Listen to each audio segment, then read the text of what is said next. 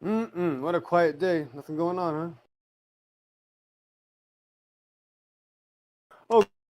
Oh, good. There we go. Stormfire, you're here. Man, you should have. I mean, if a moderator wants to let me know if I'm saying anything that is not allowed, you can speak to me. I'm just going to tell some truth about some housekeeping issues with people that are calling themselves flat earthers. I mean, but people like Flat Earth Data are probably literally the worst people you could ever resemble or, excuse me, represent this topic. I can't believe there are still flat earth groups allowing Flat Earth Data to speak. It's really disgusting and cringy. What do you say, Storm? Hey, friend, what's going What's up, man? on? Yeah, so yeah, we got some problems here. Go ahead.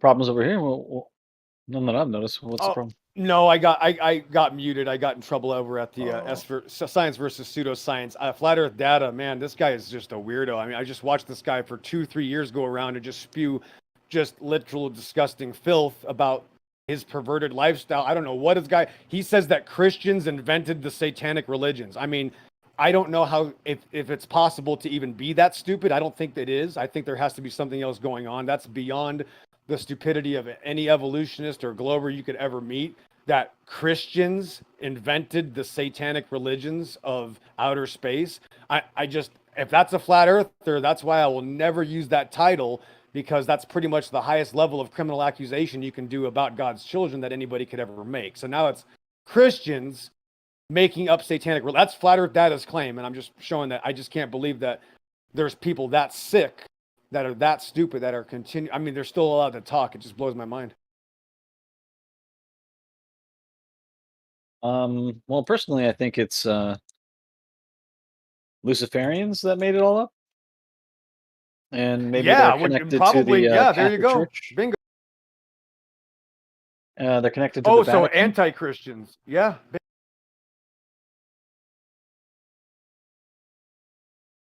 Hello.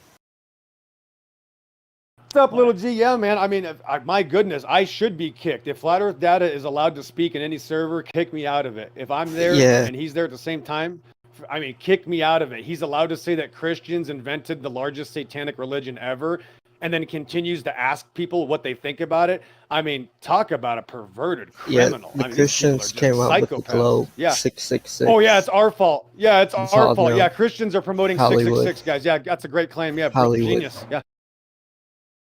Hollywood. Bingo. Unbelievable. Yeah. Math and numbers. Oh my gosh. You can't be this stupid. Nobody can be that stupid, guys. No, can't.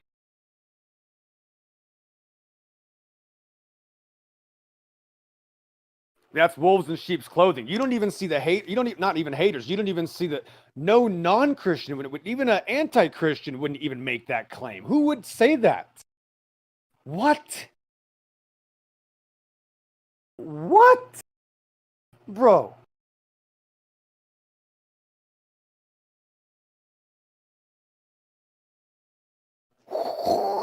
What? Christians invented satanic religion? Oh boy, wow. Well, everything I've been saying about the truth movement has now been confirmed. There you go. Yeah, it doesn't say firmament in the Bible. Just ignore that. Ignore that one. Yeah, there you go. It says the firmament is a solid structure. It's something more than just this metaphysical, metaphor for the sky. It's, a solid barrier that opened and closed during the flood. Well, here's the deal, Fifth Assist Lemon Bird, is that Flat Earth Data continuously goes around like some sort of raving lunatic sycophant psychopath and continues to say that Christians invented satanic religion. This is a perfect example of why I will never be a flat earther, because there's flat earthers like that are allowed to be this retarded. It's in pure insanity. It depends on what you're talking about. If you're talking about the Catholic Church, there's a lot of people that are, Christians by day, Satanists at night. People who are MK Ultra victims talk about the way that they're given different personalities by trauma so that they can be in the pulpit, talking about Christianity and doing satanic rituals at night with the other half of their mind or something like that. So if you're talking about MK Ultra or Satanized, apostate Christians, I guess then that's, technically correct. But, as for me and my house, we're going to serve the Lord. No MK Ultra. Well, I'm better off banned. 'Cause I can't be in the same room with Satanists that are going to blame Christians for satanic religions. And they're going to pretend like they're Bible scholars. They're always really smart. They know everything. Right. Actually, the Bible really doesn't mean what it says. Stormfire and little G. Actually, the Bible was just kidding, and I know much better because my name's Flat Earth Data, and I'm here to tell you how smart I am all the time. And that's the movement now. Yeah. Well, the move toward Gnosticism, toward making the Bible have this secret, esoteric meaning, is strong even within the flat Earth community. There's the New Age, flat Earth, the Christian flat Earth, the secular flat Earth. There's even various gradations within the flat Earth community, religious, non-religious, all that. Some people want to go with the Bible. Some people still kind of want to, cuck it and throw it out. It is what it is. Yeah, that would be the case, I guess. But oh well, water for ducks back. I'm just, it's just when you see people saying the same perverted lies year after year, that is a clear sign of demonic possession. I'm sorry, that's reality. I know at 24/7 they don't let me speak the truth. Fifth Assist. That's why I've been banned 150 times over there. So they don't know about the truth either. They allow Satanism all the time, actually. So it's actually getting very normal and accepted in flat Earth, actually. And for some reason, Geo's got a better. Geo doesn't allow that trash. I can't figure it out. It's amazing. Yeah. Well, people have to decide whether they want to go with the truth or reject it, whatever it is, flat Earth wise, religion wise, whatever.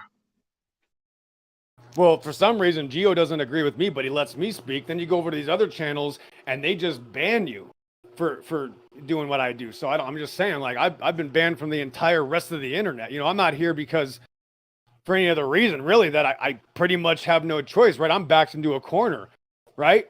So that's how it happens, right? When our Christian, we're going to be persecuted, so it's normal. But man, what a deception, though. I'm just saying that, you can take the flat earth out of the deception, but you cannot take the deception out of the flat earth. And it is no different from the rest of the world. It's literally the exact same thing. Sorry to say it, but most flat earthers are still normies.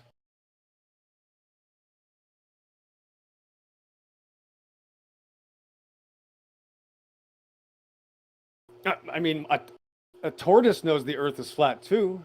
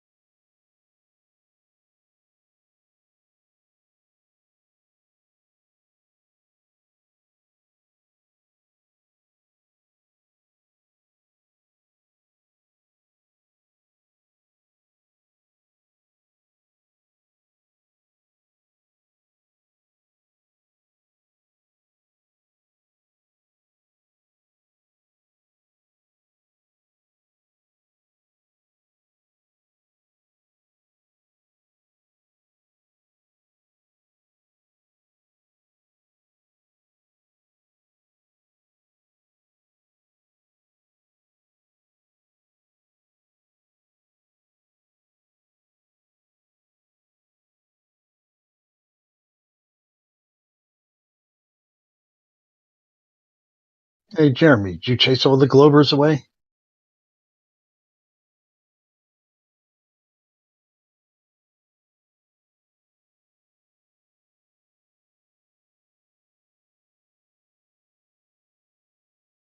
No, I was trying to get up with Koso so he could show me how to get in the upland.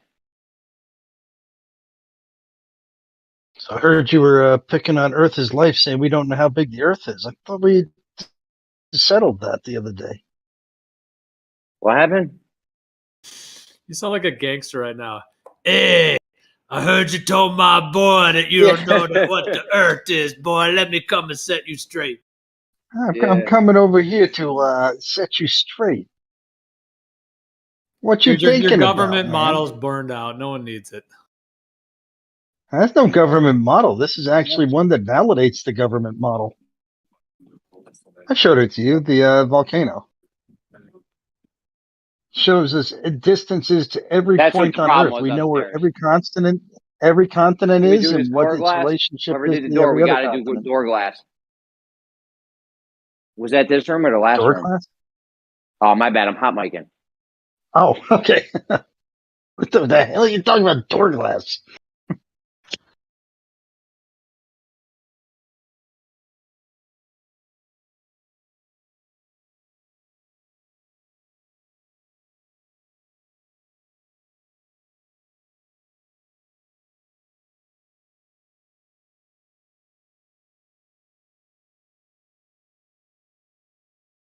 I mean, I guess you could go down the route that all the weather stations around the world were fabricated to make it, but that gets a little bit silly because it's public and private. So we just need to confirm just one of those weather stations. Can we do that? Confirm one of those weather stations. How do we confirm? Well, you can assume that if it's all on a computer, that it's just giving the numbers to present a globe. Right. So it's corrupt. Pressure Right? numbers. So now we want to confirm if it's really working right. How do we do that? I think the only way I could think of confirming it would be to go to the next weather station in line and see if it's matching the other weather data that's coming in, like from the thunderstorms and highs and lows and all that stuff.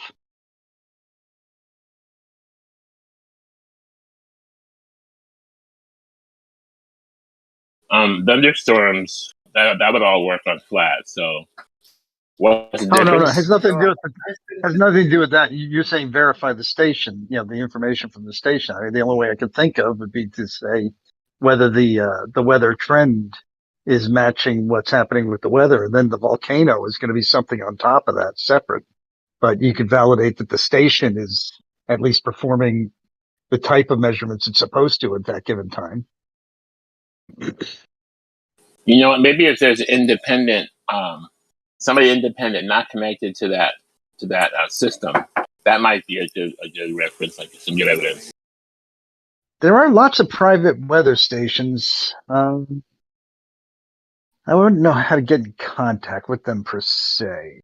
Let me think about what would be technically private, because I mean, if they're a lot of them connect up to the same like independent dude that built the his own same thing, network, that's not because they're trying to give the information for the world. They share the independent dude that built his information. own thing. That's not hooked up into LORAN. Not hooked into LORAN?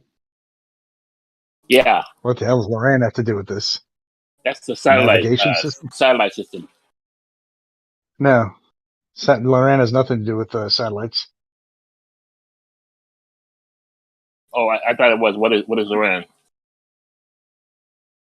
LORAN is a navigation system, a defunct, shut down navigation system.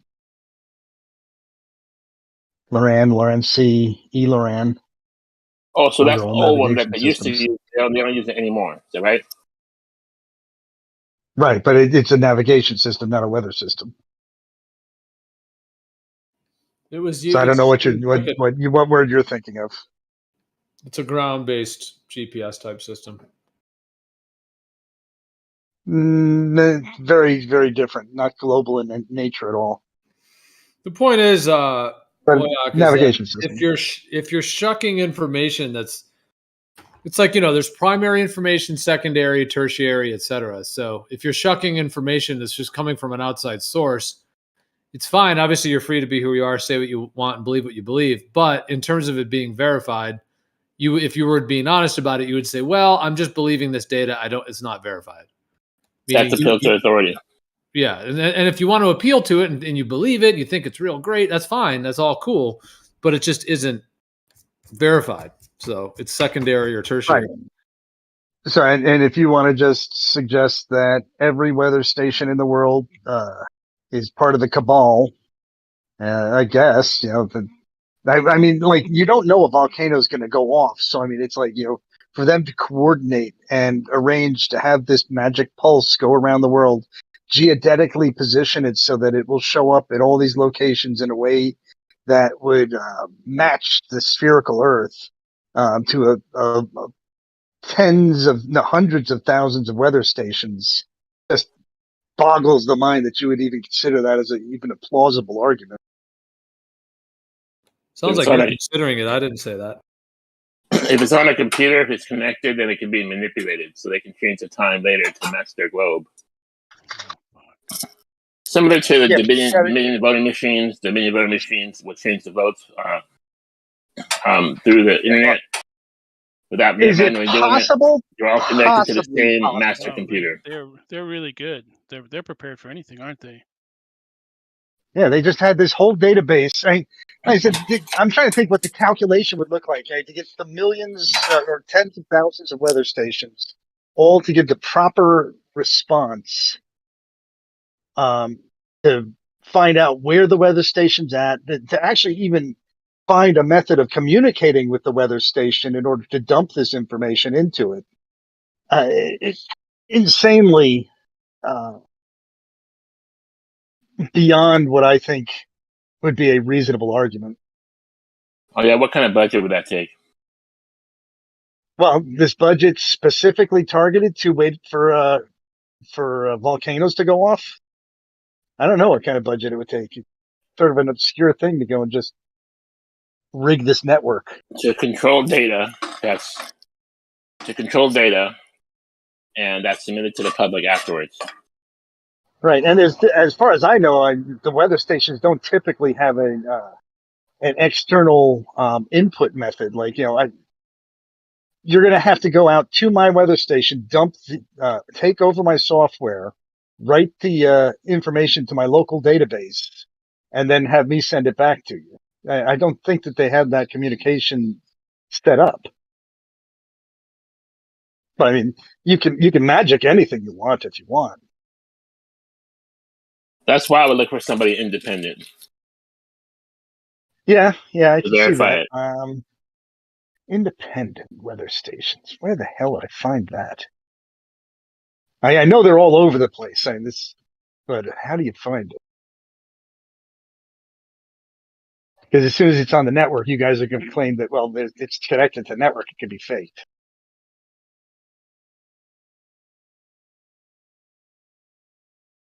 Yeah, I guess I'll have to wait for the next volcano to go off, and I'll just be able to test my results, which then you'll accuse me of not being factual. Very difficult to prove anything to somebody who's going to deny everything. So why are you trying? It's entertaining. Are you entertained? Yes. Okay, well, we're entertained with you. What's that? Well, we're entertained with you. Too. You're very entertaining. It's just wild to watch you do this. So we're very entertained as well.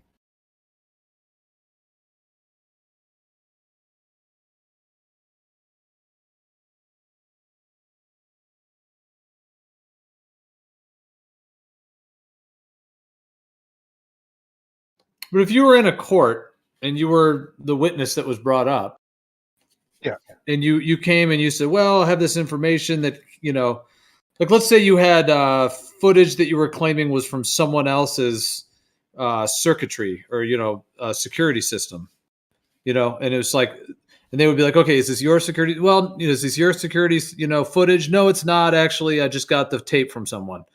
You know, that would, in a court of law, that would not be seen as very solid evidence if it's sort of through a secondary, tertiary kind of, you know, avenue.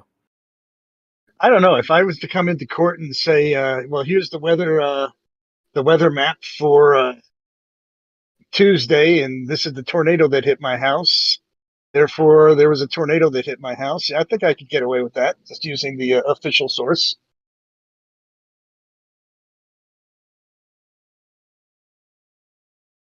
I don't think a court in the world would argue that.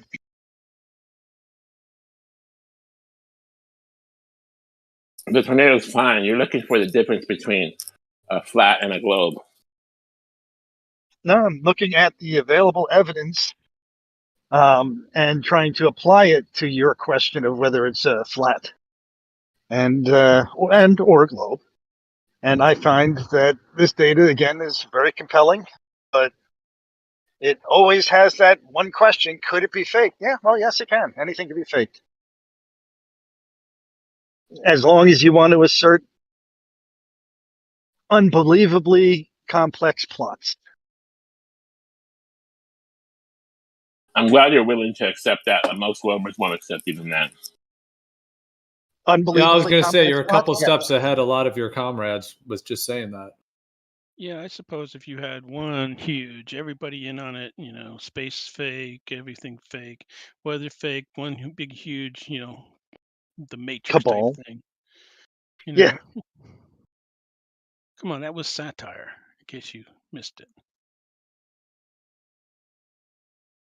You mean like the news stations where you click the channels and they're all saying the same story the same way? Exactly. you mean like when they shut the whole world down in a week? You mean like that? Because everybody agreed that there that was level a of pig. coordination? That's strange. Millions of people died. Everything. Yeah, millions of people did die, by the way. Because everybody agreed there was this one thing, and everybody agreed on it, and they made decisions to do it without us checking with us, but telling us what they were going to do.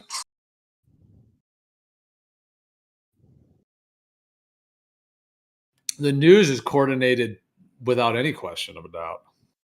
Yeah, because Yes. all the news agrees. I mean, Well, I wouldn't call it coordinated, but they kind of common sources. Yeah, kind of. It's amazing how Some they run the same scripts. Amazing how people reporting. It's on literally the a same cabal that is all running the same scripts, like empirically, provably That's not a cabal. That is a common database that they are looking at. That's not a cabal. That's, hey, let's compile all this information into one place. Hey, everybody, we got this story that affects the whole world. Take a look at this. Yeah, we got this. Oh, and we have this little local news item also, which has nothing Why? to do So with they the can big control it? alt So they can story. control it? What do you expect? Let's see. There's a fire over on 5th Street. 5 fire trucks went there. Man, what more can you do with that story? 5 families were burned out of their I'm not really houses. talking about 2 some people local died. house fire. I'm talking about No, when it's- they repeat the exact same script, the same wording, the exact same words on every news Right, the station. newswire. Yeah, you Right, know the why? newswire. You know why that happens? Because a lot of these stories, they rely on AP or UPI, and they read that story. That's why. It's not some frickin' cabal. It's they all go into AP. They're all going to UPI. Yeah. Well, your truth journey is yours, man. So no one not that can difficult. help you with your own. If that's Well, I'll what tell you you want to what. believe, you believe what you'd like, and I highly doubt you'll convince anyone who knows the truth of any of the things that aren't I'll true. tell you what. You Look don't know at any of the truth. What are you talking about? look on the news. Look on the news sites. Whenever you see generally after the title, they'll have the date and then AP.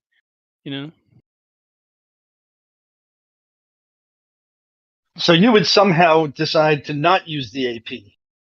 You wouldn't join in and get the place where you don't have reporters.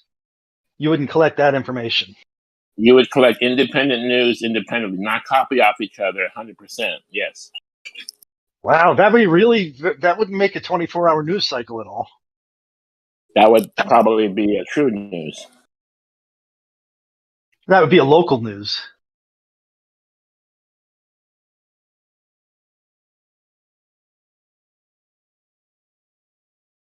The AP allows you to multiply the number of reporters you have by thousands.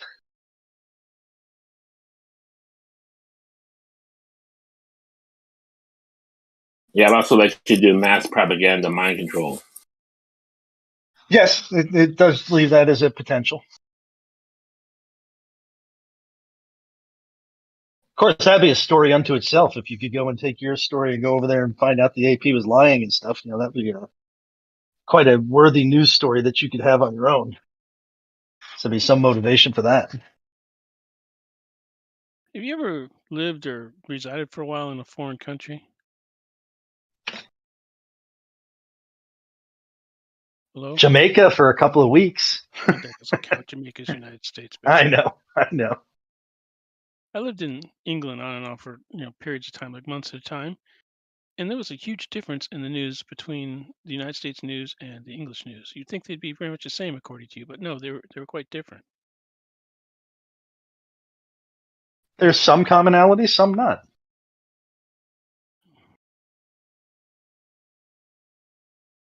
As one would expect if you had an AP.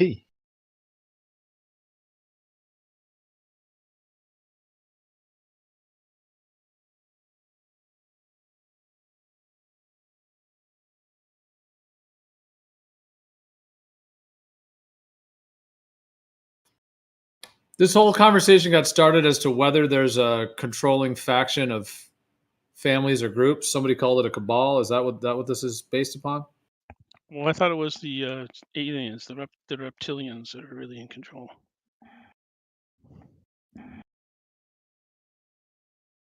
Okay, yeah, if that's your belief, that's understandable. What about you, Moyak? Is that what we're on right now?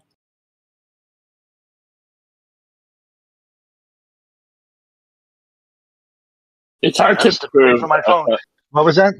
It's hard to prove an Illuminati or prove a cabal. It would be very difficult.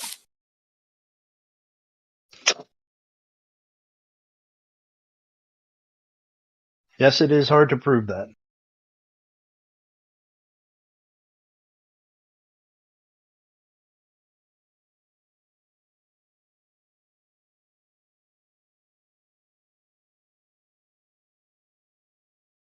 Now, what did you say, Gio? I didn't hear what you said. Well, Peyton Ass's shill was talking about how he believes that there's reptilians or something. I was just saying, is that what you believe as well? Oh, no, Peyton Shashua wasn't saying that. He was mocking that. You think it'd be hard to prove a secret society that was controlling us, or multiple secret societies like the Bilderberg Group or Bohemian Grove people or Skull and Bones Freemasons or something? You think that'd be hard to show that there's a lot of people in? Probably. Don't To a certain extent. forget the Knights Templar and SpongeBob SquarePants in there too, please. Why we already know that they're in all these powerful positions. What are you talking about? It's not even like a thought, a question anymore.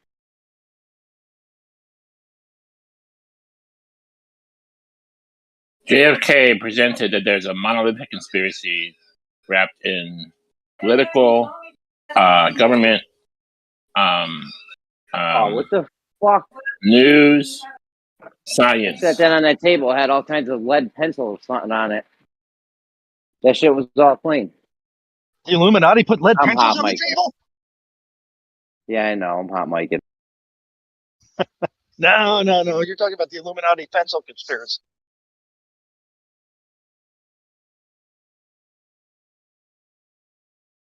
Dude, there probably is a pencil conspiracy. I wouldn't doubt it. Hey, pencil, man. They shouldn't wear out so fast. Planned obsolescence. I did see there's probably that. I did see the infinity pen. You see that? Shit never runs out of ink. It has something to do with like the way the molecules are in the fucking piece of metal that comes out of the thing or something. You see that? Something makes me think. Nah, I'm trying to think what the hell an infinity pen would be. I'd have to see it. I heard NASA spent $150K to make a ballpoint pen that works in space. So that is a conspiracy. Seeing them go to space. Yeah, but they made that pen. I owned one. Yeah, but dude, it's not even like a conspiracy that all these presidents have been Skull and Bones or Freemason members, and the Bilderberg Group's a whole organization. The Bilderberg Group's a whole huge organization of high-level people. Yep. Now, prove that they're all coordinated under one banner. Yes, there are men's clubs, and men's clubs do actually perform some nepotism. That happens. Even the boat club that I was at, when I was a kid, You could get jobs and stuff if you were a member and you were in good standing. You know, you could end up getting a job. No doubt that would have been over somebody else who was coming in with a resume. So yes, boys clubs do have nepotism and taking care of your own. That's human Right. And nature. their boys club symbols are all over our money. You don't have to go that far to see it's all over the government symbols, NASA symbols. It's right on the back of the money. Pretty clear it's one group. If it wasn't one The group, NASA symbols, I think, are a little why bit more do we have stretch. But the money, why do we yeah. have those guys Freemasonic symbols on our money and not a bunch of different kinds? I don't know how many symbols are on there, but there was a huge representation of Freemasons during the 50s, 60s, and 70s. I think it's pretty much dead now. People don't like to belong to men's clubs anymore. So now I would say it's mostly tradition. You I'm can just go and saying, reach if for you the fashion let's of just money, say but that people you would be upset if you did that. Well, let's just say you were an alien, just whatever that means, whether it's from another planet in a galaxy far, far away from the heliocentric model, or whether it's from some other landmass, across the plane. However you would view that. Let's just say you just got here. You're an alien. You landed right here, and you started looking around, and you started seeing these symbols on the back of the money, in the corporate logos, in all the NASA stuff, all the government seals. You wouldn't be very far stretched to say, there seems to be one group that seems to be involved in all of these governmental power structures because they're putting their symbols everywhere. Now, I'm not saying that that's some 100% proof of a cabal or whatever. I'm just saying you don't have to look very far to see that there is a homogenized control matrix with a specific groups putting their symbols all over their corporate logos, et cetera, all those things I just listed. That's right. And then they say, take me to your leader.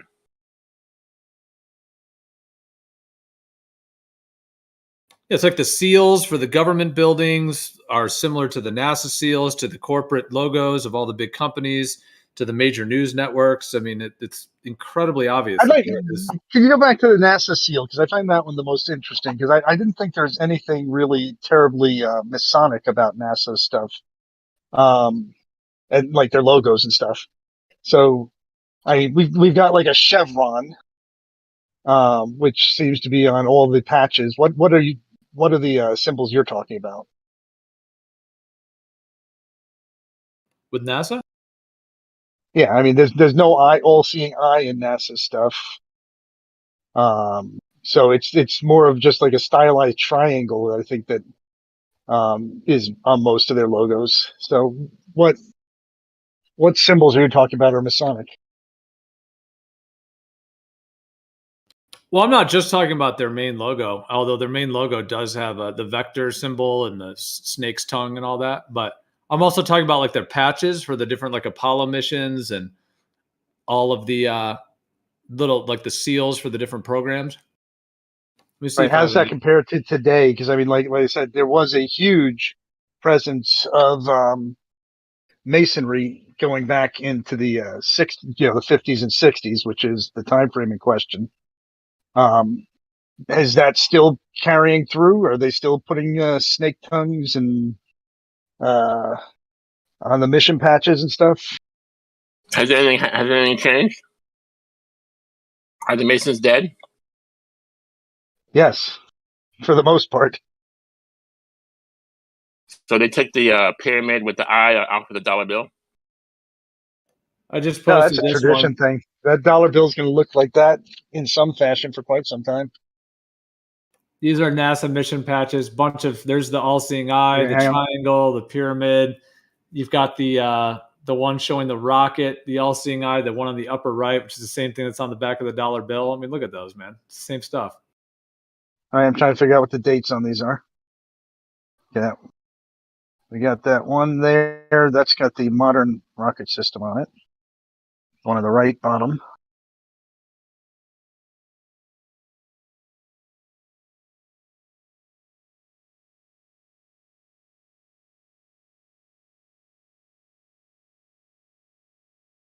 I think the two on the left are a bit of a stretch for being. Let me see. I'm trying to see why they think that one's bottom left. I can't figure out why that one is Illuminati in any way.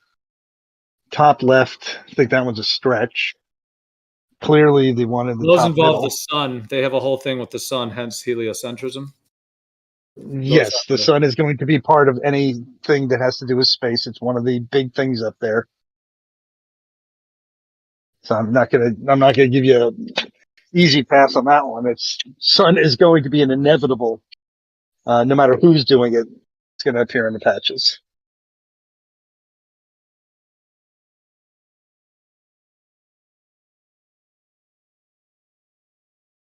Can you hear that little siren?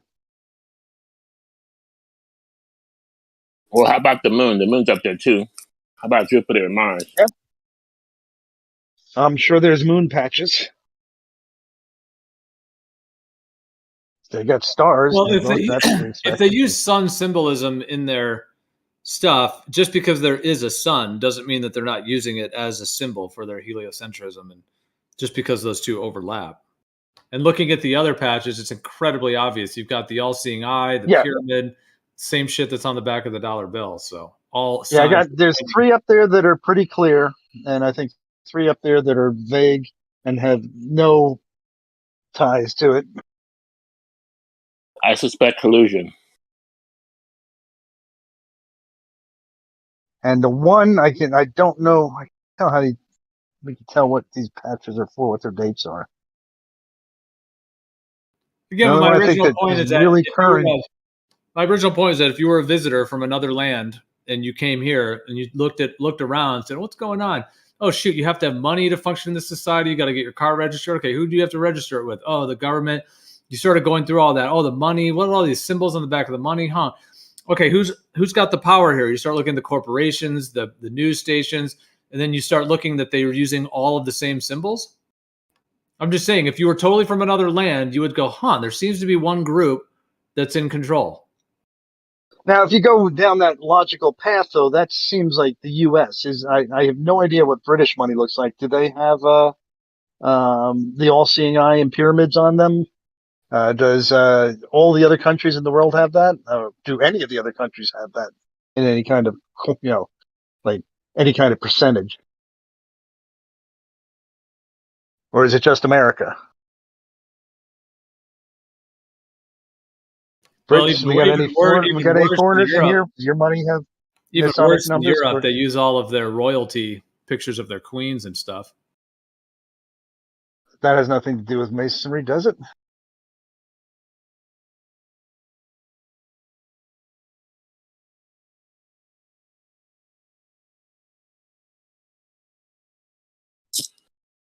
Who knows about Masonry? I heard there was like how many levels above the president?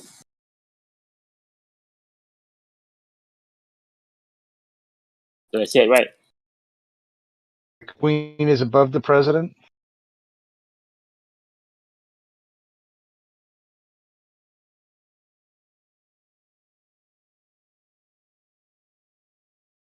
Oh, gotta go. Talk to you later.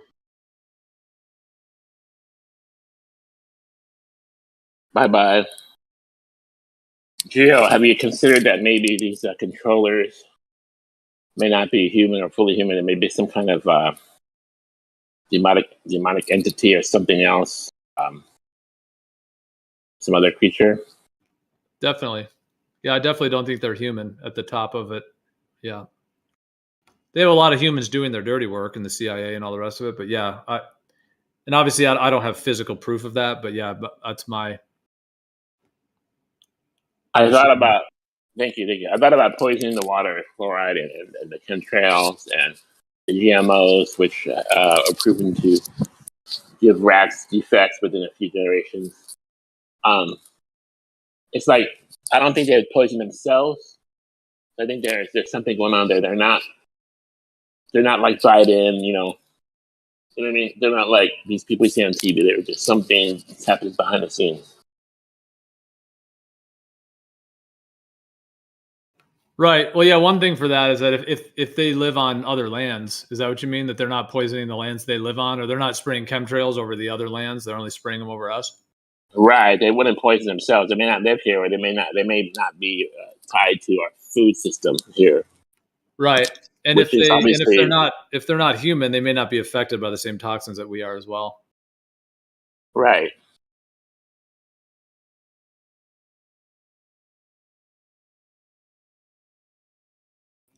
Yeah, it does seem pretty inhuman, just the level of, what they do to us, basically. Because, a lot of people, that's kind of where they turn off. They're like, oh, I don't believe humans are that evil. No, I think humans can be very evil, so I'm not saying that they can't, but if the people or if the entities that are really sort of at the top of this thing are not human, then it isn't human, It's a whole nother species that's basically preying on us or using us as basically being a predator upon us. And whether that's demonic, satanic, Luciferian, there's a lot of possibilities as to where that goes, but It's actually excellent that you're able to use those terms, because a lot of people won't just use those basic terms that are literally the masks hiding these deceptions. yeah, a lot of people are too, they shun away from even talking about it or even thinking about it. I've been banned for it many times, 24/7. I guess because I was the pioneer, because I'm doing this for a while, but 2 years ago they made new rules. You can't say Satanist. You can't say Satanist. Like, okay, never mind.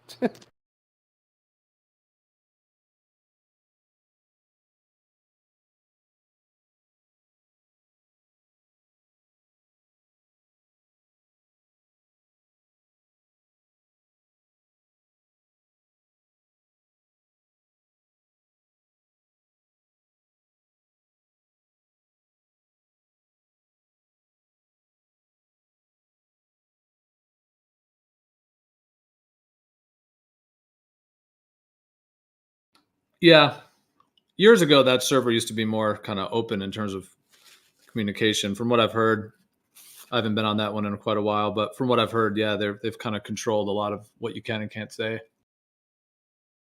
Well, and unfortunately, it's really cringy because it completely makes it impossible to have a conversation, Gio. If you limit vocabulary to a conversation like this, you're worse off than you were before you came to this information. You can't even speak now. You're literally cut the very facet of understanding what the freedom of speech is, the fact that we're not allowed to talk about this. And now you got a flat earth server doing the same thing. Talk about shooting yourself in the foot. That's the worst. That's the worst thing you could have ever done. That's right. We can't talk about Jews. We can't talk about jabs. We can't talk about certain things. Otherwise, it's misinformation. We can't tell you what to talk about, what to think, what you can say, or you get banned off social media. Right. For the security purposes, we're not allowed to. There's already rules by our established governments that love us, from China to Australia to North America. We're not allowed to talk about certain things. Then you go to a flat earth server and they add things you're not allowed to talk about. What? I'm trying to be nice. I don't want to. Yeah, I'll shut up for.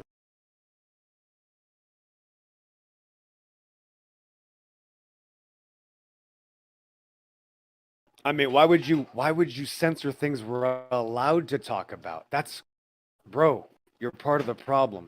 There, I said it.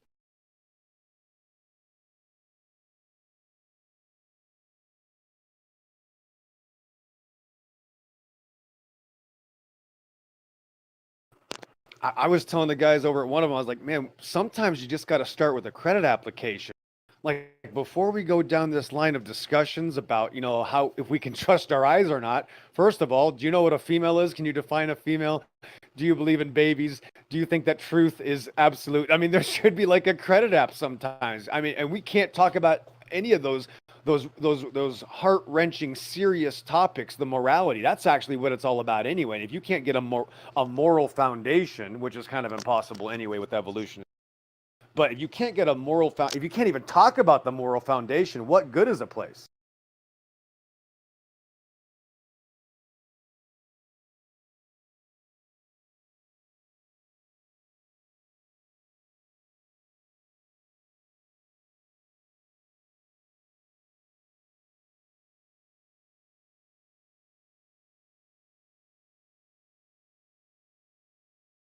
I talk too much, so I'm not going to get started because.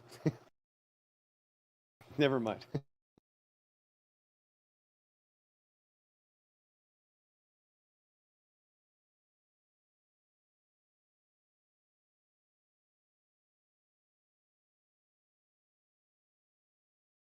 Like obviously you bring up the Bible and we'll take that to a different room. Well, I mean, this guy actually said he was a Christian, right? So if somebody says that if they mention the Bible first, shouldn't that be an opening? Like, hey, that's actually an avenue to this discussion, whether you believe the Bible or not. If you're in this topic, you understand that it's relevant. And if you don't, somebody else might not be just like you, right? Isn't that kind of the thing? Shouldn't we all be different? Isn't that kind of the best thing about this topic is that it's not cultish? Isn't it like the farthest thing from a cult that we should have an understanding of being able to maybe trust our senses, have experience, even though we do have different belief systems, we can come to a truth, right? But if we aren't allowed to use those other idiosyncrasies of our individualism, then you've turned it into a cult. Actually, it's literally a cult, and you've turned everybody into robots, and only those robots are going to conform. So then to the outside looker, if I was new to this and saw that, I would be like, these people are a bunch of weirdos. And so it's the worst thing they could have ever done. This is after 6 or 7 years of trials and errors, and a lot of errors have been settled, and a lot of trials aren't happening anymore. It's just it's the same old story, right? I mean, there's nothing new under the sun. Everything gets corrupted. Once you start putting some sort of systematic limitation to it, like a robotic government, you're the exact same thing as the problem that we were trying to get away from in the first place.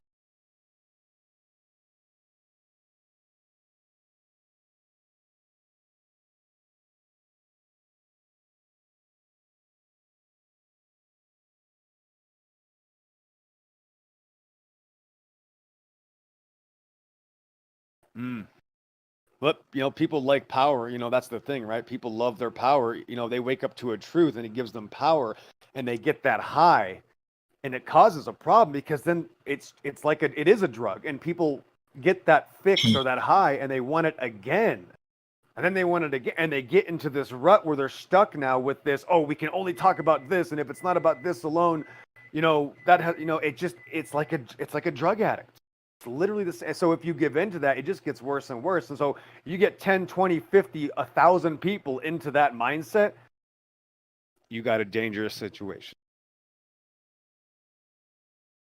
So I think before you got here, Gio and I were talking about these controllers. They might not be human or fully human. They might be some kind of other entity.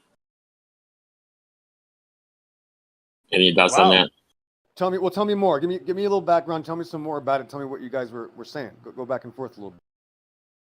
Well, I mean, like you have psychopaths that do stuff, but you have humans that can be corrupted. They can be threatened, and they can be paid off money to do these evil deeds.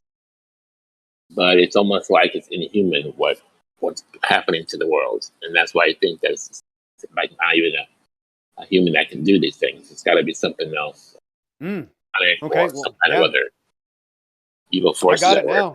Yeah, I'm on board. I'm totally on board. It's absolutely true. I bet our opinions would differ. They should, right? We're not robots. So I don't expect anybody to agree with me, but yes, I absolutely know that's true for a fact. There is at least one being that is not a man that is involved in this deception that is made at the beginning of the creation, in a sense, that is the God of this world, and he's not a man. And that's where I'm not saying you have to believe me, but yeah, that's my opinion. Since you asked me my opinion, that's literally what I know as a fact. That's obviously my claim that yes, the God of this world.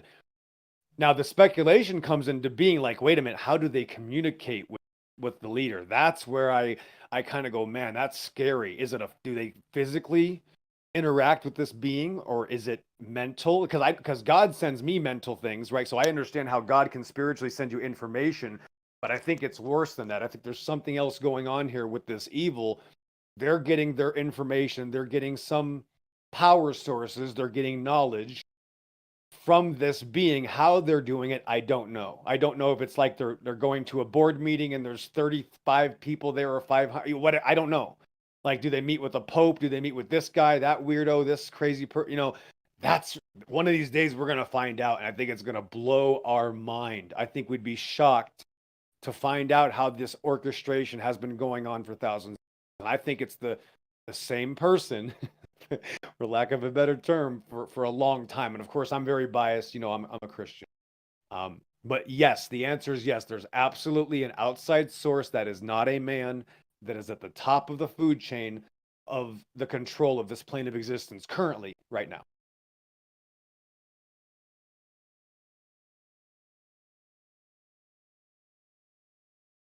Pitchforks and torches, I completely expect them. It's okay.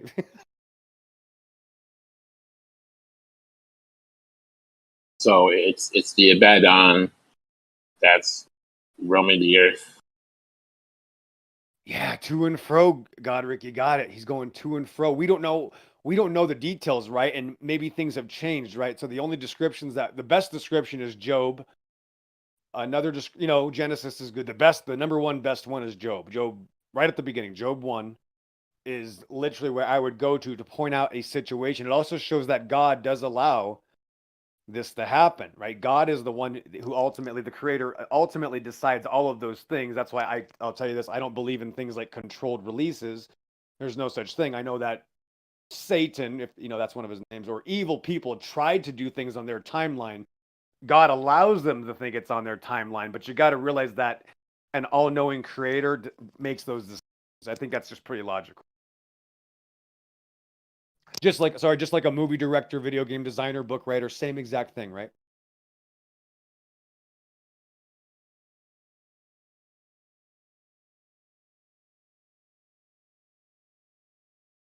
And can this devil promise and give riches to his servants in this lifetime? Oh, yes, very much. For Yes. carrying out these evil deeds, this work. Absolutely. Oh man, absolutely. A million billion.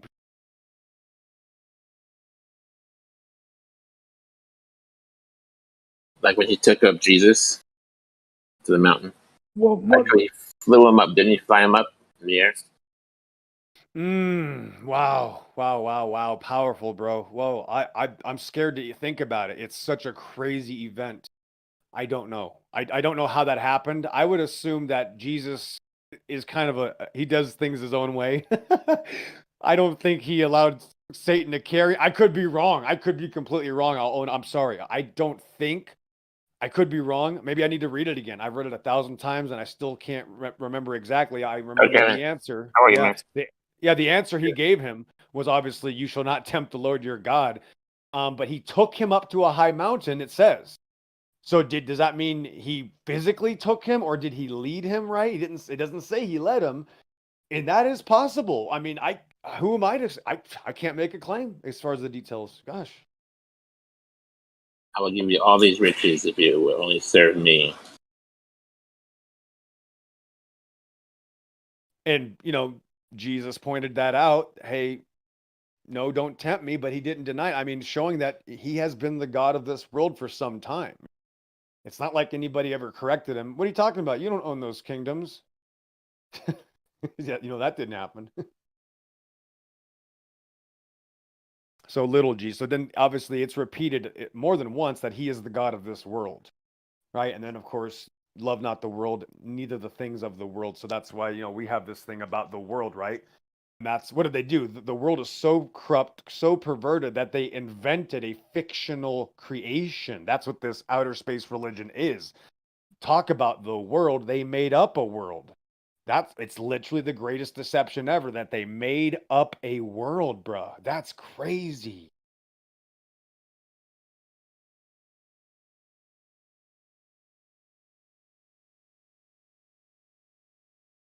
They took away up and down. They took away heaven. They gave you a bottomless pit actually now all around you. Everything is, I mean, if you know the Bible just a little bit, you'll see that everything they did is the polar opposite of what the Bible says. And that's why we've had, a few hundred years, or especially the last 80 years or 70. Remember, in 1975, if you guys ever remember how your parents would talk, I had a baby boomer dad, maybe I'm a little older than some people here. I'm 40. But I remember people talking about stuff in the 80s like, oh, the Bible's not really doesn't mean that. Of course, actually, that's millions of years. That's really not a 6-day creation, right? We remember this. Oh, actually, there's evolution. God really didn't mean he created, that's what we grew up being told, no, you can't believe any of that because evolution, because outer space, right? And it just kept one thing after another kept falling away. The evolution turned out to be wrong. Millions of years turned out to be wrong. Radiometric dating fraud, chipping away at that truth. You're just peeling the layers away. All of a sudden, the Bible is 100% accurate. All of a sudden, poof, all those deceptions. Now what? Now the Bible's right. Now the Bible is literal. I've seen it happen in the 40 years I've been alive. I've seen it as a child. I've seen the way people address it has completely changed. It has evolved literally from the way that they used to treat the Bible. They used to tell us, you can't take this seriously. You can't take that. And the flat earth was the final key. And I hate that term. Understanding that there's no outer space balls was the final key. It's not about adding. It's about removing those things, right? You don't have to add anything. You already experience a stationary plane of existence under the heavens and in the water. That's what we already experienced. So it's not like you had to learn anything, right? It's such a crazy awakening. It's literally the best example of the, allegorical movie, The Matrix, right? It's like, wait a minute, you just get unplugged. Boom. And now after you're unplugged, the Bible is flawless. That's it. That's what I experienced. Now it's over. Now everything makes sense. It's the final puzzle piece. All these things now come together, and now the whole painting is in front of you. No confusion, no weirdness. No, you can't trust your eyes. Nope, that's all gone. It all makes sense. Now that's what I got out of it.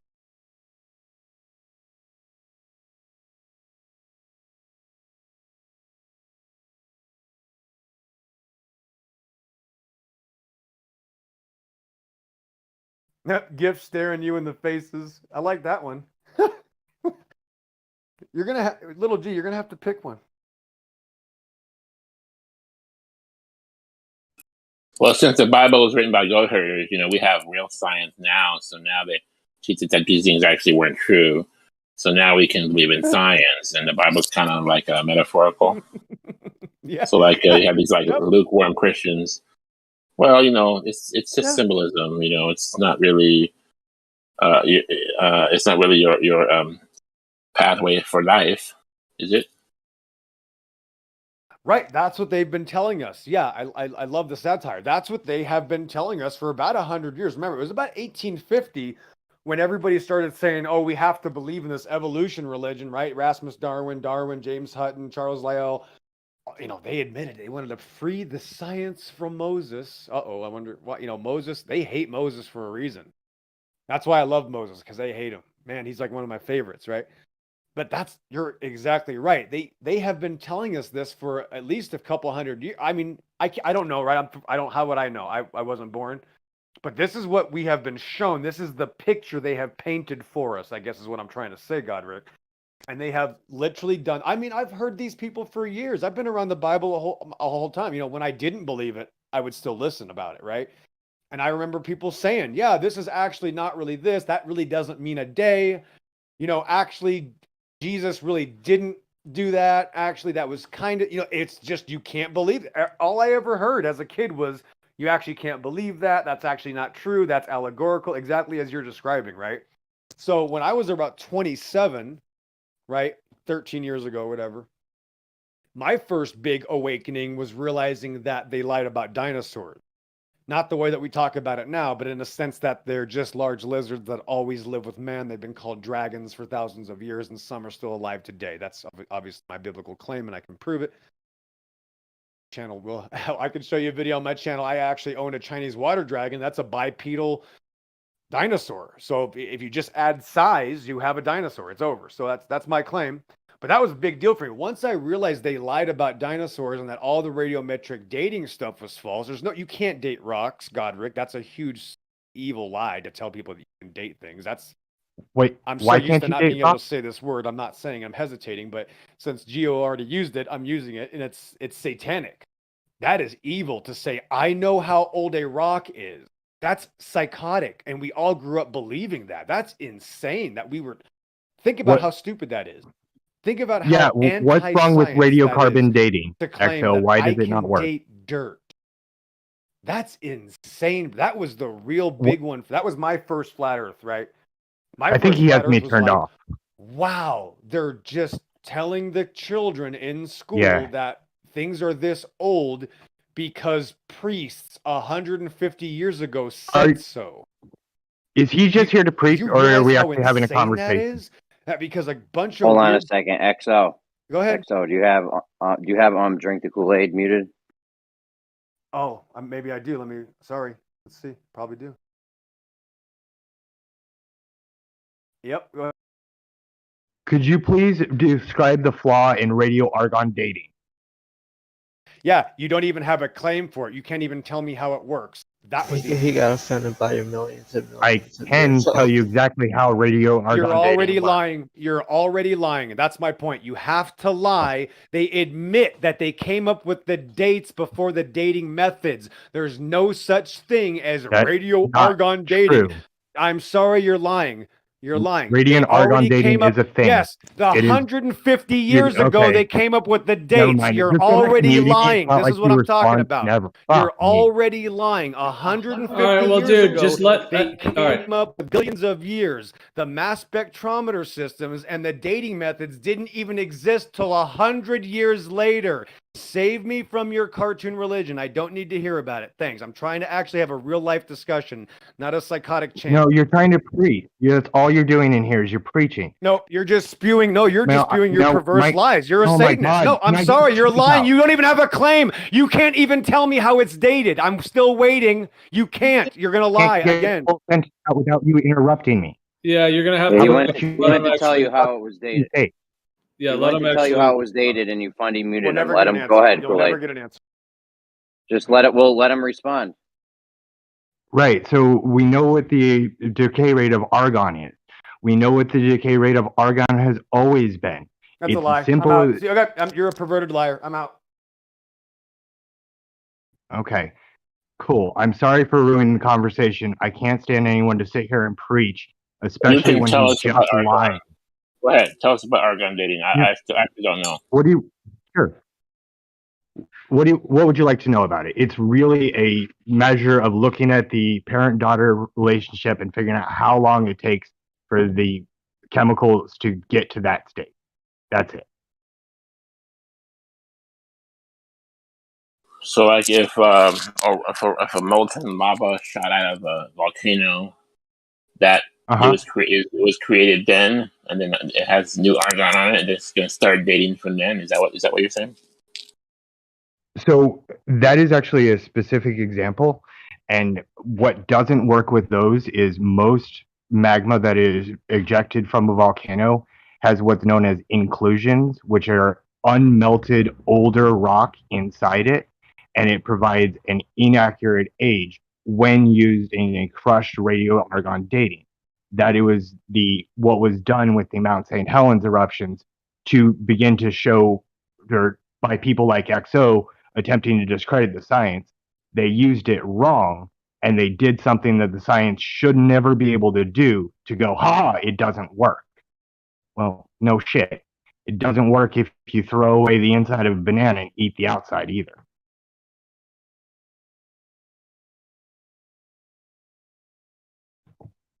But radio argon dating is the most reliable, about 25 years.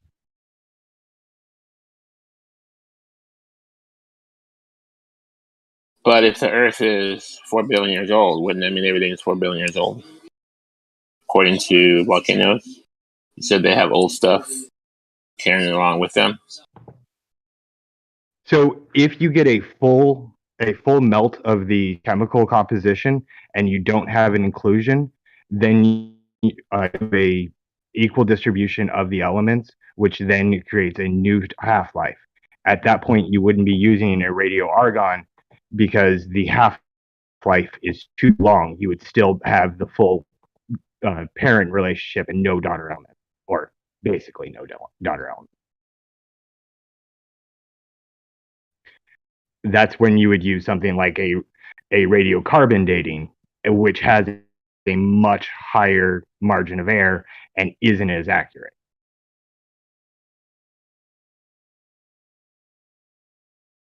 So it's one of those, like, if you do the wrong test for the wrong thing, you get the wrong result. But if you actually look at that test and you do it correctly, then you get accurate results that add it up every single time.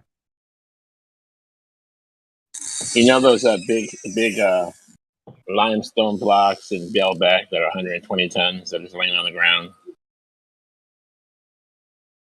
I can't say I do offhand, but what about them? Well, let's say you want to date those, just they're laying out there. You want to date those. You know, like the story behind it is that they were created by giants, you know. But let's say you want to date those. Do you use argon? Do you use carbon? How do you date them? So I don't know exactly. With an exposed face, argon might give you some false negatives, but if you could get inside it, argon would be one way. You could do it. What's the calcium dating? I can't remember the name of it offhand, but there's about 3 or 4 different methods you could use. That's similar to dating the pyramids. Are you dating when the brick was laid, or are you dating when the brick was created? I don't understand which you would.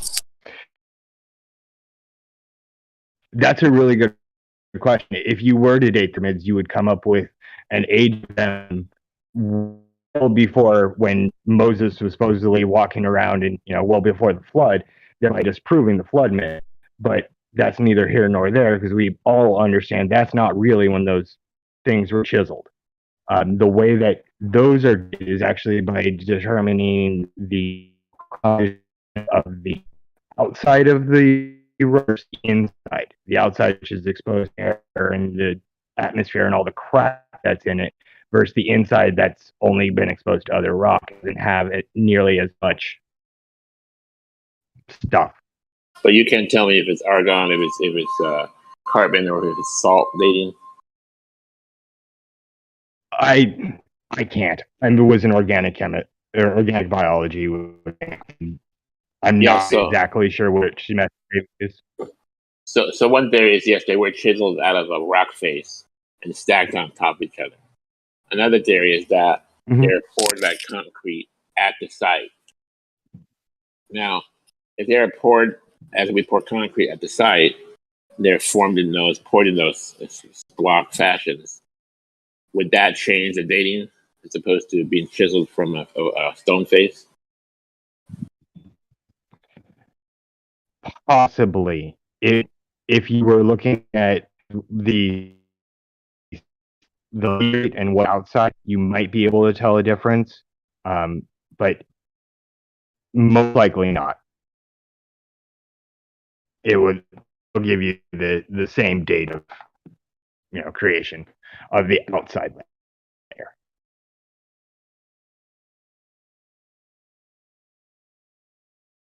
Because some of those stones were like they have like a paper thin crease in between. There's some theories that over time they moved, over the earthquakes, they moved and got tight, or they were laid concrete at the site, or they were moved, but they were cut so precisely, which is probably the hardest thing to believe. At least seems the most amazing thing is that they would cut them so precise that they fit perfectly, and they're you couldn't stick a razor in between them. These are like 5-10 ton blocks. Yeah, and I mean we see examples of that around the world, right? We can go to Göbekli Tepe, and that's got some of the oldest stonework that is beautifully and perfectly set, but we know they didn't use laser filament.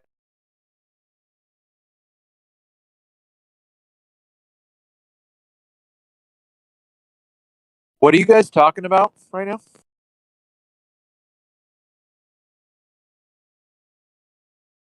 We were discussing the merits of radiocarbon dating and radiometric dating more broadly, and when it's appropriate and when it's not. You said maritime radiocarbon dating?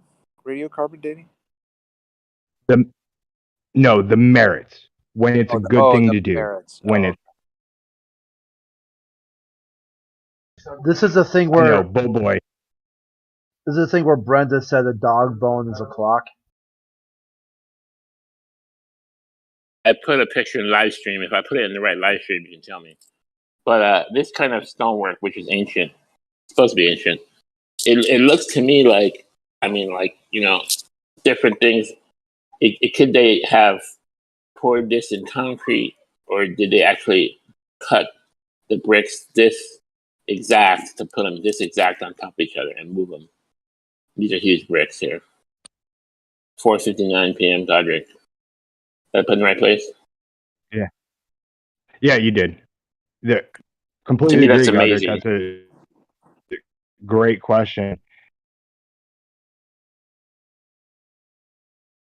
But to deny that we can pierce the veil and do any tests is silly.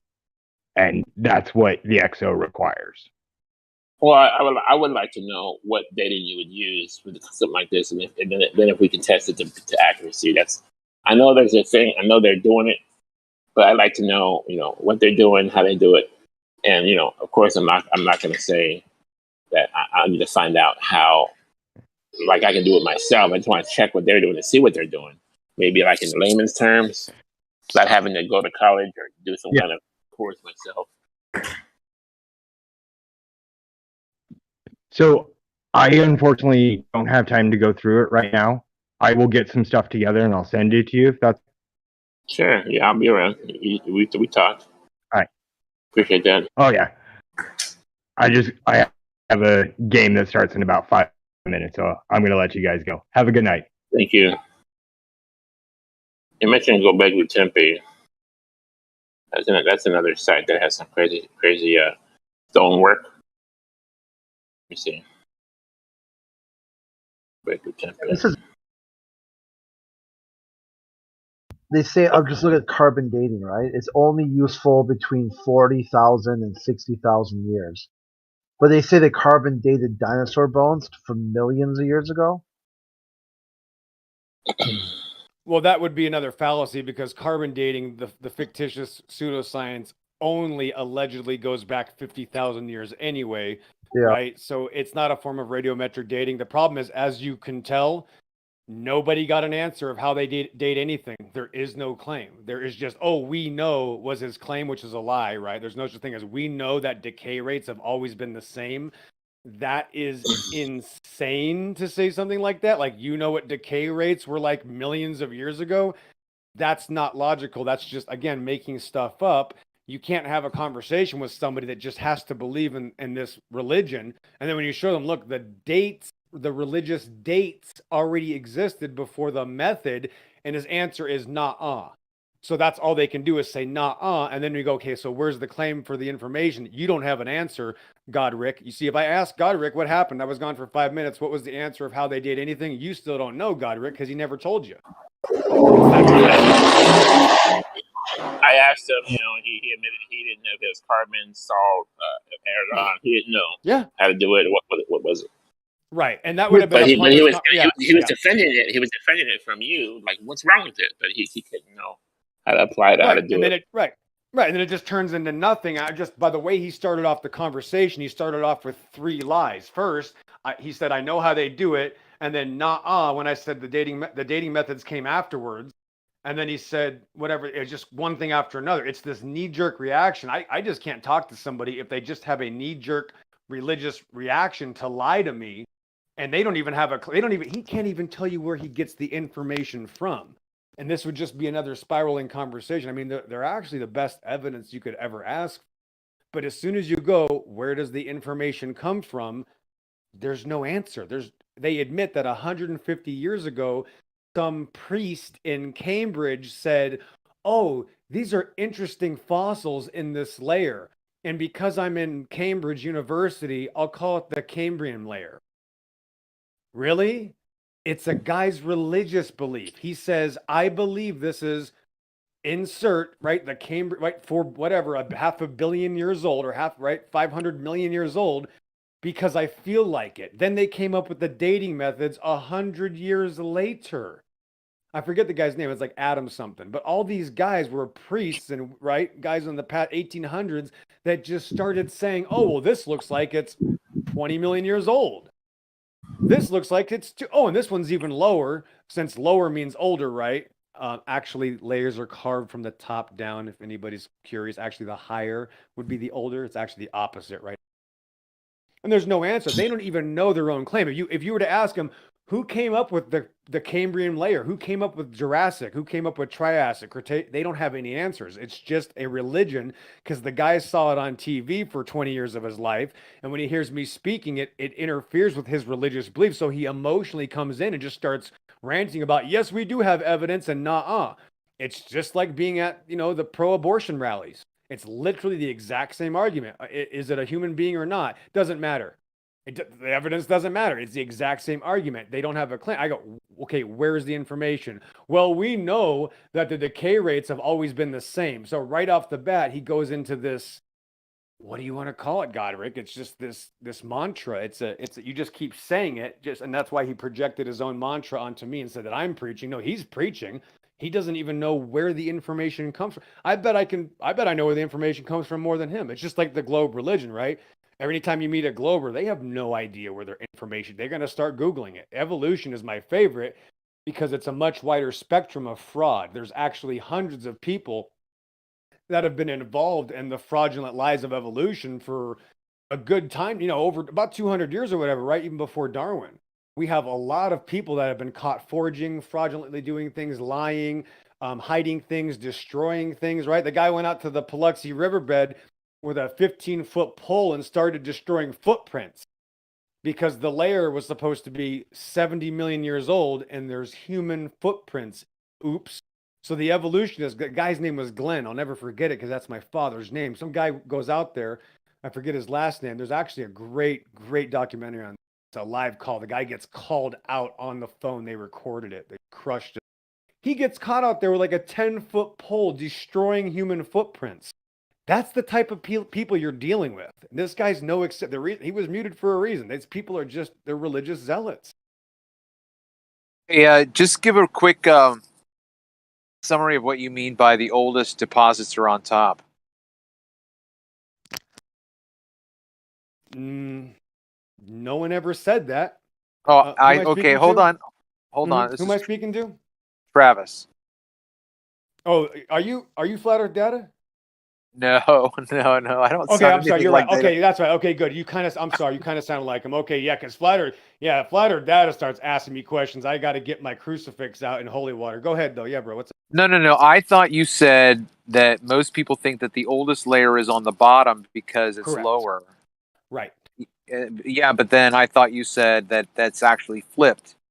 Correct. Did I misunderstand you? Right. So let me just show you instead of just telling you. I'm going to show you. So you've seen a dirt right in your backyard or the ground, right? You've seen water come in and move the dirt. The water moves the dirt from the top down. Can we agree on that? The water moves the dirt from the top down. I guess I'm thinking of the runoff. So the runoff follows the water to the lower point. Okay. Right. So the surface is going to be carved no matter what, though. You think the water is going to carve from underneath or is it going to carve from the top down? Going to carve from the top down. Right. We all know Grand Canyon is the best example. It carves from the top down every time, which means literally the dirt on top was formed this way before the dirt on the bottom. So yes, the layers on the top are old. Right. They're older. It's always the opposite, bro. It's amazing, right? The layers on top were carved out first. It's crazy, right? And then when you go to the Grand Canyon, that's so interesting. Right? I've never thought of that. Right. When you go to the Grand Canyon, the erosion at the bottom, there's no difference. It doesn't look like it's millions of years older. It looks the same, right? Because it was carved out rapidly. Mount St. Helens took what? 48 hours, right? Carved out a mini, right? So the Grand Canyon was probably what? A week? A month? I don't know, but not even a year. I guarantee it wasn't even a year, bro. I mean, the Mount St. Helens one is huge. You go to Mount St. Helens, that's like one of the top 20 largest canyons in North America. It's like, it's no Grand Canyon for sure. It's 100 times smaller, but compared to you and me, we can drive our cars through that place for hours. Bro, that was carved out in 48 hours. Bro, they hate Mount I St. never Helens, heard that bro. there was a canyon from that. Oh yeah, look it up. Yeah, it was carved out right because of the lava flow, right? So it's a pyroclastic flow, which is very similar. And what this just proves, right? It proves that the catastrophe can form something very quickly. And that's all my claim is that a rapid catastrophe is how we get these formations, right? That's Yeah, the yeah, only I've heard example we those. have. Yeah, yeah, I've heard about that stuff. So that's interesting. Okay. Yeah, that's really cool. That's why I like listen to XO. It's always like so much information. I never heard about the Mount St. Helens Canyon. Oh, you're gonna have fun Googling it. It's a great rabbit hole. It's a Yeah. lot more important than these other rabbit holes. There's a lot of distractions out here, guys. I'll be nice. But the This is Mount St. Helens is beautiful because it was it's literally like it's actually in your lifetime, Crit. Yeah, wasn't it 81? yeah. Right away, right. it's like this This shows that it was not like canyons aren't done You got slow it. and gradual. They're fast. Bingo. Right. That's huge, bro. And then what happened when they dated the volcanic ash? This is 50 million years. Bro, it just blew up like 2 years ago. They dated the crap in like 1987, like 5 years later. This is 20 million years old. Oops. Thanks for playing. That was easy. Thanks for proving everything we've been saying. It's brand new dirt, brand new lava. They dated it millions of years. It's over, bro.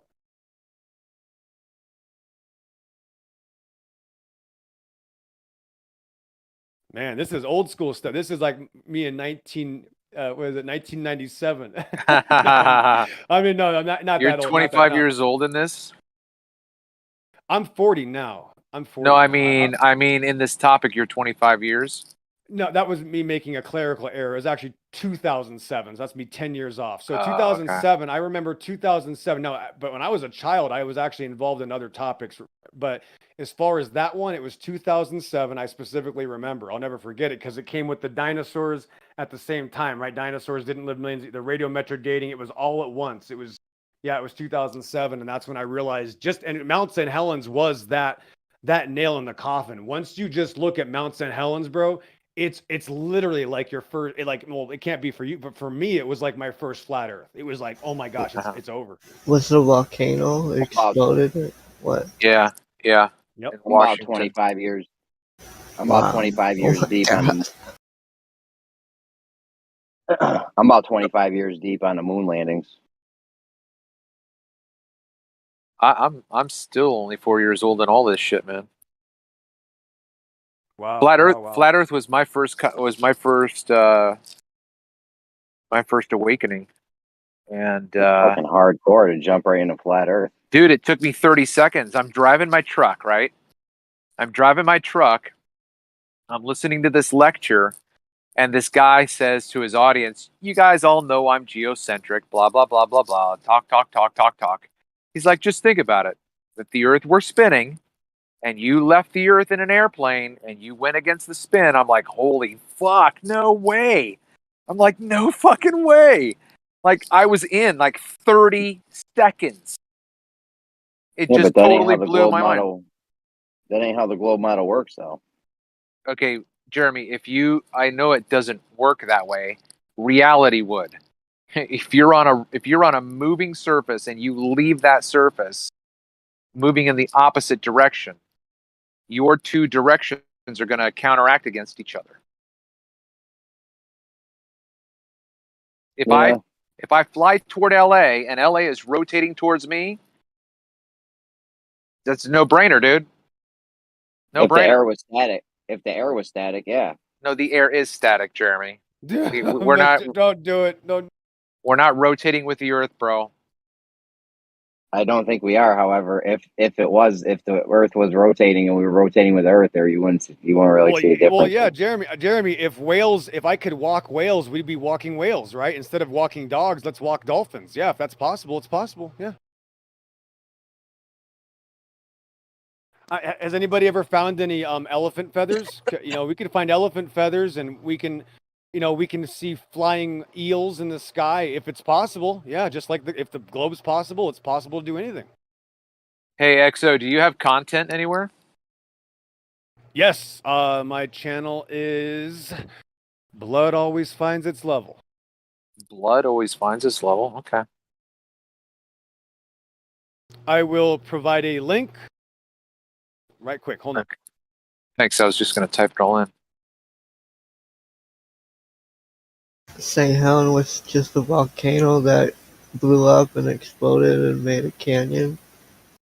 Yeah. Wow. My uncle was a forest ranger for over 40 years, and he was like one of the first on the scene for St. Helens. He brought me back some ash, and I've lost it since, but I had a little sandwich bag full of ash.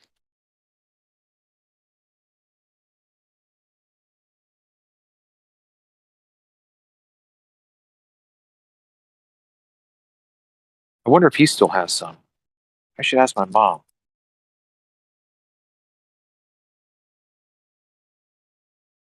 Well, I thought it was appropriate, so I went ahead and just posted the one I took of Mount St. Helens a few years ago when I flew over it. So there's my shot of it. There's my claim.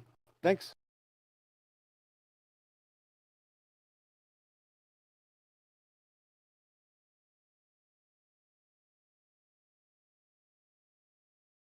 Don't make me put my money where my mouth is, Travis.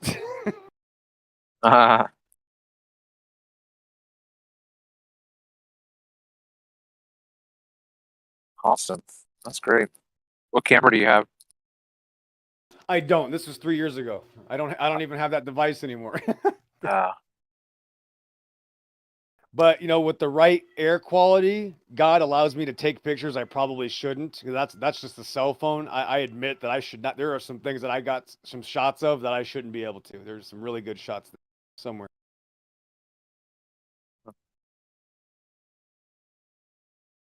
Much of that crater. There's a crater that looked like there was a crater at the top of St. Helens there. I know. I didn't know about that until I saw it either. Yeah. That's crazy. Huh. Listen, this is my these are my trips from Seattle to Arizona, back and forth, you know, north south, over and over again for a year. So I just started getting comfortable, and that's why I started recording. And I actually recorded, I want to say, can't really say I recorded it. I witnessed about a dozen volcanoes across the entire western, would you call it a seaboard? I guess the western part of the United States. There's actually a dozen of these volcanoes that come all the way down from Washington, I think Canada, all the way down here where I'm in Mexico right here. Like zits in a line, like literally like volcanoes, one after another in a line. Some of them spread out, like a dozen of them, all the way down here to Arizona.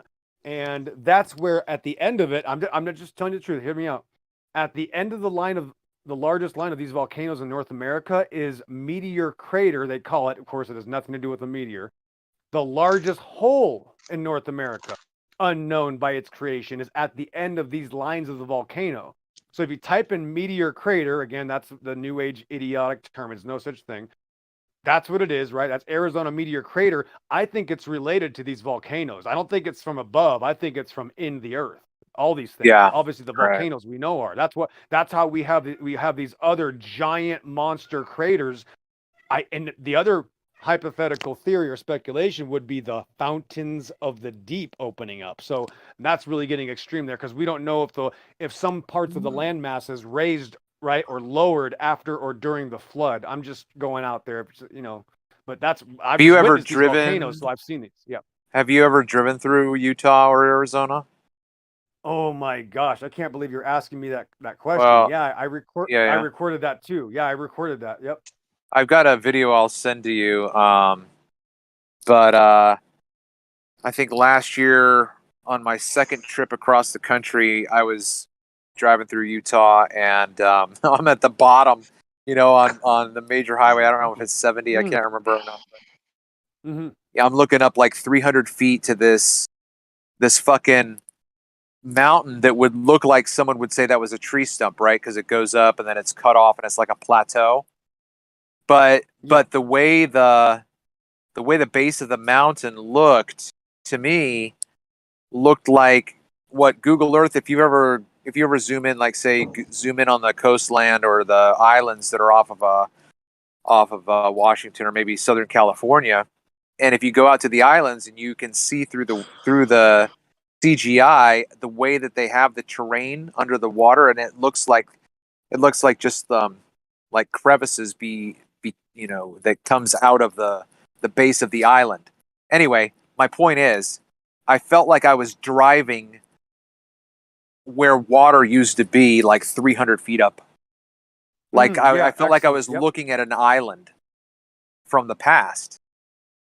And so I took a picture. I got out of the car. I took a picture of it.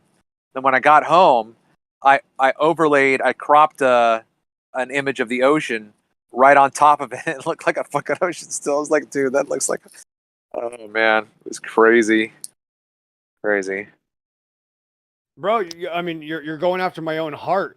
When I drove through that area, right by in between Grand Canyon and Glen Canyon on my right, which is Utah, Arizona has my canyon here, Grand Canyon. When I drove through that area, it was one of the greatest experiences I ever had. I thought I was in heaven on earth. I'll just put my video in the right there. So I tagged you on that one. That's what I can't put that. A lot of these videos I can't make public because when I was driving, I listened to Soundgarden. And I don't edit my videos. I don't even edit them one iota. I just upload them as they are. So I can't have these to be, some of them can't be public. So I'll just show you that one. Bro, we were probably driving in the same area. Hey, watch that video real quick. It's only 4 minutes, but tell me if you understand what I'm saying. We can talk about it in a second. Yeah. I was right there. Yeah, I've been through here. Yeah, this is great. Yeah.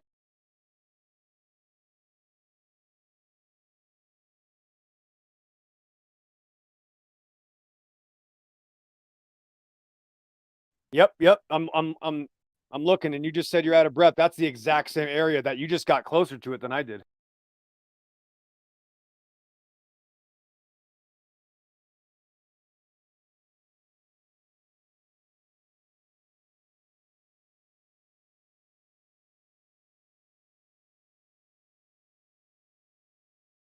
Yeah, see that area, it looks like that mountain was pushed out. It just looks like it was just pushed out from the earth. Right? Yeah, but let's see if I can find the minute where it'll be. I'm looking at the mountain that looks like a pyramid now.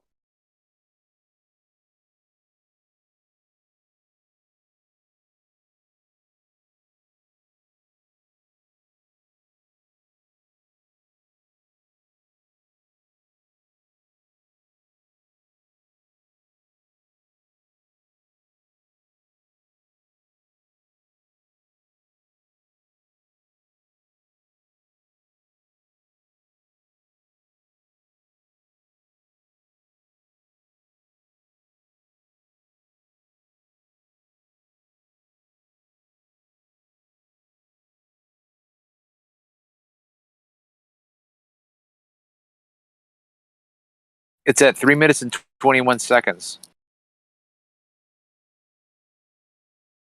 Well, I'm almost there. I'm at 220 right now. Okay. Yeah, so when I was driving, I could see it better as I was approaching, but it took me almost a couple of miles to finally get to the point in my mind like, holy shit, that looks like this. So then when I finally took off, I was at such a different angle, but I think it works for what I was trying to say.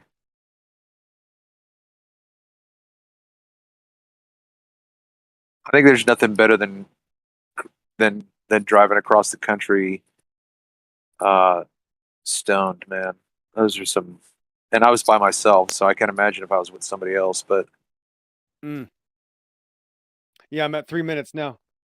Just chilling. This is the I call this the secret area because between this, we got about 100,000 square miles out here, Grand Canyon and Glen Canyon. This vast area is one of these secret places. I believe that, not necessarily like enchanted or magical, but nobody understands how beautiful it is. I'm just talking about that, just the way it looks. There it is, the broke off place. Okay. Yeah. So if you look at how massive those boulders are, I'm talking like a ton at least or more. And then all of a sudden, there's like these two little spots, just like somebody just went plick, plick and pulled them off. Like, where the fuck did they go? Yeah, it's almost like they were either demolished or something else. Yeah, it's weird. Totally bizarre. But like I said, when I was approaching it, it was just this massive horizontal line. And it was boom, boom, boom, boom, nothing, boom, boom, boom. And it's like, why is there nothing there? Like if somebody took out the domino between the pieces, you're like, why Why did that happen? So much shit, man. I wanted to stop all the time. Well, I'm gonna show you something then. You don't have to watch that one. Let me pull this one out then. Since you saw that, let me just. I know this is what God gave me. Thank you, little G. Yeah, little G found that. So that's the crater. Yeah, that's at the end of the line of the volcanoes. So tell me it's not related. I dare you to tell me it's not related. It's at the end of the largest line of volcanoes. One, I don't know. You can find a bigger one, but this line of volcanoes goes from Canada to Mexico, and down here in my state of Arizona is this giant hole. And I don't think that was created from an object from above. Oh, you're I from don't- Arizona? Yeah, born and raised. Yep. Whereabouts are you, man? Because I'll be making my way back into California in a week or so, trucking.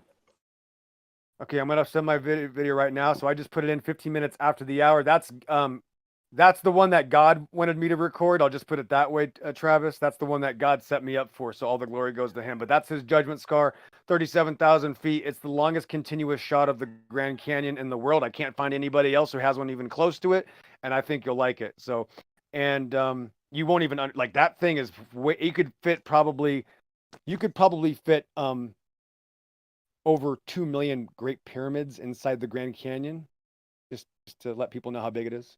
Yeah. So, yeah, I'm in southern Arizona now, so just north of Mexico, so Fort Huachuca.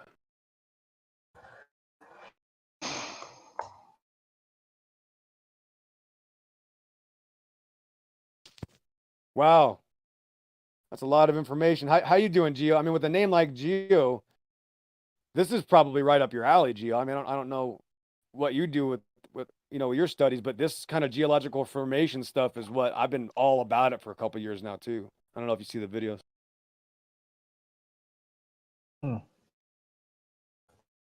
Yeah, it's not No, you'll like that one. I'm just talking to Travis. When you're watching the Grand Canyon one, give it about 2 minutes before you really start to see it. Don't think that you're seeing it at first. You really got to get over the canyon to see it. And it's so big, you actually have to fly at 500 miles an hour for over a minute to actually get over the canyon. And that one closest. I'm sorry, Jam. Go ahead, man. It's not about astro. It's created by God. So that's great. It's not by creator. It's a scar from God, though. Sorry, I dropped. Hey. I accidentally. Hey, I'm taking it. I pushed the wrong. What happened? I pushed the wrong button. But anyway, I was asking, like whereabouts in Arizona do you live? Oh yeah, I answered. Yeah, sorry. Yeah, I'm in southern Arizona, so just Fort Huachuca is the area that I'm at. But like I was saying, if you're gonna watch the judgment video, give it a minute because it doesn't look that interesting at first. But trust me, after a minute, you'll start, and you'll hear the captain start talking about, oh, if you look out the left side of the airplane and the right side, the canyon is so big you can look out the left side of the airplane from 7 miles high. The canyon goes out as far as the eye can see, flat top. Then you can turn around and look at the starboard side of the aircraft and look at the Grand Canyon as far as the eye can see.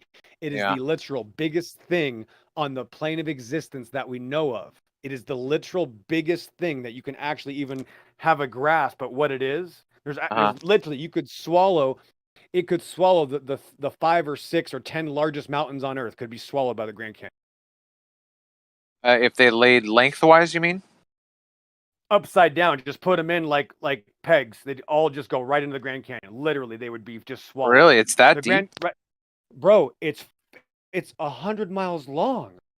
Well, I know it's no. That's what I'm saying. So no. I'm talking about depth. I'm talking about the depth of it, not the length. That's what I said before. Like if you took Mount St. Helens and laid it on its side, that's what you're saying. Oh, you'll put it in there. Mount St. Helens would just go right in there, piece of cake. I could put the whole thing in there. You'd hide it. I'd hide Mount St. Helens inside that hole. It's not even close. That's what I've been trying to show this to people for years because this isn't the first time I got photography over it. My first time was in 2014. We're talking pre-flat Earth. I got some really good shots and I started looking at it and trying to do measurements on Google Earth. And I realized that literally you could hide some states in this canyon. You could hide some states. I mean, that's ridiculous.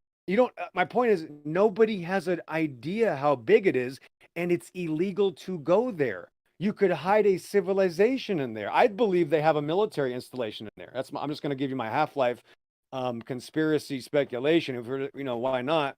They're hiding a military base there, and there are white jeeps, and there are security people out there not allowing you to go anywhere near 99% of the area. There's something big there besides the fact that it's the biggest hole on Earth. There's something else going on. So there. you're And telling? I'm Okay, wait. just So trying to you're show you. telling? Wait, hold on. You're telling me that there's only about I'm just gonna say it. 1% of the Grand Canyon that we're allowed to see. Pretty much, you got it. Yep. Wow. Right. Yeah, So that's what so I think God wanted me to take that record from the top because nobody knows that's it. Like nobody has an idea that this is there because you can't go there. So God was like, well, here you go, XO. I'll just have you record it from the top. Well, thank you, God. I mean, that's why I get really passionate because he allowed me to do this. And I have a really strong relationship with the creator. But yeah, he carved that out with water, Travis. I think you know that.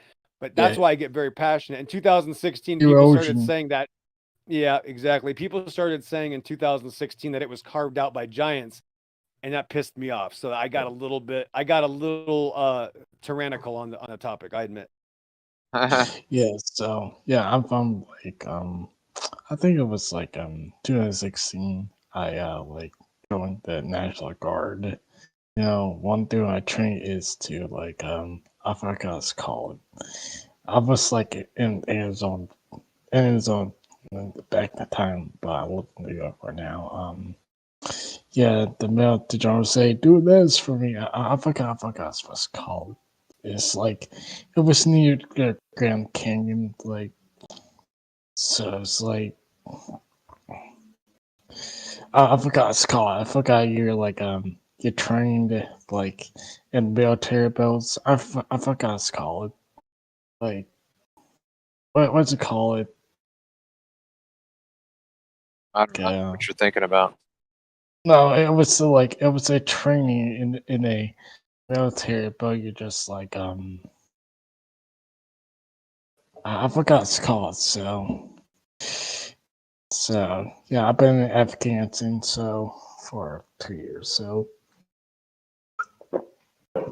yeah, the Grand Canyon is the largest thing on Earth. So Hey, Jamp, did you see the video, Jamp, that I recorded? yeah, I searched it. Yeah. If you fast forward to 2 minutes and 15 seconds, you'll see the Valhalla Plateau. You'll just see one section that's large. It sticks out kind of like the shape of Florida in a sense, but obviously smaller. Yeah, That's Valhalla it's the shape Plateau. of Florida. Yeah. Right. It So is the that shape one of Florida, plateau, I'm just going to tell you something. That one plateau right in the middle at 2 minutes and 15 seconds, I could put the entire New York skyline just on top of that flat spot on that one plateau. You could. So here's the dimension. These are dimensions. I had to figure this out. You could put 200. No, what is the number? You could put, I think it's 400. No, this is just the very tip. 400 people could live at the tip of that plateau with like 10-acre backyards. Yeah, it's like 10. That's what I'm telling you. Like just the tip of that could house literally 500 massive farms. Could be on just the tip of that one section. And the reason it looks smooth, the top of the Grand Canyon, all that flat surface, that's forest. The entire top surface of that part of Arizona is green forest. It looks like felt. It looks like carpet, kind of, if you look closely. Yeah, that's rich, thick forest. That's how high carpet, you are. Yep. Yes. It's carpet. So, yes, I know that. So, yes. When I in Afghanistan, you know, like, yeah, you tell me like that there was like I forgot there's like a mountain, you know, it's like flag, you know, like a ton of like this like we gotta climb there to like move our territory, you know, and it's a bunch of rocks and the end of it to like get down, you know. So I can see it too. Right. Yes. I'm gonna tell, yeah. Yeah, man. I'm gonna tell Travis also, since we're talking about big mountains. So Mount Rainier is another mountain I study. It's another volcano, and it is 7 miles wide at the base. It's like in the top 20 largest mountains on Earth, and it's only Uh-huh. 7 miles wide. Uh-huh. So that canyon is twice as wide as the width of one of the biggest mountain in North America. That's Mount Rainier could be hidden inside there with Mount St. Helens, both of them. They, like marbles. Just throw them in there. Thanks. That's hilarious to think about it that way.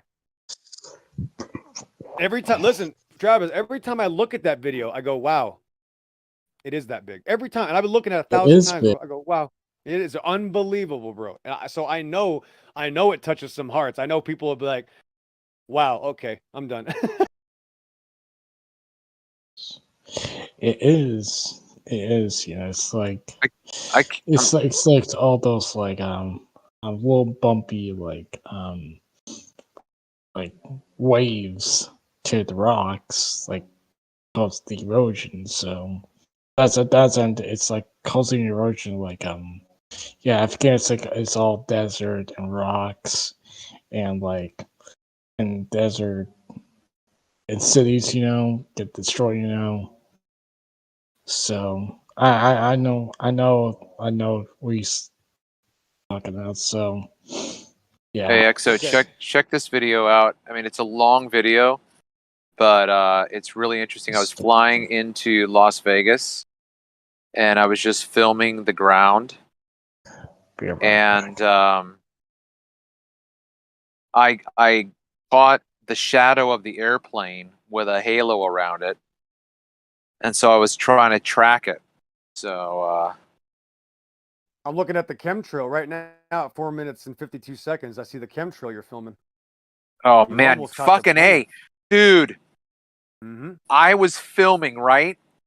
Mm-hmm. My battery dies, and this private jet, I swear to Buddha, was no more than 500 yards away from our 747 or 737. This thing was fucking way too close, and I was just like stumbling to get my new battery in because I could see the trail, and it was amazing, and it was gone. But that thing, I could see, like if I took a snapshot, I probably could have seen the call sign, the call letters on the tail. It was crazy close, and flying in the opposite direction, which is crazy to me because I always heard that eastbound flights fly at a certain altitude and westbound flights fly at a certain altitude, so they don't ever have to worry about coming into contact with each other.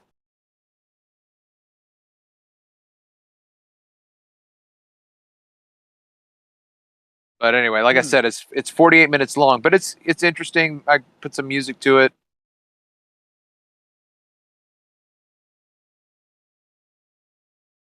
Are you flying south? Are you flying north, actually? Flying west. Oh, you know West, what? okay. You know what? 14 minutes. I have a jet. I have another jet. It was a different one.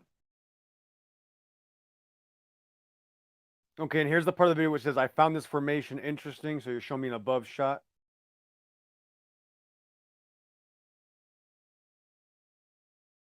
That's a good shot at 1430. You got some big canyons there over either Nevada or one of those areas. Yeah, that's a good. Yeah. I had to change the levels.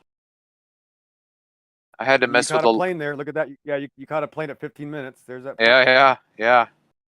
I've done that a couple. Yep, that's another chemtrail though. Kind of far away, but you could see it. You could chop this up. If I were you, I'd chop this up and put 10 videos up. Yeah. Okay. Yep. I might do that. Because that's what I did. I got a recording too, and it's about 15 minutes, but it's chopped up in like 5 videos. So, in fact, if you'll see it earlier that I posted the part 1 of. I don't name them, but like. That's I kinda make like that comment. I said I'm so bummed here. As soon as the previous plane went out of view. I see it. Yep. Oh, I put my camera down. It wasn't a battery. I just put my camera down, and this massive plane just flew by. That thing was like that close. It was so close. Couldn't even believe it. Yeah, weird. It's weird because it's over the same part of the continent that I fly, and I see a lot of these similar things. It's crazy. Yeah, I mean, this is all familiar to Oh, me. look! I said I could clearly see the United font with my naked eye. It says right there. I was reading that. As you said, why my naked eye? I was always thought eastbound flights flew at an other altitude. Yeah. Well, they do. They fly at all the same altitude because that's the efficiency altitude. Yeah, they're always coming. There's always close calls. Yeah. This was the only flyby in the rest of the trip. Yeah, so I was ready for another flyby and never saw another one. This one, the image to me looks like they could easily be the bottom of the ocean or a formed riverbed. Well, that's it. Yeah, that's interesting. That's a nice swirly serpentine canyon. Yeah.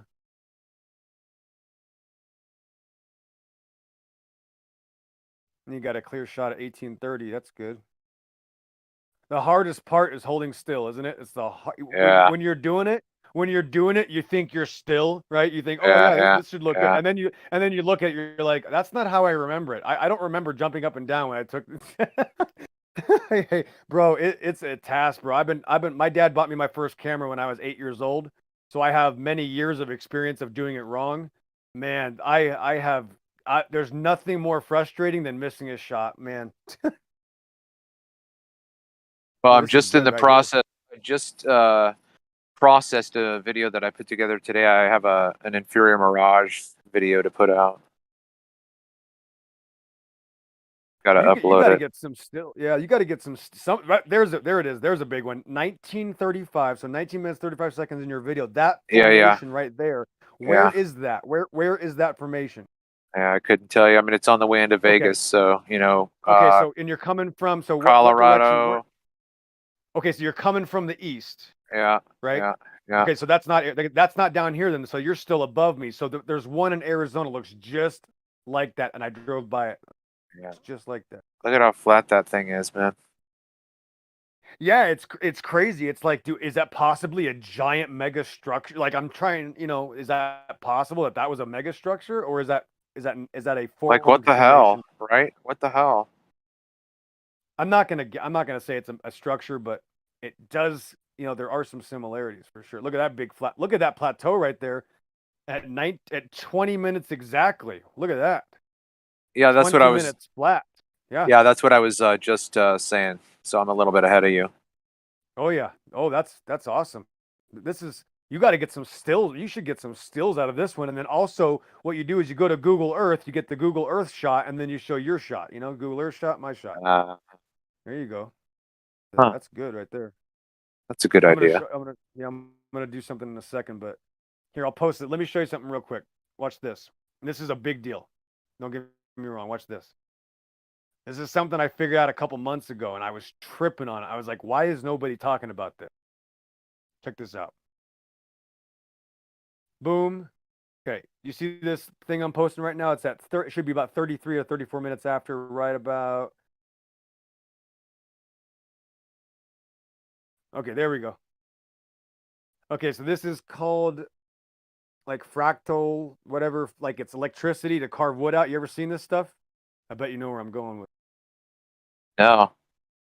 Okay, so this is how they're carving using electricity. They're carving these shapes out of wood. Are you looking at the shapes? And I find them very interesting.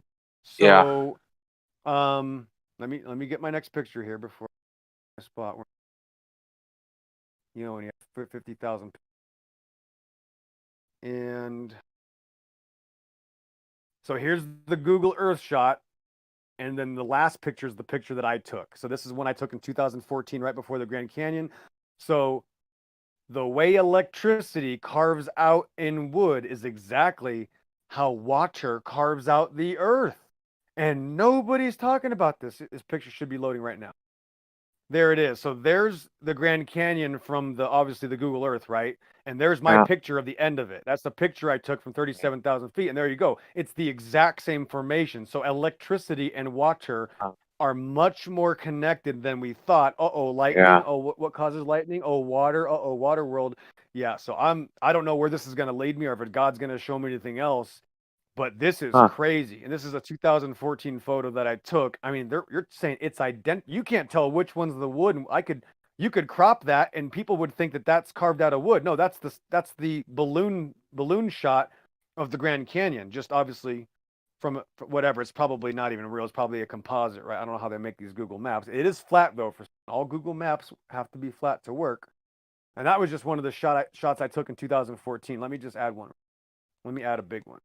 It's interesting. So, Lake Havasu is short, I think, for it says Havasupai Indian Reservation. Yep. Huh. You got it.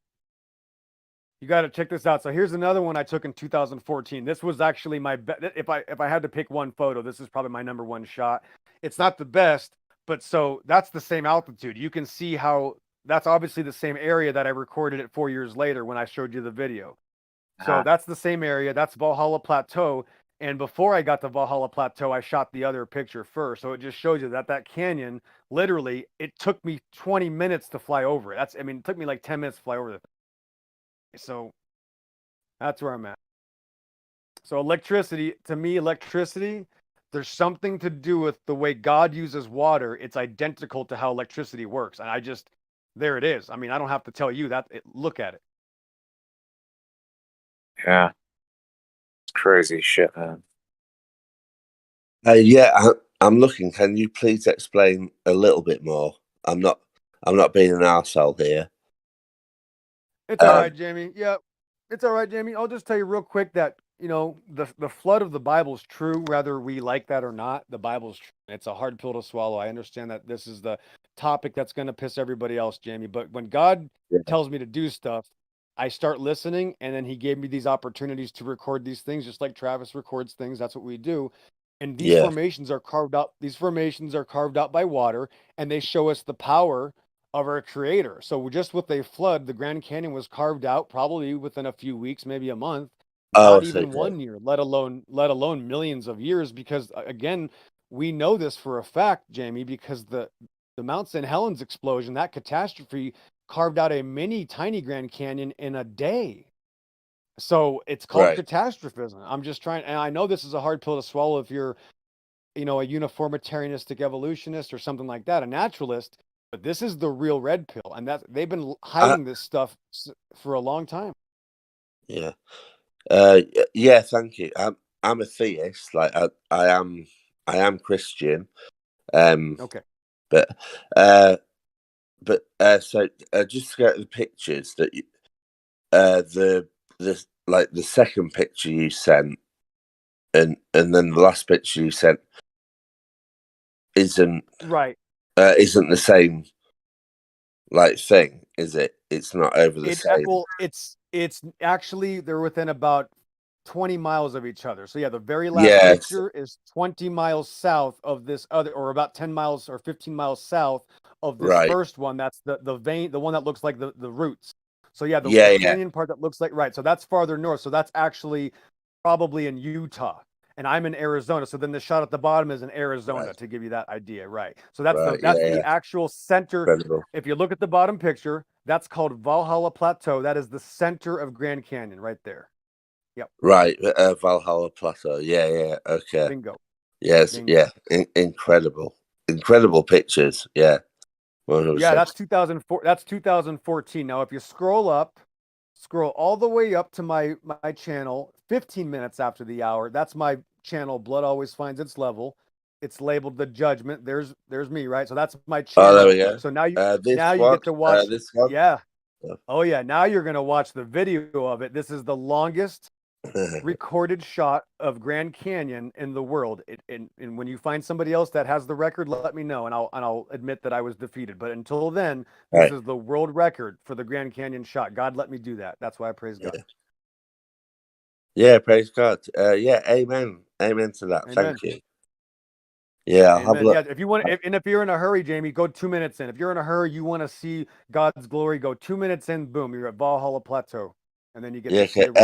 Will you welcome me back if I go and view it? So I'm away for 10 minutes. You don't have to be welcomed back. You can just come back, man. You're good. Jamie. Yeah, Jamie. There's rules that I have to follow too. God doesn't let me just treat people like crap. So trust me. Go ahead, man. You do your thing. Are you Yes. are you talking about the Judgment video that you're saying is the longest Grand Yeah. Canyon video? Okay. Yeah, it is. Yeah, I can't find anything even close. I wonder how close mine is to the world record. And I looked for like 3 months, and I'm like, Well, I like, can't find anything. You should retitle your video as the what are all the tag terms, like the best, the I know, you know, I know, whatever, right? Grand I know, Canyon. I have a problem. See, I'm worried because I don't want to brag. I'm worried about that because this is God's the judgment the longest video of the Grand Canyon ever. You know what I mean? I don't know. Maybe the term world record would be the only thing. Yeah, I could yeah, add, that might 'cause be I don't wanna, that might be a little more I don't know, man. I don't see, know. subdued. this But is yeah, what. See, this is why I don't want to leave to listen to that to watch that video, because I just love because this we'll stop talking. We'll conversation. wait for you to come back.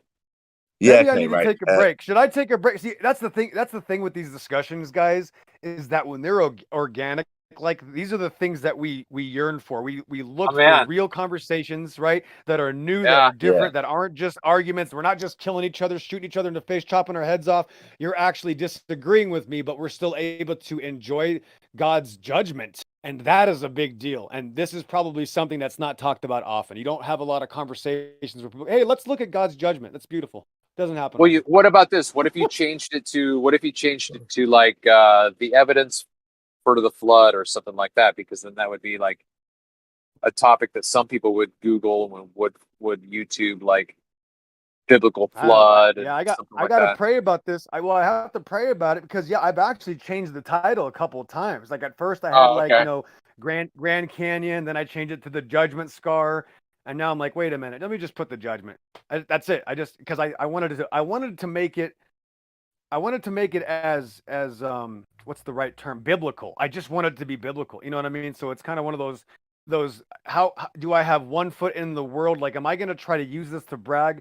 I get worried doing that with this type of evidence, with this type of material that's kind of like a one-off. I get worried about bragging about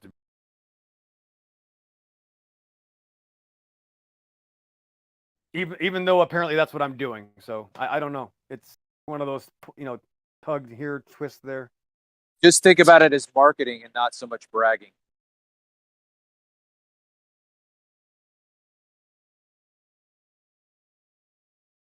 Without sounding like I'm one of those guys that I can't listen to myself. Like after this video, I will never listen to this conversation because I hate the way I sound.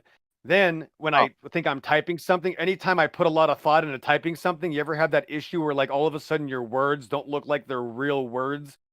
Like when you overdo it, like when you write down a sentence and you start looking at it and go, wait a minute, I thought that made sense, but now it looks wrong. I think there's some sort of syndrome that I'd be classified with, I'm sure, that I have, that I can't look at my own work and like it for more than 3 seconds, and I start thinking I got to get rid of it. I'm like, oh, this sucks. Totally normal. What is that Totally called? Like normal. when you start like, what is that called when like a musician can't listen to himself and like starts, oh, I got to delete all these songs I made. Like that's what I have, that syndrome. I can't stand my own stuff. I hate my voice. Like I've done like a few things on radio and stuff like that, and when I listen back, I'm like to myself, I sound like, okay, right, okay, I've got a deep voice, and all right, that's okay. But then I hear back, and I just sound like I'm so dumb. Yeah, yeah, I'm from Yorkshire. Hate it. I just sound like a total dumbass. Yeah, but everyone has that, right? Not me. I love everything I do. Yeah, typical flat earther. Yeah, proud and prominent. Yeah, so I looked at that video and I kind of skipped through it because I still had the volume from this chat going on, but there was nothing said about it. It was just like a view of the Grand Canyon. Yes, that is the secular name for God's judgment scar. Okay. Hey guys, I'm going to Well, tap out. Yep. XO, it was good meeting you. Jamie I'll will talk to you catch later. you. Yeah. Always good Yeah, man. seeing you, Peace out. Travis. Peace, man. Later. Thanks, man. Always good seeing you. Yeah, I don't think you can talk much on an airplane like that. Well, yeah, I like the sound of the plane though.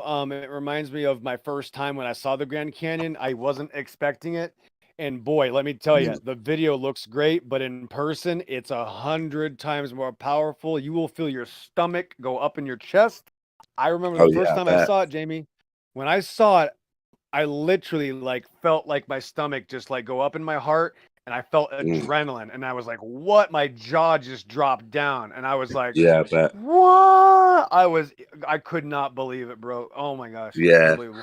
I've a friend of mine called Colin went to went to Vegas, and while they were all there in Vegas, they went and did the helicopter thing over the Grand Canyon, and they landed at the top, and then they flew in to it and landed at the bottom, and he showed me some photos when he got back, you know, just like taken from his phone and stuff, and he said pretty much what you said.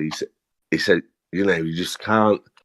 This photo doesn't give perspective to how vast it was, you know, and like he tried to point out, like, right, that's another helicopter up there. So try and imagine how big it is, and you know, yeah, fascinating. If we're gonna jump back to flat Earth stuff or just any kind of science, then I'm not sure. Maybe people can enlighten me. But in the Grand Canyon, there's like fault lines. Is that right? Like there's fault lines, so you can I wouldn't see make the. I wouldn't make that claim. That would be, I think, a religious opinion, because it's a very solid area. I don't know where they claim fault lines, so I wouldn't make that claim. Okay. Yeah, no worries. Okay. But yeah, amazing pictures either way, and I really like looking at them. So thank you. Did you fly the plane, by the way? Are we? No, I did no. I was just a passenger. No, Oh. I just Right. I took a lot of flights. Yeah, I took a lot of flights from Seattle to Sky Harbor Airport. That's in Phoenix, Arizona. So Seattle, SeaTac, Okay. obviously everybody knows where Seattle is, but not everybody knows where Phoenix is, right? So just that constant flight going back and forth, north to south, south to north. Then I drove it, Jamie. I drove it, and God showed me some other things from the ground too. Yeah, so it's a beautiful drive. Let me tell you. Oh, right, yeah. So let me tell you this how real quick, long Jamie. was the Hear me out. drive? How long was the drive? Hold on. Watch this. Hold on. So you're going to scroll up to 10 minutes after the hour. The video is called Clouds Surrounding and God's Judgment, and it's only a minute and a half. You might want to take a look at that one. That's part 1 of 4. Because instead of telling you how the drive is, God is going to allow me to show you, Jamie, actually in a much different level. Yep. Okay. And if you're disappointed with part 1, don't worry, you won't be disappointed by part 4.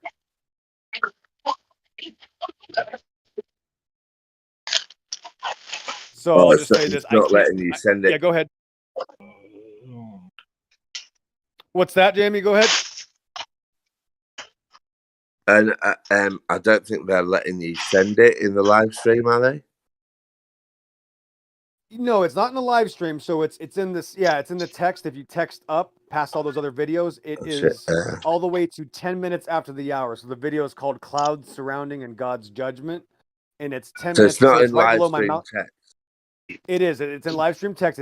It's underneath my Mount St. Helens video. That's a video of Mount St. Helens that I recorded also in 2019. Below there is my judgment scar from the earth. So that's God's clouds surrounding. Hey, I'll just repost it again. You want me to repost it? Here, Jimmy, I'll just crack it right yeah, here. maybe because that. Watch this. Hold on. Are you 7663? Okay, there it is, right there. 49 minutes after the hour. Bottom of the. Okay, so watch. Click the yeah. Yep. No passing zone. Just click the no passing zone. Thanks.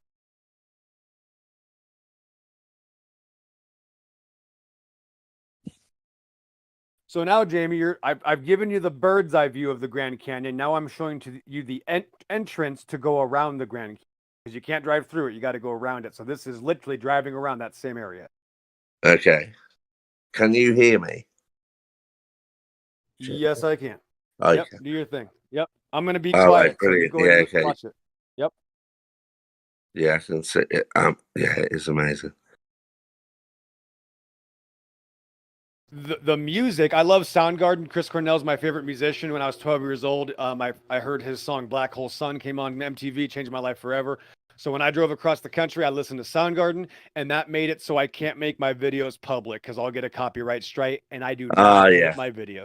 Yep, I do not edit my videos. That's how it was. That's how it happened on the live drive, and that's it. That's what you're gonna see. Yeah.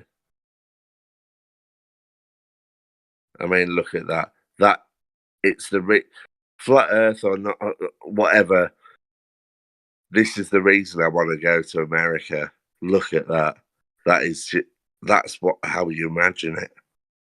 Hey, how about the fact that the clouds are below me? Keep watching. I'm gonna be above those clouds. Oh yeah, bro, it's going down. I call this is what to me heaven on earth looks like. And literally, when I drove through there, bro, I was high because it made me. I was tripping balls. I'm just telling you, Jamie.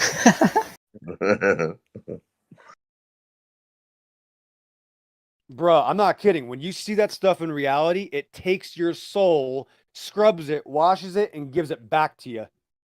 Yeah. No, I bet. It's amazing. Bruh. Oh. Bro, that's the thing. Like, I don't even want to talk. Like, people are like, well, what happened? I'm like, no, I recorded it. I can't tell you about it. Bro, how could I explain that? You see, notice how you're not talking about it? Because you can't explain it, Jamie. Yeah. Bruh. I know. Well, what do you mean? What bit can't I explain? The beauty. You can't Yeah, put that into words. Beauty. Yeah. Bro, I mean, my gosh, how could I tell so? Bro, I told my wife, I go, because I dropped my wife off. Listen, I drove across the country twice in 5 days, and I flew. Oh man, bro, I literally traveled across the country 5 times in a week. It was tough, but I refuse. I absolutely refuse not to record every single thing that is beautiful. And I told I go, wife, you're not gonna believe what this looks like. And I showed. Remember, she doesn't get impressed easily. You know, I try to show her stuff. Oh, who cares?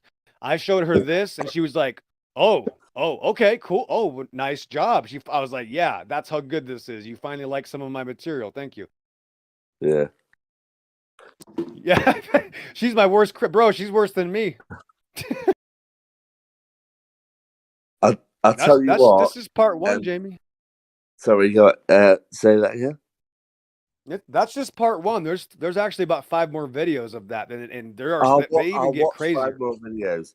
But it's okay. But I will say to you, the soundtrack for one video has to be.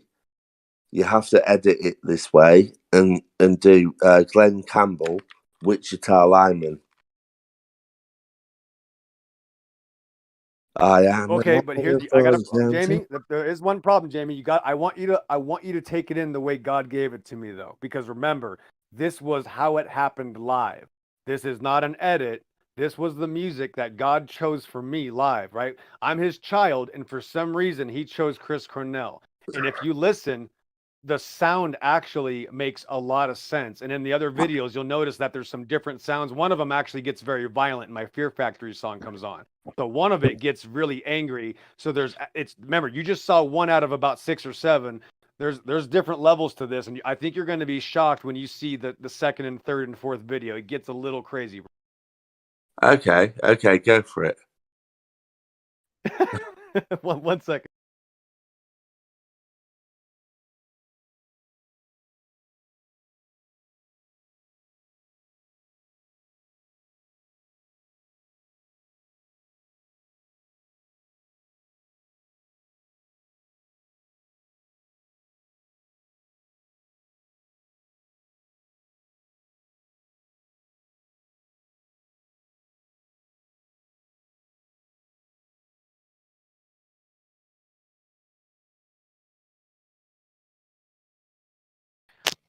All right. Well, probably right now you received a private message, Jamie.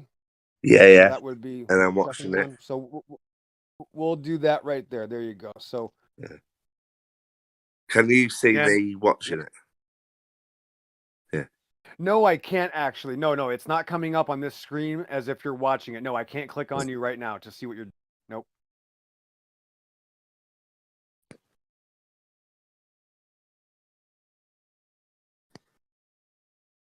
This is good. 1 second. Let me get my stuff in order because I remember this is all just off the cuff. So Yeah, no, it's fine. It is amazing. Love it.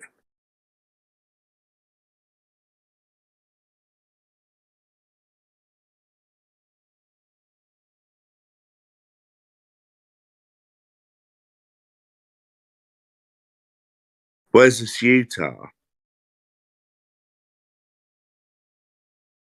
Amazing.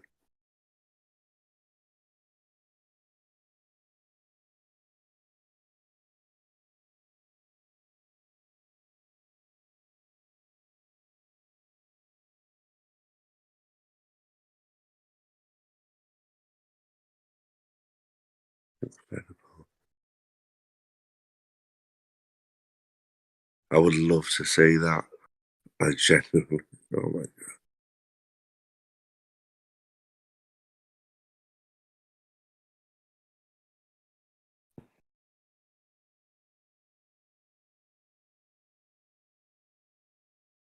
Bloody hell.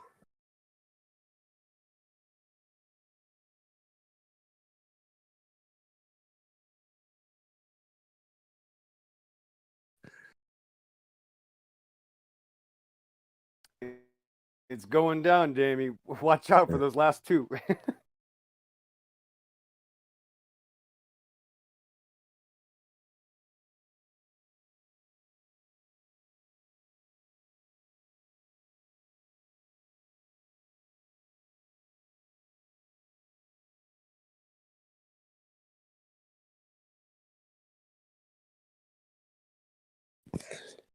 Okay. Right, next one.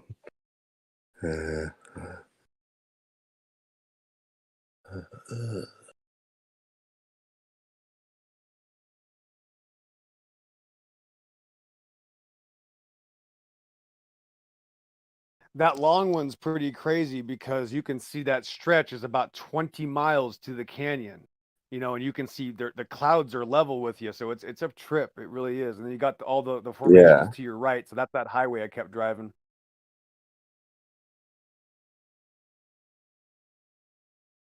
Yeah, okay, hold on.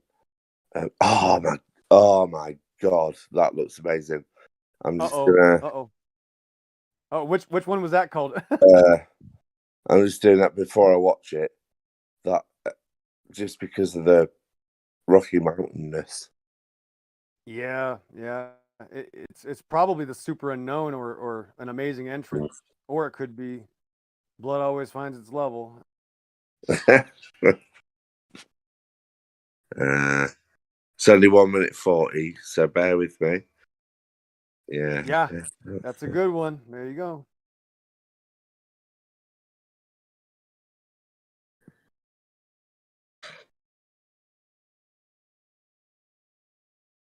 Yeah, blow up the outside world. I just renamed that last night too. And I got one more I got to send, but I have it on another channel because it was recorded wrong, and for a while I wasn't even going to use it. But that is beautiful. My God. Yeah, it honestly shouldn't have happened because if I tried to do that again, Jamie, I wouldn't be able to. So I didn't make the decision for that to all happen.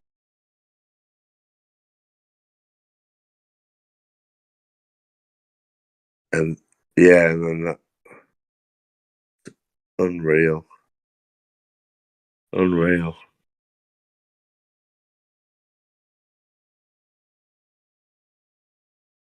Bloody hell, yeah. Okay, so we're looking at the clouds.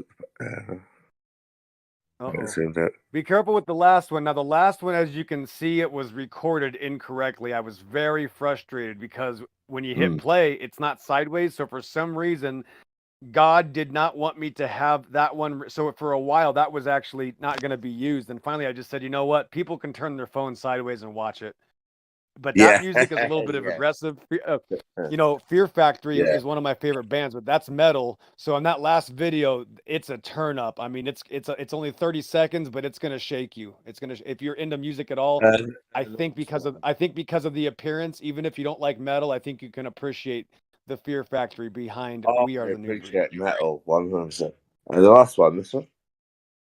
Ooh! If you like metal, then wait. Be careful. This one's gonna kill you.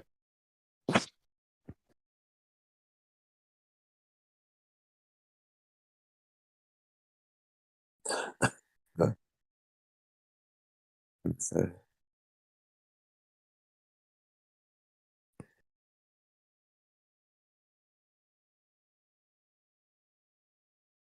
That's why I just titled. I was like, "Damn, what else could I call this besides We Are the New Breed?" I mean, I can't call it anything else. I mean, get out of here.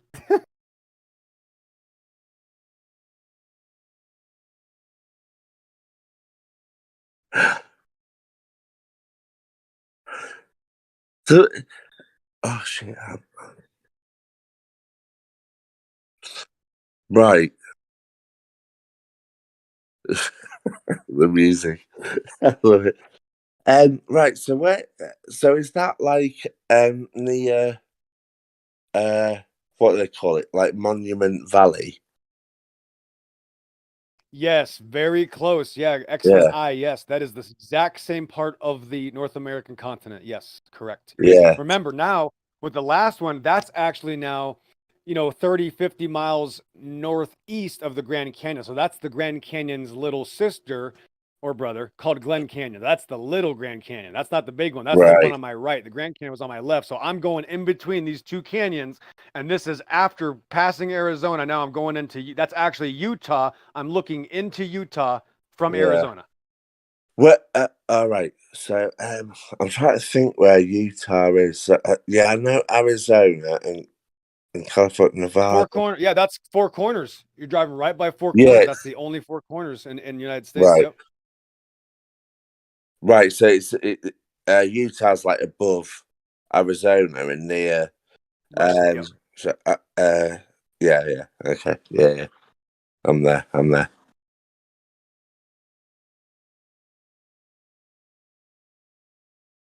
Do you know? Do you know what country has the only Route 66 that goes from coast to coast? So there's only one country that has Route 66. Yeah, 66 in North America. The one here. Yeah, but does it go from coast to coast? I haven't traveled it. I never used it. I went for the scenic route. I literally did not know. Trust me, again, Jamie, I didn't know I was going to see that. I literally just wanted to have a flat road.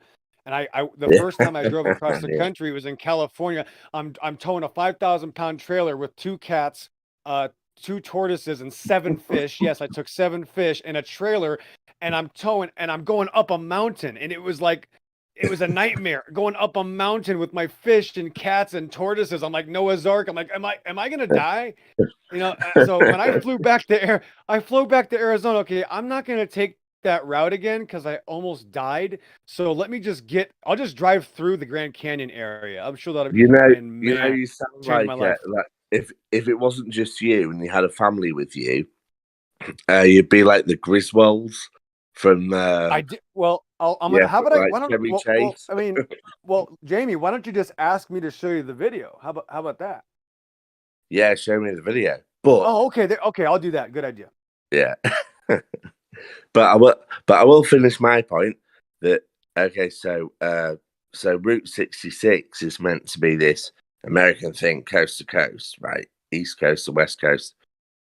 Route 66. Apparently, it starts like in Chicago or something, and doesn't even really reach the coast. Apparently, I don't know. Never done it.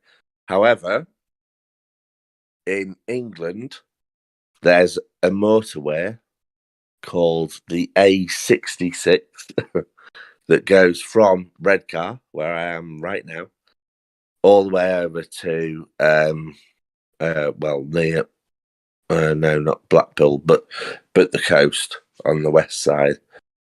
So that's our Route 66 that goes from coast to coast. And there's no ball of yarn or anything on the way, but if you want to do Route 66 from coast to coast, come to North England. Interesting, man. Yeah, I mean, maybe I'll do that someday. I'm going a little bit different direction now. I'm not sure what God's going to have in store for me, but that was a crazy April. That was April 2019. I think it was about 10,000 miles in 5 days. Yep. Oh, jeez. Right. Okay. Let me know. I mean, I already listen. My point. I already used up my 9 lives, Jamie. I got to be careful now. No, you're going to see sheep and you're going to see a lion in this video. That's why I titled it the way I did, even though, of course, the Bible says, this might be it. I know this is confusing. The Bible says the wolf and the lamb shall feed together, not the lion and the lamb, just in case people are confused. Yeah. I like that. Right, I'll watch it. Hold on. Yep. Yeah, that's a beautiful part. So that's about 1,500 miles north of Arizona. So now I'm in Oregon. That looks very British. That looks, like the Lost Hills and stuff. That could be the North. That could be the North York Moors, to be fair. I know. I loved that. I thought it was absolutely gorgeous. I would live there if I could. I couldn't believe it. Just sheep everywhere on green grass. My goodness. What else do you need? Right. That looks Welsh. That's great. Isn't that crazy? Yeah. I drove from Arizona to there. Yep. Wait till you see the kitties. Now the fish are behind my wife. You can't see the fish, but if you look in the rearview mirror, you'll see the trailer. You'll see me for a split second. But that's actually a legal video because there's no music, so you can check for the other ones like that on my channel if you want to, move around or whatever. But okay. Right, the tortoises. I can't show you the tortoises because they're under my seat, but you have to trust me, and I still I have see them. the trailer in the mirror. Oh, it's a proper U-Haul thing. Oh my god, it's like a film. Yep. And that's my 20-year-old truck. That truck I owned at that time. I had it for 19 years. I still have it now. I've had it for over 20 years. Is that actually had it 18 years at that time. Is that near Yellowstone? No, that's actually far north, probably, or actually far west, I would say, of Yellowstone and northwest. So I would say that's near Oregon, probably dozens or 100 miles or something south of Washington State on the northwest corner of the United States, quote unquote, as my bunny fingers. Yeah, so like Oregon, like above California.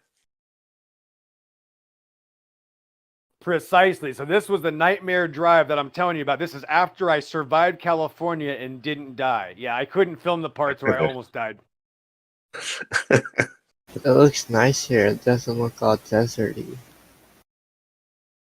Yeah, completely different terrain, right? All of a sudden it goes from the third largest desert in the world to this area where it's just forests and green. It's crazy. I would think the least place you would die in America would be around or in California, right?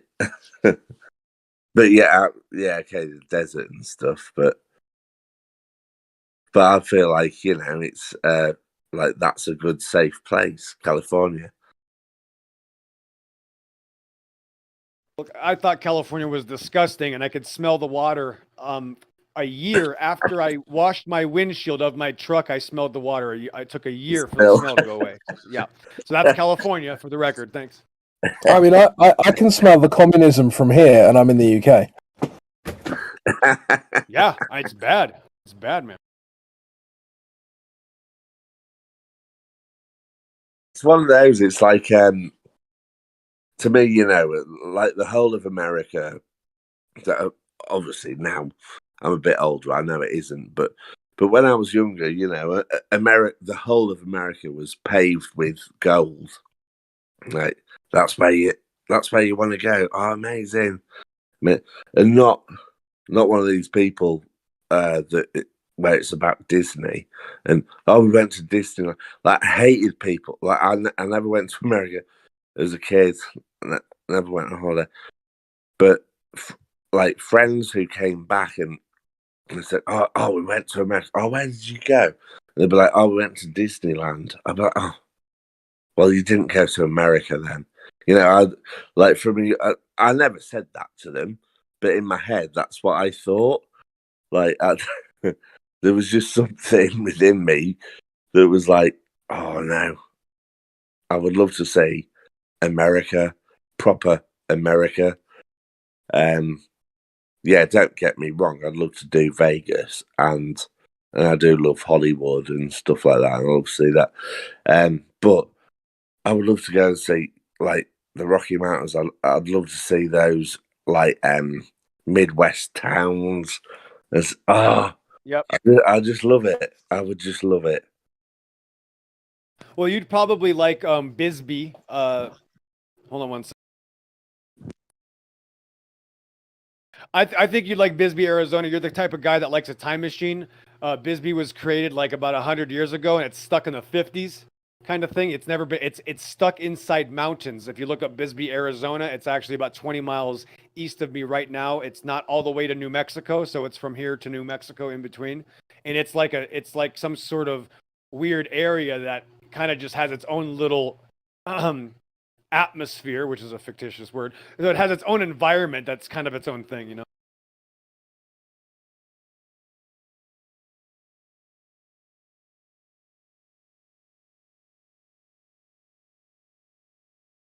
Yeah. Oh my God, yes.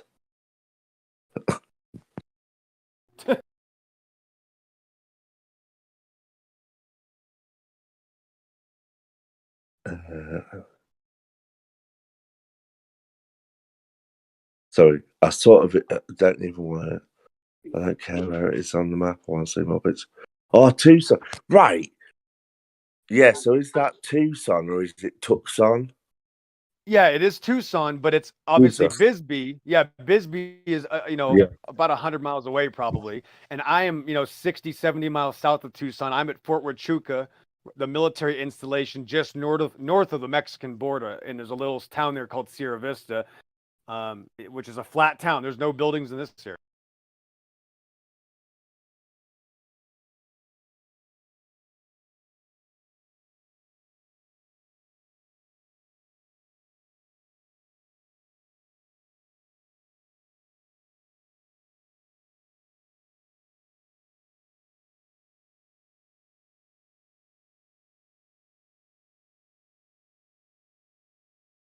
But from here, right, basically on the Mexican border, I can look north and I can see far past Tucson, which is supposedly 80 miles north of me. I can see much farther than 80 miles north by naked eye. There's no extra moisture out here in the desert, just to give you a reason.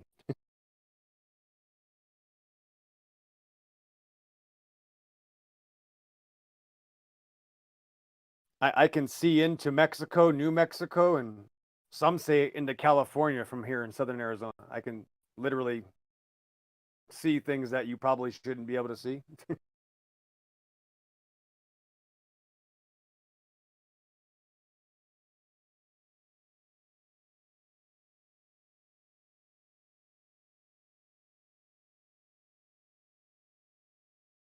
Let me go.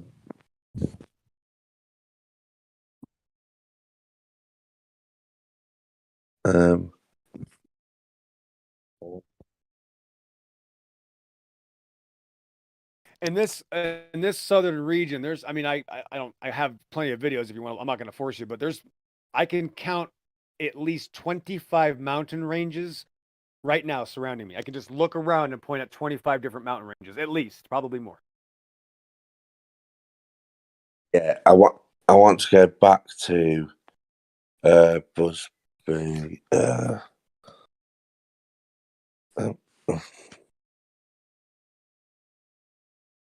there we go. Because it looks amazing. But yes, that is incredible. What happened? It's like Spanish. It almost looks Spanish. I'll probably do. Can you do that?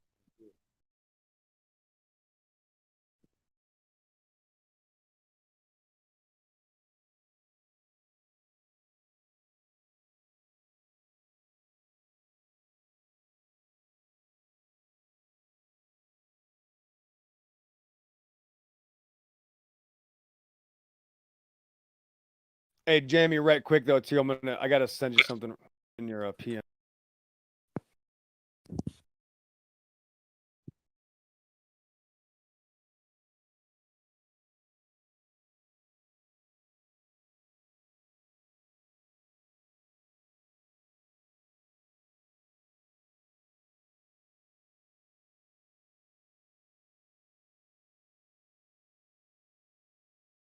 That's kind of the spot that I'm gonna hang out probably when Geo doesn't allow me to come here. So that's obviously my Discord. You know, I'm not gonna advertise it here because this is Geo's Discord, so I'm not gonna do that. But that's mine. I sent a PM to you, and that's where all the monkeys and weirdos come out at night, and they join me there. Yeah, we have food fights, and yeah, we have mud wrestling, and we throw each other off of buildings.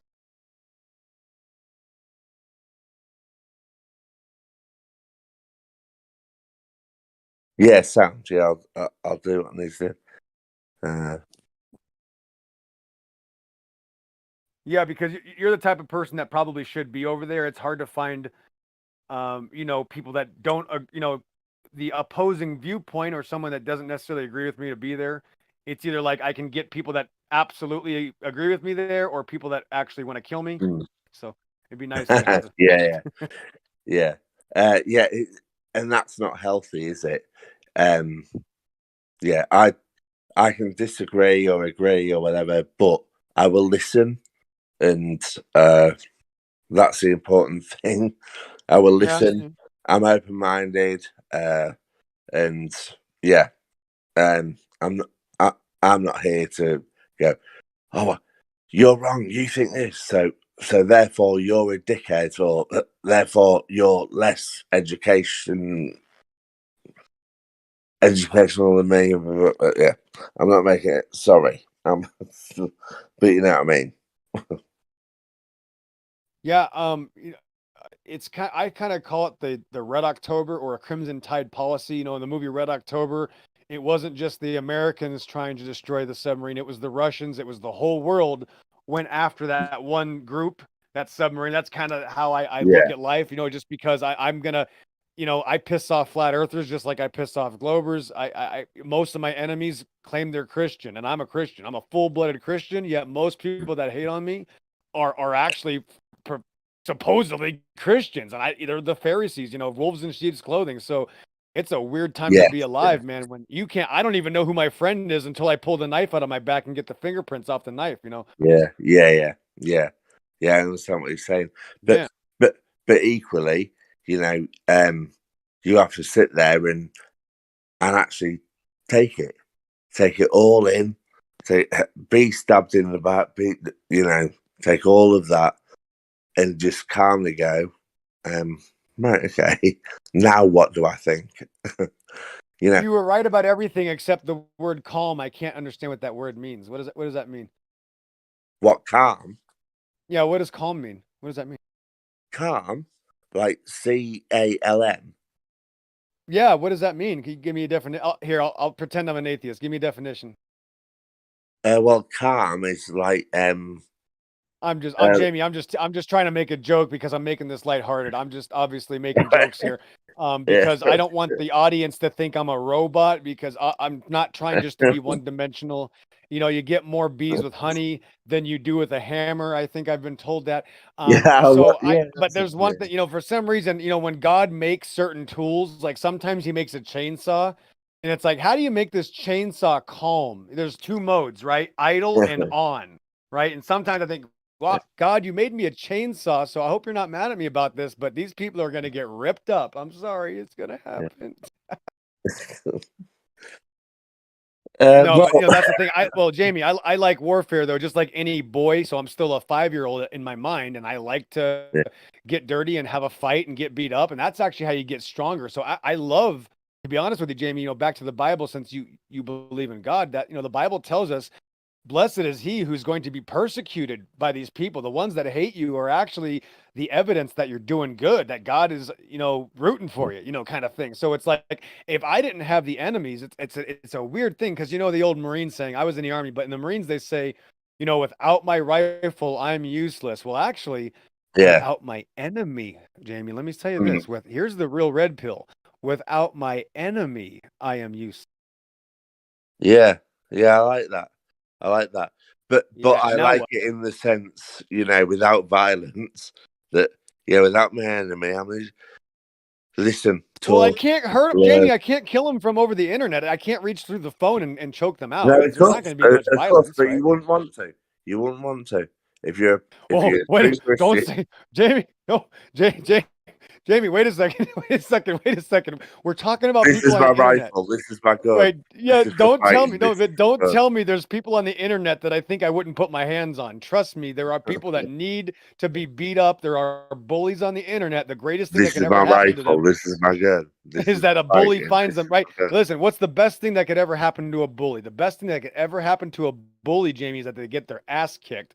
And I think the year was like 1994. I was jumped at the bus stop. I was like 13 years old. This kid, I'll never forget his name, right? I was jumped by like 5 kids. This kid's name was Brett Weatherby. He started off the fight by punching me in the side of the head, right? I'm walking off the bus. 5 people got off at the same time. I better get out of here. This isn't looking good. Well, Brett was very eager. He was very eager to make an example of me because I was the new kid in school, right, Jamie? He punched me in the side of the head. And for a split second, I started to run away. And then after I ran away, he was the only one that chased me. So when I turned around and there's only one of them, well, I'll just put it to you this way, Jamie. I know for a fact he never, ever did that again to anybody else the rest of his life. I'll just put it that way. He never did that again. And his people said his face looked like a raisin. I never saw him again for a while. But that's, anyway, we'll talk about, that's too gruesome to find out what I did. But anyway, my point is that was actually a good thing. It's actually a good thing to stop bullies, to actually beat them up is a blessing, because now they're never going to do that again. They've learned their lesson. That's a blessing. Yes. I do agree with that to an extent, you know, you have to, sometimes you have to fight fire with fire. You know, sometimes that's justified. Sometimes that needs to happen, and certainly in the sense with bullying and stuff, you know, sometimes if that's the reaction that the victim gives, right, I've had enough of this. I get it. I totally get it. And yes, fighting fire with fire is can be healthy and can very be right. Well, hey, Jamie, how about this? How about in the Bible? How about the warfare that happened in the Old Testament? Could you imagine if we just talked about the body counts and those wars? I mean, my goodness. Well, that's you know, I was trying to pick my words carefully there with where I was agreeing with you because I knew you were going to take it somewhere like that. I think fighting fire with fire and whatever it in a circumstance of bullying or whatever, you know, a personal thing, is different to taking on a whole country or and war. It is. We can't be flippant about this.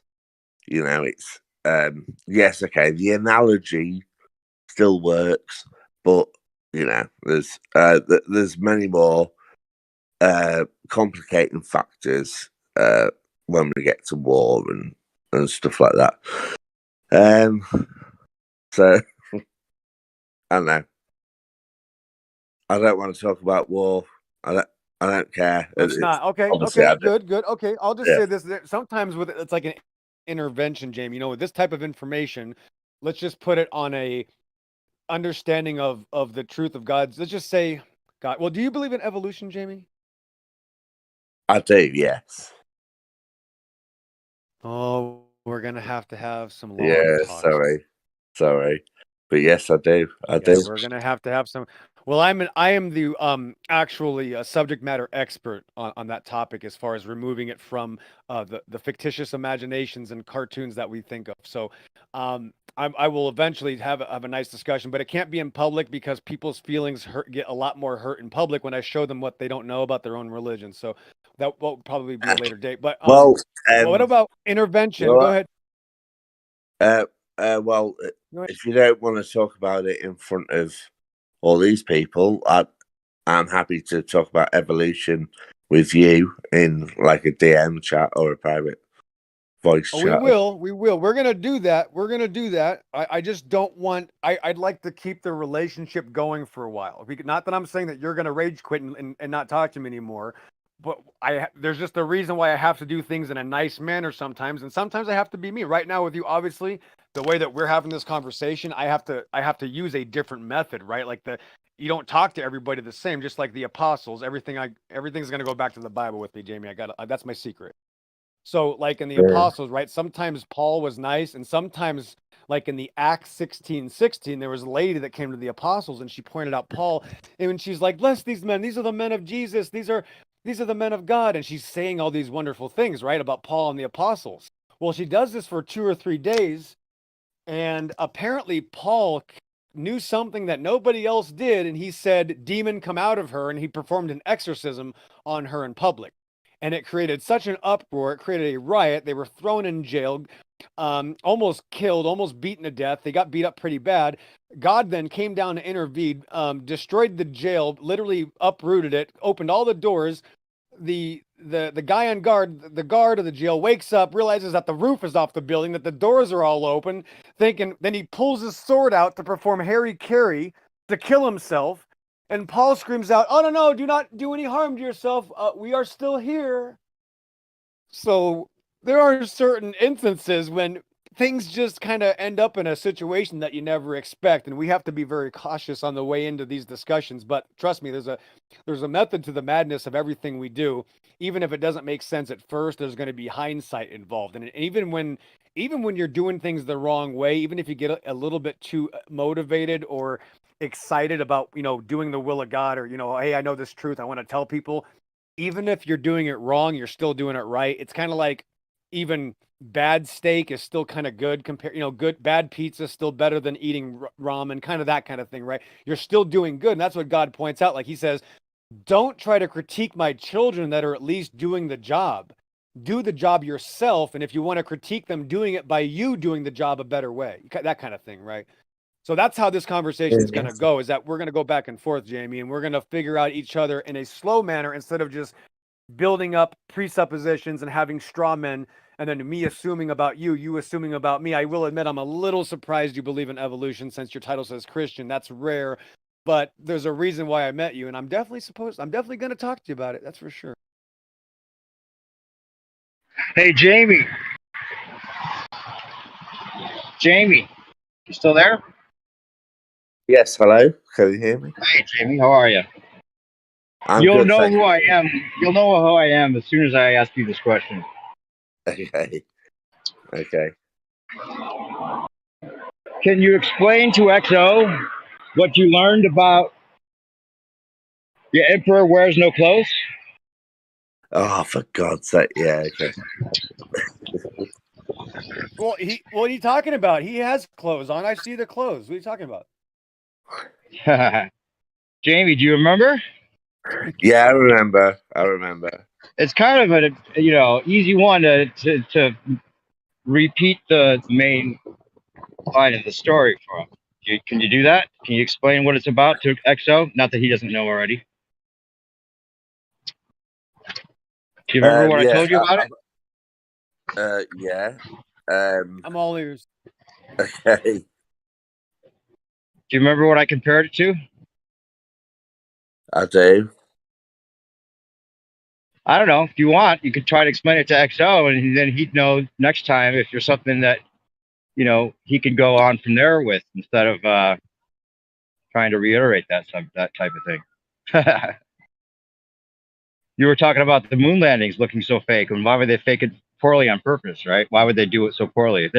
Why would they make mistakes if they were trying to sell it to us? It's just obvious mistakes, right? So then, therefore, the mistakes must not be mistakes because they would be careful not to make them, right? Isn't that what you said? Something like that. I'm not trying to jab you. I'm just having fun. No, I know. No, it's fine. Right. So, The emperor walks through town, and the people all say, "What beautiful clothes you have!" But he's wearing nothing. And the metaphor is, they make the mistakes on purpose so that they can tell you that it's something great, but then show you something not so great. And then they control your mind. Because what you're looking at obviously isn't what they're telling you it is. But you believe it because who would make that up? Who would make mistakes on purpose, right? Why would they lie? Yeah. You want to be the victim of mind control and mind manipulation?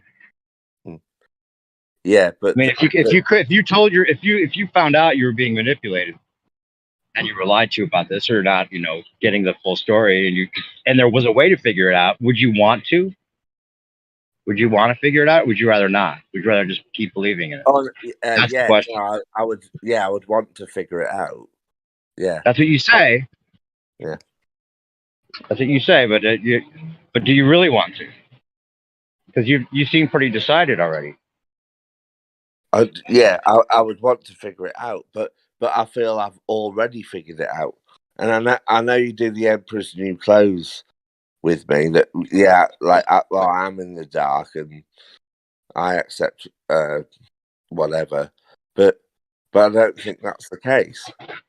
So how would you go about proving it to yourself? That's the question. Maybe that's a better question. Well, how would you go about proving that you actually do live on a spinning ball to yourself? What are some ideas? Proving. Remember I said proving. Well, I can't prove it, can I? Like to you. Well, here don't you now. think you would be able to? Don't you think if we really were on a spinning ball? But what proved it to me? Or what I believe, it is because of oh God, what was it?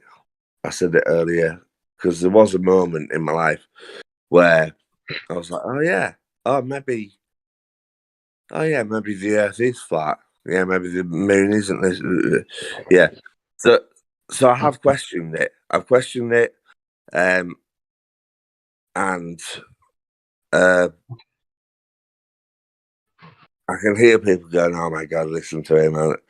I mean, it doesn't look that great that you can't remember the one reason that you actually believe this. Yeah, I know. Yeah, I know. But okay, but I've always said I'm open-minded and whatever. So yeah, I can't remember because I'm sorry, I'm human. Let me ask you this then: if you were, let's say this: if you were born into this world without knowing anything, right? Like you were never told anything about it, never taught about the spinning globe or the star rotation or us going around the sun. If you were never told any of that, what would you think about your reality? What would you assume it is? From all indications of your experience. Yeah, so if I sort of just appeared here and this is, you would assume it's flat or and stationary, right? Yeah, you remember. So that could be. That's like I said to you last time we talked. That's like the one thing we all share. right? That's our base axiom. We all share that experience. Yeah, because Right. of our You agree to that? Our perspective. Yeah. So at least we have that in common, and I guess we could say that if we had to, like, if we knew nothing, we could assume that that's the least we should assume, at least.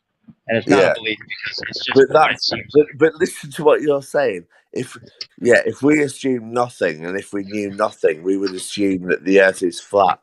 And you're saying, so therefore, with no. I'm not saying therefore it's flat. I'm not saying therefore it's flat. I'm just saying think the Earth is flat. I'm just wondering because if there's any. I listen to the other stuff. Right, but I'm saying if there's a belief involved, you have to at least agree that the spinning ball is the belief because the that's the grand claim. That's the what do you call it? The claim that requires proof, right? Wouldn't you say? More so than the reality that just seems like that reality. Like, there's a chance that they may not be telling us the complete truth about the story we're supposed to believe, but they don't have to lie to you. There's another important part you could think about. One of the things I say is that the reason they make it, also the reason they fake it poorly on purpose and make it unbelievable, is so that you have to have faith in them. Then you can't just be, coming to a common sense conclusion on your own. Because if you did that, think about it. If you came to the common sense conclusion on your own, they would never know if they gave you the thoughts to believe. So they would never know if you're just believing what makes sense or what they told you to believe. Your common sense solution is saying, they did this, they did that, they did the other. Conspiracy. Well, I would say that's common sense, but it's kind of the same way you say we did. Well, isn't it the same thing as you saying we did this, we did that, we went to the moon? How is it any different than you saying we did this or we did that? We went to the moon, we went to the Mars. All those things are kind of in the same vein, right? Assuming no, it isn't. It's very different. Saying they say this and they say that to saying we did this or we did that. That is a very different thing. It's different, not in all ways, but it's different. You're right. But also, there's. But wait a minute. Do you think there's no they? Do you think there's no they? But there is proof that these things happen. Do you think there's no they? Is that what you're trying to say? Like the they doesn't really exist and it's just like a figment of our imagination that there's a they? No. See, you're picking up on me. No. I'm sorry. No. What were you trying to say about that? You know that's not what I was saying. You I were saying, guess I don't know. Like they say this, they say that, and like you were using the word they. Like they say this, they say that. Oh, fucking hell! What are you playing? Sports in the background. Sorry. They say this, they say that. That's what you said. So this ominous they. And what was your complaint about that? So this ominous they, or they they know about Area 51. They know about the shuttle launches. So what were you trying to say? Why were you being critical of saying they in that way? I missed it because I thought you were saying that they don't exist. Yeah. I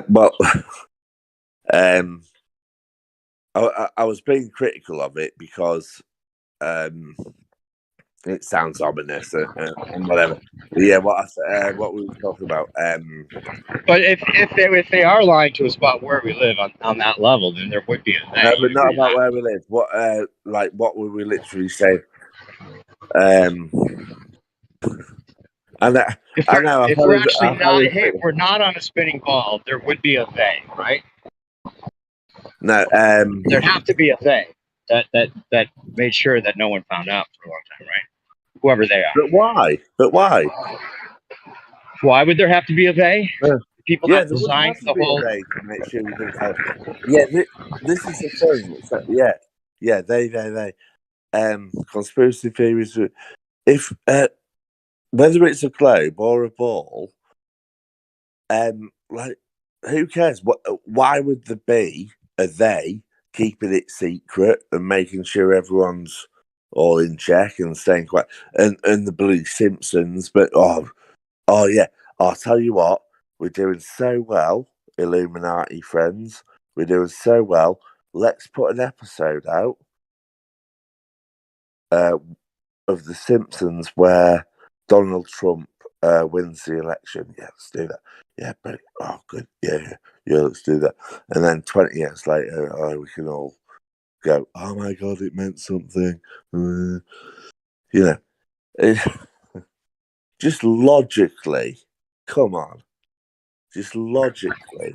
So your argument is that it's coincidence. It couldn't possibly be because they knew that was going to happen. Is that what you're saying? No, it's not totally coincidence. It's an educated guess, really. But then about the moon landings, right? To me, it makes more sense that we landed on the moon, than it does for us to fake landing on the moon. You know? Why? Why would that make no sense? Because the hundreds of people involved in building rockets and stuff at NASA before we landed on the moon and the Apollo missions and whatever. Also, once we'd done it with Neil Armstrong and was it Apollo 12? Apollo 11? I don't know. But the Neil Armstrong one that landed there, boom, got them back safely. And they did more. They did more. In Apollo 13, famously, something went wrong. And yes, they brought them back. Fantastic. Brilliant. Well, why would you say something going wrong? Would you say that why would Russia and China and all the opposing countries, why would they not go, oh, hold on, this isn't happening? Well, one answer. No other. One answer. I'd say one possible answer would give you the answer to both those scenarios or those questions, because if it is actually not what they're telling us, or what we're supposed to believe, if that is the case, that means that all the countries are actually in on it together keeping this secret. And it's common to get in. That's how it has its power. In the 60s, Russia and America were together with that plan during the Cold War. Oh, was it? Have you ever heard of Operation? Yeah, sorry, yeah, I could be wrong. Have you ever heard of Operation Paperclip?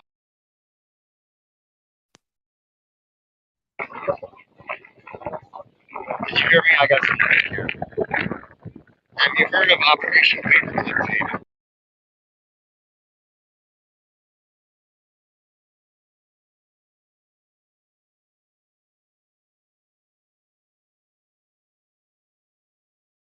Hello?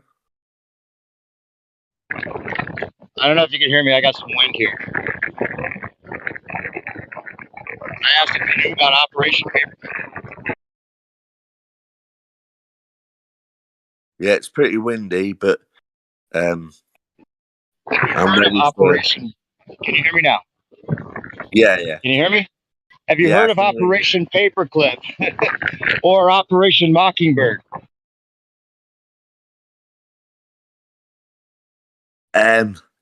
Yes, actually, but only very recently, and I've only heard of it. I don't know what it's about.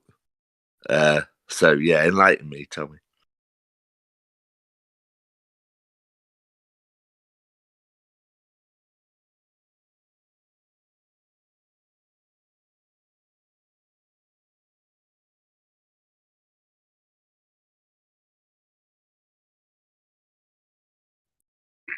Hey, I just got to the beach and I'm going to have too much wind to tell you, but keep looking up.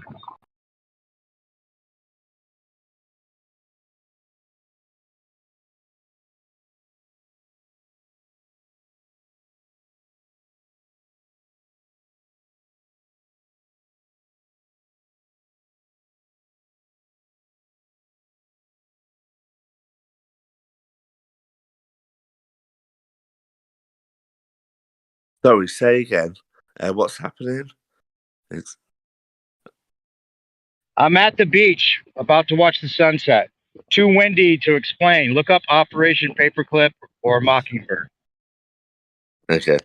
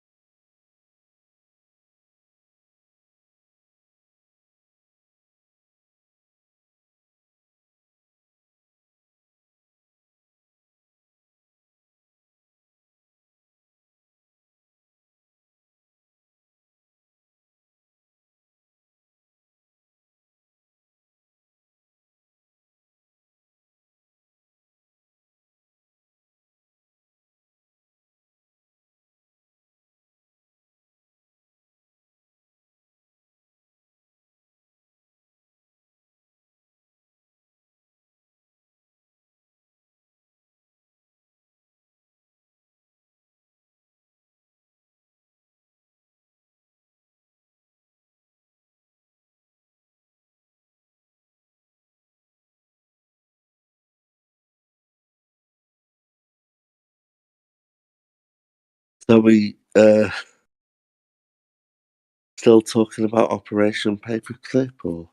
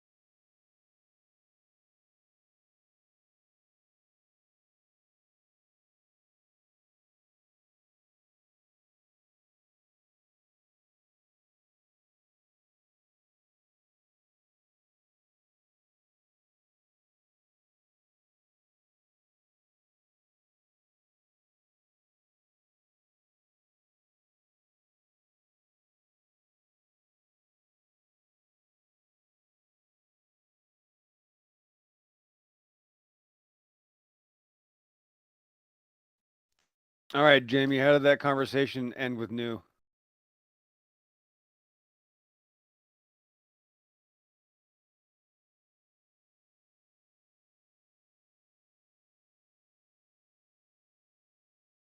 Did I break this internet? Hi, There Brett. you are. No, I'm here. Sorry, ask that again. How did that end with New Perspective? He was playing the bad cop. I'm usually the bad cop. What happened there?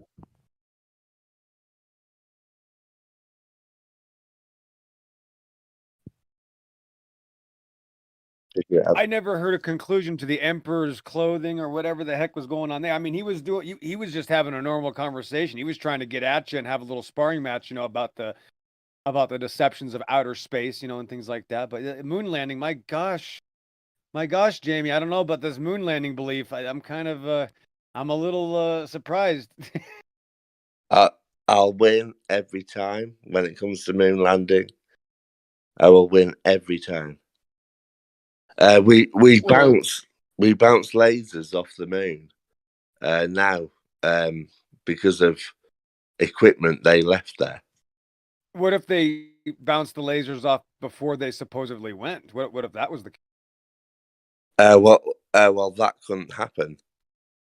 You couldn't just. That's what I'm saying. Like, well, these are just hypothetical things that we're told, Jamie. You've never been involved with shooting lasers at the moon, and they admit it's there's some presupposed information. No, I haven't. Notice you'll never see them point it to the right. There's no such thing. I'm just saying that it's just another religion. It's one religious band-aid to support the other religious band-aids. Yeah. No, I just don't think anybody would give that much money, time, and effort to something that is just BS.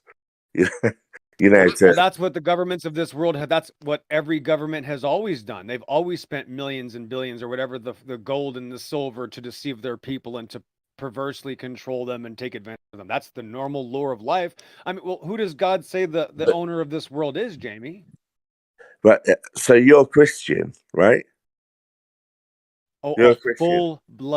Full-blooded Christian. Yeah. Yes, full-blooded. Yep. Okay. So with your opinion about how the world works there, with is not the Bible sort of brainwashing you and telling you to do a certain thing, and that's how it should be, and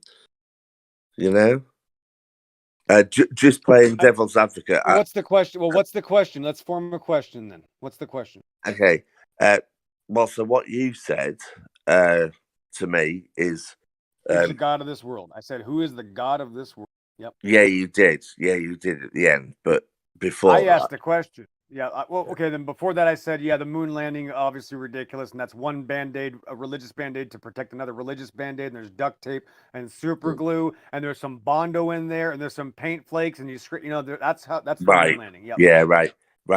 Couple coat hangers. Yeah, right. Couple coat hangers. Yeah, right. There we 3,000. No, 3 million dead Vietnamese people. No big deal. Go on. Oh, God. Okay. Oh boy, that's a tough one, Jamie. That's a tough red pill. Oh boy, good goodness. 3 million well, dead Vietnamese. when you throw in, is that Chairman Mao? Was it? Is that the Vietnamese one? I think that was it. Mao? Who was it? Mao? Oh, I'm asking my cat Krinkov. Who is it, Krinkov? Is it Mao? Yeah, he says it's Meow. Yep. Was it Mao? Yeah. So when you throw that in at the last minute, obviously I'm going to sound like a dick, whatever I say. Yeah, I set you up. I know I set you up, right? I totally cornered you. I know. Don't even do it. Save it for later, right? Maybe no one will notice. Yeah. And I love this. I love talking about, because I am a Christian. I do believe in God. Good. My journey with God might be different to yours, and I guarantee it is. Yeah. And so there we go. We probably have different jobs. I guarantee you we have different jobs in the body of Christ, Jamie. I mean, we know that already. Yeah, we do, definitely. And you're you're certainly more of a stickler for the rules, I'd say. which is no bad thing. You must be able to. You have some X-ray vision glasses. How did you know that? What color's my shirt? I'll tell you what. I can tell you the color of your shirt, but No, you I have to ask you 3 questions first. So, okay, go. Question 1: Is it a T-shirt? Yes. Yes, T-shirt. Question 2: Are you wearing jeans with that T-shirt? No jeans. No. Okay, so maybe shorts or so. Okay, Correct. question. No, Shorts. no, say Yep. nothing. Say Long nothing. shorts though. Obviously No, some crazy Christian shorts. Yep. That's it. So question 3 is does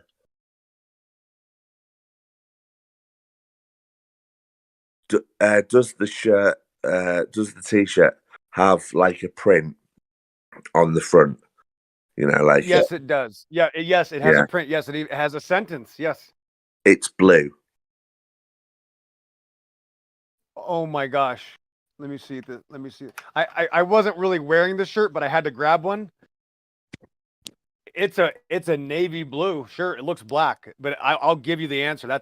I will actually tell you that's. Let me see. Here's a black shirt. Let me see.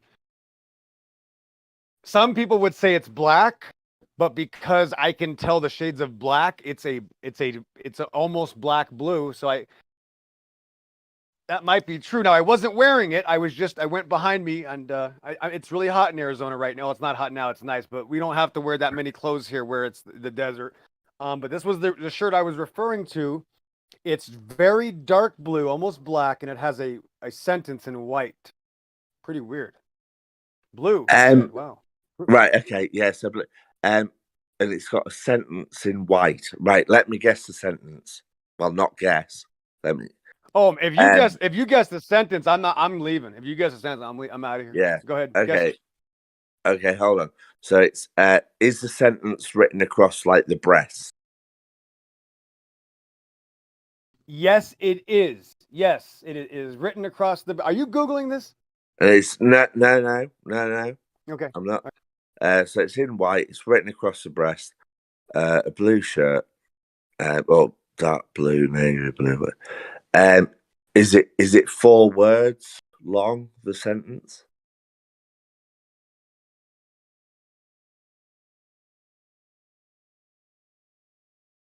Is it 4 words? I was wrestling a cat out of the litter box. My favorite thing. No, it's more words than that. More words than 4. Okay.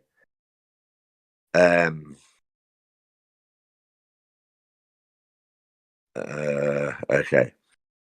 So it's more words than 4. Okay. I'll get it after this. Can you just say out loud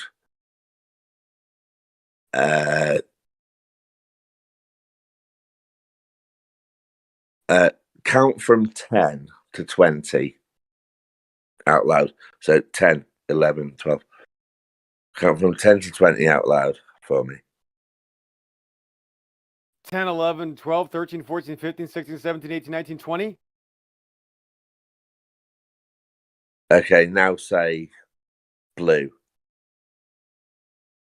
Blue. Okay, so the sentence on the shirt,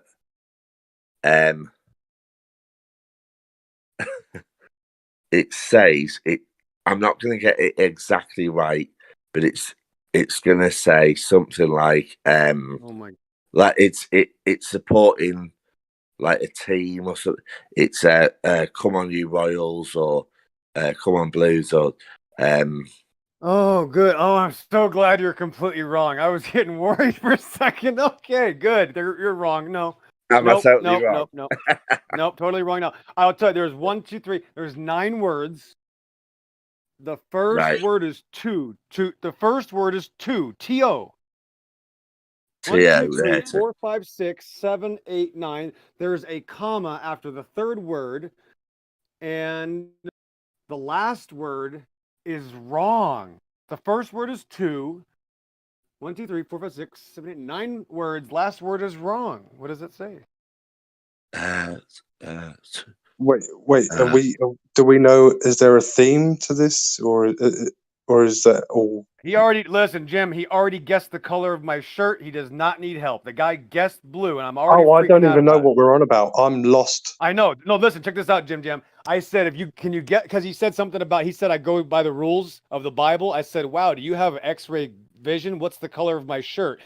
He said, oh, I'll tell you the color of his shirt. So I'm not wearing a shirt, but I turned around. I had to grab one, right? Because he's playing the game. I grabbed the first one in the closet. The first one, right?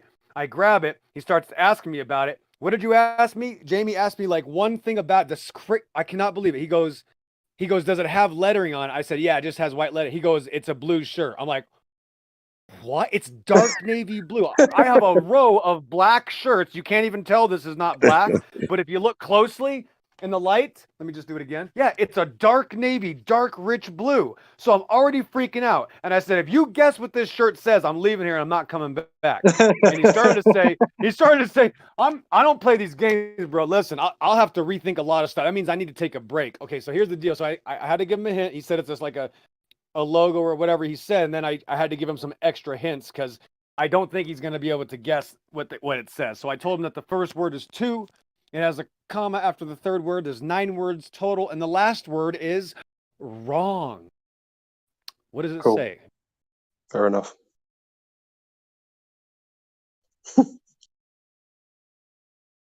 If he guesses it, I'm still going to be freaked out. But I'm glad he already thought it was something else. What's it say?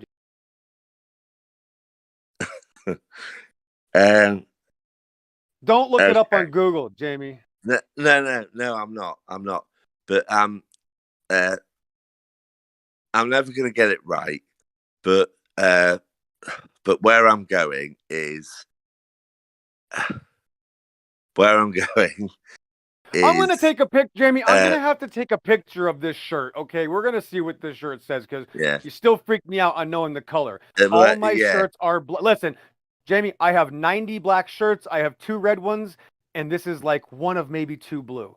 So you shouldn't have been able to get the color right. I'm still upset about that. Is it something to do with age?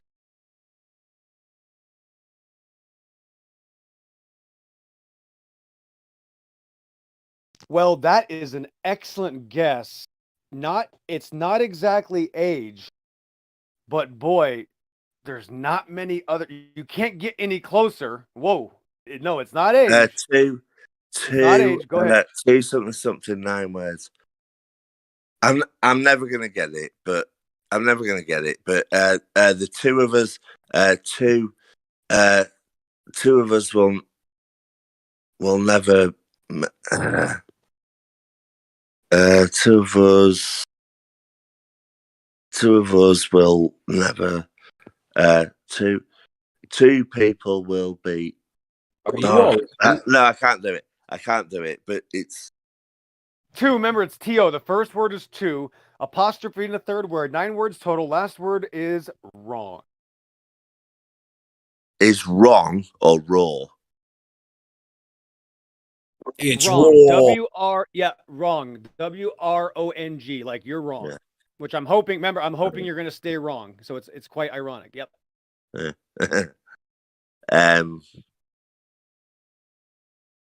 To be or not to be, the answer is wrong. No, I can't do it. Yeah, I'm sorry. Yeah, I'll admit defeat there. Yeah, I don't know. Can't do it.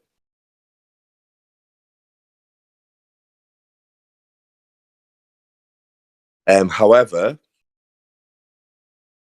okay, well, it's quite ironic because I'm going to have to take a picture of this shirt because I don't like explaining things, Jamie. I'm going to have to take a picture. So because you already freaked me out. You should not be able to guess the color of the only blue shirt that I have. You should not be able. That's bothering me. So we got it. We got the little issue. We're going to have to work this out. Yeah, that's fine.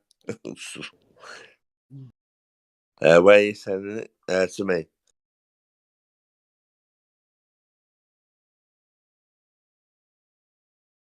Hello, how you guys doing today? I just took the picture, Jamie. Give me 1 second. I just, I'm just still in shock.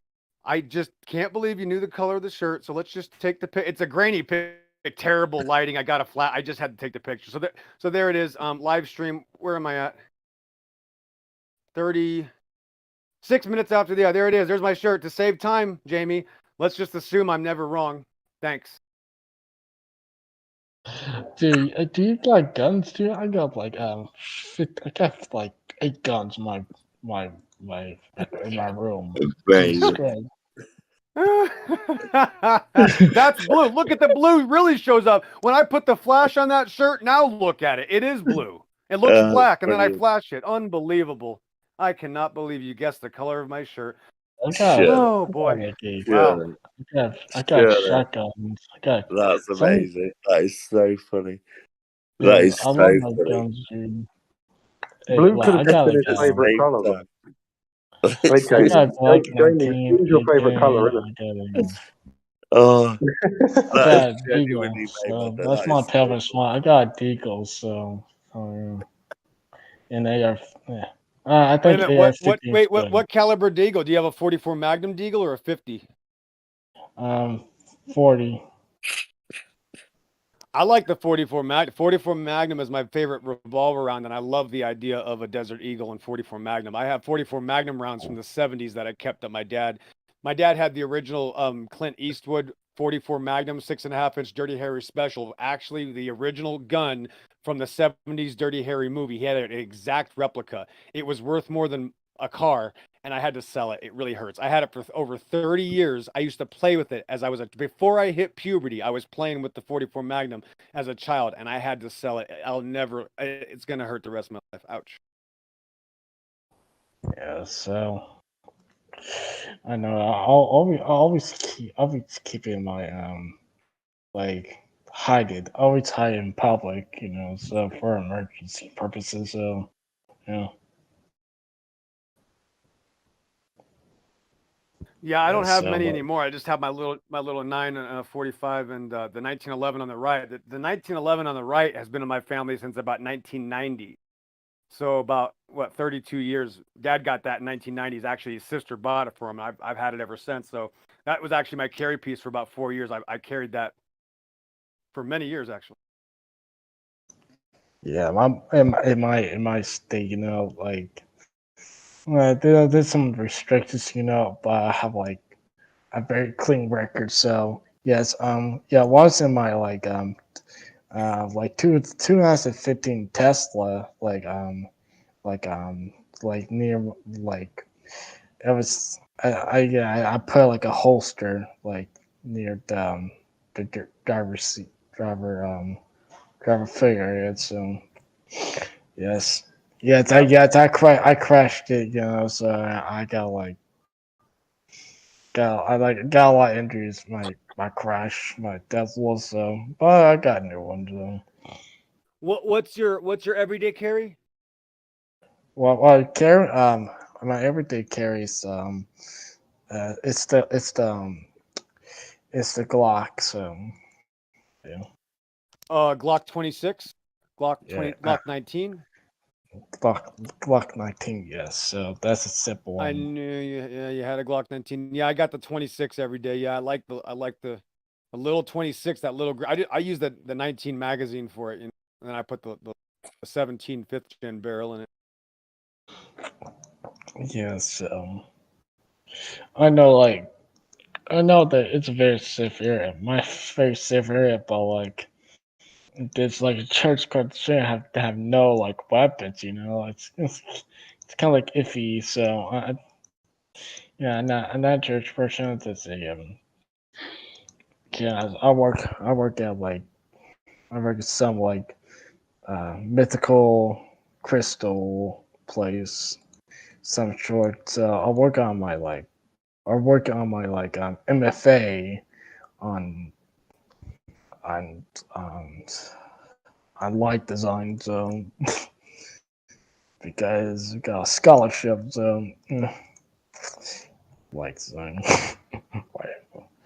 But yeah, so yes. and I got a lot of skills too.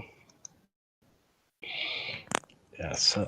Yeah, I've been National Guard for a couple of while. So graduated in 2015, and went to National Guard. Served over that to U.S. Army. Fought in Afghanistan for 2 years. I got shot in the forehead. What's happened new? So yes, yeah, it's always in the ISIS situation too in Afghanistan. So I know a lot of experts in military equipment. So yeah, yeah. Yeah, so anyone is in the army services. So anyone? Yeah, I was a 19 kilo in 2009 to 2011. I was going to ask you what rounds do you carry in the 19 for your everyday carry?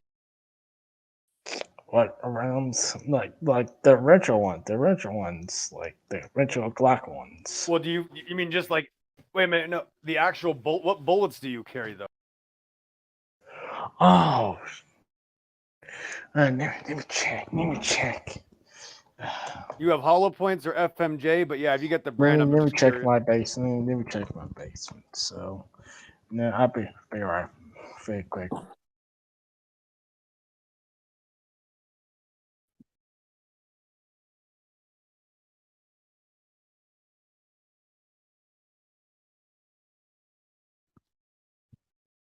Is Gio or Jeremy about? What the fuck is going on? What's up? Hey, Jeremy's about. I invited Vaxy Waxy in here. I don't know if you can unmute him. It's the Is that your friend? 19. It's the Is a 19 flat earther from country. one of the It's other 19. It's the 19 ones. servers. So All right, they got to agree to the just rules, and like then I can voice verify them. Agree to the server it's rules. it's the 19 bullet ones, 19 magazines. So yeah, I'm stacked up. So Let me know when he agrees to the rules. Yeah, I think he's unmuted now, so it must have sorted itself out. yes. So and yes, I was in I graduated. I graduated high school, and I forgot agree, year. by the way. Yeah, I guess, and I was in the Obama administration, the ISIS thing too. So yeah, I just watched like a heck a lot of things, So I had to guard like some people, so do their job or protect some people. But like, I got shot in the foot and game Am over. I on a live mic? Yeah, I got shot in the foot. So like some sniper. It's terrible. So it's very terrible. Yeah. What was that, Vaxy? This is streamed to YouTube. If you're wondering whether this is being live streamed.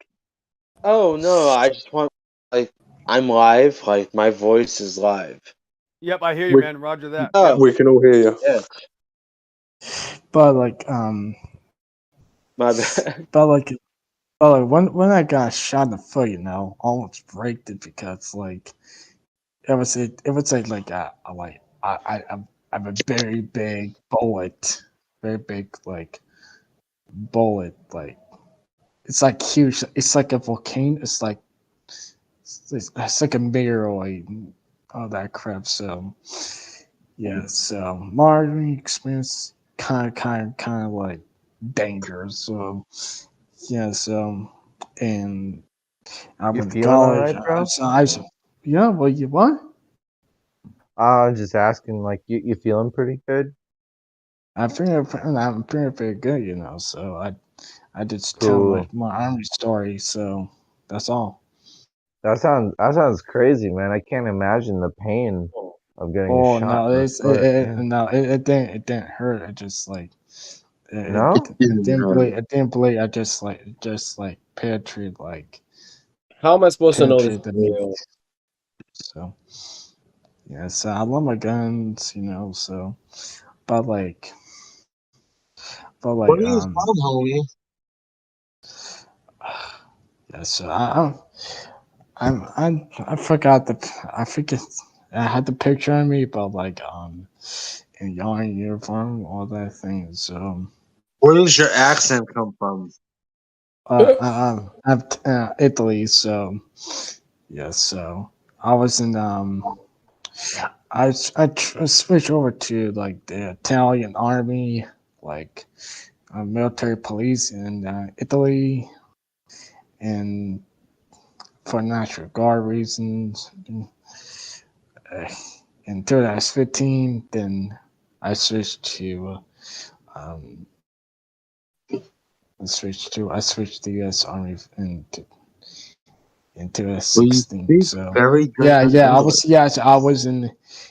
was in the like Paris, Texas. What's happening? You know, guns people. You know that thing. It's kind of crazy when I was in the army. You know, it's a very good career. It's a very good career at the army. You know, it's very good career. Like all these people all these people went to college, but they're stuck with a public job, 9 to 5.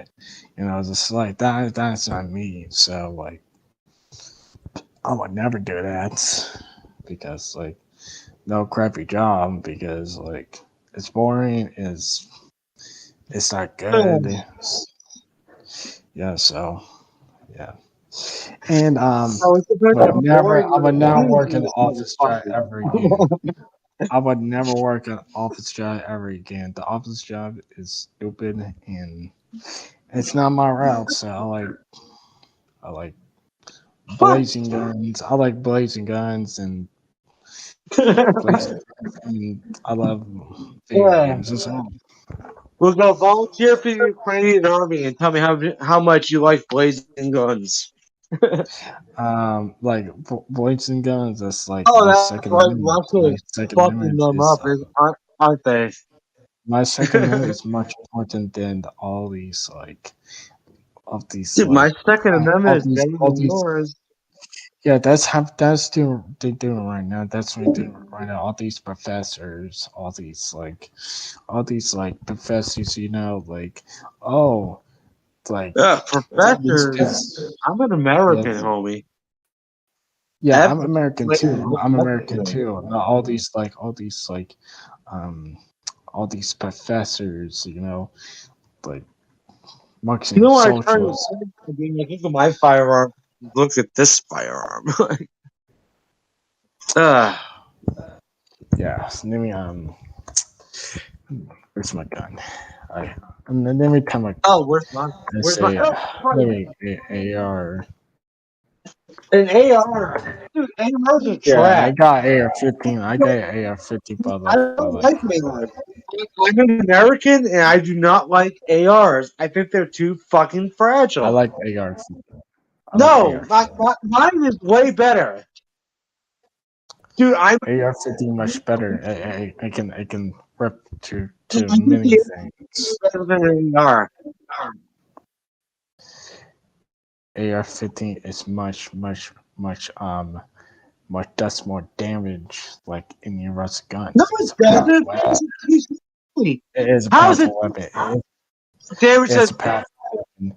no. If you was in the African Two War, if you was in the African 500, War, 500 yards.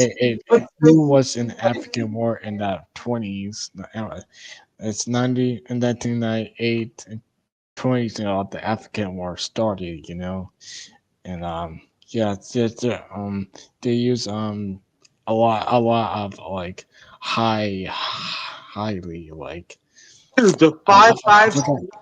is the most overrated bullet ever made. Yes, it is. Yes, it is. Oh, So, but and all these stupid, you but at know, the like same time, that's it's what I'm so thinking close. right now. It's That's what I'm blocking thinking. the phone. Vaxi, That's there's what I'm something thinking. up with your mic, you know. It's a bit dodgy. Oh, Well, I'm just on my phone. I apologize. A lot better. Well, oh, probably it got dodgy when it started shouting. That's what it Yeah, was. maybe.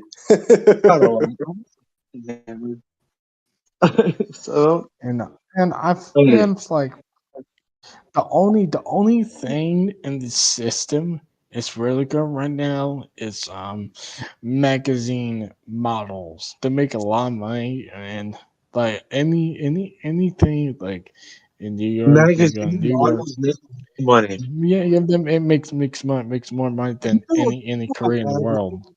Any career in the world. The U.S. Army second. Now doctors, and the third is U.S. Army sec because like taking advantage. So like that's what I'm doing right now. Like I don't really care about the state so much. I moved this state for like 2 years so far. In this like in this Florida, so my AR-15 is in like Arizona. My friend lives for like I don't I don't care the politics of it. Not 2 months, not 2 years, 2 weeks. And Florida's terrible. Okay, like Florida's a really terrible, terrible, terrible area. Like, get some good jobs, because like it's all a bunch of like criminals. It's like nonprofit organizations, so like and screw this stupid churches. So I don't go to church. I hate this, dude. I hate one of them. It's very, very much.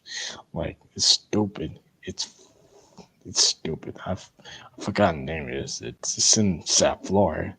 Like it's so stupid. It says shut up my it says shut up like my businessman is like, okay, it's stupid shit, And yeah, I'm banging that church. I'm probably banging because like I whistleblow them.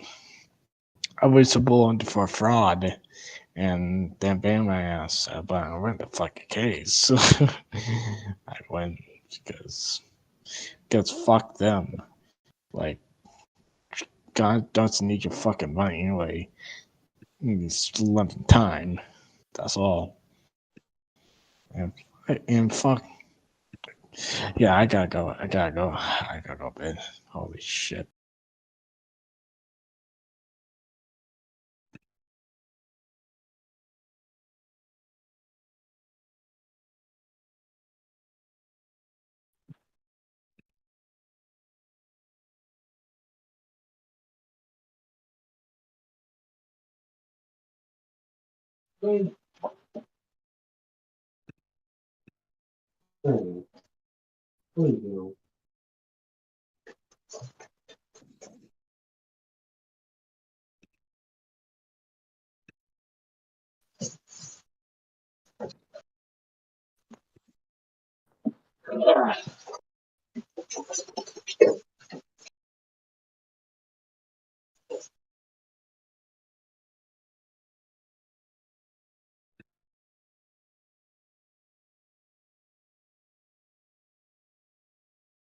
What's with all the silence? You got something you want to talk about?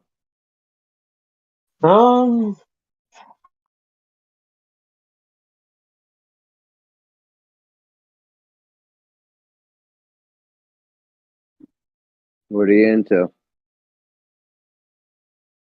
Who? Yeah, what are you into? Me? Yeah, The what do you like? moment? What do I like at the moment? I like magazine capacity and vicious dogs. Owning vicious dogs. Which Sounds I fucking don't. dangerous.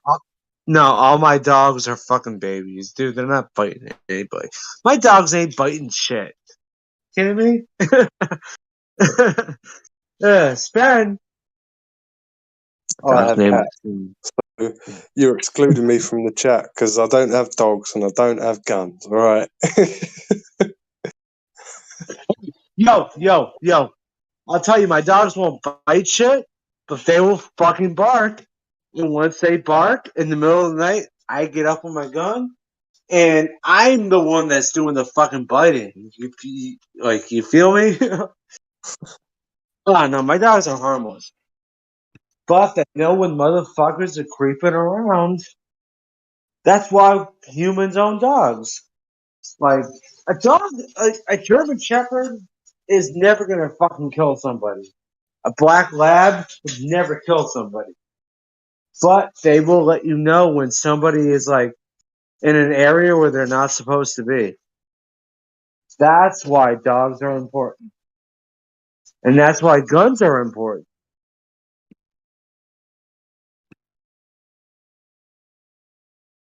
Now, if you have like a Caucasian Shepherd or a Tibetan Mastiff, like that might be different. Like, you don't even need to break out your firearm. You know, your Caucasian Shepherd or your Tibetan Mastiff or your Kangal, like, they're gonna handle the fucking problem. Not my dogs. My dogs are fucking American bred. Like, they ain't doing shit.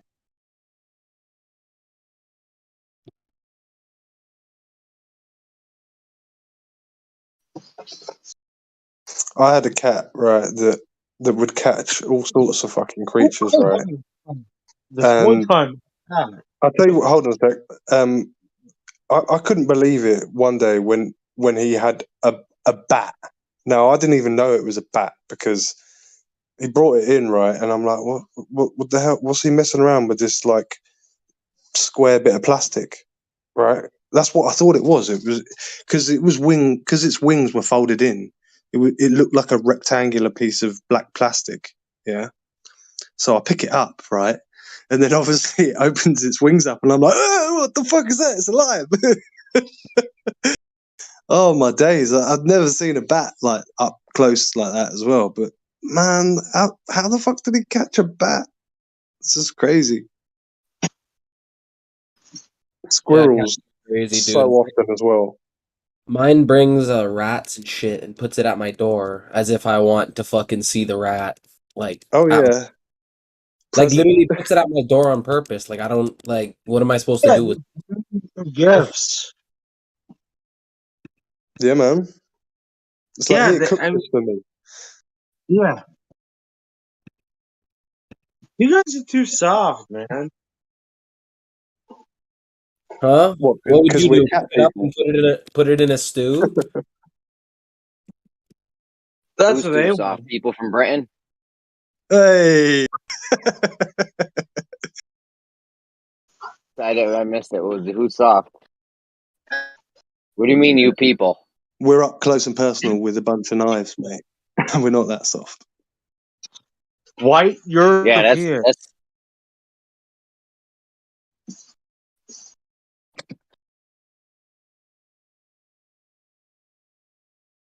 Whoop whoop. Isn't that right, Jamie? You after me, mate? As I just proved, white Europeans. Everyone, shut the fuck up. Like, I'm a white European. and Australia. Don't forget the Australians. No, well, fuck Australia. Hey, we're colonists. We're separate again. Well, yeah, but the thing is, Australia does not have firearms to protect themselves. Who has all the firearms? Yes, we do. No. They're just not legal, mate. No. They're just not legal. The most populated I thought you people guys had legal guns in there. are white Southerners. It's just like England Oh, as there well. are. There's guns here. Yeah, we have legal ones. Definitely. I seen Just can't go livestock down and buy a smoke fully in Europe. automatic from the chemist, mate. That's all. But I mean, we have to think between too. So I guess it's like projection. I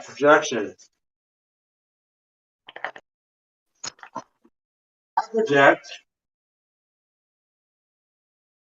Somebody's hot micing. Yeah, but the thing is, like, I have 5 magazines. So, I mean, what's the difference? The difference of what? Don't let your wife find them. No, she knows they are. And not only that, she knows how to shoot the gun, too. So, that's fine. I've trained her very well. You're a dead man walking. Why? Not my island. This guy's a dead man. Dude, I am the weakest person in my neighborhood. Come on now. Dead man walking.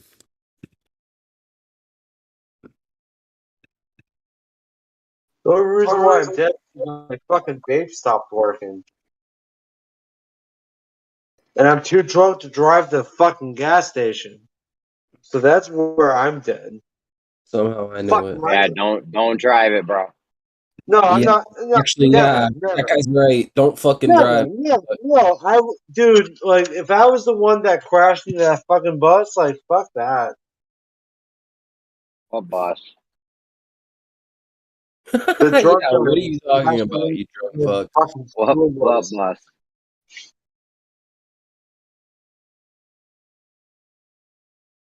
But I'm also so fucking intoxicated, I might be putting the batteries inside my fucking vapor. Stalker. You're using vapes with batteries still? Yes. We just buy like cartridges here. Oh, I'm obsolete to you. I'm sorry. Obsolete. I mean. Mister doesn't have a fucking rifle that holds 45 rounds. Wants to talk some shit. Fuck you. Hey, how do you know what I have or don't have? First of all, I'm an American. Wait, dude, bro, whatever you have can either compete with me or it can't. And if it can compete with me, it depends on who's better at shooting. Well, That's A, all I'm it not is. about to have a gunfight with you. And for B, I am an excellent shot. I'm saying. Either it can or it can't. Let me put my batteries back into my vape. There you go. Get your battery straight. Take them out of your take them out of the dildo, put them in the vape.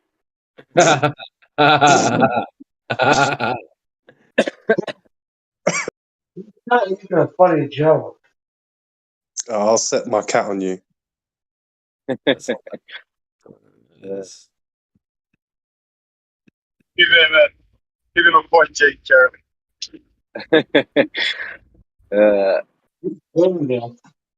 And I'm on day 4, no cigarettes. Good for me. That's not impressive. But you're vaping now. Yeah, what a fucking what? Oh, right. No, see, that's the problem. Like, I'm vaping, but I'm not smoking fucking cigarettes. But that's like saying I went 4 days without smoking crack, but you're in the meantime tweaked out on meth. Yeah. Well, yeah, but you have to. No, shut the fuck up. You would have to equate vaping, using an electronic vape to smoking meth. When I use my vape, I'm not getting fucking artists to rob my neighbors. Drunk idiot. I mean, come on now. I was That's comparing ridiculous. cigarettes and vaping to meth and crack. Yeah. It's No, an analogy, genius. all I'm doing is, like, all my nicotine cravings, I'm putting into something else, so that's better. It's not the same You're thing. still getting nicotine. There's no nicotine in that vape. Right, yeah, I get it, but I'm not smoking cigarettes. Therefore, my lungs do actually take a break. I've done it enough times to realize there is a difference between smoking cigarettes and smoking a vape. When you smoke a vape, you do feel healthier. I don't understand why that's a fucking problem to say. It's true. I actually quit smoking cigarettes a while ago. Yeah, and you 'Cause I- also 'cause I- you also live in a tent with a fucking 7-year-old. So Bro, shut the let him fuck finish, up. man. I live in a town with a 7-year-old. You said you live in a tent, No, like a a fucking tent. tarp. You dumb piece of shit. A fucking tent. Listen, What don't what a drunk fuck. diss my tarp You house. need to eat something, actually. You need to go eat something, bro. Don't diss my tarp house, bro. It's banging. Well, I wish I lived in a tarp house. I thought about it, but I haven't. Bro, I got a done raised it. ranch. We're balling A around here. raised ranch. Yeah, Yeah. raised ranch. It's a type of house. I got a fucking in-law apartment. I got 2 kitchens, bro. 2 kitchens. An How many kitchens you got? apartment. Damn. You have How many fucking kitchens you got, bro? I got 2 refrigerators. 2 This You sinks. got to marry somebody to guy's got gain property. God damn. You said 2 an kitchens. in-law ranch. You had to I've got marry somebody to become an in-law. I've got 6 fingers. How many Yes, fingers you got? First of all, you don't need to be married to have an in-law apartment in your house. It's called a raised ranch. I am married. And I did not teach my wife how to use a gun. I'm the smart one out of the 2 of us. Oh. So your wife is inefficient in combat. Oh, she'll fuck you up today and bake you cookies tomorrow. Not if you didn't teach her how to use the fucking weapon, you dumb piece of shit. You already said you did not teach her. I almost regret inviting you here, man. Yeah. This is your boy, Jimmy Jam. Well, no, it's from the other server, isn't it? It's your boy. It's from America. It's one of your boys. Like, That's my American boy. It's all good. You're good.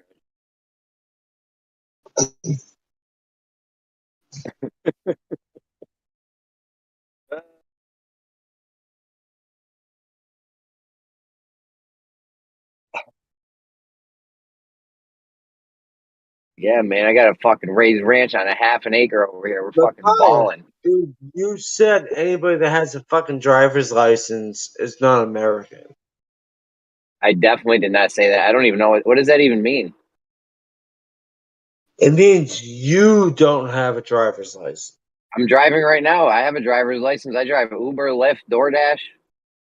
I'm a professional driver. I make money driving. Besides, you make money with the driver's license. That's what you're saying. Yes, I make money with my driver's license. Yes, and my vehicle, and my body. That is opposite of everything you were saying the other day when I was like working on your conversation. I have never talked to you before in my life. Before right Yes, now. you have. I've been listening. You dumb piece of shit. Like, I've never heard You're of not you. talking to him now, Jeremy. You're talking to the drink, I think. Not it. I haven't been in 24/7 in months. that was on Nathan's server. That 24/7. I've never been in 24/7. Yeah, I haven't been on pseudoscience versus pseudoscience in months either. You just said the other day, dude. You were arguing. Use I your was high listening. voice. Use your high voice.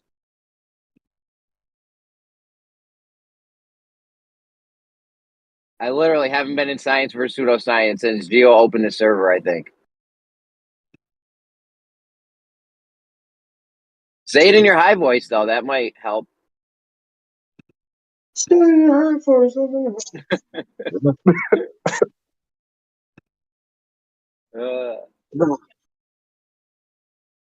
I think this is the perfect advert for alcohol is bad.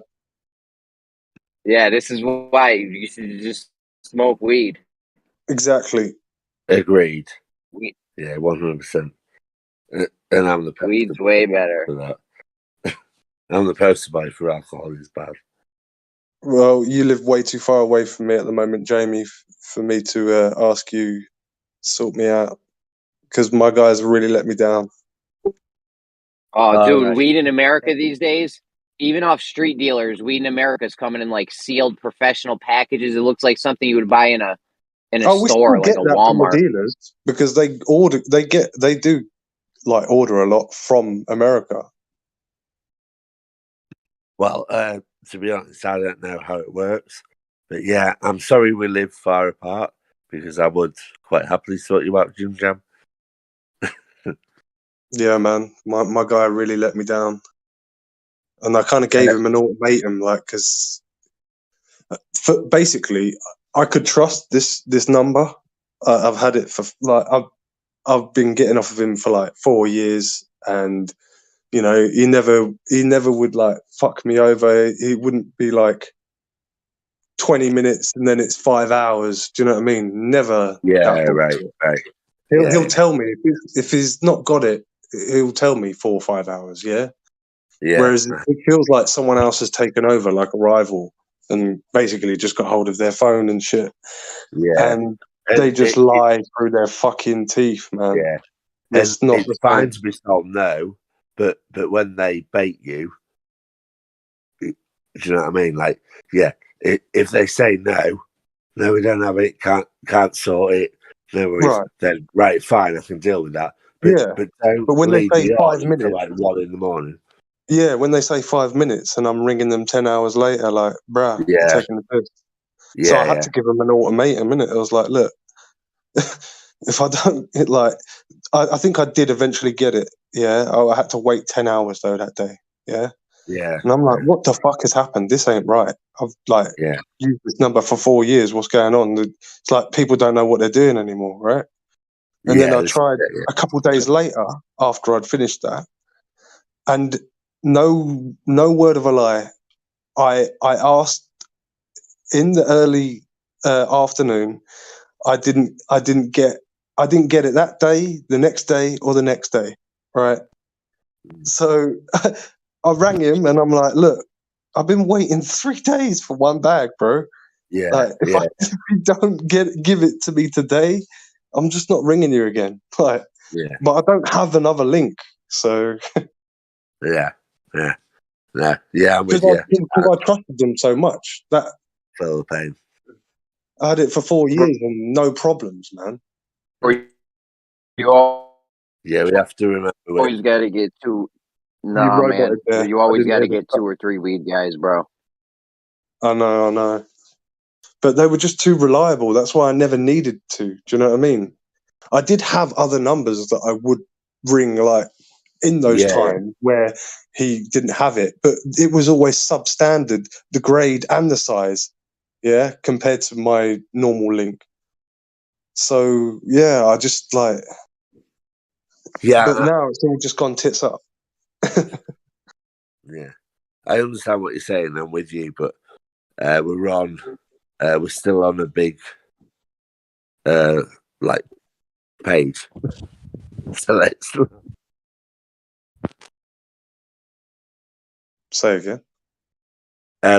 So people are listening. So oh yeah. Don't name obviously like places or names, yeah. No, yeah. But we can still talk about it. They ain't going to be able to.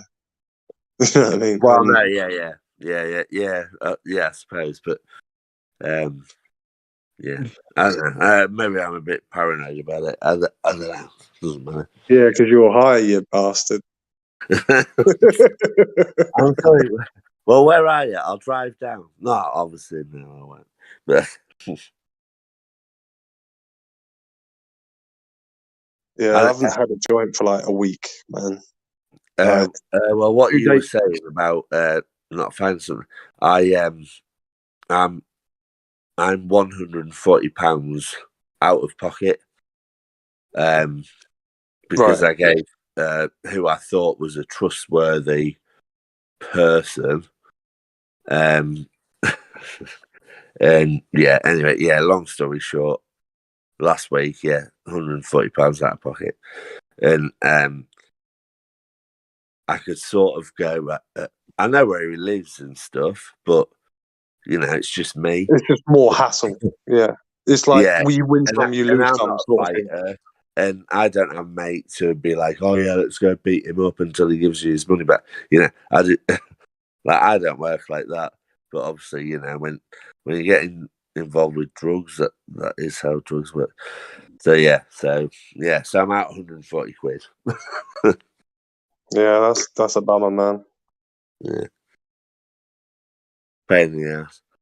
And also, so I'm out 140 quid, and now with this petrol like crisis thing going on, I drive a Suzuki Swift, and it usually costs me about £45 to fill it. I filled it yesterday. It cost £67 to fill it. Jeez. Because of the petrol thing. So, like, I was stood there, like watching the like the numbers tick over, going, "Is this ever gonna stop?" It's terrible. £67. It's usually 47. Crazy. That is mad. Are you from London? Near London, not like 30 clicks north. Okay. Yeah.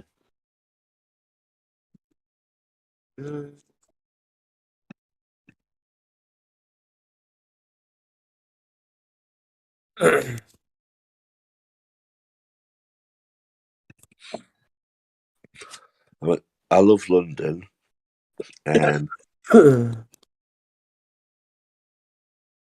look like I'm a bit of I'm a TV geek and stuff. So I've always wanted to go to Elstree Studios in Hertfordshire up there. But I got I'm on a Applause store. So in March this year, I went down to TV Centre in Shepherd's Bush, or White City, or whatever it is. And I went to watch a recording of QI. Yeah. It was really good. I thought when I said I watched a recording of QI, you'd go, wow, that's amazing. No, I was like fucking. I was daydreaming into thinking like something else in my mind, innit? So I kind of was half listening, innit? So I didn't even hear where you said you went to what town to see that. What's the recording? London, like it's Shepherd's Elstree, Bush. Borehamwood. Elstree in Borehamwood. No, I was talking about. I wanted to go to Elstree to see the studios and stuff, but no, I got tickets to watch a recording of QI that was at TV Centre in Shepherd's Bush. Right. Like in White City, like the old BBC place. Yeah, QI is a funny show, man. Yeah, I love QI. I love it. But yeah, it was really weird to walk in, and obviously you see it on the TV, but when you walk in, there's you're in the studio and stuff. It was interesting. Kind of kills the magic for when you're at home and you've seen it from a different perspective. So Yeah, it sort of does, but for me, it doesn't kill the magic because I'm like, I just love it. I love to see how it works and stuff. But I sat like near so they've got the bank of seats, like tiered seating, and then they've got two sort of sections of seats on the floor. And I sat like one row back in that. So like it was a really good seat. I was dead close to the thing, but in hindsight, I would have preferred to have sat in like the bank of seats so that I could see what the cameras were doing and stuff. You know, just bigger picture. Yeah. I like that. But anyway, it was really good. It was a Christmas special, so it was in March. So if you watch the QI Christmas special this year, it'll be that one. I was there, and the celebrities on it, obviously Alan Davies, but it was Aisling B. Yeah, and yeah. It was Giles Brandreth. You know the posh guy? Doesn't ring a bell, the name. Giles Brandreth. Google him, you'll recognise him. Yeah, I'll probably recognise the face. And the third guy, I can't remember his surname. It's Chris something. But he's a blind comedian. You may have seen him before, I don't know. Chris. No, I don't think so. I can't remember his surname. But Chris something, blind comedian. He's been on 8 out of 10 Cats and stuff like that before. Yeah, I used to like that a lot, but yeah, I don't remember no blind guy. I'm sure he would have got ripped for that on 8 out of 10 Cats. Yeah, well, yeah, yeah, right. Yeah.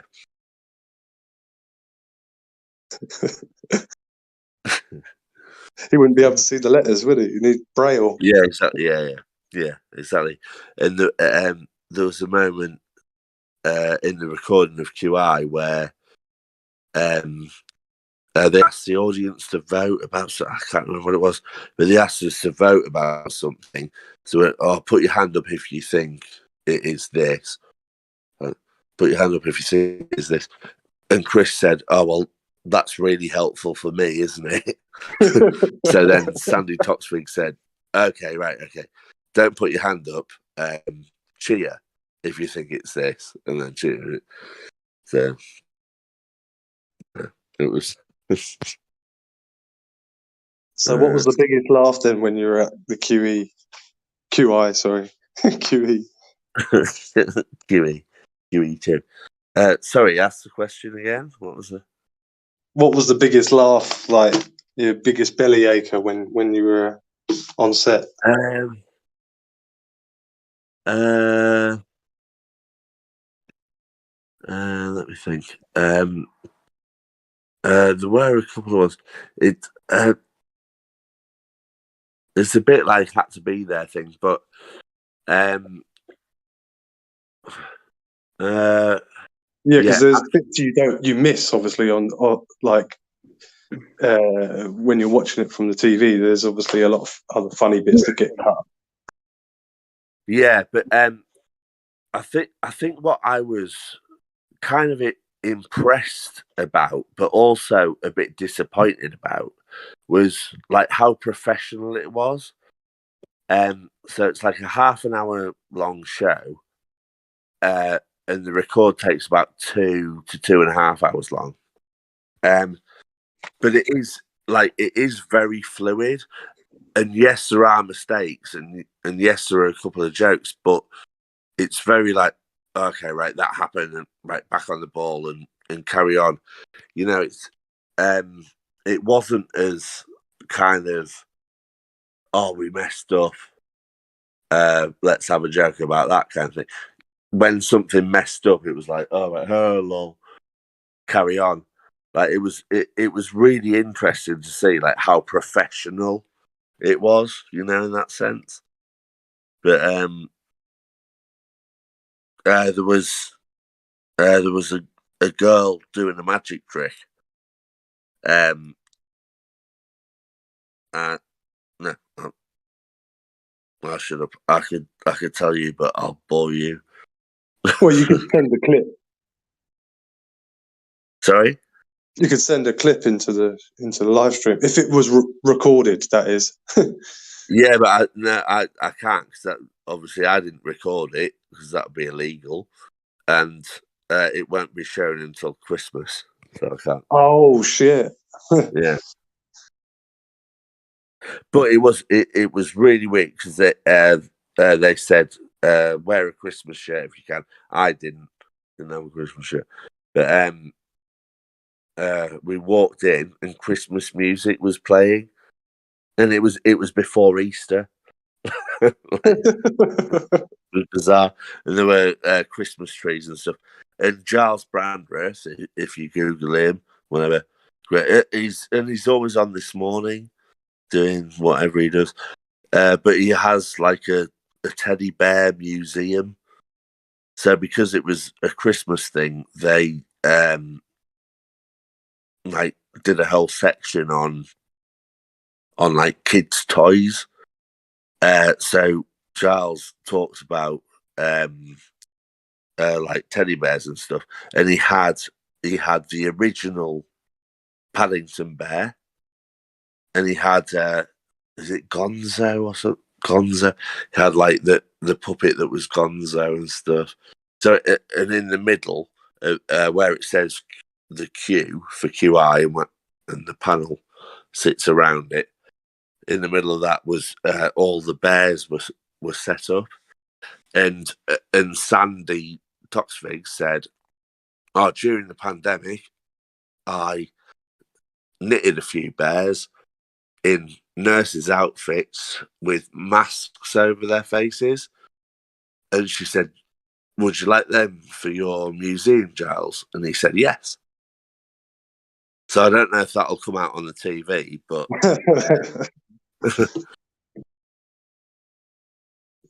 yeah. But yeah, so yeah. So that's what. That was one of the most memorable bits for you then. yeah, pretty much. Yeah, fair enough, man. Yeah, I'd love to go on one of the 8 out of 10 cats ones. Yeah, it's good.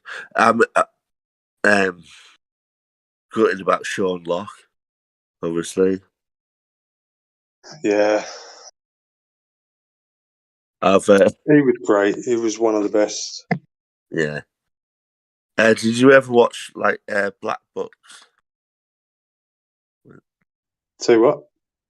Did you ever watch Black Books? Black Books? No, I don't think so. And it was just an in to talk about Bill Bailey. Yeah. No. Go on, tell me about you anyway. What? But I've seen them. I've obviously seen a lot of Bill Bailey on 8 out of 10 cats and Yeah. other ones.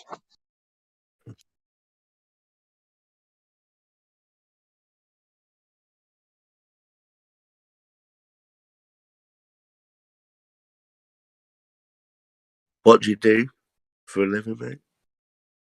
I'm not working at the moment. I normally work in kitchens though. Oh, right, okay. Like chefing or Yeah. I'm front of house. Front of house, eh? Yeah. Yeah, I much prefer back of house. Fuck dealing with customers. Well, yeah, I prefer front of house because it's like, well, to me, it's less pressure. Than I don't envy your job, but I love the old famous argument like between front of house and kitchen. Yeah. Yeah. Always at this. war, those two departments. Yeah. Watch. I don't know where it is. It might be on Netflix, but watch Boiling Point with Steve Graham. It's a brilliant I've film. heard of it. I don't think I've watched it though. Yeah, it's only about 80 or 90 minutes long. And Oh it's wait, about... Ramsay, Gordon Ramsay. No. It's called Boiling Point, and it's Steve Graham. You know the famous actor. I can't put a face to it. Tell me a program or a film he's been in. He was in This Is England. I haven't seen that for so long, so I couldn't even remember all the characters in it. Okay, hold on. I'm gonna Google him. Stephen.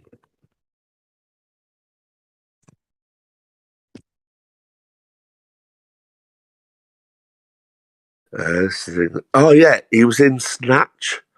Do you remember? I know Snatch well. Yeah. You know, what's his name? Bloody, the main one in Snatch. What? Jason Statham or? Yeah, Jason Statham. So Jason Statham's like sidekick. Yeah. The main guy in. Yeah. Oh, Yeah, right, that's his name. That's Oh, Steve right. Graham. That's Steve Graham. Okay. Yeah. Yeah. Line of Duty and everything as well. That's line. Yes, exactly. Yeah, Line of Duty in that. Yeah. Yeah. So he's in this film called Boiling Point, and it's really amazing, especially if you've worked in the kitchen before. It's even more powerful. I think it's a great film for everybody, but it's even better, if you've worked in the service industry and whatever, You can relate. Yeah, and it just tells a story right, with that the little bickers between like a waiter and a chef, and it's really well written, and it's also it's all like real time.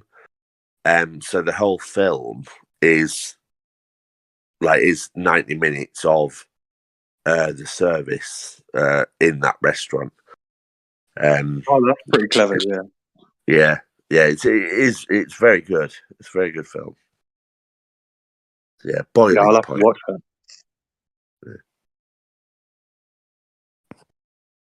I mean, you must have seen. Have you seen Waiting? The American film. No, I don't think I have. Ryan Reynolds.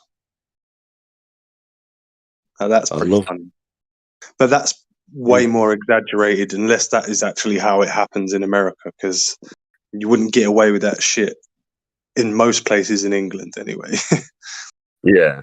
Spitting in food and shit like that. Okay, yeah. Yeah, no, I've never seen that. Yes. Funny. Yo, Jamie. Yo. You finally figured out how tides work? How ties work? I think so. Good. What are you guys talking about? Talking about like films and programs to do with catering. Have you seen the film Waiting? No. Fair enough. Did I figure out how ties work?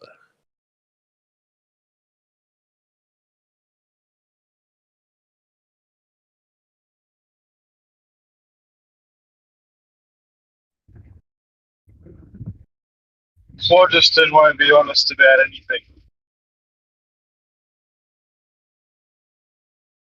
Are there any good Australian films about catering, huh?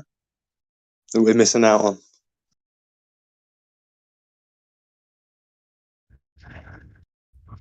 No. Not that I can think of off the top of my head, anyway.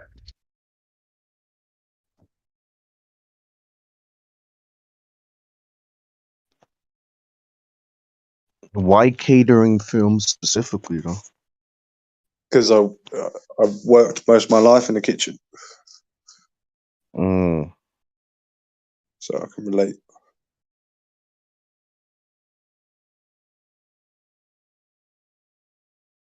All the funny little wars you have between departments.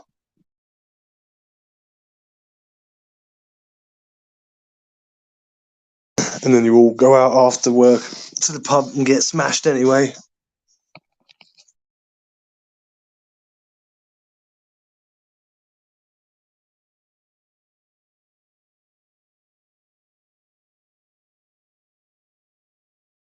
But yeah, when you mentioned Boiling Point, I was just thinking of the Ramsey thing. Have you seen that? Most people have surely seen that. The new one. No. Ages ago, it was undercover. Like Ramsey didn't even know someone was filming how his service goes. I'll send it in. I'll send it in. Yeah, send it in.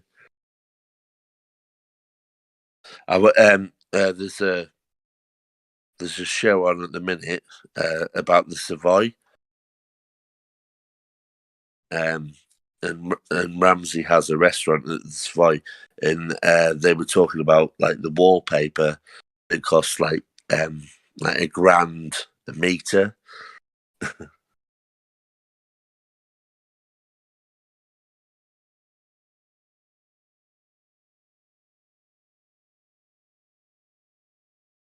Sorry, what's that? Savoy.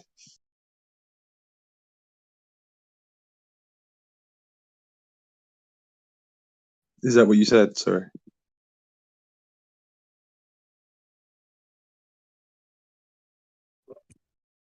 Yeah, talking about Ramsey. There's that program on at the minute about the Savoy. I don't know if you've seen it. It's like, nah. I don't really watch much TV now, so. Okay, well, it's like a behind the scenes thing about the Savoy. But Ramsey has, I know, some restaurant in there, but now he's got the Riverside restaurant in there.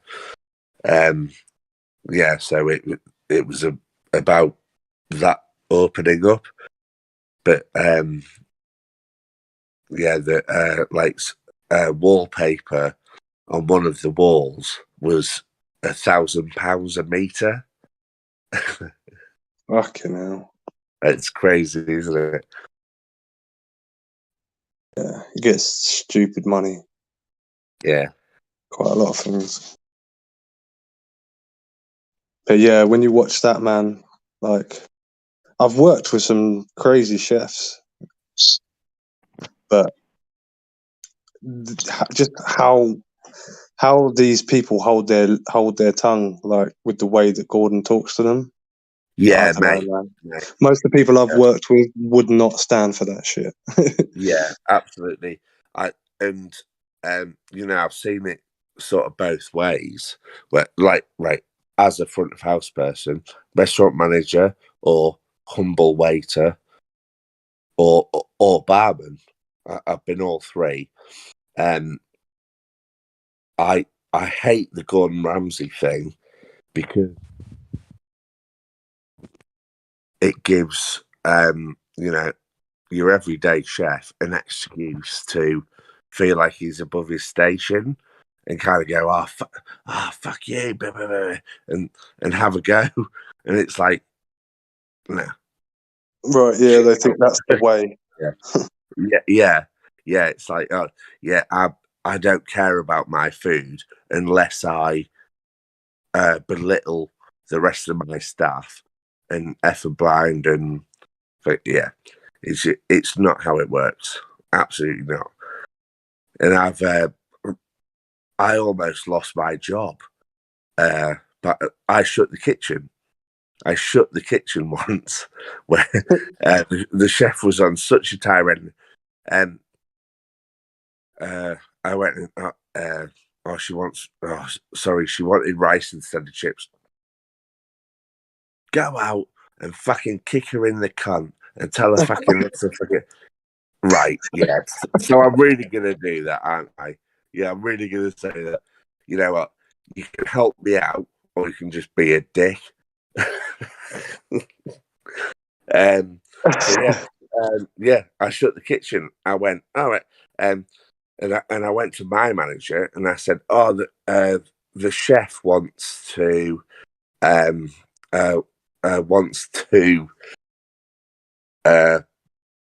beat customers up. So I'm shutting down. And of course, I wasn't playing that game. Of course, I know he didn't want to beat anybody up. It was just, he was angry.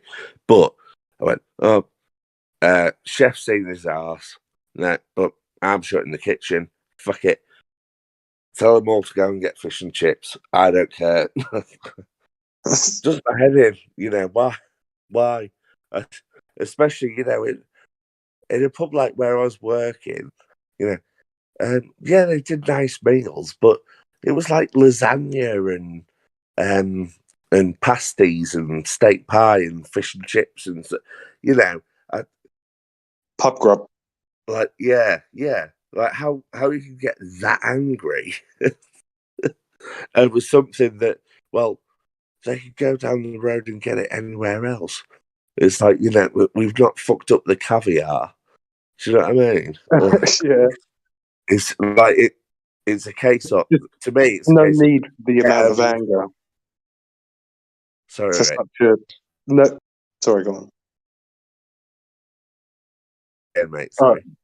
What you were getting at is like, no need for so much anger over such a cheap dish, you know, like either you've run out of, like, what was it, say someone wanted chips instead of rice, like maybe he was pissed off because he'd run out of one of them things and he can't give her that, you know, and then what's his excuse? And right, he's got to find another substitute, you know, that's how things go, but it's not the end of the world, right?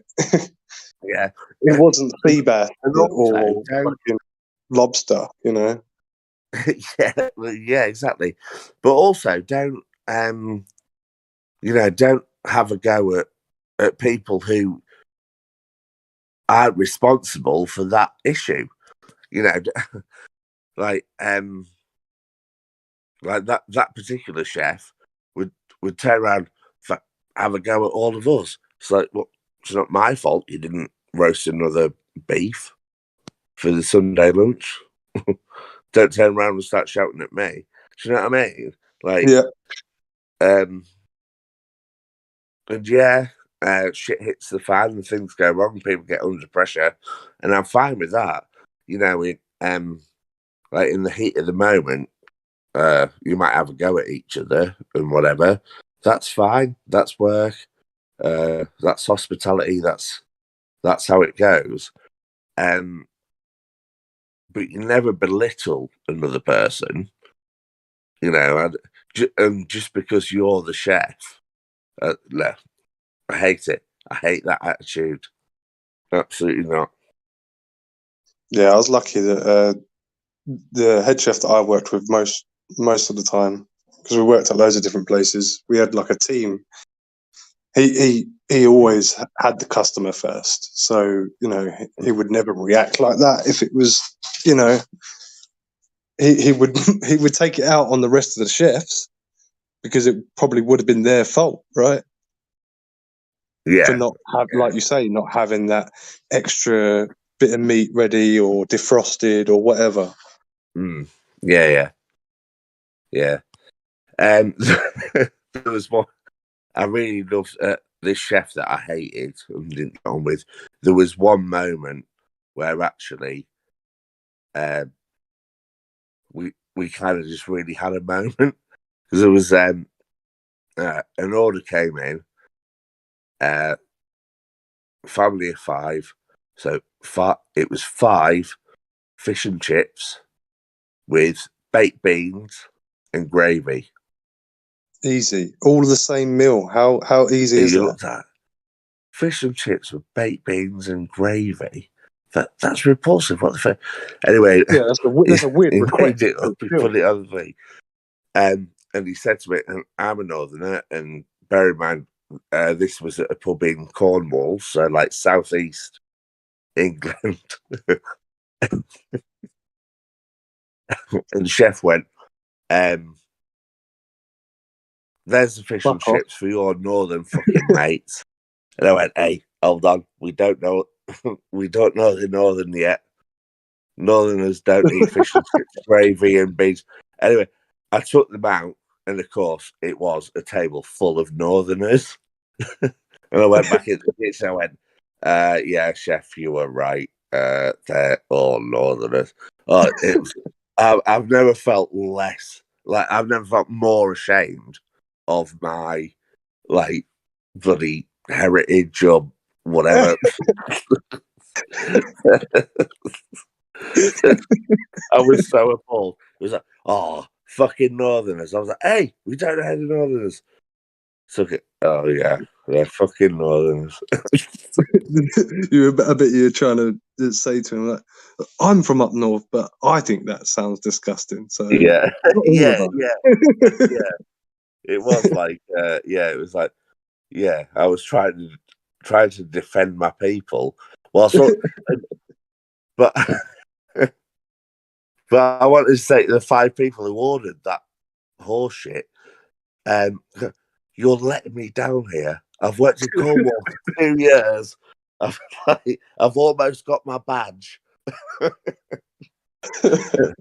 And here you come, fucking ordering fish and chips, beans and gravy. What the hell? Yeah. Yeah. You do get some weird requests, don't you, though? Oh, yeah, you do, yeah. Yeah, 100%. What's your favourite meal? What that I've tried in a place that I worked at. I tell you what, if I'd not worked in kitchens, I don't think I'd have ever discovered dauphinoise. Oh, And yeah. Brilliant. when it's done right, oh my god. Yeah. Fucking amazing. I call them dolphin noises. I want dolphin noises, potatoes. Yeah, it's amazing, isn't it? Yeah, it is. Yeah. If it's nice and creamy and garlicky and even cheesy sometimes as well. Yeah. Yeah. Oh, it's perfect. And I don't know, again, not a chef, but to me, the best thing to go with dauphinoise potatoes is like a piece of gammon, like gammon steak. Like, I'd have beef. would you with dolphin noises? Would you? Yeah, I would. Yeah, that would be banging. Yeah. Instead of chips, like class Chips, it up. Oh no, you don't want chips with it because it's already. No, I'm saying instead of chips and steak, dauphinoise and steak. Oh, sorry, yeah. Got you. Yeah. Understand. Yeah, I'm with you.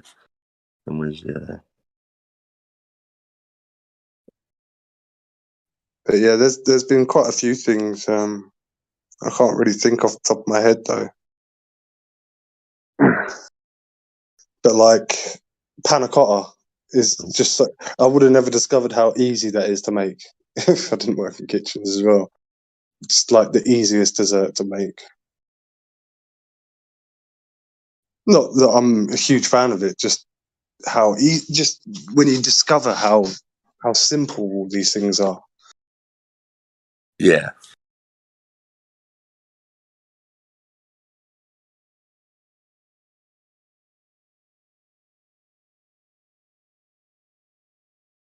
Yeah, I'm actually trying to think back now to other things that I was like, oh, I've never seen this before. What is this?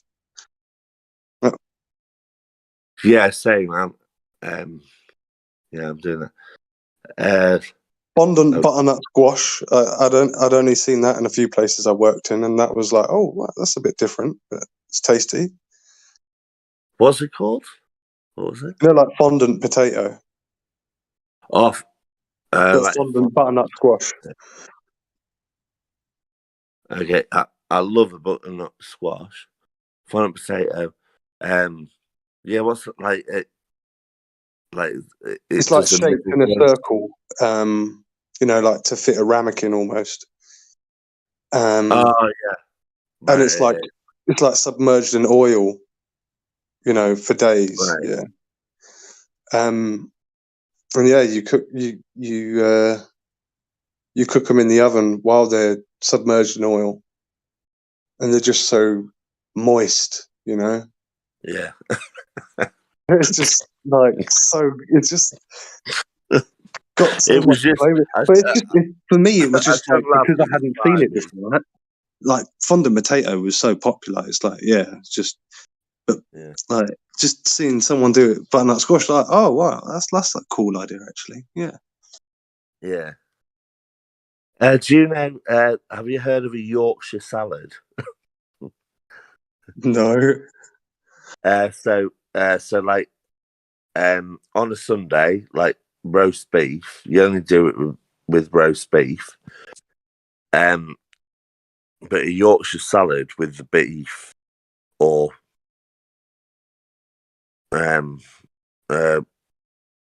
controversially with the Yorkshire pudding as a starter, or however it was. But it's like basically on a plate, you fairly finely chop an onion. For me, preferably a red onion, but I think it would be just a white onion really in the olden days. But yeah, for me, red onion, cucumber, finely chopped on a plate, and then you pour vinegar, malt vinegar over it, and then like grind some pepper on it. And you can have that with Yorkshire pudding as a starter, or you can scoop it up onto your beef for your main dinner. Yorkshire salad. No, I've not heard of that before. Yeah, and it sounds weird. It sounds awful, but it is amazing. It's really good.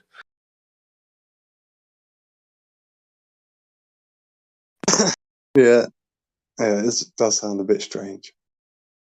Yeah, but it's good. I promise. But like things I didn't like, ox cheek. No, not for me. Too tough. Yeah, I wasn't keen on that. Right.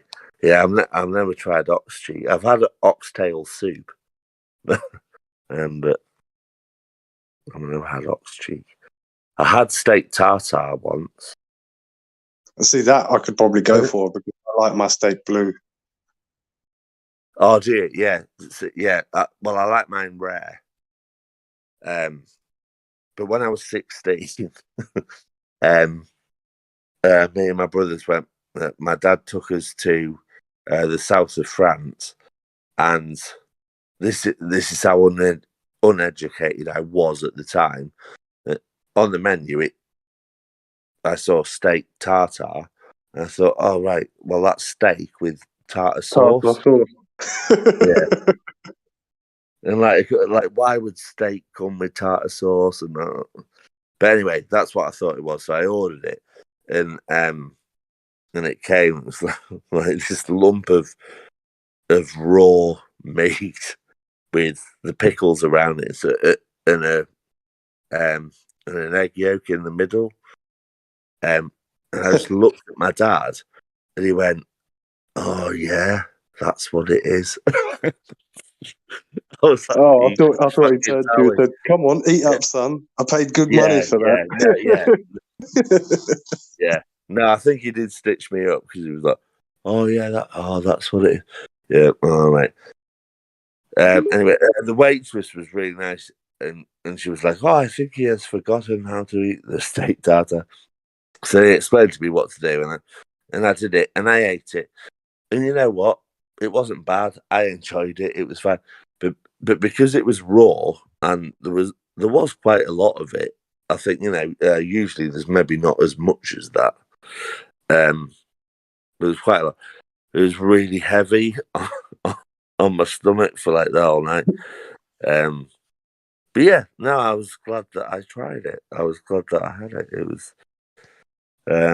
Yeah, fair enough, man. Yeah. Good evening, gentlemen. Howdy doodly. Hola.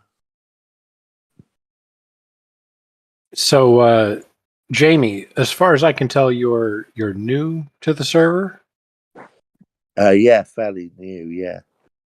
So I've been in voice chat off and on today. It sounds like you've gone through the ringer. You have certainly been given plenty of attention by the server regulars today.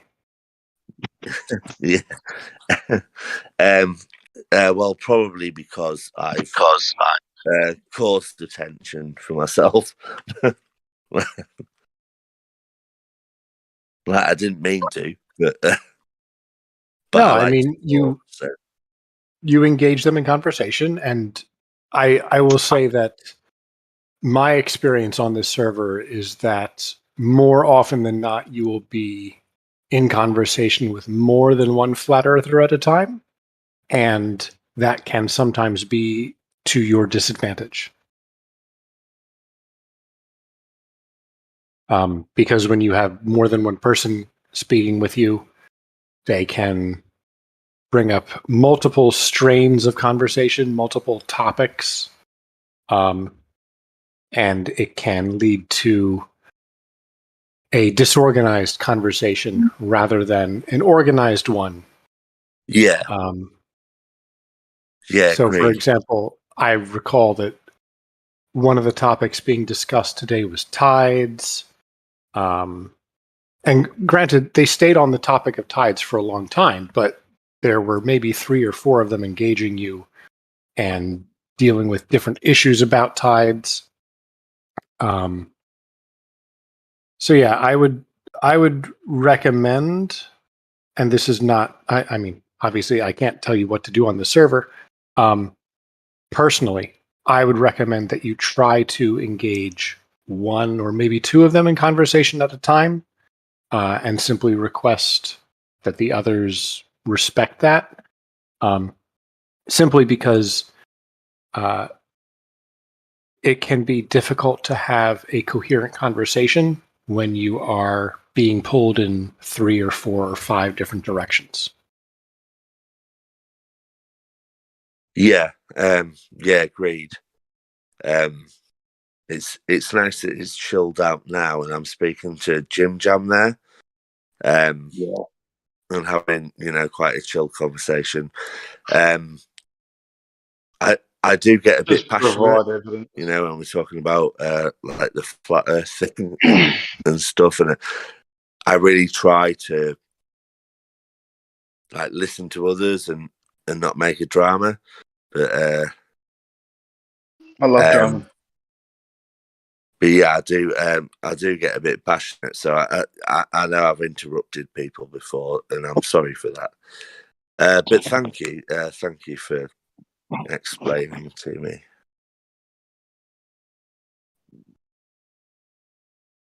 May I ask? Sorry, I hope that made sense. I lost what you were saying, Night Sky Jeff, because my phone wasn't on charge, so I was losing some audio. But I hope you've heard me and understand what I'm saying. Yes, I heard you fine. May I ask 2 questions? What brought you to the server, and just what is your background in general?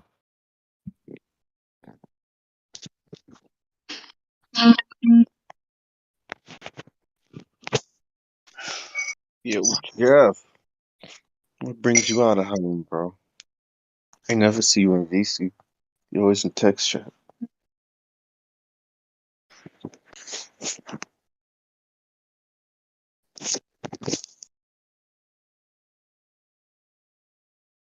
Hello? Your mic's a bit dodgy. Nate. Dodgy? Yeah. Very dodgy, Nate, as usual. Is that better, Jim? Yeah. Terrible.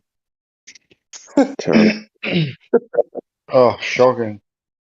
Oh, man. I can hear you very clearly. It's terrible. I've turned him down. Clearer. Make more sense of it. Yeah, I was just saying, Jeff, it's surprising to see you in VC. I was just see you. Take your phone out your ass, bro. No. Can you guys really not hear me? At least You're fine, mate. You're fine. I can hear you. Yeah. So why ain't you replying then, Jeff? I think your hot mic made. That's a a joke. joke. That was attempted to be a joke. It was a good one.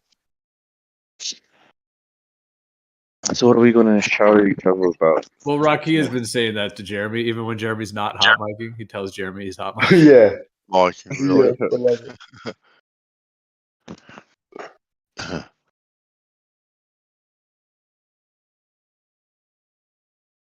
No, I think we've settled it all. It's all settled. It's all pseudoscience. They know that. And then they just argue and get angry and ad hom because of that reason. Yeah, it'd be a Is tough anyone job there? to try to defend that globe. That's a toughie. Very Like much you really so. have nothing, but it seems like a colorful outside. Like the outside of it looks colorful, meaning there's all kinds of like data and government things and things that it seems like on Google that back it up. So it's like a enticing thing to try to debate, but there's just nothing there. There's nothing. No. There's no Geo, would you Zealotry mind? and dogma. Yep. And then they have to try to defend that in a logical way. It's rough. Geo, would you mind answering a question? Do you have any idea how high above the flat Earth the moon is? At arm's length. So it begins.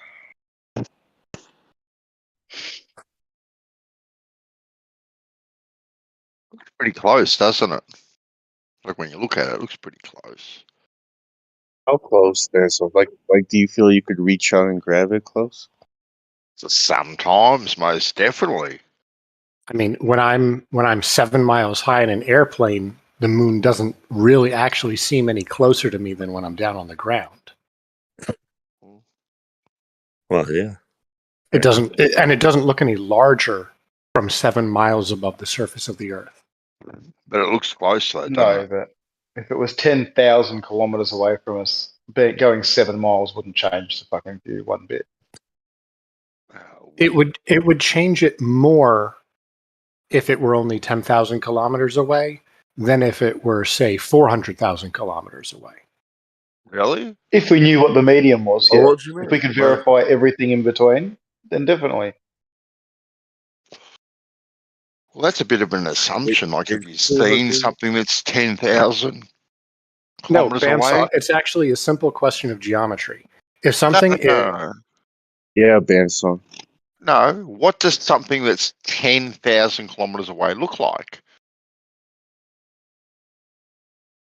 Do you have a photo of something that's 10,000 kilometers Is away that we size. can like? You're dealing with an yeah, object well, that has an what it apparent is. angular size of half a degree. What does the mountain look like 10,000 kilometers away? Well, you won't be able to see it. You couldn't see it? The mountain. It's a simple question of geometry. If you say that the moon is 10,000 kilometers away and it has an angular size of half a degree, then if you get closer to it by, say, 12 kilometers, its angular size will increase by a mathematical amount. Okay. If instead the object is 400,000 kilometers away and it still has an angular size of half a degree, then when you are 10 kilometers closer to it, its angular size will increase by a much smaller amount than if it were only 10,000 kilometers away. If we could compare the two, you're correct. And without an atmosphere. But we can't do that, can we? It's one or the other. Making And there absolutely is an no atmosphere. assumptions about the medium between us and the moon. Oh, for fuck's sake. Sure. So you haven't made any assumptions about the medium between us and the moon. You're just Right. taking it purely on. I have you're just- assumed just no taking refraction. You're just taking it pure. Okay, then. Assumed absolutely nothing, and so this is what it should look like. But yet we are looking through something, so there has to be something there that you have to take into consideration. Okay, Well, so there then is. let's quantify I the don't know. effects. Let's Sorry, quantify go the ahead, effects of the medium we're looking No, through. you can't.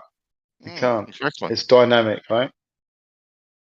It's How would you dynamic in do such a way. Wait. It's dynamic in such a way that everyone on Earth sees the moon at essentially the same angular size. That is an impressive dynamic medium that we're looking through. No, Because your surely on a flat Earth, observation. surely on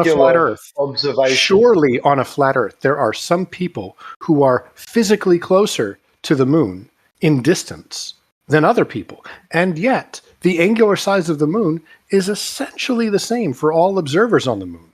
Well, how much Excuse me, Yeah, closer? for but all it's observers on the calculatable. Earth. It's mathematical, as you said. It's not visible. It's mathematical. Samuel Rowbotham, for example, thought that the moon was only 3,000 miles. I think 3,000 miles, I think he said, above the surface of the Earth. And this was back in the 1800s. Surely our observations and calculations and measurements have improved since the 1800s, right? Really? Why? Why? Why have they? Why have they? Aren't we progressing? Aren't we getting better? Or are we regressing? Are we? Are we getting better at measuring things now? Well, I mean, Eric Dubé seems to be under the assumption that we can measure the Earth to be flat today. Okay. Really? And So can we measure things more accurately today than we could 200 years ago? I would say, It's incremental. What is What are you measuring? incremental? Well, think about it. So if we're measuring things accurately, it's down to the increment with which you measure them or the tolerance. And if you're going to go into the realm of stuff that no one can actually verify, fucking like, atomic clocks and shit like this, then you limit it to something with a physical Yeah, but increment. that's a good point That's Jeff simple. makes then. Is I'm talking about the angular size of an object, which we can measure very easily. Okay. It's down to optics, though, isn't it? Yeah. To even apply Hello, that to it, you'd optics. also have to verify what the moon is. You'd have to verify that it's even a physical object. For example, a rainbow doesn't function to the normal angular size that a physical object would. I'm not saying the moon is a rainbow. I'm just saying you'd have to verify that it's a physical object to then apply a phenomenon that you are applying to physical objects. Well, it is a physical Behaves like a object physical because- object. because So it reacts I'm gonna and- treat it like a physical object. Yeah. It reacts with the Earth, so it's definitely there, and it definitely has a it has something where it reacts with the Earth. So the moon is there, and the moon is something, and it's made of rock, and we went there, but I know you'll disagree with that. But, For me, as an amateur astronomer, when I'm looking at the moon through a telescope and I see the darkened portion of the moon, I see the darkened portion of the moon block out stars behind it. I also see, so that in and of itself implies to me that the moon is a physical object that can block light. And I know that radio ham operators, when they're bouncing a radio signal off of the moon, if they were to aim their signal not at the moon, they don't get it to bounce off the moon. So when they get their signal to bounce off the moon, that again implies that there's something there physically that can reflect their signal back to them. Wow. It could be the same thing. Those are some of the reflecting reasons that light. I believe the moon to be a physical object. Well, it doesn't necessarily mean it's physical because something's reacting off it. It could be an energy source that thing is acting off. So you're making a lot of presumptions there, actually. Are you saying the Not only energy that- source might not be a physical thing? Well, The source of the energy isn't physical? it might not be I as don't think physical they're in nature as like that we he made can there. I think picture that like a it's- rock. It's pretty standard based in science, fact. They aren't assumptions. Seriously, Santa, These are the things that have meme been that tested. you just painted, the meme that you've just posted, is the moon transparent? Would you like me to address that meme, or do you just like to post memes? No, This is no, a choose your own adventure thing. Excellent. Okay, so let's use the heliocentric model because that's what that meme is ridiculing. In the heliocentric model, the moon is in space about 240,000 miles away from the Earth. In between the moon and the Earth, you have appears blue in color. So when you are looking at the moon, 240,000 miles away, through, say, 100 miles of Earth atmosphere, and the Earth atmosphere looks blue, you are going to see blue light in front of the moon. It's similar to if you were looking at a partially illuminated object in a completely black room, but you are looking at that partially illuminated object through a piece of blue cellophane. So no, the moon is not transparent, because even in the situation you've posted in that meme, if it were close enough to like dusk, if for example Venus were visible, you could even see that quote unquote transparent part of the moon obscure the light of Venus as it passes in front of it.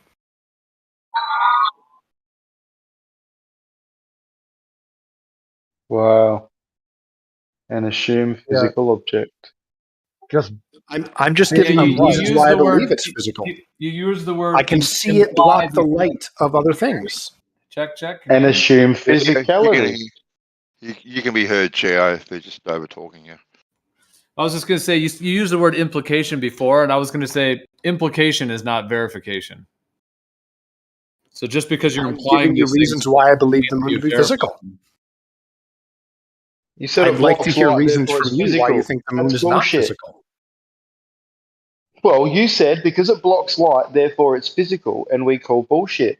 There's a nice swimming pool experiment where they send a vortex from one end of the pool to the other, and it creates a shadow at the bottom of the pool, a perfect circular shadow, right? And that's through a vortex. So nothing physical. It's just manipulating light or bending it to a point that it can no longer get through. Water's not physical? You didn't listen. Oh, fuck me. Come on, mate. Yeah, I think I have that Christ. experiment. Gio said there. Pleomorph. Is that Pleomorph who just posted that meme? Or is that No, somebody God, posting no, I the don't meme to post memes. Pleomorph? Okay. The meme. Oh, that was Santa again. Conspiracy Santa. The meme that you've posted there about the moon disc going into water. If you look at the bottom center image, that's not a phase of the moon that we ever see. Oh, hold on, let me have a look. So if the person just did pictures with only phases that we see, what, you couldn't debunk it? For fuck's sake. Pretty much. That's kind of what he's saying. That's kind of what he's saying. He posts something without context. I'm simply saying that the bottom center image on that meme is not a phase of the moon that we ever see. So what is that meme trying to suggest? Yeah, but that also, you don't. Why do you guys trust that image? Where did that image come from? You can reproduce it yourself. Here on Earth. I know I can reproduce it myself. Okay, what does it tell me about the moon? It's not the Earth. Someone made it a meme like that. Like what? You know, is that a reliable image? Did you see the person who took that picture? Was that Matt? Yeah.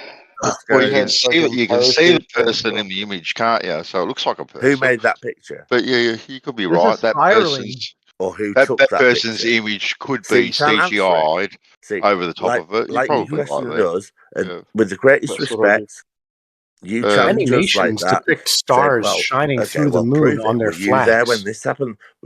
Can you do this? Oh, it's a dead Did you pixel. do that? Were you up in a balloon to see the curvature of the Earth? Were any of you there to see that picture that is, I'm sorry, so Facebook memey with its meminess around it? And no, this right here like, is a meme Facebook one. How is that? That looks real. weird. I will accept it Straight from China. if you show me. Stop crying. I'll start giving you some somebody real taking that Facebook picture memes. instead of the words around it, going, "Oh yeah, oh you globusters, you silly buggers."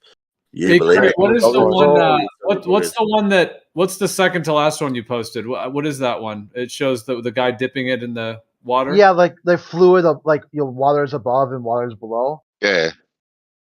So it's showing how fluid can block light, or it could cover up. Even if you want to go with it's a physical object, sure, it could be like moving in and out of water. I'm pretty sure the YouTube video that meme is from, the person is saying that it kind of looks as if the disk of the moon is coming through a barrier or through the water, And in the YouTube video that I've seen, they say that this is a possible explanation for the phases of the moon. But the problem is the bottom center image is not a phase of the moon. Out of the last two pictures that Crit said, which one do you have more of a problem with?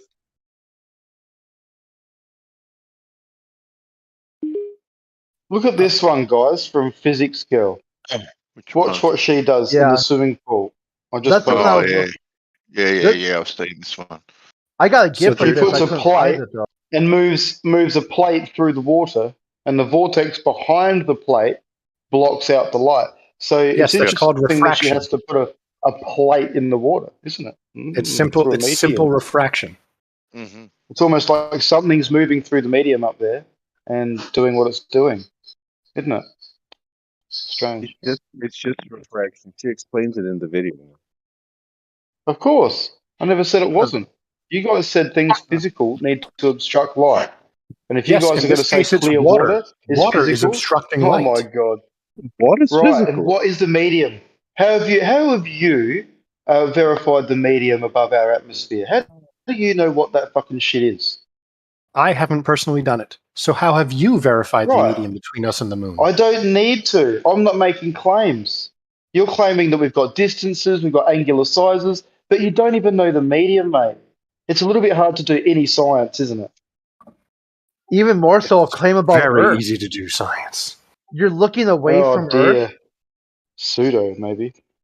It's not even close to any sort of claim about Earth. It says right in astronomy, the study of outside of Earth's atmosphere. I know they'd change the model and say Study, the moon is inside the atmosphere.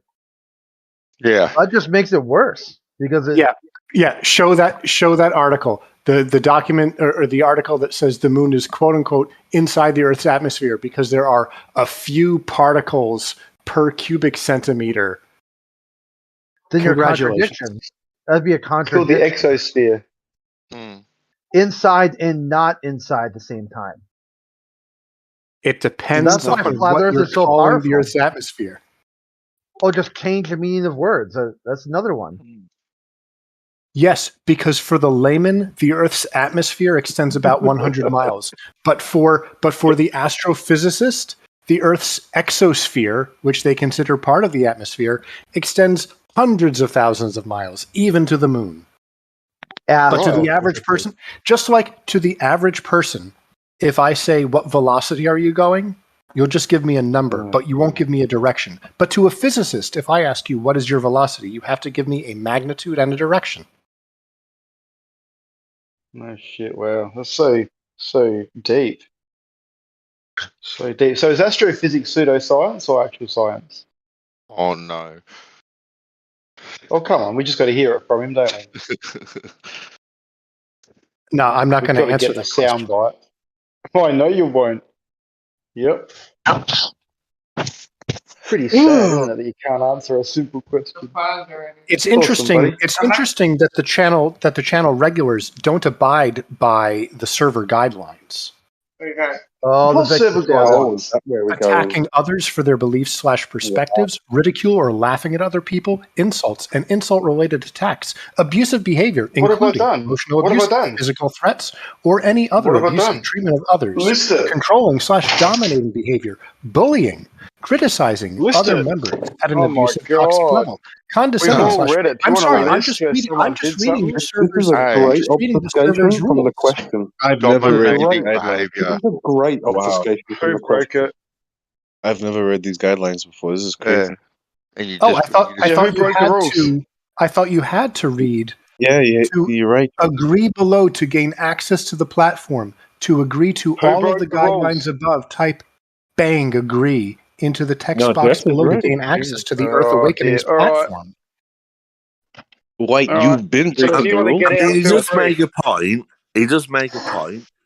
Right, Yeah, White. tell us what public- you really feel about flat Earth. What do you think about flat Earthers? Be I honest. think flat earthers are either. Here it I comes. think they are either uneducated. There it is. Right, get I out. think they're either There you go. uneducated. Yeah, get out. You can't I even be on think this platform Keep and losing express what audio. your thoughts are.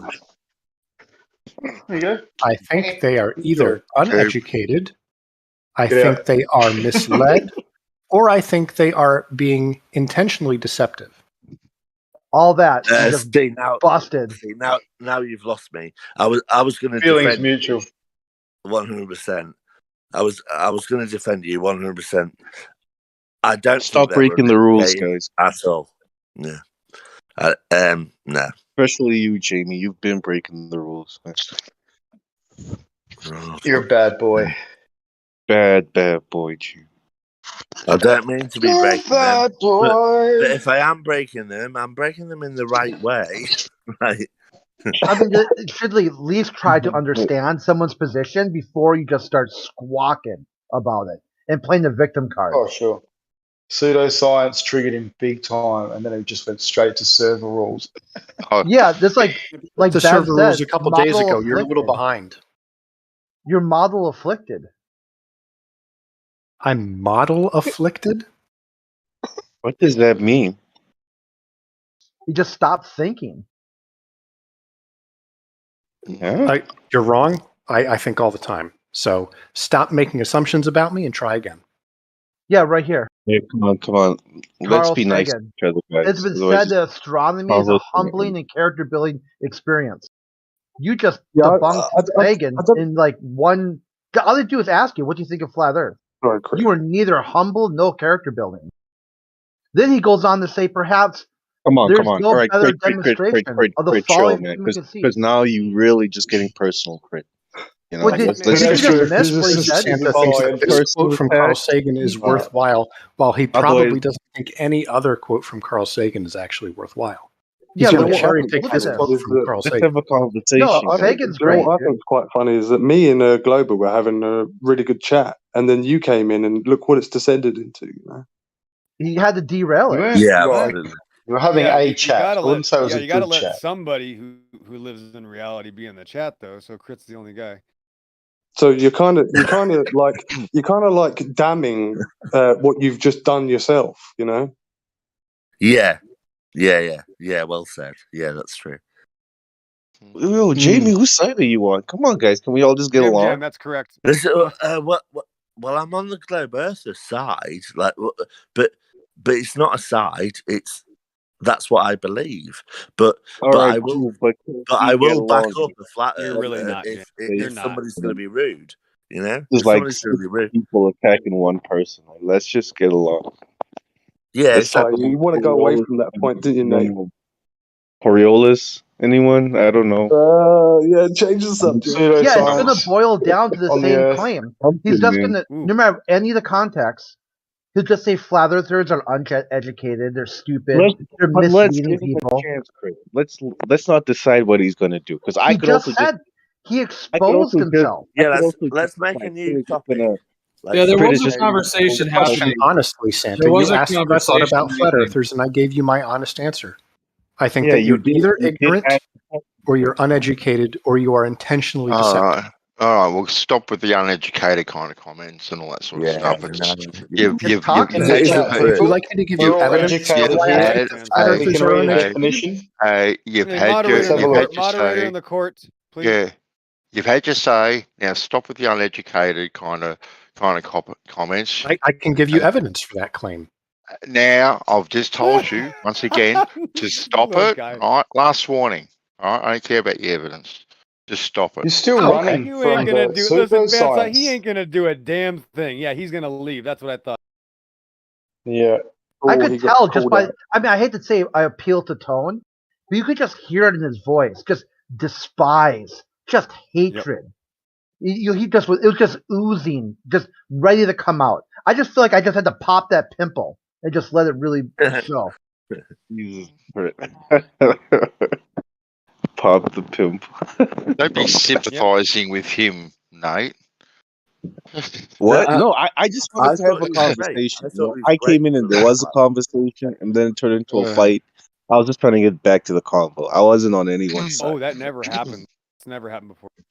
So what were we talking about? Pseudoscience. Jim and Jamie were talking about you. About But how sad Yeah, for so him though. Jamie He had doing to get Jigsaw. exposed by the dumbest flat Yeah, earther in here, but which was me. let's not talk about him, Jim. Can you and Jamie get back to what you guys are talking about? It was pretty interesting. Unless you guys want to talk about something else, but you know, let's Coriolis, forget that was about the what you guy brought up, that. wasn't it? Actually, Run with that. Go on, Nate. did you have a conversation Coriolis. going, or Yeah, but it do we weren't want to about. start It a new weren't one? Okay, about. Ben, I'll do it right now. Ben It was saw about Bandit. I'm going to make the claim pseudoscience. right now. Okay, so moderator in the court, Ben saw Bandit has announced that I'm going to now do this. Thanks, Bandsaw. So here it is. Yeah, Coriolis effect. All Glovers admit that there is no Coriolis effect. They say that you can't experience it. So next. Right, pseudoscience. Well, Yeah, they say the air. Listen, Bandsaw, the air moves with the earth. They admit there's no Coriolis effect. That was easy. happy days. Okay, next one. I got Next. something for you. NASA wants her cockroaches and their moon dust back. Well,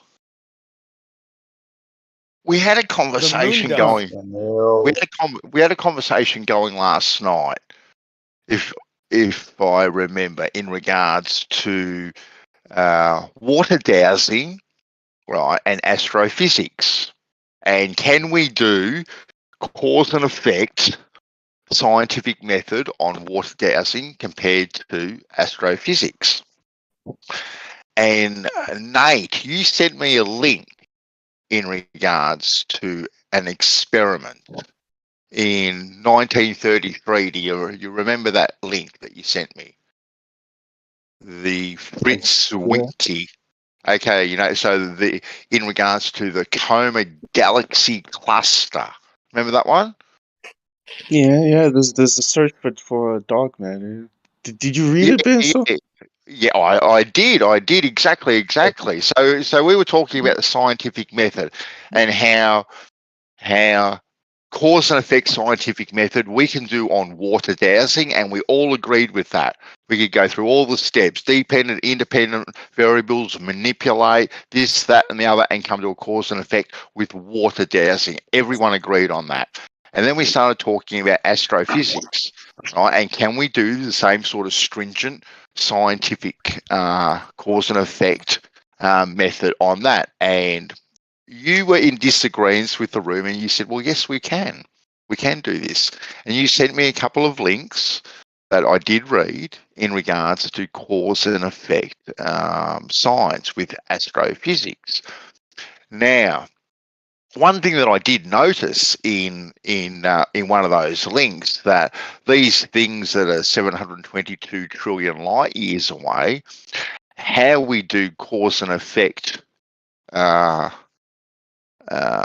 scientific method on them, we use something that is 4,800 feet underground to do this cause and effect relationship. So we go deep under the ground to study something that is 420,000 million light years away. Can you kind of explain a little bit more how that is kind of anywhere close to cause and effect and manipulating anything that's anywhere close to what we're observing in the sky? Wait, what do you mean, Ben? So if you read it, I don't understand the question. Well, just that we were talking about cause and effect and the scientific method, okay, dependent, independent variables, and determining, seeing what the effect is and finding out what the cause was, okay. So these papers that I read, I for the life of me, I can't see cause and effect relationship. What's causing anything? There's a lot of assumptions in these papers, like definitely a lot of assumptions, but there definitely doesn't seem to be any cause and effect determination at the end of any of these things. There seems to be a lot of unanswered questions in them. Okay, Nothing. So which question is not answered? Well, I think any of them, really, to be quite honest with you, what they are, how far away they are, what they're doing when they're doing it. I think probably They just trying to every single. detect dark matter, Ben. Well, I think just about That's every all. single And question the you can reason ask. that they put it, they trying to detect dark matter, and the reason they put the detector underground is to shield it from interference, from cosmic rays and other types of radiation. That's all. Okay. Yeah. Okay, cool. So they needed like some sort of force field to stop the dark matter interfering with it. Okay, then cool. No. Uh, They want the radiation. They wanted to detect dark matter, but because dark matter is hypothesized to consist of WIMPs, yes. weakly interacting massive particles, they have a very weak interaction. So you want to make sure that there's nothing around, that's going to affect that and give you like a false detection. Right. So that's Right. why they Okay. put it underground and they have a water tank above it and all of this shielding, right? Because they want to make sure the xenon nuclei, the free floating nuclei, are able to interact with the WIMPs. So they have a Yeah. hypothesis, they have a controlled environment, they have a independent variable, which is the xenon nuclei, and Yep. then the dependent variable should be WIMPs. The Yes. problem is they don't detect the WIMPs, so they get a null result. Yeah. So how are you determining that these WIMPs and weeklies and all these other different bits and bobs that are floating around have come from anywhere near what you are looking at? What do you mean? Well, you're looking I at mean, something. You're looking at something far, far away, aren't you? no, you're just trying to detect them. Yeah, from far, far away. What? No. What do you mean far, far away? How far Well, away? Where? a Como or comma galaxy cluster. Where are you Right. reading? Which link is this one? This Which link is the first one? Stanford.edu 1933 Wow. Fritz Okay. Swicky. Why do they have these complicated names? They sound pretty dodgy.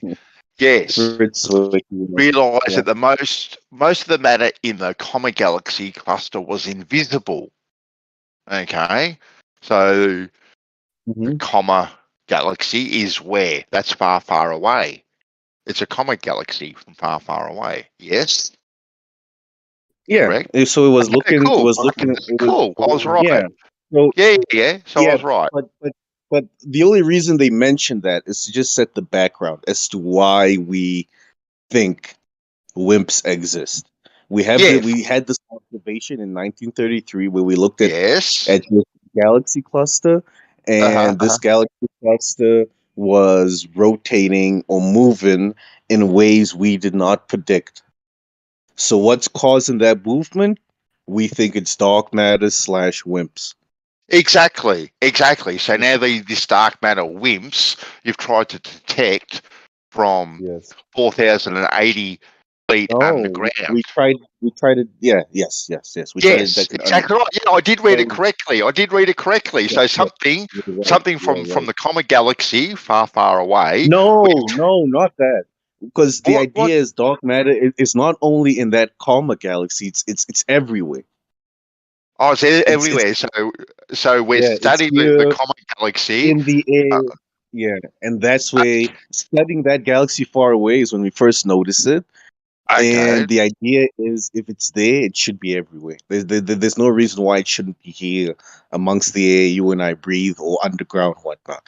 So we're trying to detect it underground. Well, that's even more interesting. So something that we noticed in 1933 in the Comet Galaxy, far, far away, that was invisible. We just dug a big hole, 4,800 feet underground, detected something, and then just attributed this whatever we found to something that we haven't even detected at the Comet Galaxy. So we detected something and we gone, yep, we've detected something. So now we have detected something. We can now attribute it to something else, even though we don't know that this thing actually came from the something else. No, Ben. So we haven't found anything. We see this galaxy moving the way we don't predict it to move. We hypothesize the cause of it is WIMPs. So we go about trying to detect WIMPs. But up until today, up until right now, we haven't detected anything, right? This is one of many experiments that have been done. This is just one. And all of them have been failures. We haven't detected anything. But this is right. a scientific experiment that follows your extremely strict, rigorous scientific method that no one really follows today. All right? And it's part of Piss astrophysics off. and It's cosmology. not as it's no. Call him out, fucking right there, Bandy. I It's am. not his fucking version. It's not strict. Fuck off. I am calling him out in my own way, right? I'm not. I ain't coming with the sledgehammer, all Why right? is I Mike do the getting sledgehammer. angry? Oh my god. He My is. bad. Mike, calm down, man. they get annoyed with me, Nate, because they think I give you too much time. All right, but anyway, Really? I'll do it my Oh my. way, So right? what? So what? They want you to shout at me and cuss me and tell me to fuck off? Like Hey, like maybe. you grown up, like come on, why act like that? You know? Anyway, so I you've got just would like you to be honest. yeah. I feel it is absolutely ridiculous. You guys think the Earth is flat, but you don't see me telling you off. I It's cool. Cool. Let's get back to the conversation. Let's get back to the conversation. Be respectful towards each Right. other? You know. Let's get back to Just it. be honest, right? and I will. Be honest, and I will. I Mate. am No being worries. honest. I am being honest, and I feel. No. I mean, Everyone knows that I you're could say the not. same to you, guys. I could literally say the same to you. Be honest about the shape of the Earth, but you don't see me say stuff like that. Just be Okay. respectful. I'm not talking That's about the science. Okay, hold on. Just be Come respectful. on. Guys. That's Come on. all you This got to shape do. Be thing. respectful. Okay, I never this shape. personally attack You're you. I never derailing. come at you the way you come at Come on, me. guys. If you could just be respectful. That's all Hello. I'm asking. Hello. I I'm tried to sorry. have this conversation last night and it got derailed and we started talking about flogging right for 3 hours. Right. I want the chance. Yeah. Logician or whatever we talked about for 3 hours, right? So now we've got this theory about something in the common galaxy, right? And we think that it might be due to something, right? So we go about trying to work out what this something is. All right. So what we do is we build this detector, 4,800 feet underground. We detect something, right? Or we try to detect something, which we haven't detected, right? Yeah. But we're not really underground. Sorry. we're not really getting this something that we're trying to detect from the common galaxy. We're just detecting something. But if we had have got something in our detection, right, we now would that we didn't know where it came from, we then could have attributed it to the common galaxy, even though we don't even know that that's even where it came from to start off with. It just came from somewhere. So it's not that it came from there. It's that it's everywhere, Basil. Well, Right? how do you know? How do you know it's in Because the we see in a galaxy cluster that. Well, no. You can't make assumptions that these weeklies and wimps and all these other things are in the common galaxy unless you actually detect them in the common galaxy. What? So Bansal, we see how that specific we know how galactic cluster like moves. sound waves, We also radio see waves, and all how that work, our don't we? So a noise coming from another planet or galaxy or whatever, we can deduce that that's come from a long way away. No or yes? A noise. We detect a noise now.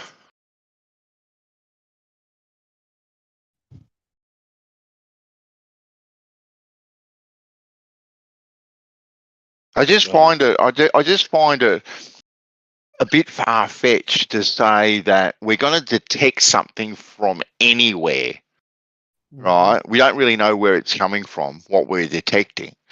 Yeah, but Bansal, the thing is, this stuff is everywhere. We first noticed it in 1933 in that galaxy really far away, and then as time progressed, because 1933 that's almost 80 years ago.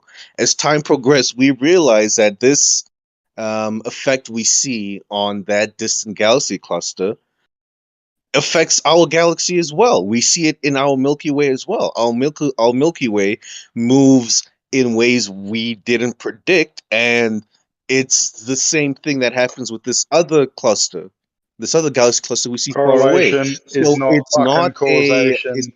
it's not a correlation. Pseudoscientist. It's not a causation. It's that we've seen two of the exact same observations in our galaxy cluster and in that distant galaxy cluster. So because we see the same things happening, we know it's the same thing affecting both of them. So if we detect it here, I mean, it doesn't matter where we detect it. We know that it's here and that it's over there really far away. So we just need to detect it, either here or there. And it's easier Can I for ask us you, to detect it over here. can I ask you a question? That's all. You've heard Yeah? of the inverse. You've heard of the inverse square law, right? Yes. Okay. Do you believe the inverse square law it exists? That it's real? It's not about believing or whatnot. It's just, I mean, it's how light and certain forces work, you know. Well, yeah. I mean, but you understand what it is, and you Yes, believe it's okay.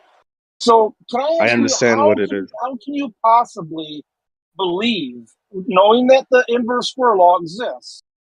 How can you possibly believe that you can see things that are hundreds of trillions of miles away? Why not? How is that? How does the inverse square Because law say that you shouldn't see these things really far away? because they get dimmer and smaller with distance. Uh-huh. But that doesn't mean that it's you shouldn't be able to see it. It just means the further away it is, the smaller and dimmer it is. It doesn't mean that it becomes completely invisible. It just means you need something stronger than your eye to see this, you know? Or you could put something out in space that's way closer to that distant object than we are, right? Inverse square law Okay, doesn't so say things should be invisible if they're really far away. Like that's not what it says. okay, now according to your paradigm, they say that if somebody was on Pluto, the sun would just look like a bright star to them. That's how, because it's like a billion miles or whatever. I think it's like 4 billion miles away. Now, if the sun would look just like a bright star with only 4 billion miles, you're talking about hundreds of trillions of miles. How can how would normal stars look like?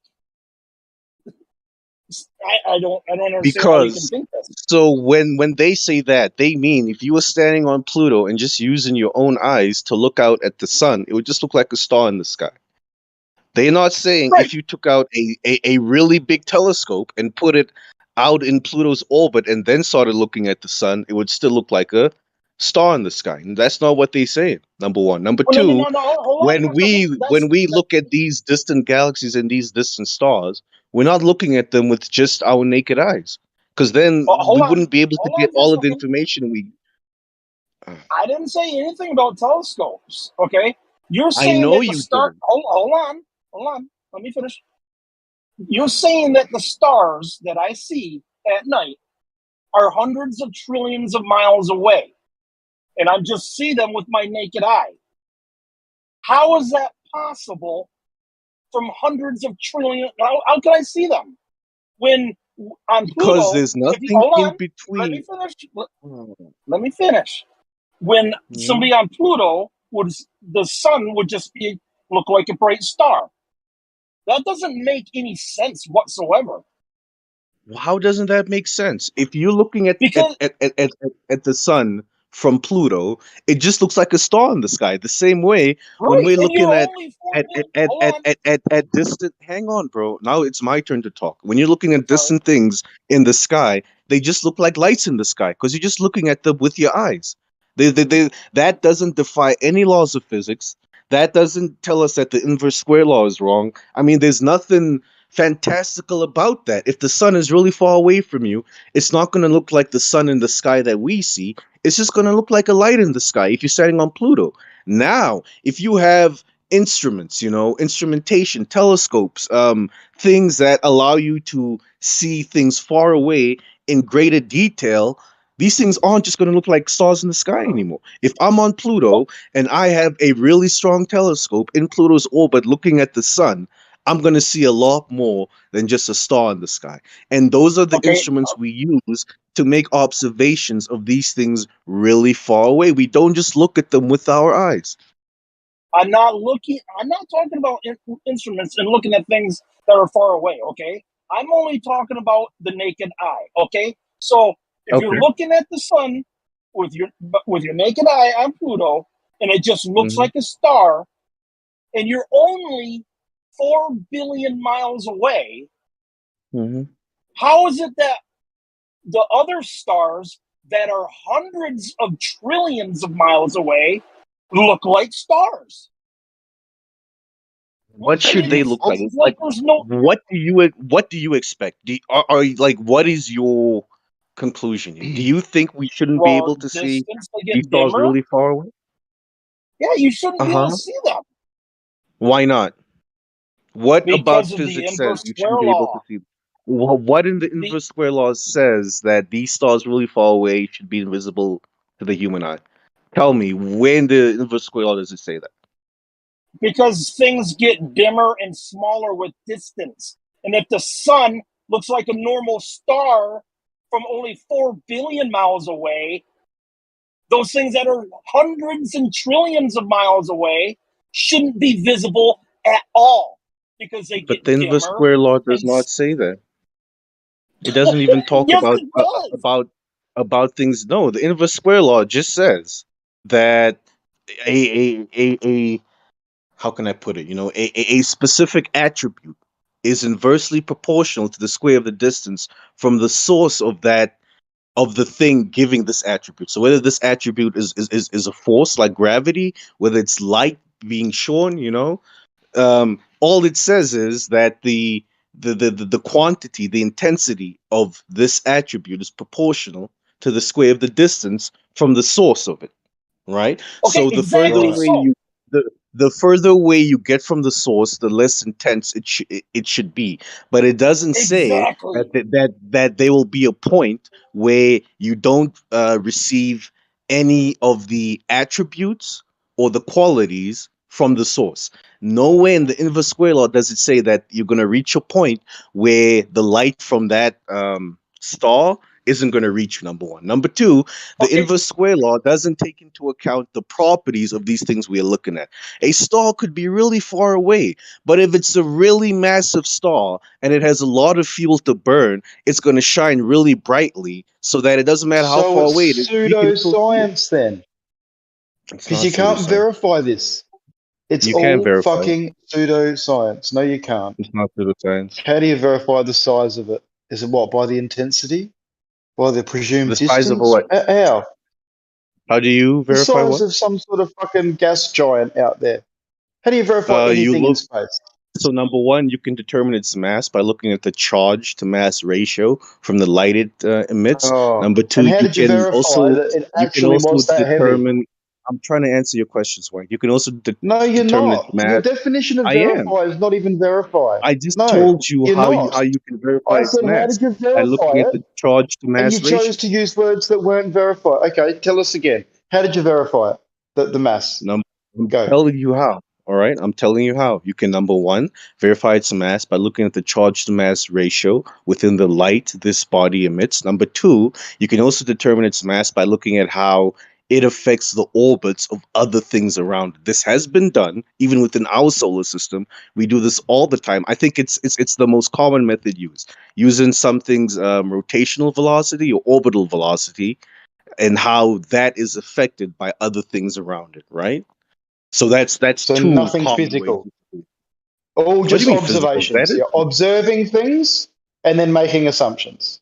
no. I just told you Yeah? you could use the mass to Oh, charge ratio. You receive light from it, and you use the mass to observing charge light? ratio within that light to determine its mass. That's not just an I'm observation. sorry. Are That's a you measurement observing light? and a calculation.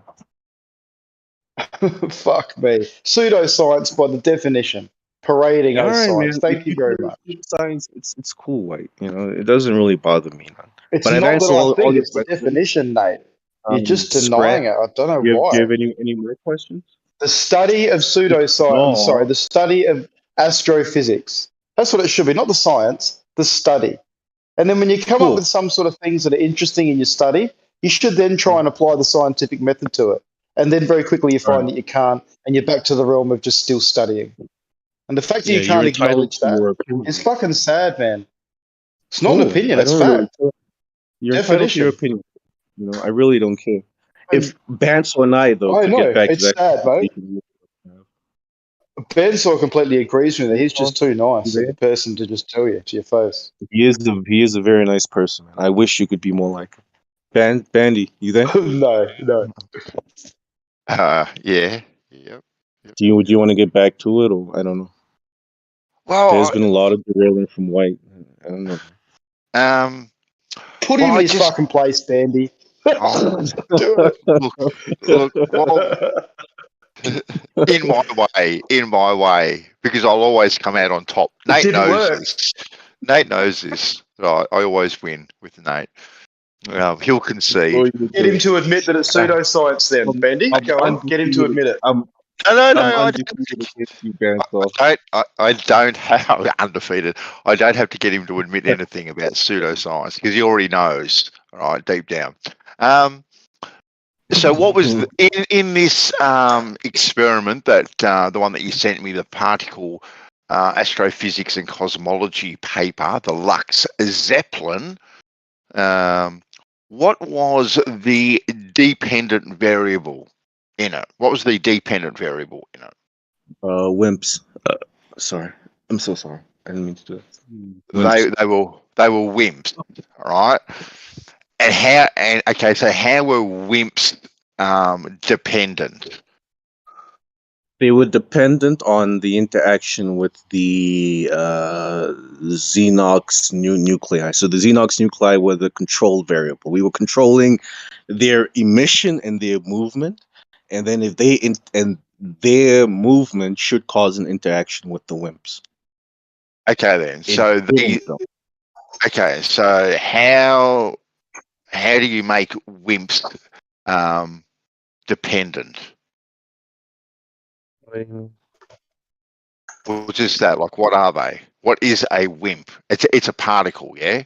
Yeah, it's a weakly interacting massive particle that should collide with the Xenox nuclei. Yeah. So how do you make that a dependent variable when you've got lots of other, like, do you have a WIMP gun?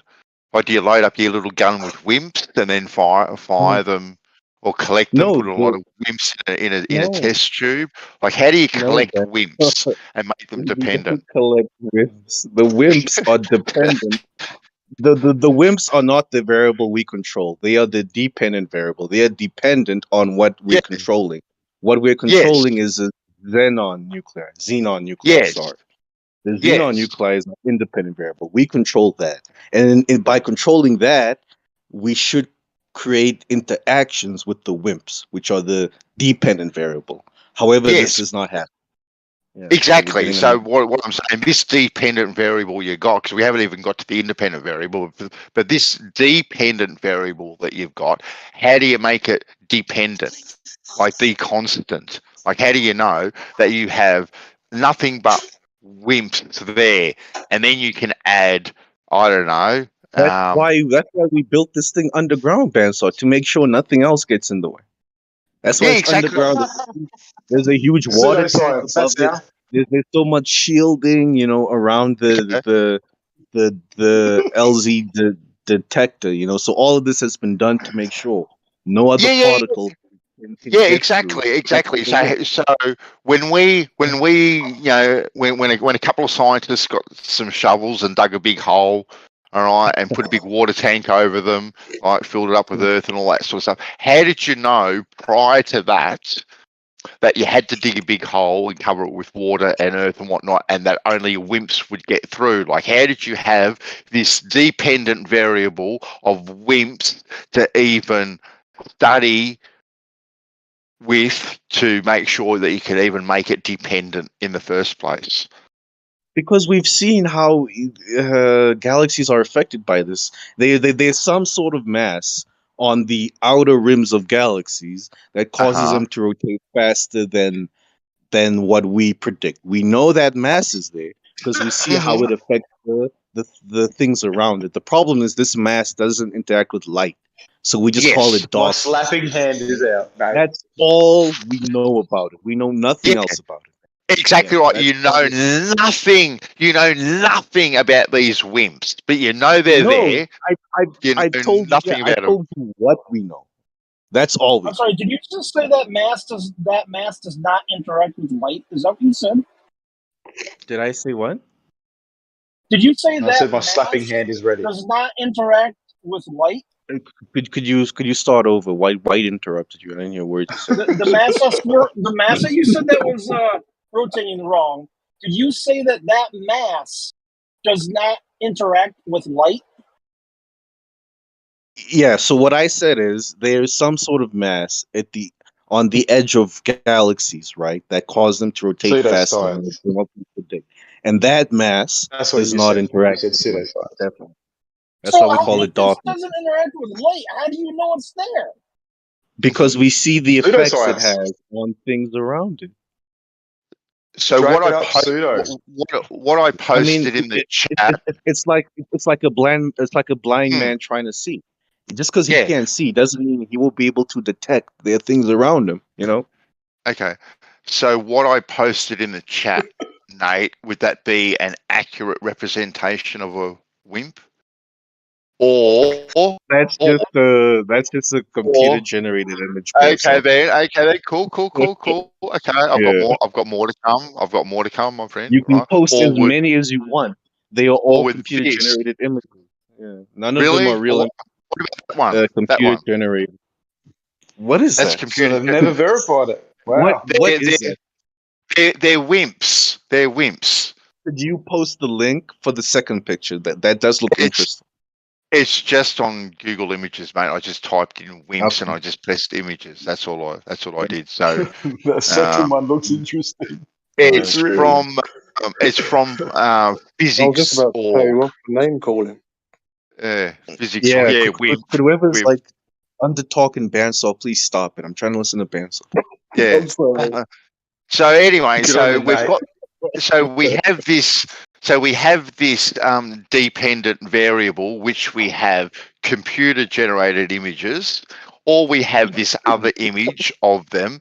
So we really don't know what they are, where they are, what they do, how they interact, or what they do. But yet we can control them and make them a dependent variable because we can dig a bunker underground because we know what they do. You don't control the dependent variable, bandsaw. You control the independent variable. Hang on, I'm just going to quickly post the definition of pseudoscience again for everyone because it sounds like we're on track with it. Very much so. Okay. Cool. Like I'm trying to get there. Like I'm trying to get there. I'm doing my best. Right. Yeah. So, but bandsaw, remember, in a scientific experiment, you control the independent variable, not the dependent variable. Yes, we're not trying to control the. Yeah. Yeah. Well, no.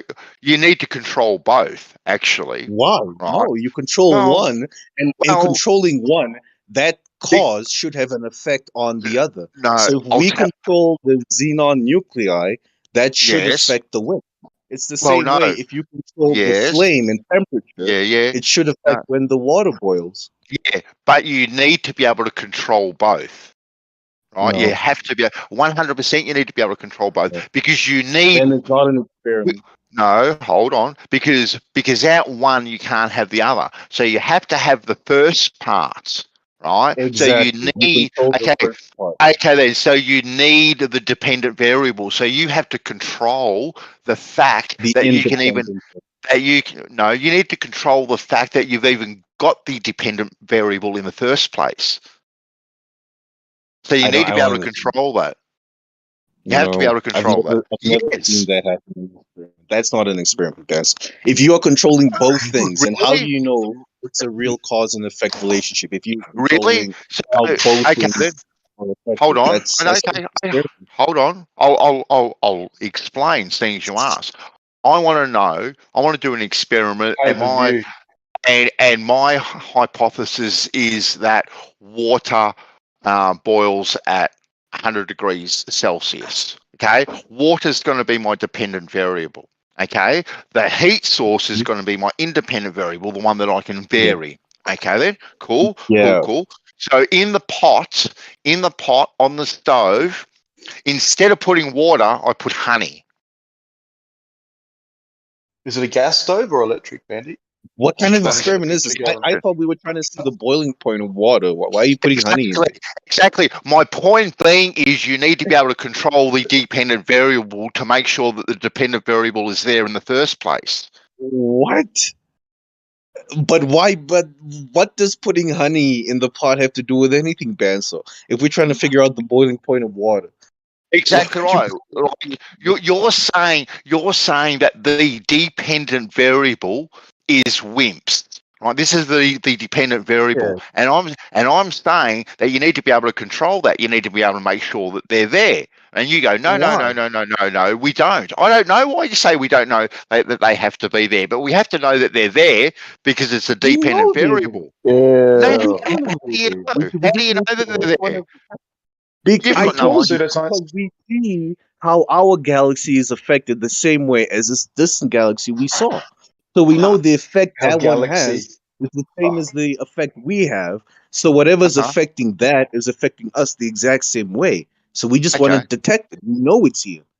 But it's hard to detect. How did you because it's a WIMP. verify the one that's affecting It's our a galaxy? weakly interacting massive particle. It has a very weak interaction with other matter.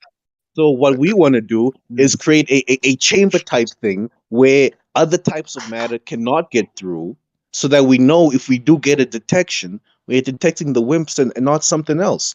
But we don't control the WIMP. We don't tell the WIMPs to move here, move there. We don't take, honey and Get put over it in there, the WIMP. pot instead of water. That's not how scientific experiments work. You don't want to control the dependent variable. You want to control your Scientific. independent Don't variable. fucking use And that our word, mate. You're independent not allowed to. variable is the Pseudo xenon nuclei. fucking So we scientific. control Yes. the rate of the emission of xenon nuclei. That's what we're controlling. That is our independent variable. Well, 100% I disagree with the fact that we don't have to be able to control our dependent variable because we have to make sure it's there in the first place. Because unless we know But it's we there, are unless sure we it's know there. it. How do you know it's there? How did you know? How did you All right, know the that third time. digging a hole 4,850 feet underneath the ground and covering it with water that only WIMPs will get through? How did we know this? How were we able to experiment this at all to make sure that only WIMPs will get through 5,000 feet of earth and water? Because we know that this setup we have Scientifically. blocks all other types of matter. We've seen that other Oh types of my matter God. are not able to get through the ceiling and protection and fail safes we've put in place. This has been experimentally verified in the past. So we don't need to go and verify this right now before we start our experiment. So, I mean, if I'm doing this experiment, Bandsaw, and you and White have already done experiments in the past that show, muons and tau particles cannot get through this sort of shielding, I'm not going to re-perform what you guys have done. I trust you guys, so Wouldn't I'm you going to want to cite fucking you see our guys. data? Wouldn't you want to see our method? I'm gonna. Or are I'm you gonna that much cite of a you. pseudoscientist you Yo, would just cite us without let even me talk, checking your White. fucking Oh my reference? God, man. Jesus Christ, mate. Oh. White, if you don't want to hear me, just mute me, bro. You ain't got to listen to No, what I'm I've heard saying. you But for I'm the last talking about hour, dude, say the same why shit. don't I'm you apparently listen, not my allowed boy? to talk. I haven't can't been come here in and for the state last some hour. shit and ask for you to If be you want to, honest. That's not allowed to happen. say something, You can just wait monologue till for I'm fucking done ever. speaking It's to say crazy. it. I'm not monologuing. I'm answering a question Danso asked me. If you don't want to listen to my answer, mute me Fucking answer it again, mate. until I'm And done. That's deny all, your man. dishonesty. I Is mean, it Danso, pseudoscience or science, Nate? what is it? Can you be Other honest people- yet or is what? I'm trying my people- best, man. Hold on, I'm trying my best. Other people are obviously sick of listening to me talk with you, Nate. So I'll check out of the conversation, and other people can engage. Yeah, I'll check out as well, man. This is That's what ridiculous. you got out of it, Bandy, mate. I'm This is sorry absolutely about that. ridiculous.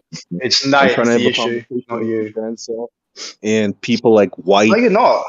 Not are at just all. being disruptive. He Disruptive, clearly told you what you're doing is not science. provocating. You can't verify like any he of your just doesn't fucking want this variables conversation to or your happen. fucking dependence. I It's don't know bullshit. what his problem is. He's been this way the last 2 days. Like, if he doesn't like what I gotta say, he can just mute me, man. He doesn't have to do what he's doing. It's so childish. Like, you better than I'm that. allowed to keep doing what I'm doing, just like you're allowed to keep being dishonest. It's How am fine. I being dishonest, bro? You know, if you feel I'm being dishonest, then What's don't pseudoscience? interact. Can you define If you pseudoscience feel, for us? if you feel I'm Can being you define dishonest, or you know I'm pseudoscience for teaching us? a pseudoscience, don't interact with me. Don't talk to me. You know, leave me alone. Can you Like, don't define be it? weird. Can you define it? I don't want to. Can you You know, define it at stop all? talking. I don't want to. You don't want to. No, that's fine. I That's don't very want evident. You to, don't even and want you to should just stop entertain talking to that me it's even if you don't a like to term. hear what I have to say. Jeremiah, Like, it's that simple. You know, no one's forcing you to talk to There me. should be. Something has to. There's You guys, Geo. you guys got to figure out somehow at least to talk one at a time because we can't hear anything that you guys are saying. Yeah, Oh, I'm okay. sorry. So I'll can talk. anyone else jump in and either back up him or me then? Because it's either me against him, and I feel like he's being extremely dishonest. If anyone else wants to have that same opinion, like he is denying what pseudoscience is by the definition, feel free to back me up. Or just sit there and say nothing. I don't care. Or back him up. Go for it. Someone, please. I'd like a vocabulary lesson. Well, I don't know that the conversation between Bandsaw and Nate was necessarily a big debate. I think they were kind of hashing it out. And then Whites, it sounds like you want to demand that he's doing pseudoscience, but that's sort of a separate debate. That is the debate, though, I thought. Last night, that's what we were debating, was pseudoscience versus science with the use of water dowsing. That is the debate, from my understanding. And he refuses to acknowledge what he is doing is pseudoscience. Now, if everyone else agrees that what he is doing is actual science, please tell me. And I will sit back, humbly go, shit, I feel corrected. But if everyone else agrees that what he is doing is pseudoscience, I would prefer that everyone else chime in and say, yeah, Nate, you're completely wrong. That would end it. Hey, I would Whites. I would like to say that you could just replace the word pseudoscience with heliocentrism is a proposition, a finding, or a system of explanation that is presented as science, but that lacks the rigor essential to the scientific method. That is true. So, Nate, did you want to respond to whether what great. you're doing is pseudoscience or not? I've already responded to that question from White. Astrophysics is not pseudoscience. If he believes it's pseudoscience and I'm being disingenuous and dishonest, there's nothing I can really do about that, Gio. You know, but I've answered that question before. I'm not going to waste my time answering it again. Number one. Number two, I was just trying to have a convo. Jim, please, bro. I was just trying to have a convo with Bandsaw because me and Bandy tried to have the same convo yesterday and it got disrupted. I was hoping we could continue it today, but it got disrupted again, you know. And if you feel that's fine, that people can just come in and disrupt convos, Gio, I don't know, man. But what White did wasn't cool. You know, I've never done that to him. What did that I've never done that to come in and anybody. do when I've me and never disrupted fucking someone's conversation, you know, the the other way guy? he did. That's just not cool, man. That's really uncalled for, What and a about bit that other childish. Glover that came in and done that to me? And I was chatting to Jamie. Yeah, our but Jim, Glover, you having a saw me great trying to stop conversation. that other guy. Yeah, just You talk saw over me me, trying bro. to Just get talk the over me. convo. Just talk All over right, I'm me. sorry. Yeah. I'm sorry. Just I'm sorry. Go do ahead. what you complained about. Yeah. I am sorry. I'm sorry. Go ahead. So another Glober came in and interrupted a conversation that me and another Glober were having. Very polite and nice conversation. And you're trying to make it out as if it's only flat earthers that do that. No, I'm not trying to make it out as if it's only flat earthers that do that. If I was, I would have said flat earthers keep doing that. It's White that does it. White as an individual, not White as a flat earther or a globe, number one. Number two, when that Jeff guy disrupted your convo with Jamie, you did hear me try to get the convo back on track. You did hear me try to get Jeff to stop and try to get all the fighting to stop because I was enjoying you and Jamie having that conversation about catering. I was one of the few people in here listening before everyone else joined Jim. You know, I was trying to get Jeff to stop and to leave so that you and Jamie could continue.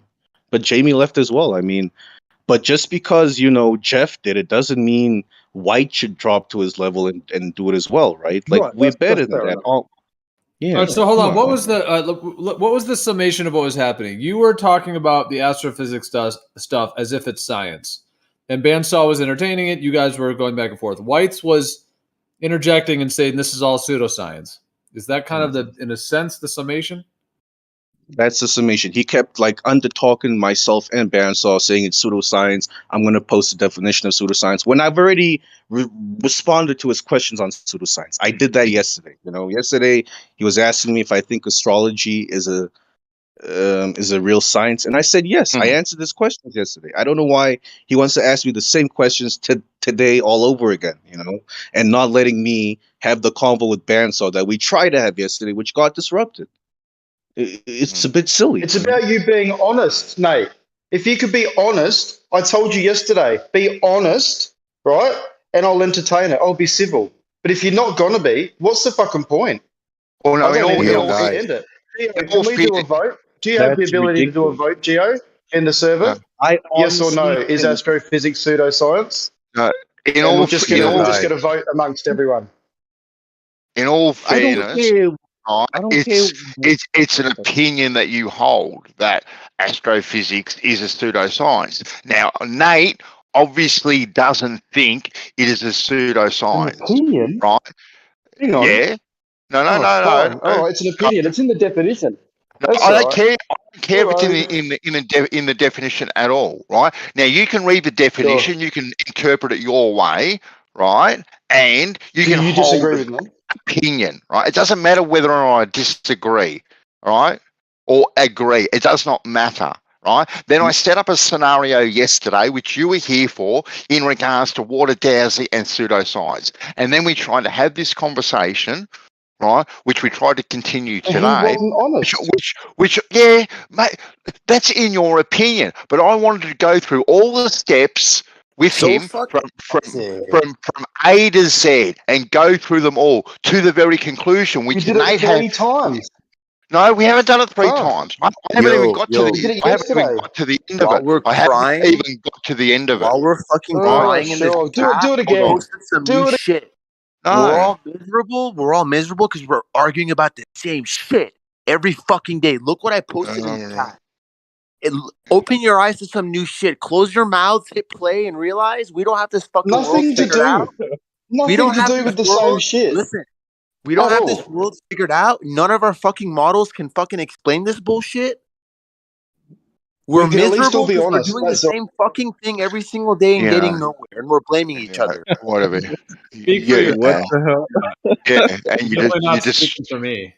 that's right, and you're disrupting a conversation that we were just having. What are these 3 layers? What are these Right. fucking lights falling down in the sky? Glory, Huh? Whose Glory. model can explain this?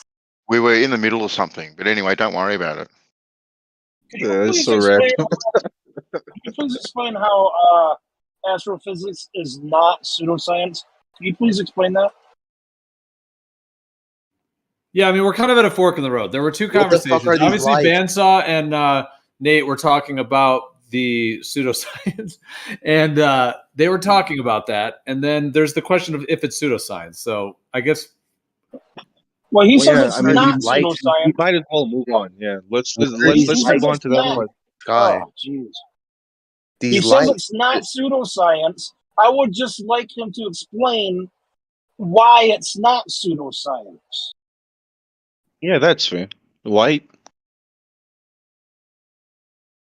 No, There's he's these asking lights you falling why it's from the not sky. pseudoscience. They Fuck, look not like they're me, going you. through 3 Yo, fucking Glory, layers. come on, man. Glory, if you could let White talk, man, please, bro. Great reversal, though. Sophistry.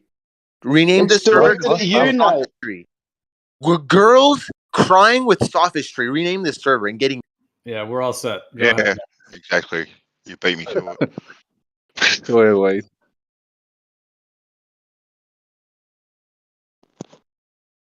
So, is he going to explain why astrophysics is not pseudoscience? No, Nate doesn't want to. He's asking me to, apparently, because he keeps obfuscating because he's a dishonest He's fuck. asking But you, keep going. White. Scrat is asking you, White. We're all waiting for you. He's not asking me, White. I think it is a pseudoscience. I think Yeah, it so he is wants a to know why you pseudoscience. think that. He wants to know No, why you he's think asking that. why you think it's not. You fuck. Wait, what? Scrat, do you think it's Scrat, not? Do you think it's? Do you think what are it's you not asking? pseudoscience? I'm asking Scrat, him what is for your question? Yeah, Scrat. Say that question again, Didn't because you? I think Nate's having Okay, trouble. the guy who said that astrophysics is not pseudoscience. Didn't I Oh, hear it's him say not. that it's not? Yeah, it's Yes, not yes. pseudoscience. Okay, I would like him Okay, to my explain bad. how it's not pseudoscience. Because you perform science within astrophysics. I don't. I mean, it's science. Well, Nate, yeah, to be fair, here's the thing. You were describing a lot of this stuff that you were calling science. You were doing that. And I know you and Bansal were having that conversation. And in a way, whether you guys, I'd like to hear the continuation of that as well. However, you were calling it a science, and then Whites has brought this up, and it sounds like Scrat wants to ask as well. So why don't we just confront this? Is there a way that you can verify that it's science or what? Or is Yeah, it- that's the convo Bansal and I were having, because Bansal, he's saying if it's science, then I should show him an experiment with an astrophysics that follows a scientific method. Right. So that's the experiment him and I are busy talking about. I'll post links to it. Just hang on, so that you can all see it. My point. Can you just describe it? Yeah, I will, but I'll post links as well. Just give me a second, so that you guys understand what it is I'm describing. My point was that it's an observational science, but it stops short of the observation. It doesn't do a cause and effect. And they said, well, no, yes, it does, and that's where we got to now. Like, I'm quite happy to have astrophysics or whatever in the category of science per se, but it's an observational science. It doesn't follow study. yes, exactly right. The study, the movement, and all that sort of the patterns and whatnot, and what light does, and blah blah blah, all that sort of stuff. It's an observational science, but it stops short there, right? And then if we want to move on to the whole cause and effect thing, right, that's where I have difficulties.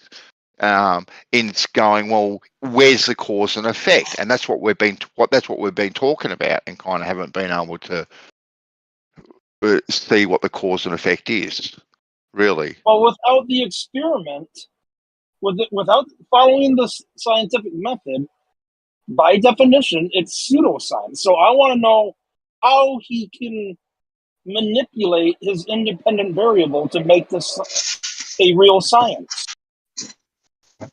So, Scrat, I tagged you with the experiment, but I'll explain it to you as well. So, with the detection of dark matter, there's this Lux Zeppelin setup that they have where they've kind of built like a chamber underground, right? And they've used certain types of shielding and also a water tank on top of the chamber to make sure other forms of matter and radiation can get through. And inside this chamber, they have a device that releases free roaming xenon nuclei. So these xenon nuclei are your independent variable. We can control the flow and the rate at which they are emitted.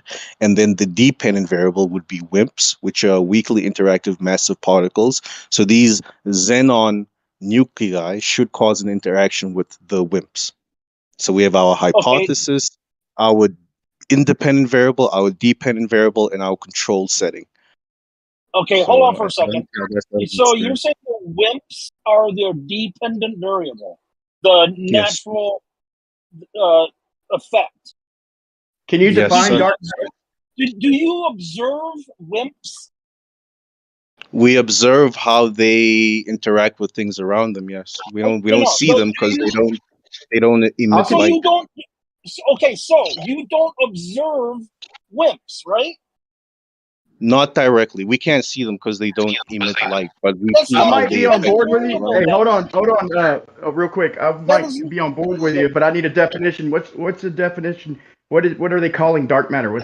Define it, would you? WIMPs, weakly interactive massive particles. Oh, define dark matter. What do you mean?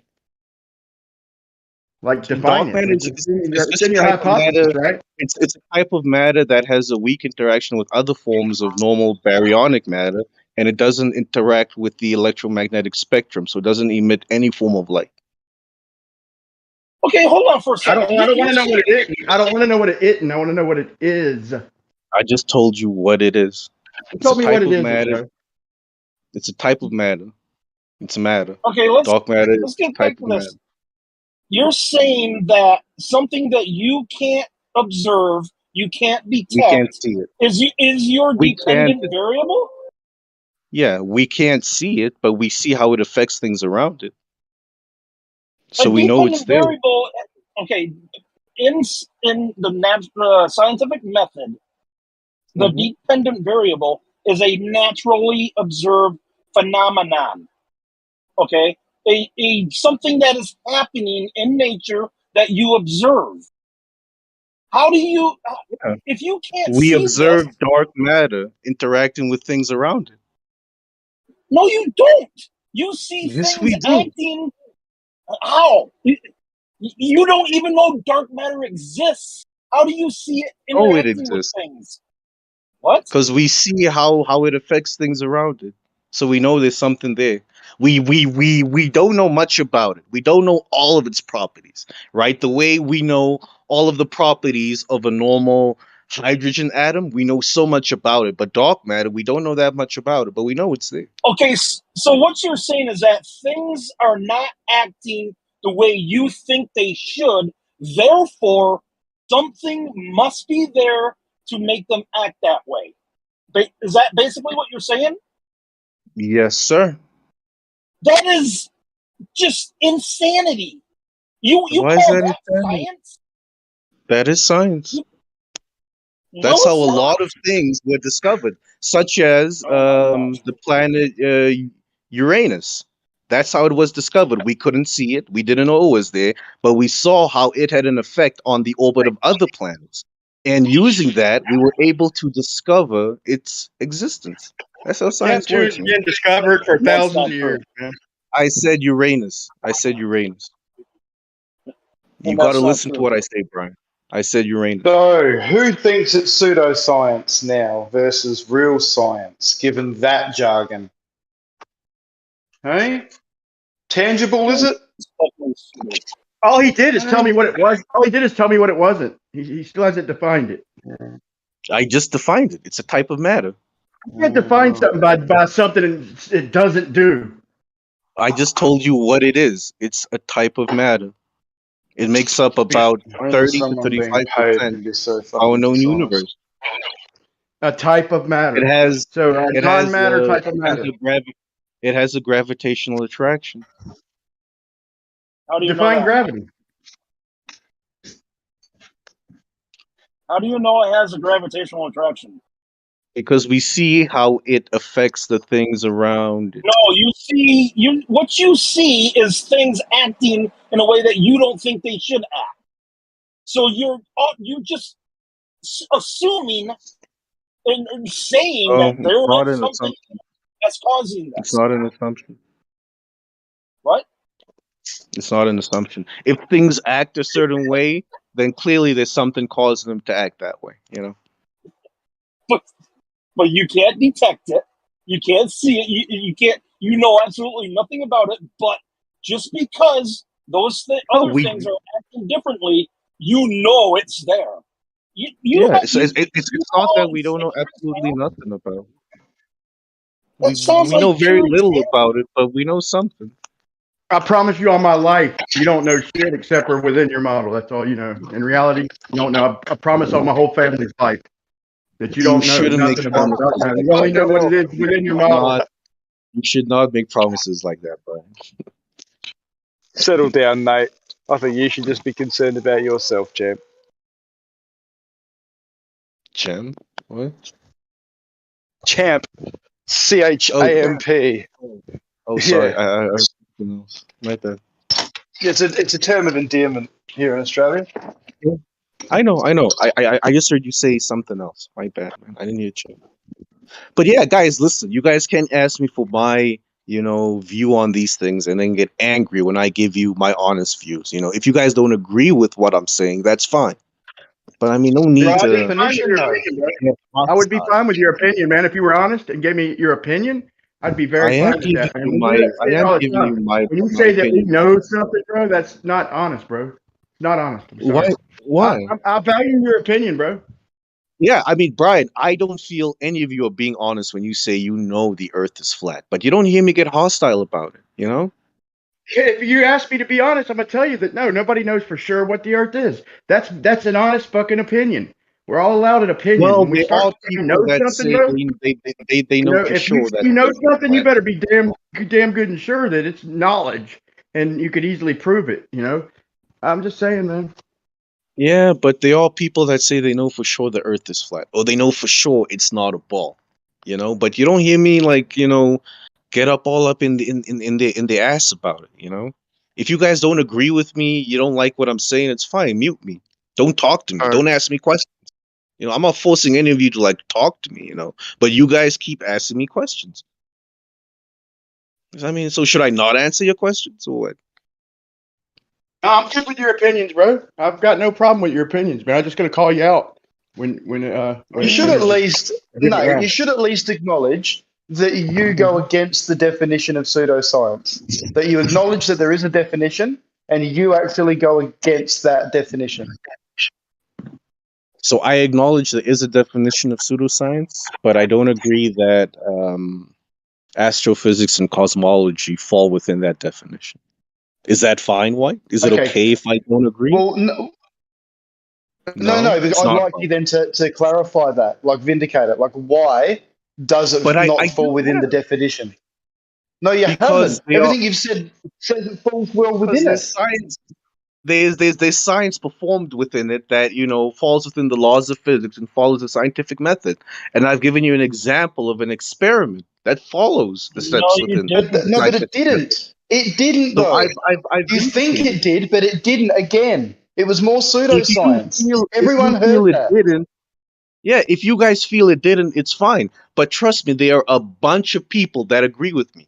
Just because you lot in this species Consensus don't now. agree with me, A bunch of but that's what Fine. you pseudoscience. but that's what you've This been is the looking for the whole dishonesty that evening. pisses me off, But mate. That's whoa, all. whoa, whoa, I'm whoa, over whoa, it. whoa, whoa. You're good to White, go, that is mate. not fair.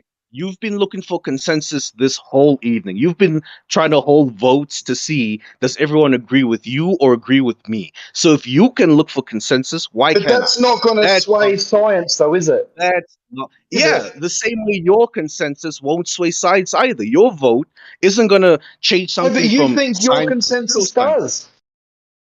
You Because can't you say think the yours does scientific as method. well, You're Mike. appealing to Because I'm consensus doing the instead of the exact same scientific thing method. you're doing. But I'm doing the same thing No, you're I'm doing, not White. Why claiming anything. why can you do it I'm and not I can't? claiming Why anything. can you hold a There's a vote to definition see for if your astrophysics right. Fair enough, is mate. No pseudoscience or worries. not, but I can't? That's not fair. Like, come on, man. I mean, how do you get to appeal to consensus and hold a vote on this, but I can't? Like, fight fire with fire, I'm man. not claiming Just say what. scientific method, Nate. You are claiming scientific method. I am not. You are appealing to consensus to back scientific method, which is fucking pseudoscience by definition. Fuck. And you are appealing to consensus to say that astrophysics is not science. That's pseudoscience No, as well. No. no. If I you was don't see asking for that, people to then I agree don't know, man. whether they Perform also share an my opinion experiment. that it fits the fucking definition. That's what I was asking. Very different. And Yeah, your whatever, man. dependent variable, If you're your gonna hold votes, dependent that's fine, variable man. is not. Oh my gosh, your I'm sorry, dependent sir. variable in that. So, sorry, who was talking? I overtalked someone who was talking. Scrat, but yeah, his You, mic is a bit weird. in your experiment, Is am that I Bob? breaking up? Yeah, you are a bit. Is No, that Bob? it's Scrat. Scrat is flat. Sounds like Bob. Yeah, I'm probably in a bad area. Am I roboting? Oh no, No, you're go all, ahead. yeah, Go yeah, ahead. you're right, buddy. You're right now. Yeah. Okay. In the experiment that you gave, your dependent variable you can't prove exists, so it can't be a viable dependent variable because you can't prove that it exists, so you can't use it. No, we I just don't know can't how you detect it. can't.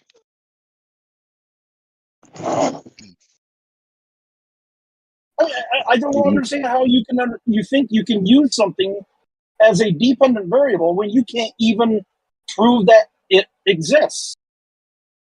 Yeah, so science doesn't try to prove anything, and we know it exists. We just can't detect it. We need to figure out a way to detect it. How do you know it exists when you can't detect it? Because we see the effects it has on things around it.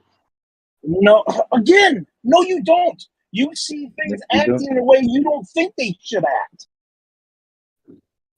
And so you assume that there's something that's causing them to act that way.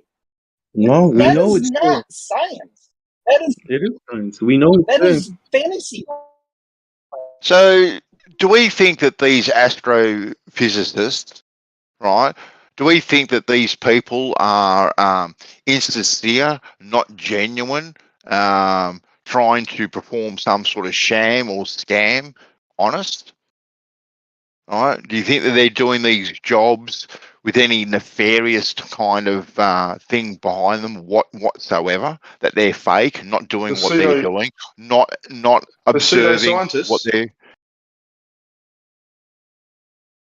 What are you Are you asking, referring to the Benson? pseudoscientists, Bendy, or what? I'm asking the room in general, actually. Yeah, but about what? The pseudoscientists? What they're up to? Or what? Pseudoscience, or if you want to call them the pseudo scientists, because I actually find it to be like a kind of a slanderous kind of dig at people that go about their No, it's not. profession in a very It's not at all. genuine way, right? And that's the way No, it it's is not. used. It's the It study of is used that things. way. No, It is used. no. It is used that way. All right. Maybe, but maybe that's because the flat earthers made pseudo forces a derogatory term and all that. But pseudoscience is a real fucking thing. It's just it's the name that you give when someone claims they are using or implementing the scientific method when they are not. Right now, I'm not for 1 minute saying that everyone out there who's studying different different areas of nature, right, is not doing very valuable work, right? But unless they're actually following the scientific method, they are not doing science, Bandy. Don't think that anyone who's got a coat or has done academia and goes out and looks and shit and writes shit down is a scientist. That's not the case at all. That's what I think that, man. Benso's he's on your side, White. You know? I know and he's I on think my side, but he seems to yeah. think I'm putting down when I say pseudoscientists and everyone who's doing pseudoscience. I don't mean to, if that's what you get. Yeah, not you not you per se, but yes, you are in that category. But the way it is used and the way I hear it time and time out, it is as a jab here and there at people that go about their jobs in a very, very genuine way. And I've got kids that are aspiring to be in some of these professions myself. Right. And when you look at the definition of pseudo itself, right, it has a very slanderous connotation to it per se. Okay. Well, that's because it means fake. Sorry? That's because it means fake. Fraud. Yeah, pseudo Real. means fake, and that's what I take objection to. Now, these people are making observations. They are observing patterns, right? They are observing exactly what they are, where they are, what they're doing, how they're moving around these things. So they're making these observations. They're noting these patterns. Yes, and that's part of science. That is part of science, right? Right. Yep. Definitely part of science. So they're studying, which is a part of science. The study, collecting data. Definitely. It ain't fake. No. But to claim that they've followed the scientific method, Bandy, you have to agree is where it steps the line. And that's what Nate is doing. Nate is saying that they've followed that with observations. And you can't fucking do that. That's all I'm trying to point out. That's all. He did point out an experiment that we've been going through for 2 days now, Nate. 2 days we've been going through this experiment, and in 2 days we have not been able to get through it. We haven't been able to go from woe to go because everyone wants to jump in and just shout out pseudoscience, pseudoscience, say the word pseudoscience. That's all anyone has been trying to do, get him to say the word pseudoscience.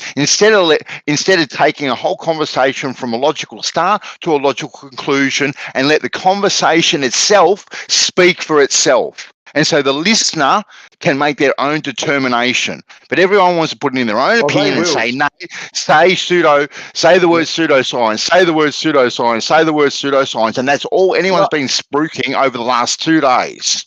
I don't know why you're hold taking on it for a second. That's personally, not Bandy. true. I don't understand that, but it's the only issue is the listener can make their choice. They can look at the definition of pseudoscience and they'll very clearly hear Nate explain over and over again that he is following the pseudoscientific method, not the actual scientific method. Really? And that's for everyone to hear, and that's fine. Yep. We haven't even got to the end. We haven't even got to the end of the experiment yet. So how can they make any determination that the experiment that we've been referencing is pseudoscience at all? Because we haven't even got to the end of it. Okay, It's all been hold on for a pseudoscience. second. It is not an experiment because his dependent variable is not real. He can't prove that his dependent variable exists. Therefore, he can't use it as a dependent variable, meaning it's not an experiment. It just seems that you guys have conversations. People anymore. It just feels that you guys just want to have conversations wholly and solely on your terms and not let a conversation organically go from woe to go.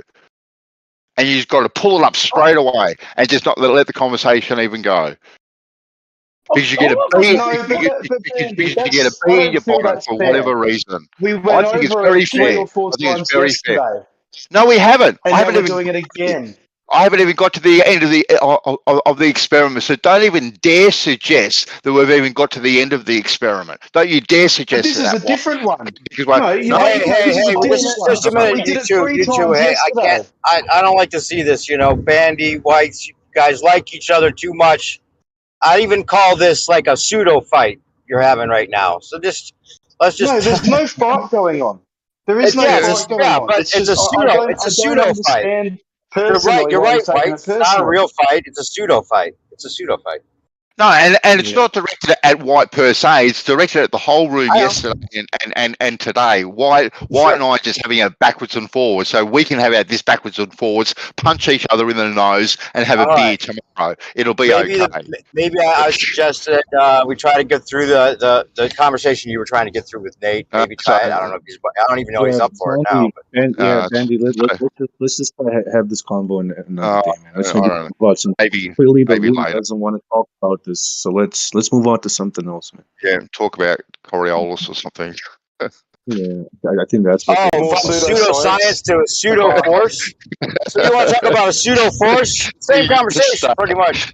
Everything's pseudo. Everything's pseudo in the helio model, man. It's like pseudo. It's a pseudoscience. Well, it just seems like it's just like they're slightly different conversations. Like what Nate is describing is what it is, and it is something that quote unquote mainstream is involved in terms of financing and institutions and whatever it may be. That is what it is. There's then the separate question of is it pseudoscience or science, which gets into that whole entire topic. So that's kind of what I've been just getting from all this. It's like two separate conversations. Like what it is what it is, and then is it pseudoscience is sort of a separate thing. And I can understand that if he's describing it, people are going to want to say that's pseudoscience. I mean, I get that, but it seems like we need to like pick which one to do. Like let him describe what it is and go through that, or take on the question of whether it's pseudoscience and have that discussion. We've kind of been doing more than that. One last thing, please. Go ahead. I just feel as though we went through this and we got to a point where we just simply asked Nate, now what you've been through, does it fall into the realm of pseudoscience or does it follow the scientific method? And he chose to say the scientific method after he'd been through his description of what his experiments were or whatever. And that to me was dishonest. And that's where I had contention, and we're just rehashing it all again to probably end up at the same point where he just declares astrophysics as following the scientific method yet again. That's all.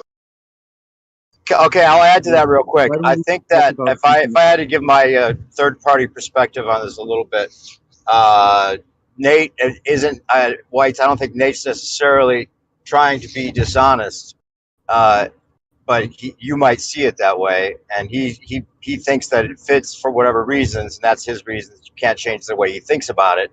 Yet I can understand that this is kind of a really important point as far as getting somewhere in the conversation to establish that there's something that called the scientific method that does actually, particularly define what science is, and that seems to be like a starting point where a lot of ballers will at least agree to that, and so he's kind of calling you out because there's ballers that will admit it's a pseudoscience because technically it is, but if you don't want to, no one can make you. Well, the mainstream, as it were, calls it a science. I mean, you can get a PhD in this and be called a scientist.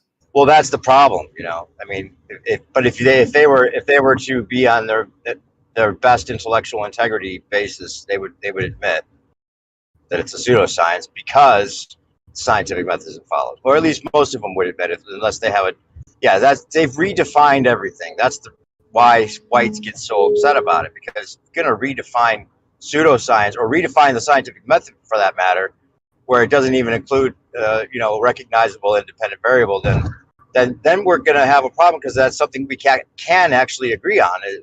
What do we need for the scientific method to be followed? Those aren't. I don't know if that's variable. That maybe that is a different interpretation of the scientific method he's using.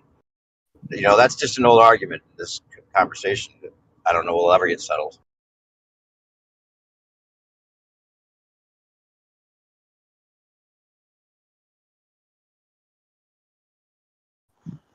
Yeah, and Nate may have a different definition or viewpoint on what the word science represents than someone else. Right, or even the scientific method, because they say that QE or the flat Earth scientific method is overly strict. Needs these points. It was never that before Nathan Oakley started yelling at people, whatever. But I don't think that's the case. But at the same time, if you're going to use the authority in any way as what something is, then if one authority is against another authority, you can't really rightfully, objectively say for sure what everyone else should think about it. But common sense says you prove the cause of the effect, and if you can't prove the cause of the effect, I don't know how you could call it science, technically. Under that definition, yeah. Which see, I think there was something to not to go into a whole discussion on history, but I think that the word science and what that represented is different in the past than what it is today. And there's definitely been like a scientism sort of hijacking thing to where now they've redefined science to fit all this stuff that really would have been considered pseudoscience in the past. Yep. So there's this sort of overlap and this blending now where the word science now represents something different. And then they call other things pseudoscience that aren't pseudoscience, the things that they don't want to have people looking into or they don't want to consider legitimate. So, yeah. Exactly. Yeah, that's the crux. That's the crux of the argument right there. And also, you have to remember that if you don't call some things out, then the conversation goes on and it comes up later and you're like, wait a minute, are you still saying that about that? And you're like, I wanted to clarify that doesn't follow the scientific method, in my opinion. Can we work that out? Can we work out what the independent variable is? You can't just say that's, or you in my opinion, you can't just say we know it's there even though we can't detect it. That's kind of sounds like double talk. At the same time, I know why Nate's saying that, because the effects that it's whatever it is are having, in his opinion, proves it's there. So, it's all about interpretation. Well, that's what science is all about. He needs to, if anything, the WIMPs would be the independent variable, because supposedly they're affecting how other things move. So they have to manipulate the effect, or the cause. So I don't understand how something that you can't prove can be your dependent variable. It doesn't make any sense whatsoever.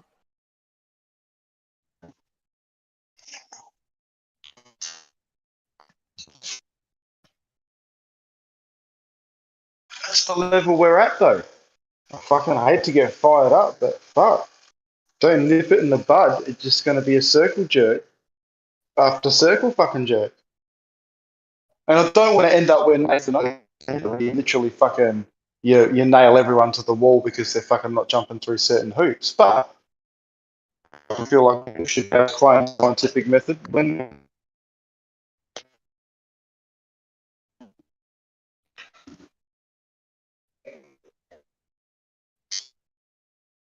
So is Nate still here? Yeah, I'm here, man. What's up? I'm just curious. What evidence do you have that the Earth is spinning? I'm curious. Could you say that again? What evidence do you have that the Earth is spinning? Oh, come on, man. I don't want to do that. You've seen the evidence for the rotation of the Earth. I'm not trying to go down that. You guys are just gonna start shouting at me again, man. Yeah, maybe let's not make Nate the target right you guys, now. We just kind of don't ask me we got over that hump just now. It seems like.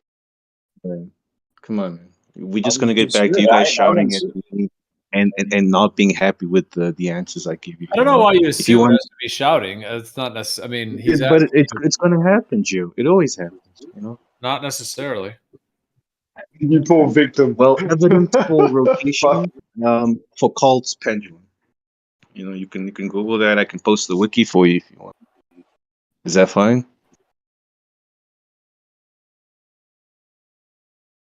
Scrat? Yeah. I'm just trying to figure out if the Earth is spinning under that, why it's not spinning under planes. Nobody's been able to explain that yet.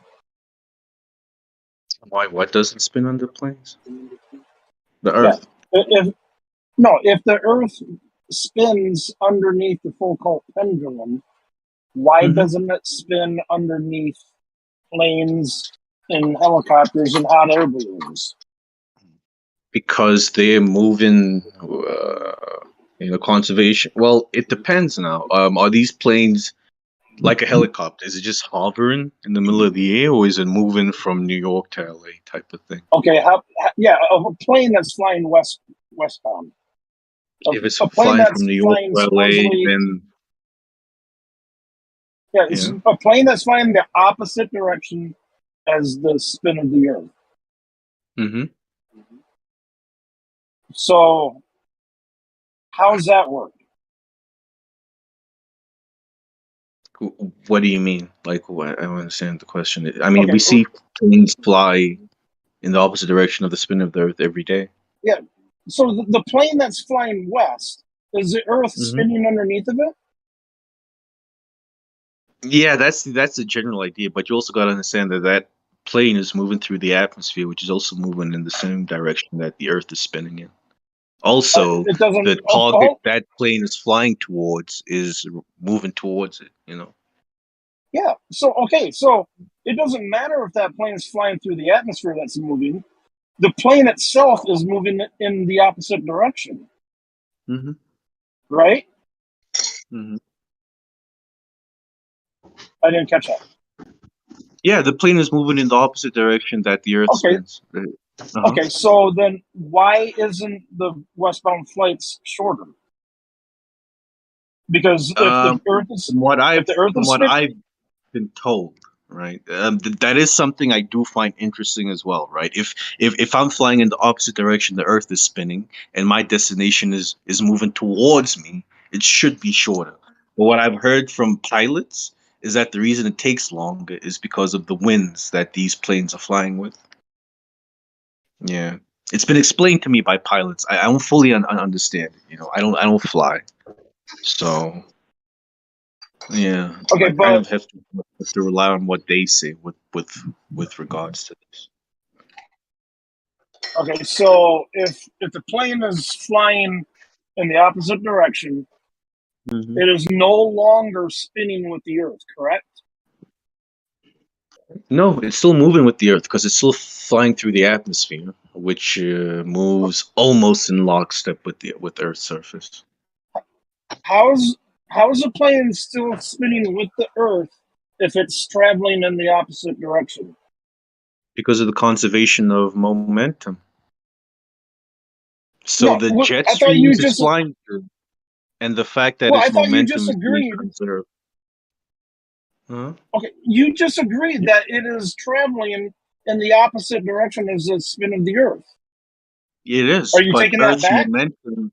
No, I'm not. It's traveling in the opposite direction that Earth spins. But just because it's traveling in the opposite direction Earth spins doesn't mean its momentum isn't being conserved. So when I say traveling in the opposite direction Earth spins, it's just moving against Earth's rotation. But just because it's moving against Earth's rotation doesn't mean that this plane has enough energy within it to overpower all of the momentum within Earth's rotation and within the atmosphere and within the trade winds, that it's traveling through. Okay. Is it traveling? Is it actually traveling east, or is it actually traveling west? It's traveling west. Which one is it? It's a mix of both. It's traveling the way it was explained to me. It's going 80% west and 20% east. I know. Now, It sounds. Nate, that does sound funny, Nate. But can I butt in for a sec? So like if you were taking off headed west, then you would be going. If you took off and went 400 miles per hour, and you were at a latitude that was 600 miles per hour in the opposite direction, then you'd technically be going 200 miles per hour backwards, yet forwards 400 miles per hour. Mm-hmm. Right? So you might look like you're going backwards from space if you could get there. But at the same time, if you're just in the plane, it'd feel like you're going forward because relative to the spin of the Earth, you're just going, But how long does that last? Exactly what you said. Yeah. Right. Yeah. But then, if you were what looking I from get, space, what it would look I don't like the plane understand going is, backwards. Yeah. like, even if we accepted that, as far as like having momentum when you say if you jump out of a car, you're going as fast as the car for a little bit, until you fall. I mean, technically, your body's still moving that speed when you jump out of a car or something. But to have that momentum indefinitely with this conservation of momentum is where it gets really iffy. You know what I'm saying? Like, how long does a plane need to fly before that original 1,000 miles per hour that it was going one direction is going to be like worn off and it's just going the opposite direction? How does that stay with the object, especially when it's flying against it now? Really apply the plane is still flying through. It's still flying through the atmosphere. So even though the momentum from it being on Earth's surface might be waning or diminishing, there's still the momentum of it flying through the atmosphere. And as you've heard before, the atmosphere moves almost in lockstep with the surface of the Earth. Have you ever tried to figure out like how long before it diminishes completely? Like how many hours the plane would have to fly before there's no more conservation of momentum? No, I've never looked into it that deeply, Dave. It also didn't make sense to me, so I spoke to a few pilot friends, and this is how they explained it to me. It makes a lot more sense, but I mean, there's still holes in it. Right. But not enough holes for me to really work. At least you can admit that. It doesn't sound right still. Yeah. No, I mean, it's not that it doesn't sound right. It's just that I don't fully understand it because I don't fly. Like I would need that practical experience to fly or work with these things to fully understand it the way a pilot understands it. How is it verified I mean, that the it's atmosphere fine. spins with But the they Earth? think, how do we? How do you verify that the atmosphere spins with the Earth?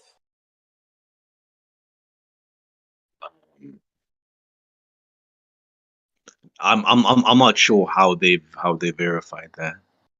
Off the top of my head, I don't remember. But I think it's certain type of weather patterns they look at in Coriolis and whatnot. Yeah, I'm not a weather scientist or whatever the fuck they call it, man. So I don't know all of that exactly. So, are you okay with the fact that you were just discussing that the plane was traveling in both directions at the same time? Are you okay with that? It sounds funny, but it makes sense.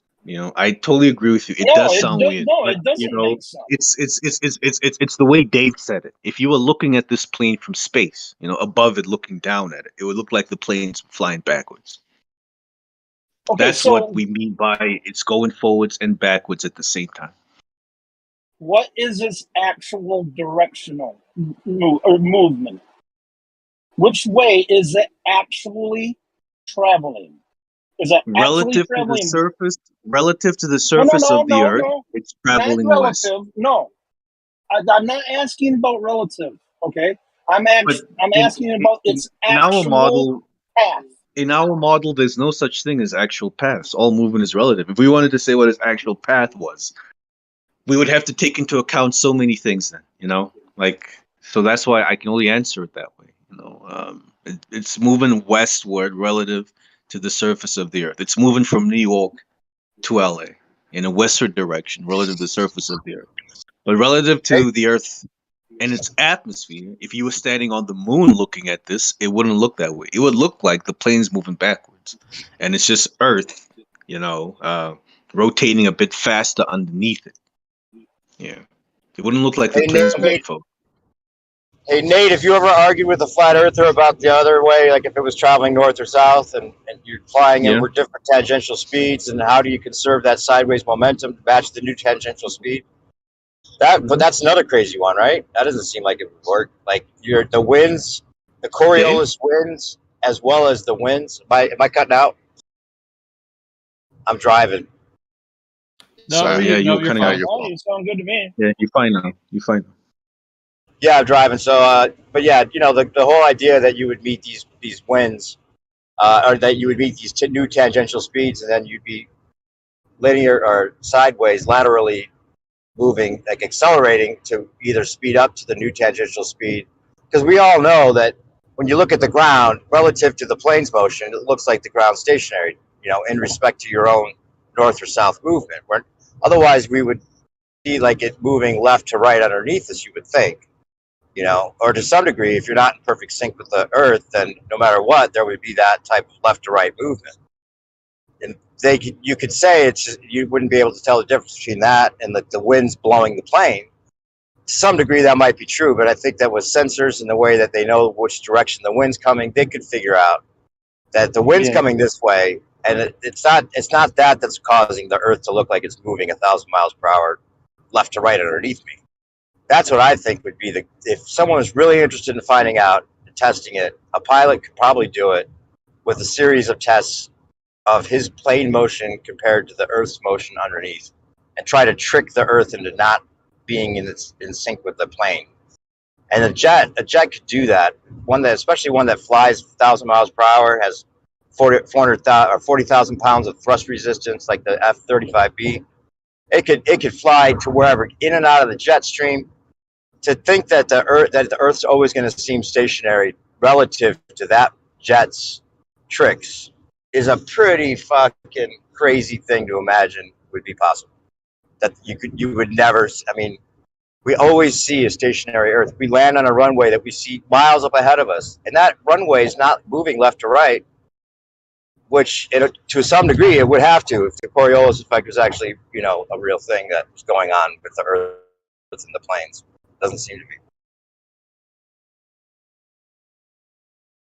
Yeah, I mean, I hear you, Dave. But yeah, I haven't looked into this enough to really comment too much about it, and I do understand if the explanations I'm given aren't, good enough or concrete. If I was a flat earther or if a flat earther was giving me these kind of explanations, I would be a bit frustrated. But so it's like I'm saying, I haven't looked into this enough to really give the appropriate answers. Yeah, we're looking for the ones that you have that the ballers have no answers to.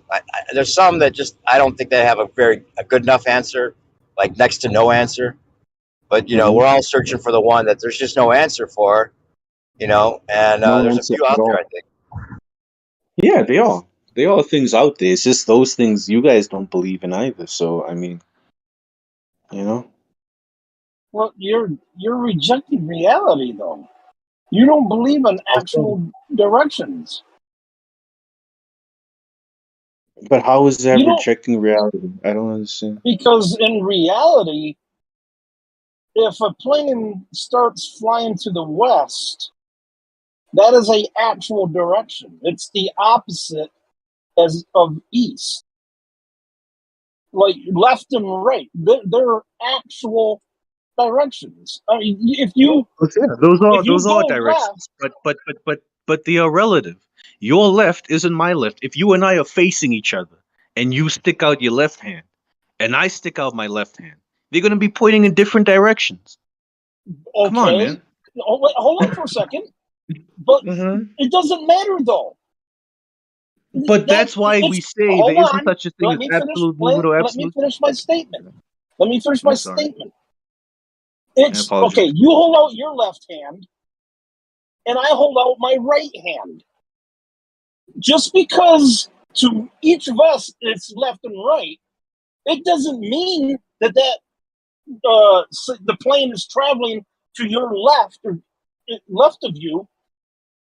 It's still going in that direction. It is a actual direction.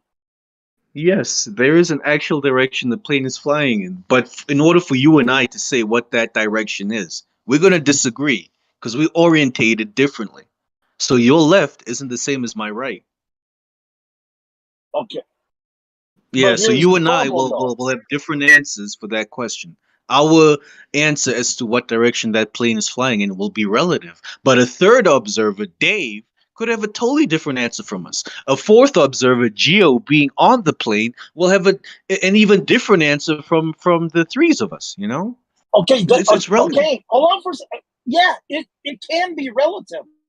It doesn't mean that that there isn't actual directions because okay, in your paradigm, you have to say the plane is flying backwards because its actual traveling direction is eastbound. It's spinning with the Earth at a slower rate. So you have to say its actual direction is flying backwards, flying to the east. But you don't have a problem with that.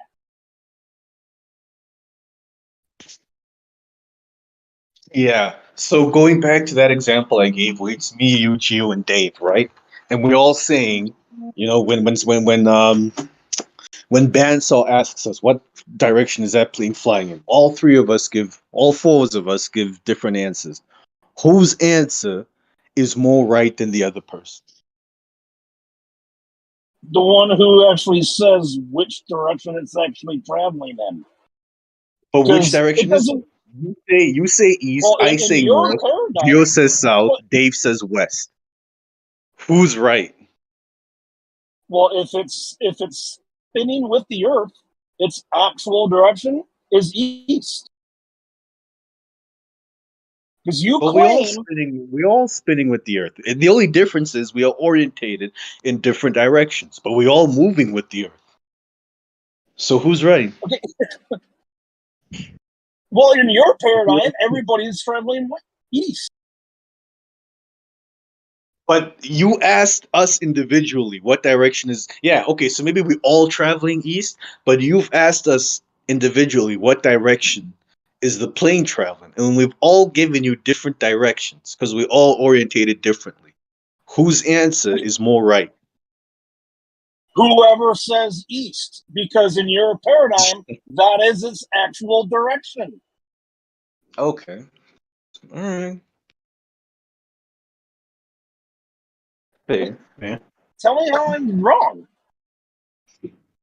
I'm not saying you're wrong. What I'm trying to say is that no one's wrong. You know, for each of us, the plane is traveling in that direction we've said. My direction might be different from yours, but I'm not wrong and you're not wrong.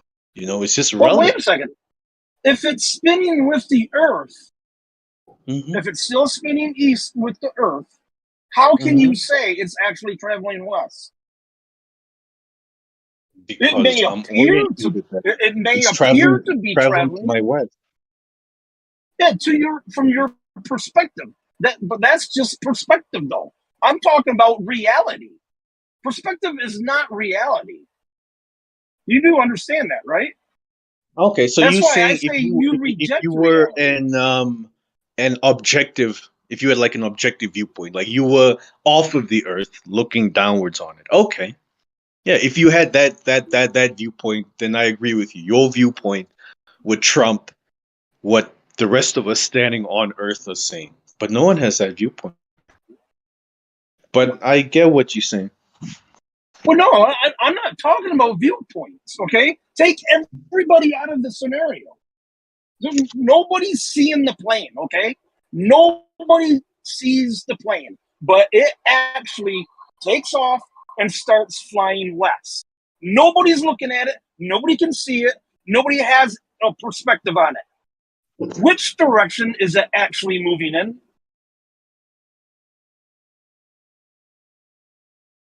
It's moving west.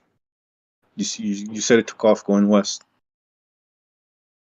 Okay, so it's no longer spinning with the Earth then.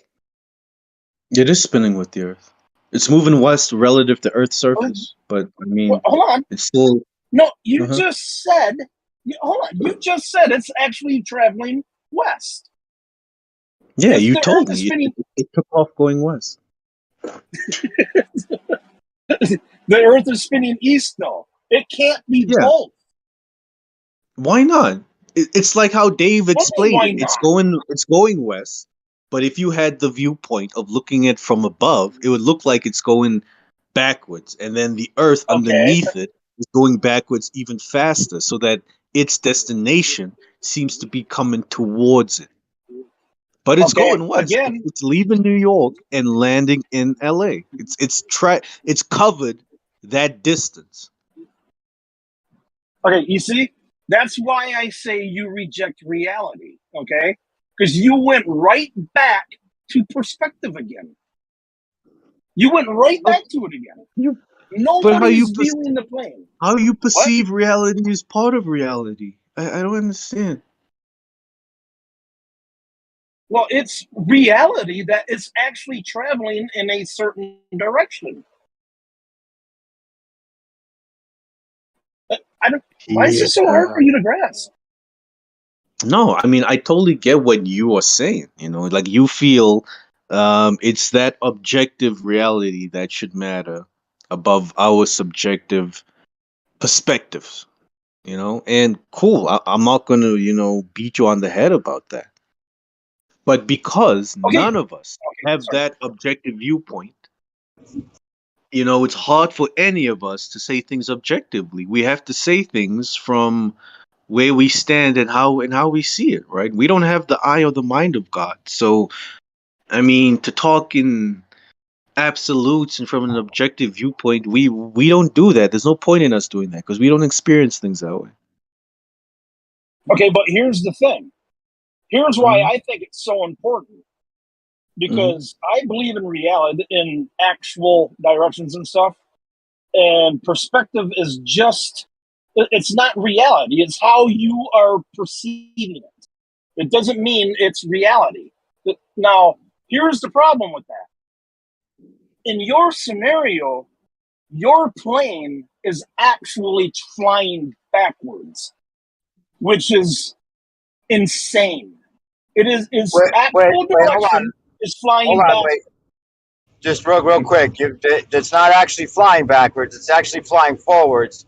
But because it was already moving in the opposite direction, it's only relative to the original direction's movement. So, and from a third-party perspective, it would look like it's going backwards 200 miles per hour.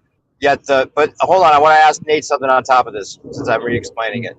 In that scenario, Nate, if you're going 400 miles per hour forward and a 600 mile per hour latitude tangential speed, that means that you subtract that and you're going 200 miles per hour backwards. So then also technically you got to think about then that the ground is moving 200 miles per hour faster than the plane towards the plane, right? So if that's the case, when the plane goes to land, let's just say it conserved the momentum the whole time, and it's landing at 400 miles per hour. It's having to land on a runway that's coming at it then 200 miles per hour, right? So yeah, you could see it that way. Right, but that's the reality of it, that you'd be landing on a runway headed towards you 200 miles per hour. Then think about if you're going the opposite direction and that runway is then running away from you at 200 miles per hour, even though you're getting to that destination. Then think about how the plane or the pilot might treat that landing. And if it's treating that landing when the Earth is spinning away from it and coming towards it just the same, that doesn't seem right. It seems like it would either have to slam on the brakes when it's coming towards you, or it would have to like speed up as it's landing to catch up to the Earth. But they don't do that. They treat every runway the exact same, even if it's north to south runway, where it could be moving sideways relative to the plane to some degree. So all those landings is really where it gets fucked up. Yeah, but all of those different perspectives where the runway's moving towards away from you, those are third party perspectives, right? Those aren't the perspectives of people on the plane. So what we need to do is see it from the pilot's perspective. From the pilot's perspective, but it would be literally faster than the plane because it's in a separate reference frame. Now the Earth is independently moving, even though the plane's within its atmosphere conserving momentum. Now it's in its own reference frame, so there is actually a problem with the runways and the plane, because you do have to time it, because you're not lockstep with the Earth. Even at the atmosphere is not in lockstep automatically, admittedly, on your side. So there would be a slight difference, at least to begin with, just getting out the fucking runway. Yeah, I definitely think about like many miles over different tangential speeds for it to be in sync with the Earth enough to just treat it as if it were stationary seems unlikely, or even impossible, in my opinion. I don't know if pilots treat the Earth as if it's stationary, and I do agree that when the pilot's coming to land, there are slight adjustments they have to make, but it's not in the range of 200 miles moving towards or away from it. That would be the perspective of a third party observer, of someone on the plane. You've been on planes. The ground underneath you seems to move very slowly. It doesn't look like it's moving 200 miles away or towards you. Right, but you would imagine there might be certain circumstances where the pilot would have to be especially trained to know that if he's out of sync with the Earth, the timing on this landing has got to be really critical, and he might have to treat it like a plane treats when it's landing on a boat. Because there's a bit of drift, they have to be trained how to hit that target and account for the drift, or know how fast that boat might not be aligned with the plane as it's coming into land, right? That's special training. So you think they would with the boat thing, there's special training, and with normal landing, there is certain training needed. I don't know if it's extremely specialized. I'm not sure. What I would say though is, I would think that along the pilot's route there are constant adjustments being made, automatically by the plane itself, to ensure that when they do land, it's not that as the pilot sees the runway, he all of a sudden needs to make adjustments. Adjustments have been made along the path, so when you come to the runway, you're already lined up, you're at the right speed, at the right altitude. It's just about the pilot now needing to release the landing gear, right? The wheels and the brake systems and this, that, and the third. But your side would argue that it's like the wind. It's like adjusting for a wind when it comes in. Like if there's a crosswind, it's going to have to adjust to align itself straight with the runway. Lots of times, where there's crosswind. So but they would know long before they. Yeah, but they would know long before they get to the runway that there's strong crosswinds there, right? At all airports, they have very advanced weather systems.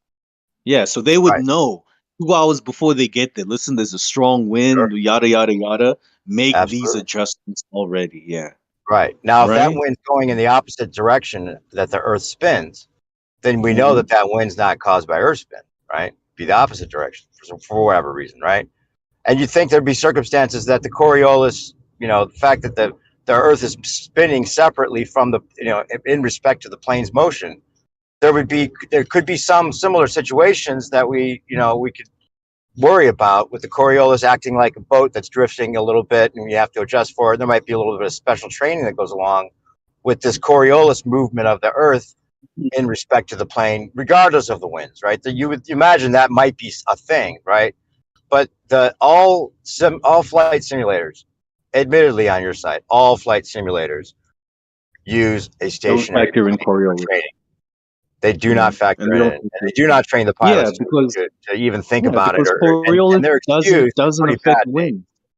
Yeah, but Dave, is that they make it more simple to make it, not stress the computer, not to give them more information than they need, all these things that Yeah. don't make any sense. When as a pilot, you'd think they would give you extra information you don't need all the time to make sure that they're covering every possible scenario, so that the safety of the people and the pilots all taken care of. But to not Yeah, mention but it that's seems pretty fishy, right? yeah, not really, because that's only when you are doing the simulated trainings, in a safe environment. After you do the simulations, they do take you out on actual flights, right? You'll be the co-pilot, or it might just be you and your supervisor in a small little, privately owned plane, just you two in the air. And then that is a practice run as well. You're flying from one place to another place that's just like, 30 minutes to an hour away, and you got to factor in all these things, number one. Number two, the reason they don't worry about Coriolis is because Coriolis isn't what causes winds. It just determines the direction in which hurricanes and whirlpools and certain tidal nodes come about. Wind direction isn't due to Coriolis. Well, that's the thing, is that there's a debate about that in particular. But first off, but because they have to say it's a Coriolis force that actually causes the plane to accelerate in the sideways direction when it takes off. It's got that sideways conserved momentum, which has to be like a Coriolis force. And since the atmosphere is traveling with the Earth, it acts like a wind. It acts like a prevailing wind, if you will, or whatever they want to say. They even describe it as like the molecules are still traveling with the Earth. So even though it may be a wind in the opposite direction, overall, if you took the summary of it mathematically, you could say that it's still, in the same way, 600 miles per hour for the plane and 400 miles per hour. It's all a mathematical solution to make it seem like you could just imagine that it's stationary and it would be the same thing, because relative to the conserved momentum from the beginning, you could just take that in. But the fact that it lasts forever, that there's not like this dissipating conservation of momentum, which we would assume would happen, because you're not going to just keep traveling 1,000 miles per hour indefinitely with this fucking big ass plane. That doesn't make any sense. Then you got the idea that there's these winds that are separate from the winds that go in all directions, and how could that be? And they say it's so much like the atmosphere traveling 1,000 miles per hour with the Earth is somehow very weak compared to like these prevailing winds or these other winds that go in all directions. But that doesn't seem like it'd be weak. And it seems like if you were traveling against that 1,000 miles per hour going in a westward direction, you'd have to travel against those winds. You'd be traveling into the atmosphere and be going a lot slower possibly than when you're traveling with the atmosphere. And there's all these kind of like contradictions that just don't add up with this, the way that it seems to be. You lost me, dude. You lost me, man. You said well, the atmosphere is traveling with the Earth, right? So if you're going the opposite way of the Earth spin, then you'd be traveling into that atmosphere. You think it'd be resistance, right? That would be logical. And the resistance we get when traveling against the Earth and the atmosphere, they call it jet trails. That's what causes you to take longer when you're going east to west, even though your destination is rotating towards you, because you're flying against the atmosphere and that conservation of momentum, which causes these jet trails, which make you fly, jet stream, which makes you go 400 miles forwards, but kind of 200 miles backwards as well. That's what causes this weirdness. But when you really look at it critically, that it's pretty far fetched, and there's flights that you can look at directly that would seem to take a lot less time than they do. Those are all debatable. There's all these different claims about whether they're giving us real time and all that. So, but could you show me those flights? Because I've taken flights. There's certain flights that people always point out, and I don't remember exactly. I know there's one that Nathan Oakley always used to say, this is like dead on proof. Like if it's a north to south, flight that takes, 4 hours when it really should only take a couple or something. I don't know. But you just if you want to, the Coriolis, in my opinion, really kills the ball. But you'd have to really be critical of the explanations that the ball side gives, which I don't know. Are you willing to do that? How did we prove ball again? Rotation. Did I miss that bit where we proved that it's even rotating to entertain flights having to worry about? Oh yeah, he proved it. You missed that bit. You must have been gone. Nate totally proved it, I think, right, Nate? I didn't prove anything. I don't prove stuff. I'm kidding. Establish. Sorry, how did you establish that the Earth is indeed rotating? I presume it was pseudoscientifically, but I'll allow you to tell me it wasn't. No, Scrat asked, and then Round I just three. provided. Round three. Ding, ding, ding. Yes, so Scrat asked if I had evidence for Earth's rotation, and then I provided him a link to the Foucault pendulum. That's where that kind of ended. Then we Okay, just and how? with the planes and stuff. Okay, can I go back to that point if you don't mind? No, is that all right? No, I don't really want to get into that way. Well, the Well, I point can he did understand make why about you the would. Foucault pendulum. Yeah. But you can make the point you want to make. Go ahead. But the Foucault pendulum is moving freely from the Earth, so therefore it's not moving with the Earth is the claim. That's why it moves, right?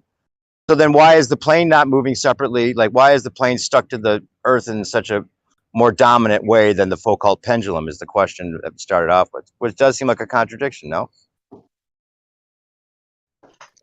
But I mean, Not I think really. White It does. still White does want entertains to say Earth rotation. Yeah, I just want to point out the fact that, where's the experiment with Foucault?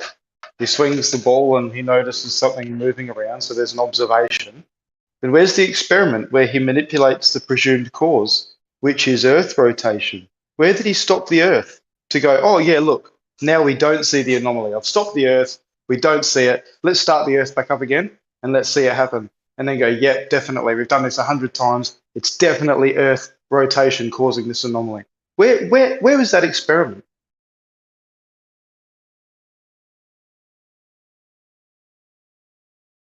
Yeah.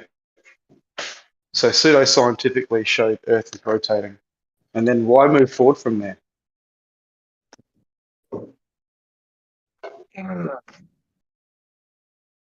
It's a brilliantly reverse engineered model, man. It's so brilliantly reverse engineered. There's enough to keep people still thinking that's most likely the case because of the preponderance of quote unquote evidence that doesn't really have any proof because they don't try to prove Dave, it. do you have any examples of this reverse engineering? Just one that I could see. Well, I could say the eclipses that were predicted many thousands of years, like supposedly in ancient times. Like that when they didn't know the Earth, they didn't think the Earth was spinning, and they had all the serocycles and everything, all on a flat Earth, right? And so then, if you take that sunset, that solar eclipse or lunar eclipse or whatever that information is, and then you work it into the heliocentric model, and you reverse engineer the way, and you say you predicted the eclipses when they were already predicted by the serocycle, and you're still using the serocycle, which works on a flat Earth, and so then you call it a prediction when it's really a post-diction. That would be kind of like reverse engineering at its core. If you already knew it was going to happen, and then you say you predicted it, that's kind of like sun will come up tomorrow.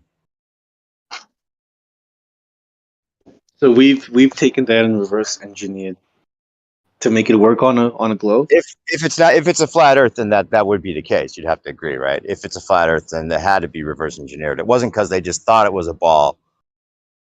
They had to actually reverse engineer it because it would be too many things to cover for it to be just what they think. Maybe the solar cycles work on something regardless of its shape. Maybe it might even work on a triangle. Then would you still say it's reverse engineered? Well, the whole idea Pattern of it being another shape, recognition. like a triangle or square, like people upside down, sideways from each other. It's like that whole intuitive thing about being upside down, right side up. I would think, and this is a very basic way of putting it, you would feel like suction cup type force with your feet. If you're really hanging upside down relative to where you were earlier on in the day, you would think you'd feel more of a force. In fact, you don't feel a force at all. You only feel the weight of your leg when you pick it up. You don't feel a force pulling it back down. And you think you would for all that motion to be happening and not having any kind of problem walking. But, maybe that's just a grade school way of looking at it, in your opinion. But it seems like even with that simplistic view, intuitively, you'd think that's kind of what we would feel instead of just this pseudo force that is not really a force, acts like a force, but isn't a pulling force. It's bending a space time. It's all convoluted. But you do agree that if the solar cycles worked on a triangle, then it wouldn't be anything to do with re-engineering, right? Then that means the shape of the thing we're standing on doesn't matter when you're trying to figure out eclipses using the solar cycles, right? Maybe, I don't know. Does it work on a triangle? That wouldn't be science either, mate. I've never tried it, but I'm just saying, if it did, wouldn't you then agree? If hypothetically. Wouldn't we be sliding down the side if it was a triangle, Nate? Wouldn't we be? I'm not have to saying be it's on a spreads all triangle. the But time? what I'm saying is, if we use the solar cycles and we factored in Earth as a triangle, and it still worked, then it shows that the shape of the Earth doesn't matter, right? Well, if the serocycles was, figured out by people that were pretty sure they were on a stationary level Earth, like it seems, then that would make me think that it does matter. But if we took that same solar cycle and we were able to make the same predictions, if we thought the Earth was a sphere or the Earth was a triangle or a rectangle, and we still came to the same exact predictions, would that not make you think that, okay, maybe the shape of the Earth doesn't matter? I don't think the shape of the Earth does matter. I don't even think we could ever know the agree shape. with you. I agree. I think the shape of the Earth doesn't matter when you are calculating eclipses using the solar cycle. I would take a step further and in say general. that when they are calculating, lunar or solar eclipses with the solar cycles, they don't take into account the shape of the Earth. Well, you have to. But if you were talking about the shape of the Earth at all, you'd have to assume you could see the whole thing and know what the shape is and how big it is. I don't think we know how big this place is at all. I don't think we have any idea. But I kind of hear you, but I would take an even further step and say, when you are trying to predict where eclipses are using the solar cycle doesn't tell you where on Earth you need to be to see this eclipse. It just tells you which day the eclipse is going to happen and what time of day or what time of night. But it doesn't tell you that you got to be in Boston to be able to see it, or you got to be in Rio de Janeiro to be able to see it. Refinements that have been added, and the heliocentric models claiming that because they know it's a ball, that's why they're able to figure that information out. Apparently, yeah. But I'm just trying to get us to agree that using the raw Sarah cycle without these additions made to it, the one that was used by people that thought the Earth was flat, that model they use doesn't take into account the shape of the Earth. They don't care what shape Earth was when they're trying to predict eclipses. All they were trying to do was predict when these eclipses would happen. But even though they were able to predict when they would happen, they didn't know where on Earth. A lot of these eclipses, they weren't able to see. Like the Mayans, a lot of the eclipses they predicted happening, they never saw them happen. They weren't able to see them. Oh, okay. It's interesting. I mean, regardless of whether it works in a triangle or not, the point originally was that if we're not on a spinning ball, then you have to agree that it was reverse engineered and made to seem like we are from the math and all the claims of the ballers people, right? I mean, they don't just think it's a ball and are mistaken. They reverse engineered it because it's a big difference between having the sun go around us and us go around the sun. There's no way that they just mistakenly thought we were going around the sun if it actually is a flat Earth, right? You'd have to agree. It's the hugest, most brilliant reverse engineered model ever. If it's flat, I mean, right? yeah, but it took steps for us to get to the idea that we're going around the sun. Before we thought we're going around the sun, we still thought the sun goes around us. We just went from thinking Earth is flat to Earth being a ball. But we still thought the sun goes around us. We didn't just go from Earth is flat to, everything we have now. It took a while, Yeah, it took a while to convince people. It seems like they almost took steps, like they went geocentric first.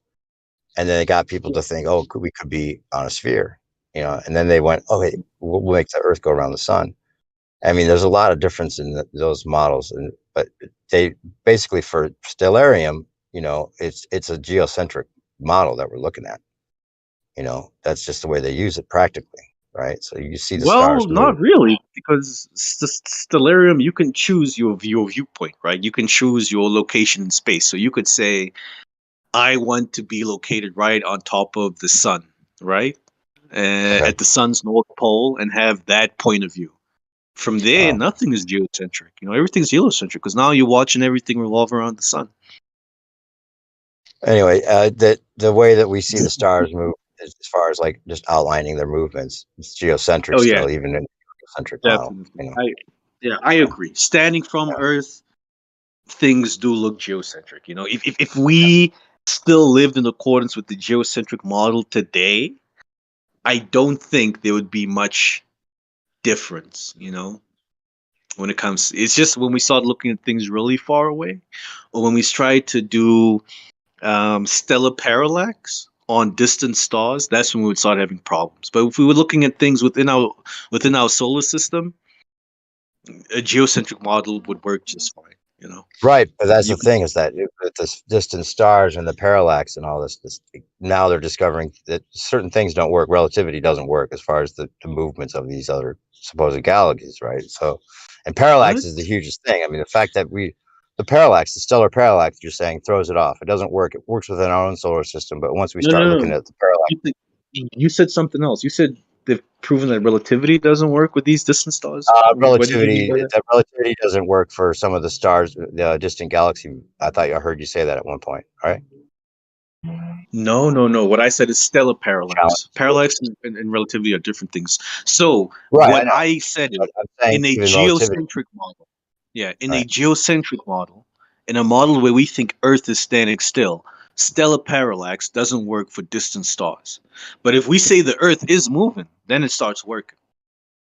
Right, but I'm saying that the stellar parallax, that the stellar parallax is how they claim they know that the stars are so far away, and because it's so minuscule, they're able to read these fine little tiny little adjustments that seem, in their infinite star model, to indicate that it moved this much, which is like a fraction of a millimeter relative to what we'd be able to even tell with our with the best telescope, right? So that's how they claim that they know that we're moving instead of the stars. But the biggest, I think, a more convincing claim is that we know we're not moving, because if we're going 500,000 miles per hour with the sun every day, we're moving out of our original position by 12 million miles every day, right?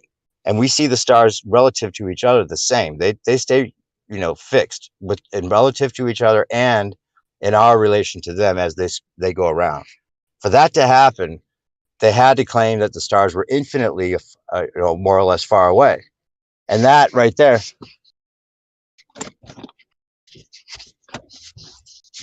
And that right there, what? huh? I could look on my phone. You don't have a phone? No worries. Who are you talking to so late at night? Somebody's asking me for directions. I'm trying to get home, and he's trying to get to a freeway. I'm going to help him. No, I'll drive be away, back. bro. That's fucking scary. Oh, he's cool. Drive away.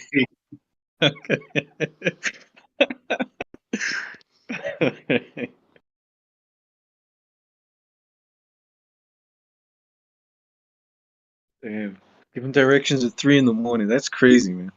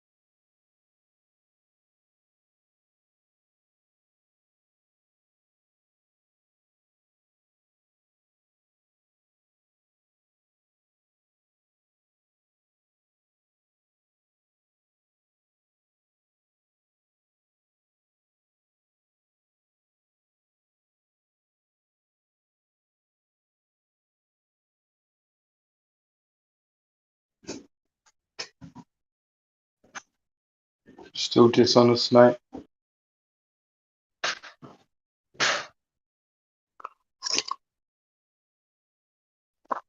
The obfuscation, mate. Before, well, it wasn't even obfuscation. It was just a complete deflection from how the rotation was established. That was really pathetic, that one. Care for another, mate? Or any baller, for that fact. Maybe an honest one. Step right up. See if we can get out of the realm of pseudoscience into an actual scientific method. Please.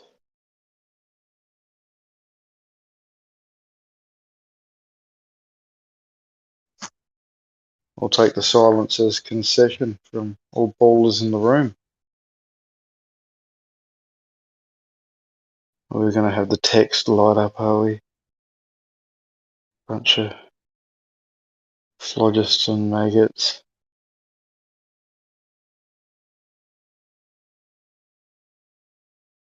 Yep. Yeah, engineers aren't scientists.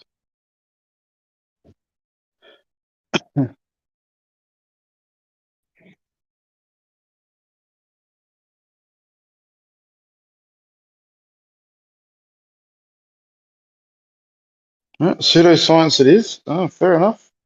Shit. That was a good 30 seconds of dead air. No one even had anything to even attempt to say. Must be full of honesty at the moment. You're asleep, Flog. I can shorten your name to Flog, can't I? No?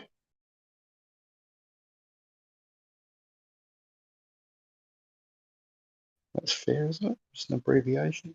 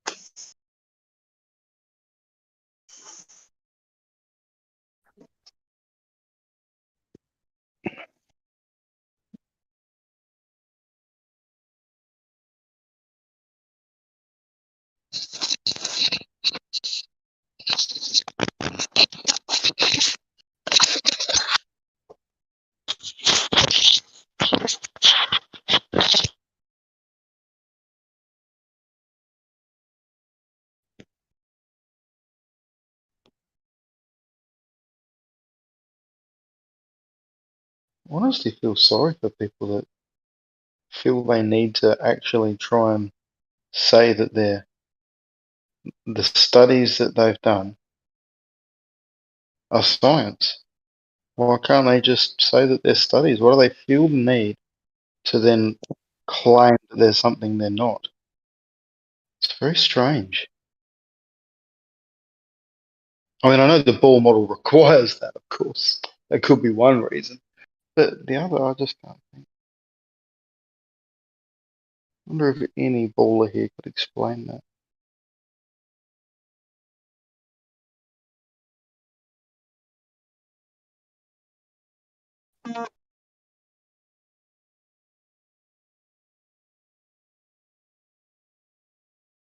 If someone's speaking, they are glitching out.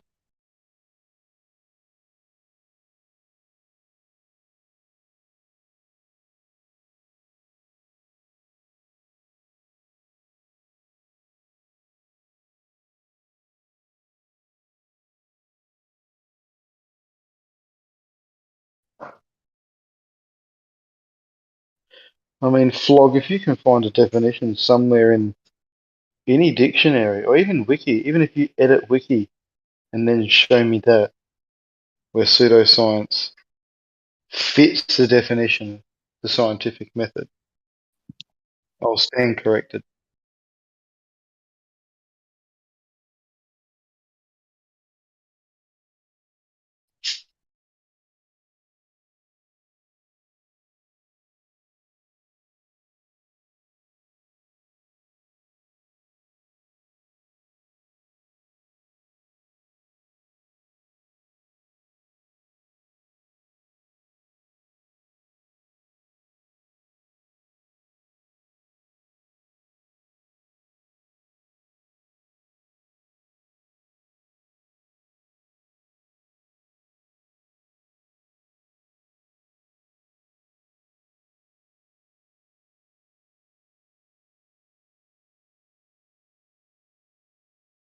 Need some more people with integrity in here, I think.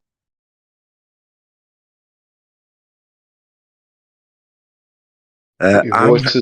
I'm here to answer like any question as a globe earther. Put any question to me, and I'll have a chat, and I'll try to have some integrity.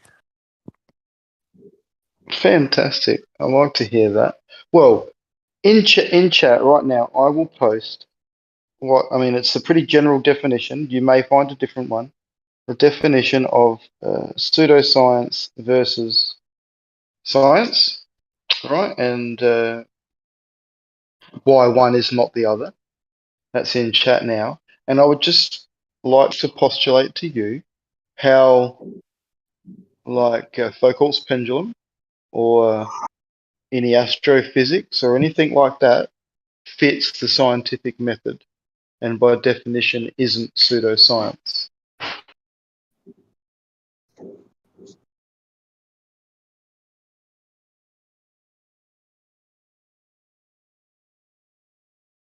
And I'm not saying all the people are trying to cheat people and lie, all the scientists involved in pseudoscience. I'm not saying that for 1 minute. I'm just saying that there's a claim made that what they're doing is science, when in fact it doesn't follow the scientific method. So what are your thoughts?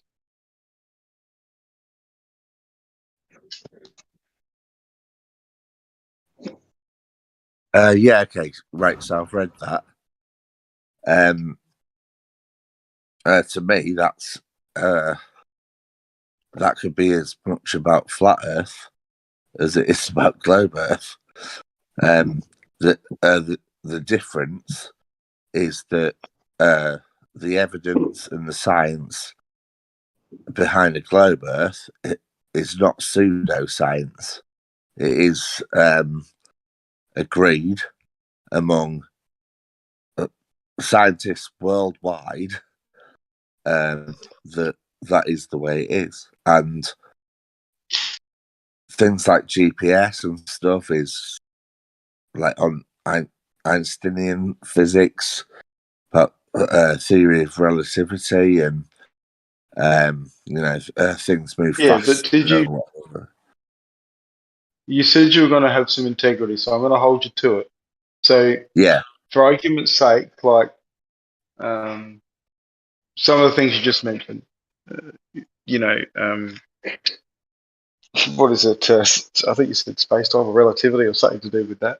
Like, how is Yeah, that? the How is the answer is scientific method applied to that to verify it? sorry, ask that again. I didn't say. Say that again. Sorry.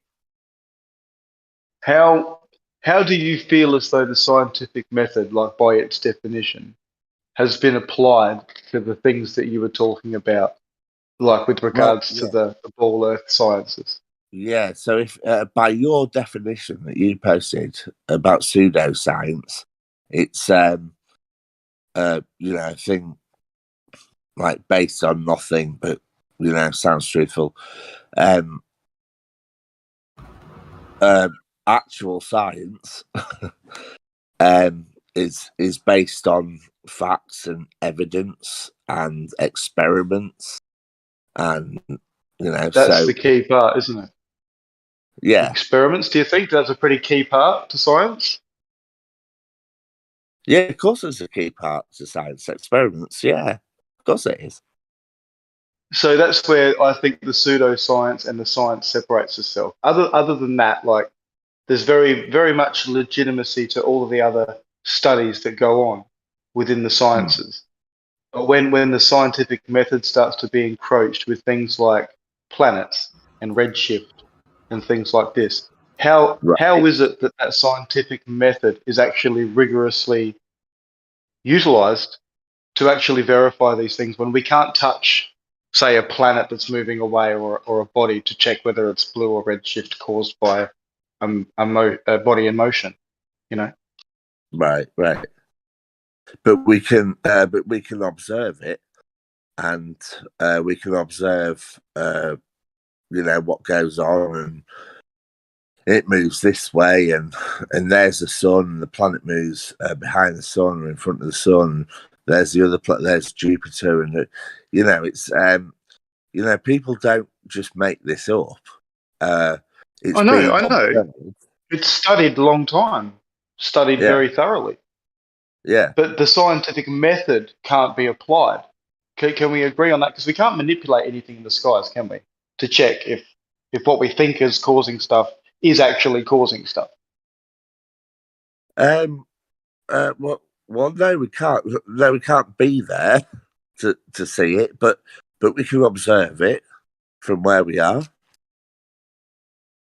Okay. So are you aware that the scientific method for an experiment requires the manipulation of these variables so you can, in fact, finish the experiment? So the scientific experiment is manipulated, did you say? It requires you to be able to, have some tangible things to manipulate so that you can actually complete your experiment and have a conclusive result one way or the other. No, absolutely not. Absolutely not. That wouldn't be scientific. Why? What do you mean? Well, it wouldn't be scientific if you manipulate an experiment to find a result you want to find. Well, no, you misinterpreted me. But you're right, that wouldn't be scientific. Very true. Yeah. No. I meant that you need to be able to manipulate your presumed cause. So if we look up at the sky and we see redshift, for example, and we know on Earth that we've got things that redshift and we can experiment in the lab with redshift, etc. And we look up to the heavens and we see what we believe is redshift. How do we then confirm that there is a body, a physical body that's moving away, creating that redshift? Like in an experiment, like on Earth in a lab, you would manipulate that body. You would move it away, you'd move it towards you, you'd change the speeds, and you'd check that when it was moving away, you got redshift. How are we doing that when it comes to the bodies in space? Yeah, you wanted me to be candid and stuff, and I will be. I don't know what red shift is. That what you're saying? What red shift is? Yeah, it's like a Doppler effect. I'll quickly explain. It's like a Doppler effect. You know how an ambulance goes past you, and it's high pitch, low pitch. Yeah. So it's just it's that, but with light. Infrared light. Yeah. Okay. Yeah, and shortening or lengthening wavelengths, Yes. depending on direction of movement. Yep. Okay, yeah, I'm with you. So just explain again what you were saying, like between planets or something.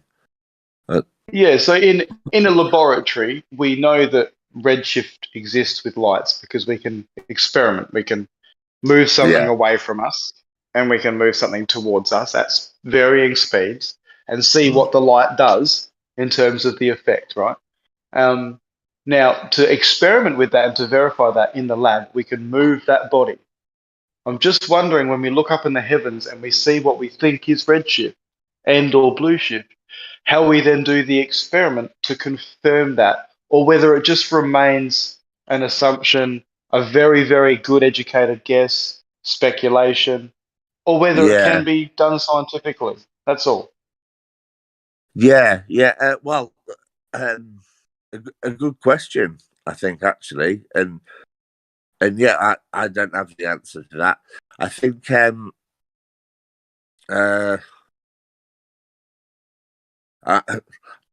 going to put my faith with scientists that they know what they're on about. So when they're measuring that stuff, they know how it reacts in different environments and whatever.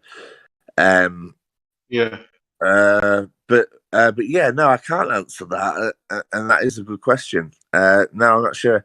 I know when you watch a star, like I love watching stars at night that like fluctuate and they go boom, boom, boom, boom, and they pulse and they sort of turn colours and stuff like that. And I guess a lot of that is infrared. I know that's not what you were talking about, but yeah, but I love that kind of thing. Yeah, I can't answer that question. I don't know, but I do have faith in in the scientists that that they know what's going on, and I trust that. I do trust it. So you're quite happy to, I won't say concede, but at least admit that it's a very good, well-educated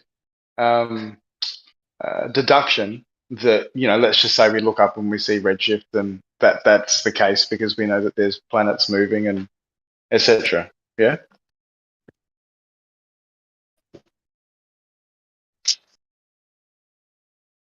I mean, I think it's fair. I mean, I think it's a good, I won't say educated guess, but a deduction. I think that's fair to say. Very good, well-educated. Yeah. I'm just trying to make a distinction that the scientific method hasn't been applied Sorry, to I've these had things trouble because with we it. simply can't do it. I don't know if you can. Oh, you breaking up, are you? My bad. Yeah. Sorry, I didn't hear the end of your point there. Yeah, I'm just trying to make a clear distinction that there's certain things that we can't apply the scientific method to with regards to manipulating the presumed cause of things, right?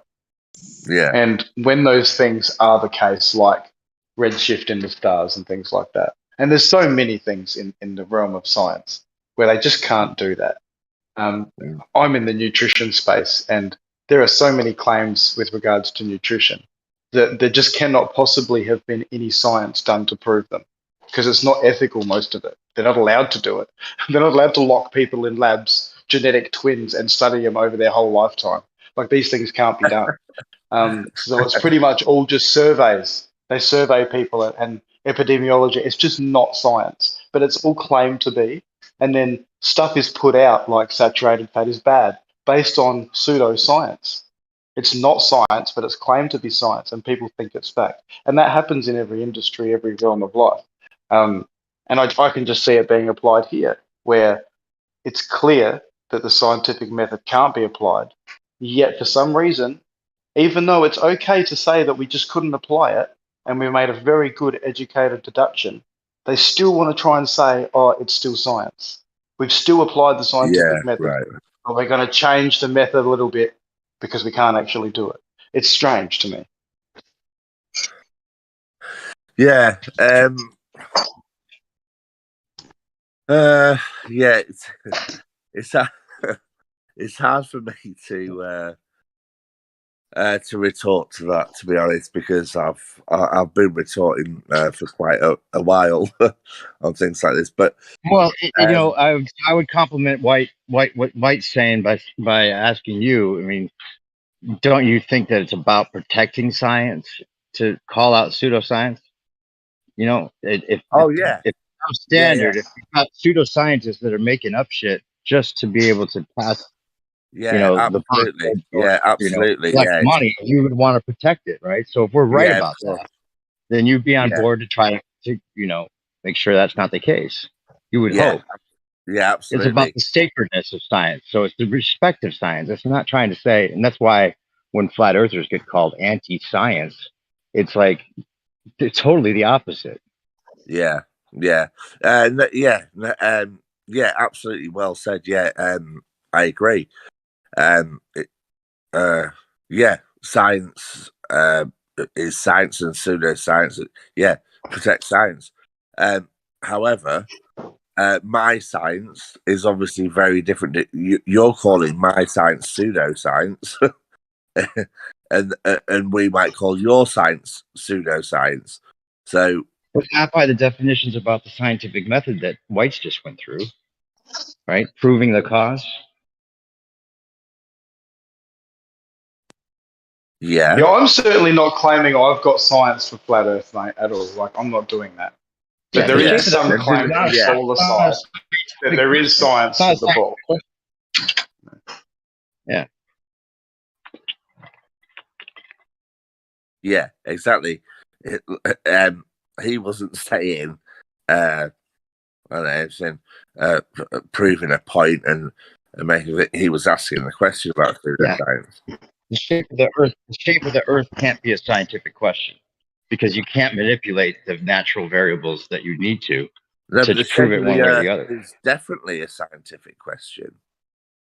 It's definitely a Not, scientific not if you question. can't use the scientific method. Well, you No, can. we can deduce it by using the scientific method in other ways. We can deduct the shape of the Earth with true science, but I haven't seen that bloody done anywhere, personally. Not personally.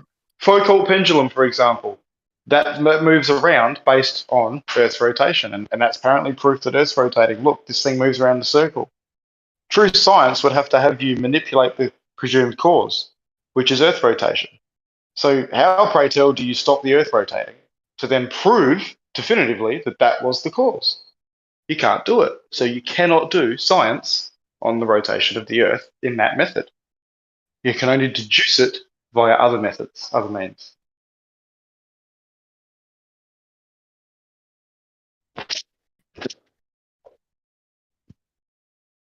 And it's pseudoscience to claim that the Foucault pendulum is a science experiment. That is absolute, should be called out every time. Well, then I'm gonna have to call you out right now. That is that you, Kosho? Yes. How? You don't How, have mate? to. You don't have to manipulate the presumed cause of the phenomena for it to be science. To follow the scientific method, you do. No, If you want to be don't. general and use the word for science, perhaps. Yeah, but for a scientific experiment, it does make sense to have the necessary components because, the dependent variable, the independent variable, some control variables, some null case. These things make sense to have. Hypothesis makes sense to have that. But obviously, the thing that needs to be adjusted is the independent variable. It has to vary, obviously, and that variance has to give rise to the dependent variable. But there's no rule that says you have to manipulate the independent variable And there's no rule that says the independent variable has to be the presumed cause of the phenomena. So that's the part I have an issue with. That's what I have an issue with what you said. You use that to omit a lot of things that aren't actually omitted. I agree with what you said though about nutrition. Obviously more about psychology, because the test, the way you described that test about with twins, that is actually an example where science and pseudoscience get mixed up, because you couldn't actually you can only make claims after the fact with certain things with psychology and stuff like that. So it's not really falsifiable to the same degree as something else, but See, I think your bias doesn't allow you to follow through what you know is true in psychology with what you just said into the realm of ball sciences. Now, I'm certainly not saying all science. I'm not, it's not a broad stroke here. It's just there's certain things that are claimed to be and claimed to have followed that scientific method that clearly couldn't possibly have, like the molten iron core. Like, that's not science. It was never done. It's deducted from studies. No scientific method was ever done on that. And to claim it, yeah, it's fucking annoying. I understand where you're coming from, but it frustrates me. The molten iron core is another example of, it's just like the Foucault's pendulum. You can actually make a test based around that. That would be falsifiable. You could easily make a test that, let's say you had some idea of what the contents of the inside of the Earth were. You could predict how certain events, what patterns you would get for all the sensors, all the seismic sensors around the world. So it's like they have a model now, and based on where the epicenter is, they can make predictions based on how fast it should move through the Earth, and where the S&P waves should be, and all that kind of stuff. Yeah, but See, every proving time there's cause an and earthquake, effect, there's a chance that's to test the not model. possible. Yeah, you can study things, right, and find patterns, but the scientific method is very specific, and you know it. And I'm not denying all the studies, all the patterns that people find, all the correlations. Not denying that for one iota, 1 minute.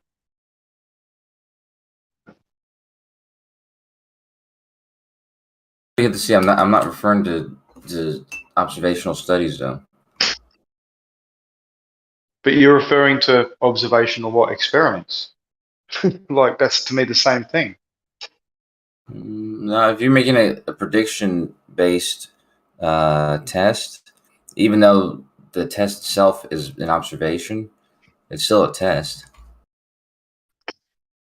But it's still an observation, isn't it? Which isn't the scientific method. I'm sorry. It's the first part. Make an observation. Like, there's a big process afterwards. You can't say you've just made an observation and that just means that you don't have to do the rest. I'm sorry. But that rigid, you're describing it in a very rigid way, like that there's only one place in the scientific method for observations to occur. But that's not true at all, because the entire collection of the data could all just be observation, but it could still be an experiment. And that, yeah, but that's just the data. Okay, but how do you have an experiment with just data? Well, no, you have so let's say there's an independent variable was time, for example, and you were just studying some culture over time, some whatever it is that you're studying, but you'd make predictions about, you make predictions beforehand, and they would be based on the time, and then you wait that amount of time and see what happens. Okay, but then would time be the cause? Fuck, we're doing circles here, man. Well, no, that's what I'm saying. That's what I started out with saying, is that the presumed cause is not the presumed cause of the phenomena. It's the cause and effect relationship between the dependent and independent variable. Okay, but then there's more science to be done within that, where you would actually apply successfully the scientific method and come to more accurate, maybe, assertions or assumptions. But there's clear examples that you've given where you can't apply the scientific method without claiming that an observational test is a scientific method. But that the only reason you're saying that though is because you're using something very rigid as a scientific method when the scientific method isn't rigid like that at all. Like you can do science, you can do experiments, all this type of stuff, and it doesn't have to be the very rigid, cut and dry, example. Well, I suppose you can do experiments without a doubt. I mean, I can do an experiment. I can get 2 tires, 2 different brands, and put them on my car, one on each side, and see which ones last longer, right? But it's not a scientific experiment.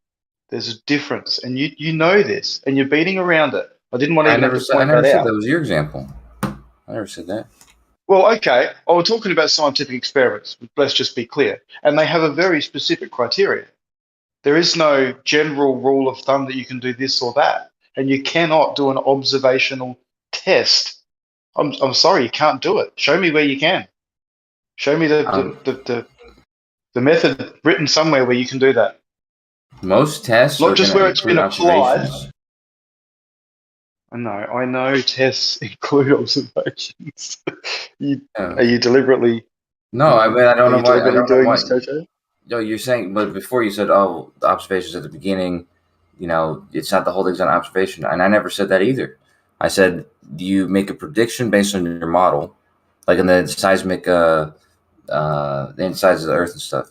You make predictions. Let's say you knew where the epicenter of an earthquake was, and you haven't yet seen the rest of the data. If you wanted to test the model, whatever model you were presuming, you would, make a prediction for where the S&P waves and the timing and all this type of stuff, how it would behave, and then you can verify just by seeing where it actually behaved and seeing if it fleshed out to what the model predicted. Okay, so but what does that show? That your prediction matched what you thought? Because there's no science in there. You haven't proven cause and effect at all. Like, what are you trying to do? One of it, there is because it's not science so far. Well, what is it? There's an earthquake and then sensors go off. Yeah, the P waves. Which one? The P waves and S waves. One of them don't go through liquid, and so you'd make predictions on where the S and P waves would show up and where they wouldn't show up, and that would be based on your model of what parts of the inside of the Earth is liquid. And sure enough, you check the seismic data for all these sensors around the world and see if you made a correct prediction or not. Okay, but that's not a scientific experiment because you can't manipulate any of it. Right? That's my point. You can't actually vary the volume of water within the Earth or the volume of iron, or you can't change things to then go, oh yeah, look, they're reacting exactly how we predicted. It's just associative. But that's what I'm saying is that there's no rule that you have to be the one that dictates the independent variable. But things that you can't control, like time, and even in this case, you can't do that in an experiment. Time is not an independent variable in an experiment. A lot of times it is, yeah. No, because then it can be the cause. Time's not the cause. But it's the thing that has an influence on the outcome of the dependent variable. Yeah, anything that you can make an x in a function, an f of x changes the outcome of the function. As long as the variable can be the x and the f in a function, then it can be the independent variable. All right, so pseudoscience it is for you as well. Then you're going to run with pseudoscience. One phenomenon that doesn't involve time. Is there anything that doesn't involve time? No. See, that's the thing. Independent variables are not. So if it's not the independent variable, that doesn't mean it's discluded from the test, and it's just going to be a controlled variable. So in the case of time, what I'm saying is time is constant, and it's in everything. Like you can't isolate it because number one, you can't control it. Number two, it's just part of everything. So yeah, it's not worth talking about. It is a part of everything. However, it easily can be controlled. The test that you guys or people always talk about is boiling water, and that test could have many different independent variables. You can pick whichever one you want. You can make the amount of water the independent variable, or the amount of heat you're putting onto the water, and the time can be an independent variable. But whichever one you're choosing as an independent variable, everything else would need to be the control. And so if you're not using time as an independent variable, you would need to be consistently doing these tests for the same amount of time. Otherwise, time the different time that you're doing it would have different outcomes. Time is just a byproduct of it. So you apply the heat to the water and it boils. And then it takes a certain amount of time to do that. Time has caused nothing. That's like the measurement, That's all that is. Time had nothing to do with it. Yeah, heat, pressure, those things do. But time's just a construct that everything happens within. It doesn't cause anything, never can. It doesn't have to be a cause. Like when you say cause and effect, they just mean that, like I told you before, it has to be the x and the f of x, function. So as long as everything else is controlled, this is your variable, and you put it into your function, and then it was that variable that made your outcome different. So if x is this, then y is this, and as long as you can plot it as a 2D graph, there's nothing that doesn't fit in that scenario that can't be an independent variable. Okay, so time causes chickens to cook in the oven. Then it's not about causing. We could hold heat at 1 degree and adjust time out to infinity, could we? And we'd cook that chicken. It's not about causing, no. It's not about this causing that. It's about this having influence on that, a direct influence. Time has no influence whatsoever. Time has no influence on anything.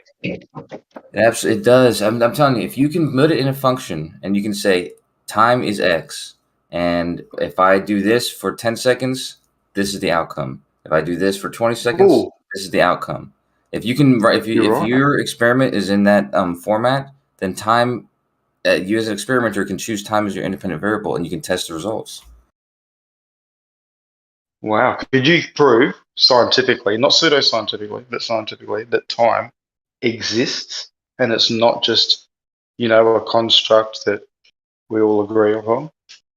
Yes. I don't know why that would even be claimed. Can you run through that scientific experiment? Sure. You can see if, let's see.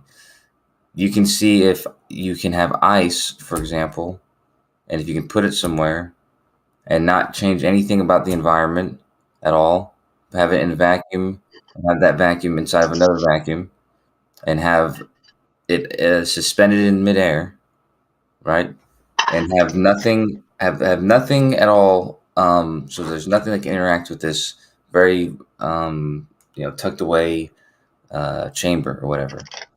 And you can try and see if nothing will occur. Okay. However, you'll notice that the predictions you make for nothing occurring are going to fail immediately, because things are going to occur immediately. And if anything occurs, then time is happening. And you followed the scientific method, have you, Dave? That's right. Yeah. Or are you saying, okay. Give you a control. Yep. Okay. So nothing else is going on down there. How did we verify nothing else is going on in that vacuum? No. Because there's an experiment, science, all on its own right there to show that there's nothing else in the vacuum. No, the test would fail if anything at all happened. So if nothing at all happened, how did you verify that? By putting? Come on. Observing, making observations. You'd say, "Well, so the fact that it didn't fail, you assume nothing else in there, when there could have been something, but it still succeeded, and you don't know that because you couldn't verify that there was nothing in there. That's it's all pseudo. Yeah, I'm not. That's not what I'm saying. I'm saying if anything at all occurs, once you leave the chamber, you're as careful as possible to leave the chamber, and you just make sure nothing at all occurs. If you see that it rotates slightly, if you see it swing a little bit, that does anything at all occurs, you can even you could even leave the place entirely and just have a camera running, but that would all automatically fail to make the test fail also because you have a camera running, it has a timer on it. Anything that occurs at all during this test would prove that time is real. Okay, I don't understand how you think that's scientific in any way, but you go, boy. Anything changing denotes that the time is occurring. So nothing would have to happen. Okay, mate. All right, you run with that. I asked for the method. Yeah. Scientific method. He gave me the pseudo-scientific method very clearly. Laid it right. That's falsifiable. That's falsifiable. You just proved something changed. That's all. Yeah, that's something changed. Doesn't mean time is anything. Well, I mean that shows a difference between two instances. If there wasn't a difference, if anything changed, that means there's a difference between those two instances, which tells you that time's occurring. So it just shows you that at that moment, whenever that was, something was different to this moment right now. But it doesn't make a reality of the differential between the moments. Well, yeah, those two moments, the fact that there were two moments, and that one was in the past, and this one's in the future, tells you that time occurred in this. No. Yeah, of course. You associate time to it. Are millimeters real? Millimeters? Because we associate millimeters to a distance between 2 points. But are millimeters actually real or what? Yeah, sure. Okay. Yeah. Why would it not be millimeters, real? please? Well, can I get a bucket or a liter of millimeters? I can what? You can move anything a millimeter. Almost anything. You move many objects. Yeah. It's an increment. But is the millimeter itself real? The little, the little increment. Yes. What do you mean by it being real? Like you mean like it being an object? Well, yeah. Can I have a bucket of millimeters? Well, it's not an object. And a bucket of millimeters doesn't make that much sense. But you could have a bucket of cubic millimeters. Time? Oh, hang on. No, a bucket of time? No, that doesn't make much sense. But a bucket of cubic millimeters makes sense. Cubic millimeters makes sense. Okay. Sure. Fair enough. I wouldn't call it an object. Wouldn't it? Yeah. Yeah. It'd only be cubic No, millimeters. that's fair enough. It'd only be cubic millimeters of something. Of course. Yeah, Of water, or of air, or of a solid matter. You could have a cubic millimeter of something, but not a cubic millimeter of in itself. Yeah, you could have a volume, and that volume that you have. No, the volume you have could have nothing in it. It could just be maybe the amount of volume. Let's say the bucket. The bucket possesses that volume. So. Of course. Well done. That's of something. So does that make time real? Does it? Because we can have a space within a box that's a millimeter cubed. No, that was a different question. But the time being real thing. Time is obviously real. So it's not even. No. It's like a millimeter. We measure things. It's not obviously real. It's real like a millimeter. I'll give you that. But millimeters don't cause shit, dude. You can move a box a millimeter, but the millimeter had nothing to do with it. Okay, just like time. But no one's making that claim. No one's claiming that millimeters cause things to happen. I'm saying that the millimeter You're is claiming real. time does. As a measurement, you're claiming time does have something to do with things. Time is real. Yeah, time certainly is real. I'm not saying it causes things to happen.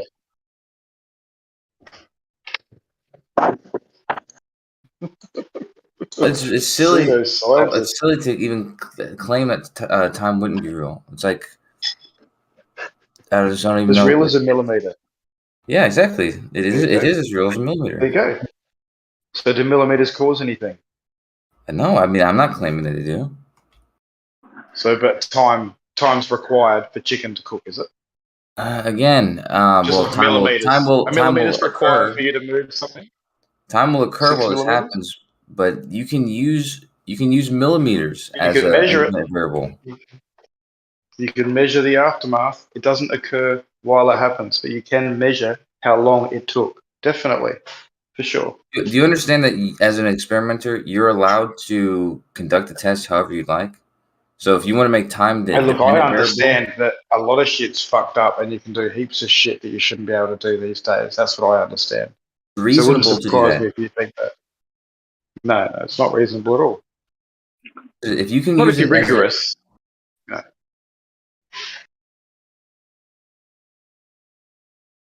it's as simple Sorry, as what? any. So what? No, I just accidentally stepped on my dog's paw, mate. I said, sorry, pup. My bad. That's just nice of you to apologize. But if yeah, right. So if you have any function, the function would be the nature of the experiment. All the variables in there that are not x or y would be controlled variables. The y after the equal sign would be the dependent variable, and the x, whatever the x is, the thing that is going to be different throughout the different tests, whether you're changing it or it's change is just something that can be observed or known or whatever. As long as the x is inside the function and it changes the y, this can be for your test the independent and dependent variable relationship. And the word cause and effect, it restricts it in some senses. So even though it's useful to say it like that, I just say it's like the x influences y, or x denotes what y is going to be.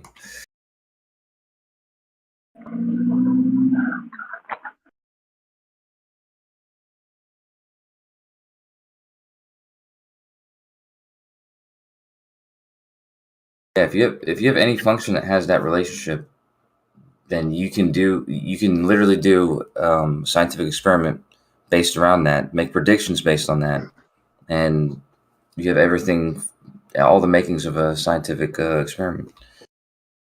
All right. So I actually hear that. I understand that. That resonates.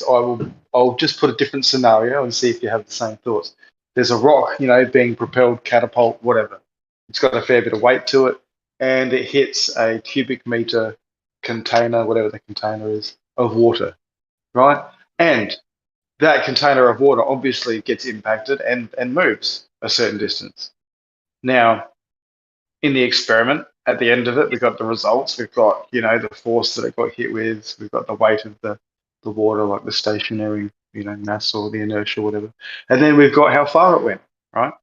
And so in the data, we've got a few things which obviously can change. The speed of the rock, the weight of the rock, obviously the cubic meter of water, we could change to more than that or less of that. But also the distance could change, right? And it's the same analogy with cooking the chicken and then measuring how long it took. You're measuring the aftermath with millimeters or centimeters, whatever the distance is, how far this cubic meter of water went, and then claiming somehow, like reversing and going, that somehow had something to do with it. But it was just clearly an aftermath. I don't understand. So which because I heard what you said, but I didn't hear the variable that was being claimed in your example of having some sort of influence on it. Well, the distance. So, like in the results of this little experiment or whatever, you've got the weight of the rock, you've got the cubic meter, and then you've got how far that cubic meter was moved by the impact. Right. Okay. Right, and that's an x because it's a variable. It's going to change, just like you said time was. But I know damn well that distance that it moved had nothing to do with how it got there. That's just what we measured afterwards, just like time. Yeah, but that's not really. I guess I could. I don't want to restrict it because I could say, depending on what your test was, it could make sense that the distance that it moves could be an x, could be your independent variable. But to me, it seems very bizarre. But so I'm not going to restrict it. But I'm going to say, yeah, and you're right though. In most cases, the distance that the thing moved, the after effect of what happened, usually would be the dependent variable. But I also wouldn't equate it to time either. although, like I said, you could come up with a test where it, like, let's say, like you were trying to figure something out, like only when it moved a certain distance, what's occurring, and you really could do that, yeah. Yeah, if you really wanted to find out, I mean, you'd have to make up some kind of test where that makes sense, but if you wanted to find out what causes, like let's say that you're not the one throwing the catapult; those are like meteors or something, and you want to try to figure out how these things are moving this distance, frequently. But sure, Same distance. of course we could do that. But back to, the fact that, you're measuring how long it took a certain chicken to get to a certain brownness with time. Here we're measuring how much impact or how far the water moved with distance. And for some reason, you're saying that time is different than the distance, when essentially we're doing the same thing with them. So distance is now a cause of things, or must be considered, because it could affect things. Like, it's weird that you're running with it. Well, no, like I said, I could come up with a test, even though it seems weird to do it that way with with the outcome having something to do with the independent variable. But with time, it's much easier to see how time can be an independent variable, because all you'd have to do is control for everything else, and you do the same test at varying the amount of time the test is being done over. Okay. And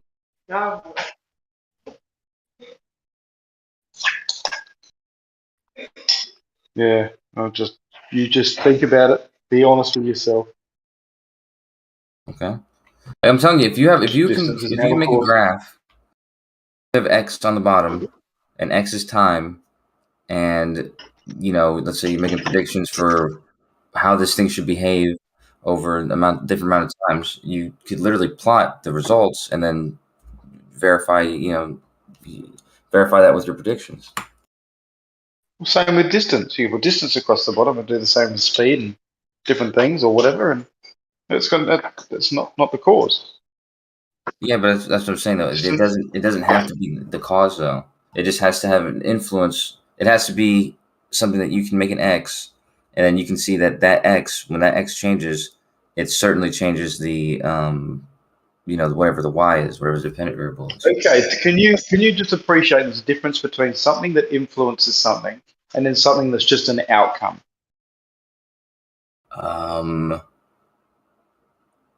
Yeah, I mean this is true, but at the same time, the outcome. So you can have an f of x, like the amount of time that something happens, this thing different happens. But if you instead make the thing that is happening, like I don't know, beards growing or something. People always say like beards growing. I don't know.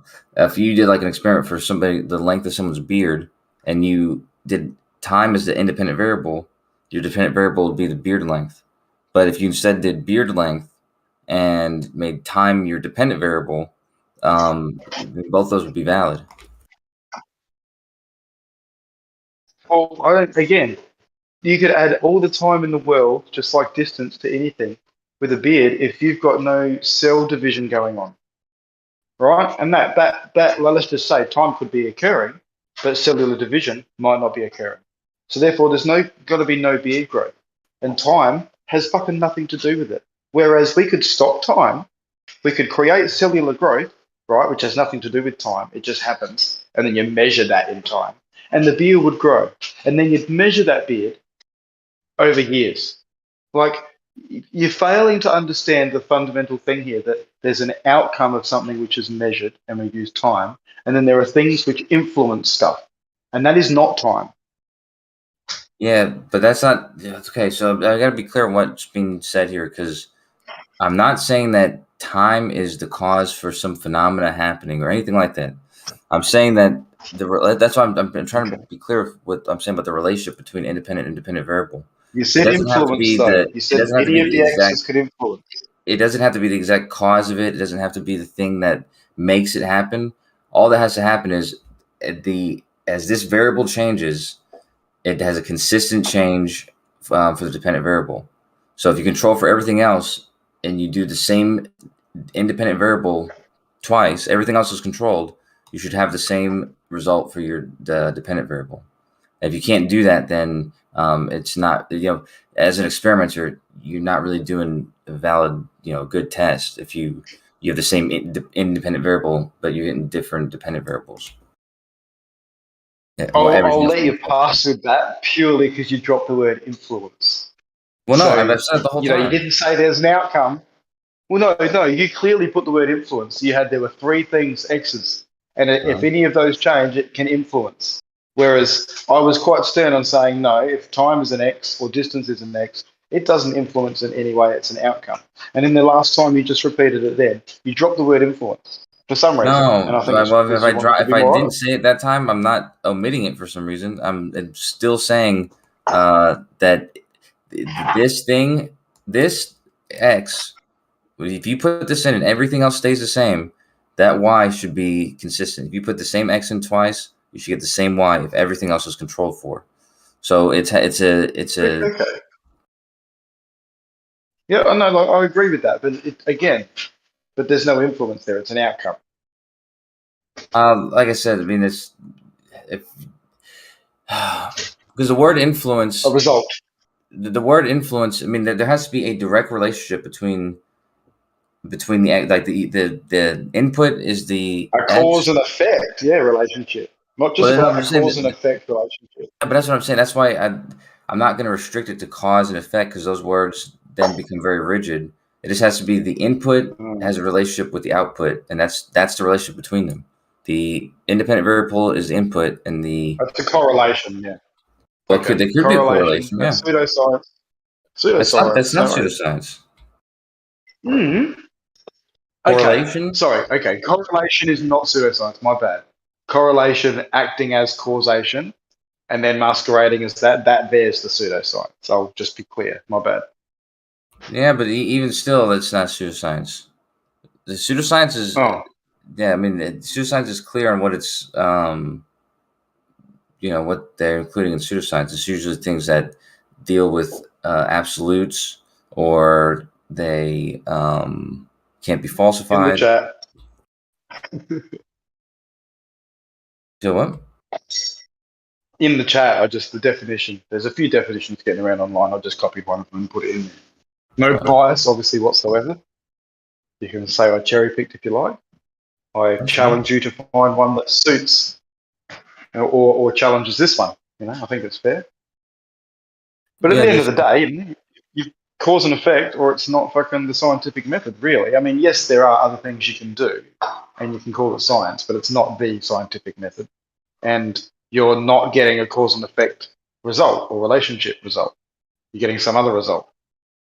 Oh, but the definition you posted, I mean, I told you I've stated basically all that in different words. Like the part I told you about the flawed test, that's what I'm saying. If you have an independent variable that is, it looks like you put in an independent variable and you get a dependent variable, but you've controlled for everything and you've put in the same independent variable and you're getting a different dependent variable, and actually it's never consistent. Then that would fall in the last part of what it says there. It says a flawed experimental design or bad data. Exactly. You're not the results aren't really saying anything to the independent variable relationship.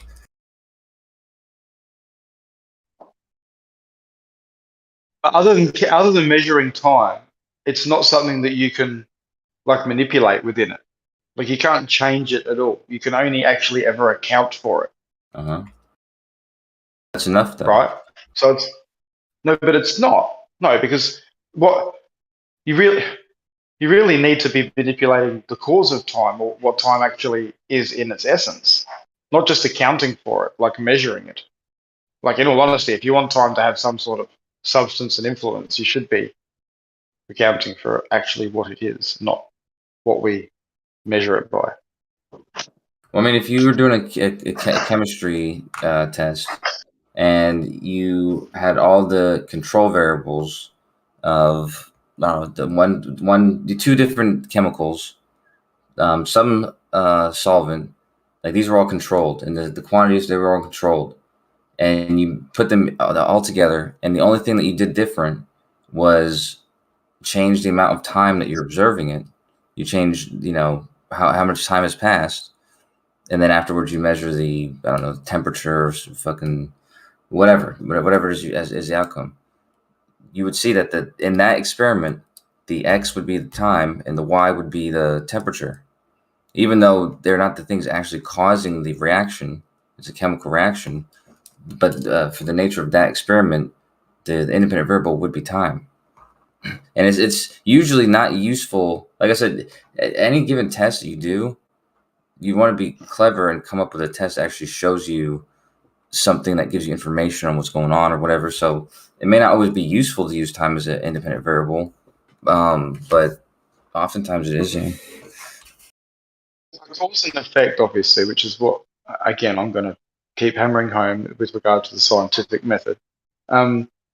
You can't use time alone. Obviously, even in your realm, there has to be something else for cause and effect, and time's along with it, i.e., a after effect. What do you mean? But that's like the test I just described, though.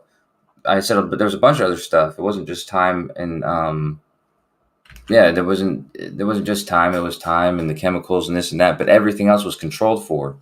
So you did a test 20 times and everything stayed the same every time. The only thing you did different was, you know, the amount of time before you took the temperature. But that wasn't the difference. The time wasn't the difference. That was the measurement of what you allowed to occur. And that's just simply more interactions between the chemicals. Like you're conflating time with, I don't know how you're doing it, and I suppose you might need to for the narrative or something, but it's like millimeters should have the same effect that you're putting to time. If you think time has the effect that it does, millimeters should as well. Yeah, they do.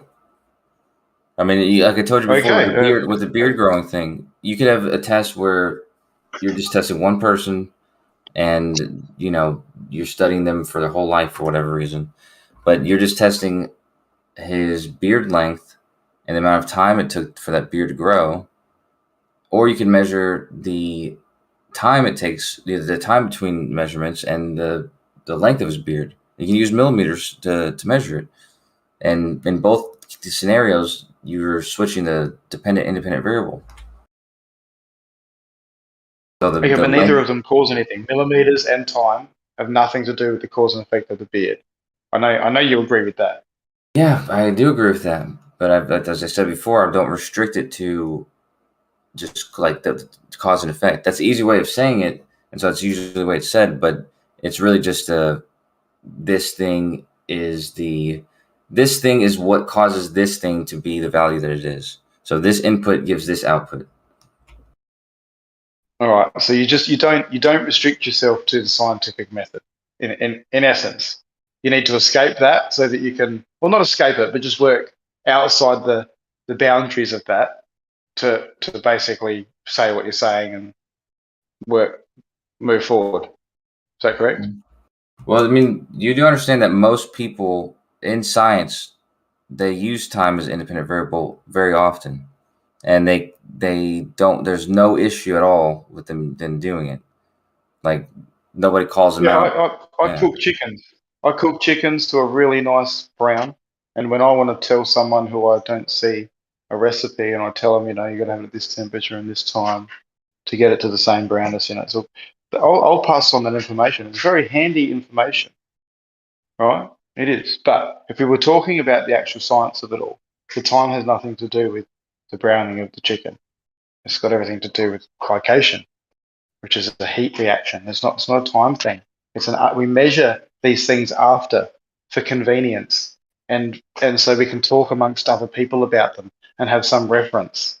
That's all it is. You're putting more to it. I'm putting more to it. I mean, I'm just telling you what makes a valid independent variable.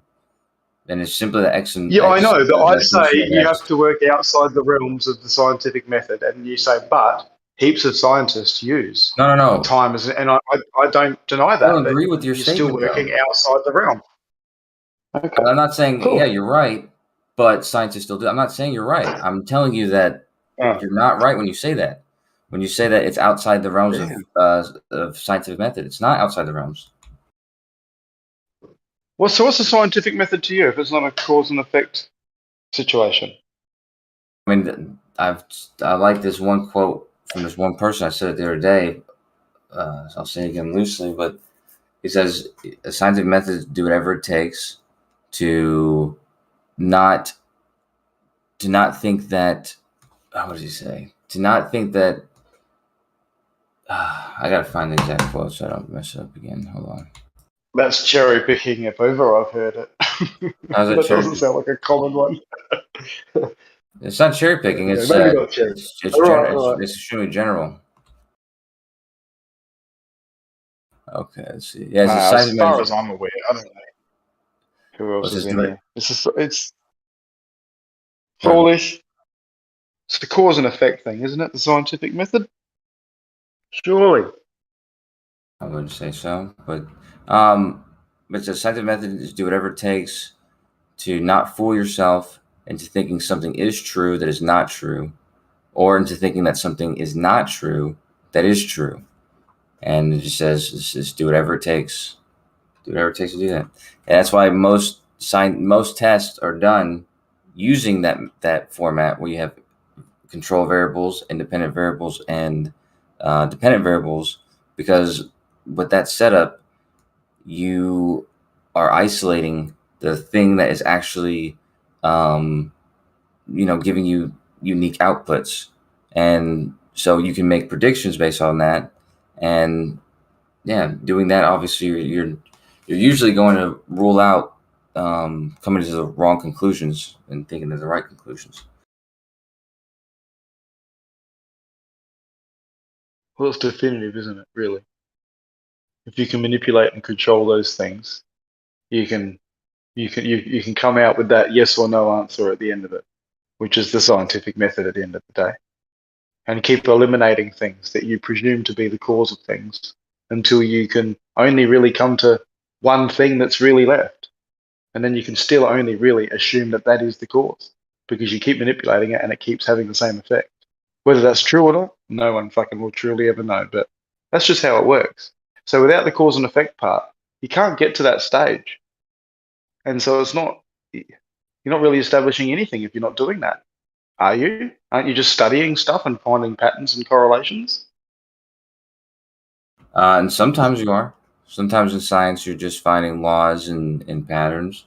Like the ideal gas law, there's 5 different properties or something like that. And I think one of them is a constant.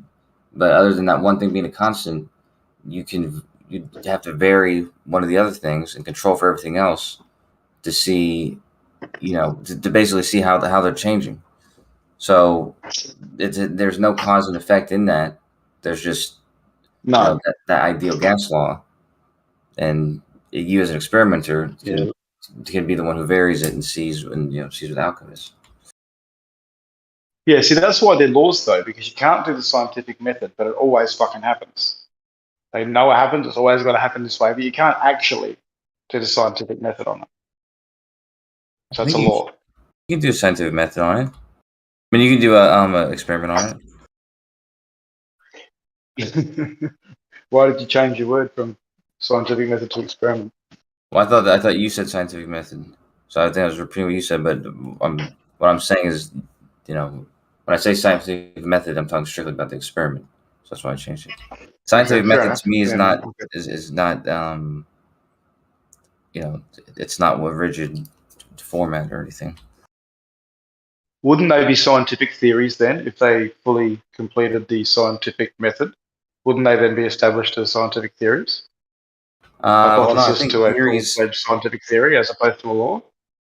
Theories are more involved like explanations and to tell you sort of the whys in what's happening or what's causing this to happen. Or, yeah, but exactly. Yeah, but they can't do that with laws. A law doesn't do that, though. A law is just a description of what happens. Yeah, that's because they can't do. Anyway, needless to say, it's different. So, how many scientific theories are out there with regards to the ball Earth, Kosho? There's probably many. Not just hypotheses. Say what? Not just hypotheses, like full-fledged scientific theories. I mean, there's plenty of They've gone theories. Yeah. through the no scientific ones. Yeah, right. That's what I'm saying. Yeah, When I say okay. theory in this reference, I mean in this context, I'm not going to mean theory in different way, but a scientific theory. Yeah, there's plenty of no worries, scientific mate. theories. No, have you got one? I mean, there's theories about the geological nature of the Earth, the seismology in the Earth. I mean, there's plenty of theories all surrounding the Earth, so you kind of have to narrow it down, I guess. How will they pass through the cause and effect part of the scientific method to become scientific theories? A theory is usually a robust set of tests, experiments, data. It's like a series of different hypotheses that were tested. So it's usually not it's never usually just one idea. Yeah. So when were any of them done?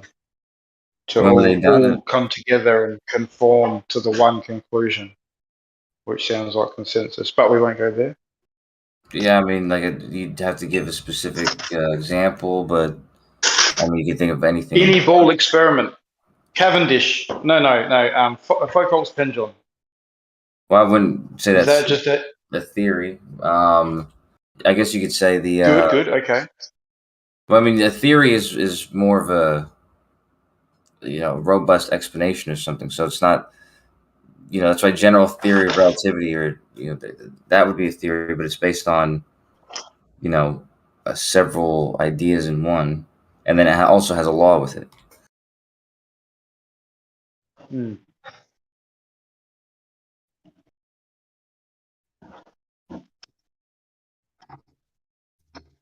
That's tasty.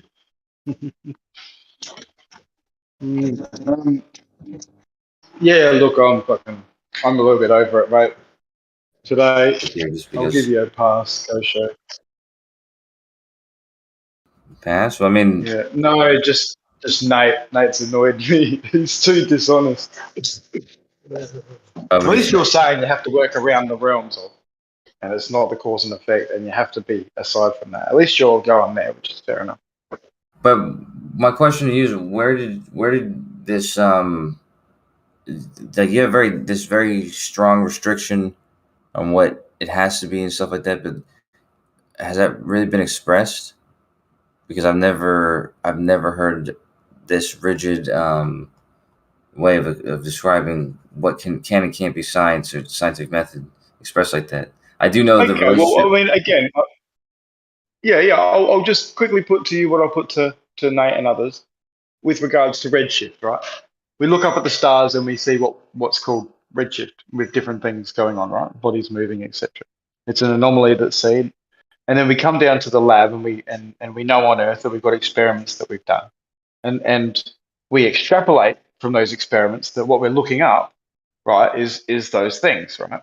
Now that's an educated deduction, right? That's fine. And the tests that were done in, like the experiments that were done on Earth, were through an observation, right? Obviously, and it can even have been from sound. Someone could have heard that effect with sound and gone, "Hey, I wonder if that happens with light. Let's do some tests." Who knows how the first observation come about? But when it's experimented with in the lab, it's done rigorously following the method, cause and effect. You're manipulating the presumed cause, the motion of the body moving at different rates of speed and whatever. And then you're checking the frequencies of light, and you're doing it enough times to know definitively that there is that cause and effect relationship. Now, just because you can do that in that laboratory experiment and be very definitive that way and scientific, you can't then just say you're looking up and seeing things and going, that's what that is, without doing the same experiment, moving things up there to show that that's actually what's going on. And I know that sounds ludicrous, but you just have to say, okay, we can't do it with things up there, therefore we can't do cause and effect. We can only ever deduce. Nate wasn't willing to agree with that. Yeah, but that's the problem with that is, like, the Big Bang Theory let's say that theory is still the theory with including the expansion and whatever else. That theory in itself would also include general theory of relativity, and it would also include the law that's in there, and it would also include Hubble's law and all the data that. So the confidence levels in the expansion of the universe would be based around all the data collected for Hubble's law, and the fact that the I don't know if you've ever seen that line. They draw a line, like a straight line, and it shows that the more redshifted something was observed at, the further away it was, and it always correlated. So it's like that's a perfect XY relationship. It's like the prediction would be that it's going to fall in that line, and you have the X, which is the distance based on standard candles, or it could be the redshift, either one, and then the outcome would be the other. And if it fell on that line, that would be matching predictions based on your model, which would be confirming, validating that model further. So that certainly is doing tests, and there's confident values based on that, and you can see when that test would fail. Like you have things that would make it fail and things that would do all. So I mean, to me, it seems like it's valid. Yeah, well, I suppose that's where I'm holding the line, and everyone else, well, not everyone else, but people that want to not hold the line, or I won't say not want to, but need to not hold the line to validate their beliefs, I suppose, at the end of the day. It's a requirement. It's the same for virology. There were some very, very strict things to show how something's pathogenic, right? Not just isolation, but then to actually show that what you've isolated reproduces in another living organism the same thing that the other organism suffered from before you isolated it, right? That's been thrown out the window. Apparently, you don't need to do that anymore to show pathogenicity. You can just whack it in a petri dish with some cells. Like that just goes against all fucking logic and all reality. But apparently, that's science now, and it's because the rigorous nature of what once was required to be definitive about things has been expanded to include pseudoscience as science. Well, I mean, like I said, I would only agree with that if there wasn't these confidence values, like if the 3 sigma, 5 sigma, because if you have a reference for how unlikely this thing is to be, like how sure you are about this thing being true or untrue, whatever, then that represents a result. So you could say, yeah, we're 96% sure that this data is correct, and it's actually, it falls in that line just like we're saying it does. That's not very confident, though. It's obviously, if you were like a 1 in 300 billion chance of being wrong, then that's extremely confident. And it would, I mean, it just would be, if you were that confident, it'd be almost foolish to discard that idea based on the fact that it might not be true at small degrees. So yeah, I don't know. I see what you were saying about the virality thing, because like I said, that it's like you kind of, in that case, you kind of just open it up. It's like, okay, well, we can't be this stringent because we're never gonna find something out, so we got to be a little bit less stringent, but at the same time, at least they're also lowering their confidence claim. So they're not saying we're just as confident. They're saying, we're less confident, but we're still claiming this is a virus or whatever. Some money into the Netflix account. Yeah, right. Yeah, look, that's right. Yep. The confidence, they don't sort of shout that out loud, though, do they? Yeah, I suppose not. Yeah. Sort of scream, and the confidence goes down too. Sorry, people. That's not always a flaw. Like people who work in the field or something like that, and they're used to reading papers and that kind of stuff. they know what to look for, and they know what's written there and stuff like that.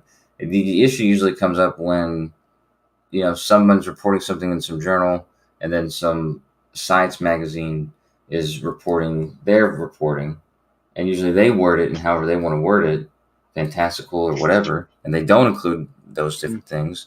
But that's not necessarily dishonesty. That's more like a, you know, like I said, one person falsely reporting somebody else's claim. That's another story. Yeah. But I think when it comes to astronomy, because I will, like I said, what you said about the twins thing, and I just know in psychology there's a lot of stuff like that. Probably in biology there's some things like that, maybe less though. And then even in other fields, you have sort of these sort of what I would call, I don't know. I wouldn't hold those tests as valid as, you know, something that you could actually look at the independent variable and you have confidence levels. However, though, so those do exist in all different sciences. But however, though, I still think that even in places like astronomy, there's still tests that you can have valid independent variables and valid experiments, you know, as well as just empirical data. But that's another story.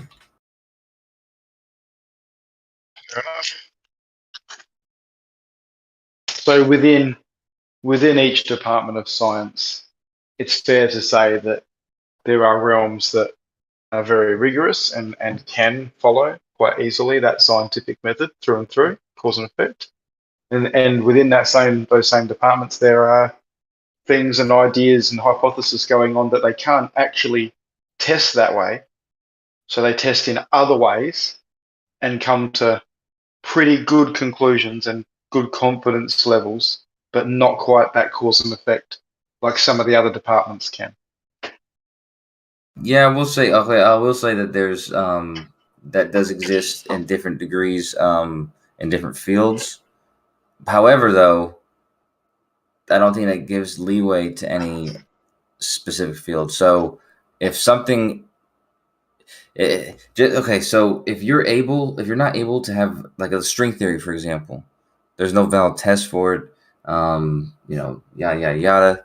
So for this reason, it's not held as valid at all, and no one gives it a you know, no one gives it a pass just because there's no test for it. It's not giving it a pass because it's not there's no verification for it, so it's not even regarded as anything. However, things like quantum mechanics, which are very different than I guess chemistry, it's not that different, I guess, but it is different in the fact that in chemistry you can visibly see what's going on in a lot of cases and see the reactions and all this and that. Whereas in quantum mechanics, you have models for what's happening down there, and you know, you're even the outcomes of certain tests, you can't directly see them. However, those models you can use to make predictions. So that fact that you can make predictions using these models, and those predictions are going to give you very precise results, you know, one way or the other, you know, predicting those results very accurately does tell you that you're, you know, whatever it is that you think about the model, that is correct. So let's just, yeah.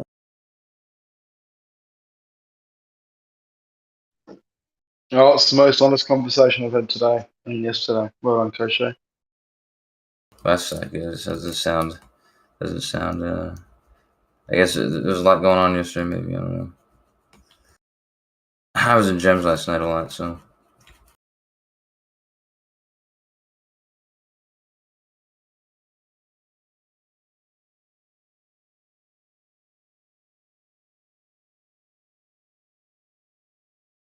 You know, honestly, you hear dishonesty in these conversations sometimes. It's hard to tell if someone's lying, knowingly lying, or if they're just don't realize that they're lying. But it seems obvious that there's dishonesty. Although I will say that there's been a group, like I've been in here with the group people or in a different server, 5 people, whatever, and all of them are accusing me of lying or being wrong, and I know for a fact that I'm not lying and that they're wrong. So not every case of dishonesty is always dishonest. I think maybe it's the better word, just an integrity, which is like if you hear something that doesn't sound right, just say, yeah, that doesn't sound right to me. Don't just go along with it, because I mean, even a lot of people think, you're trying to get a soundbite or trying to catch people out, so they change the way they fucking respond because they think they're getting cornered or something, and that's quite frustrating because you can hear that they're beating around the bush for some reason, and it's just to not get caught out, even though you're not trying to catch them out. But anyway. Well, I mean, in some cases, like I won't do that in a dishonest way. Like I won't lie about something, but I will be as thorough as I have to be if. Like, what was that thing the other day? Somebody was the uphill thing, the water going uphill. Because Zanuck did say it in a simple way, because it's kind of fantastical, and it's just it's more interesting if you say it the way Zanuck said it. And it's the same way Neil deGrasse Tyson does that. He says it in a way that makes it sound fantastical. So it sounds controversial, whatever. It's not untrue. However, I didn't feel a need to I wouldn't express it like that, because all it does is just kind of triggering people, and it doesn't help people understand what you're saying. It just kind of it's just meant to trigger people. So but people were getting upset because I wouldn't answer that simple question, even though I thoroughly described what I was expressing. Because I said I agreed with him, and I said why, but they wanted me to say it was going uphill. Yeah, sometimes people are trying to catch you out. Yeah, I appreciate that. I'm here just trying to have honest conversations about shit. I certainly won't ever claim I have proof for a flat Earth. That's for sure.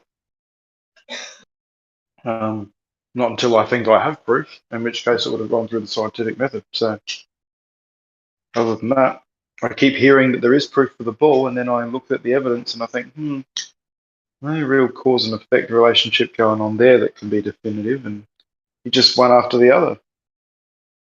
That's all. But do you know, because of course we're talking and we're not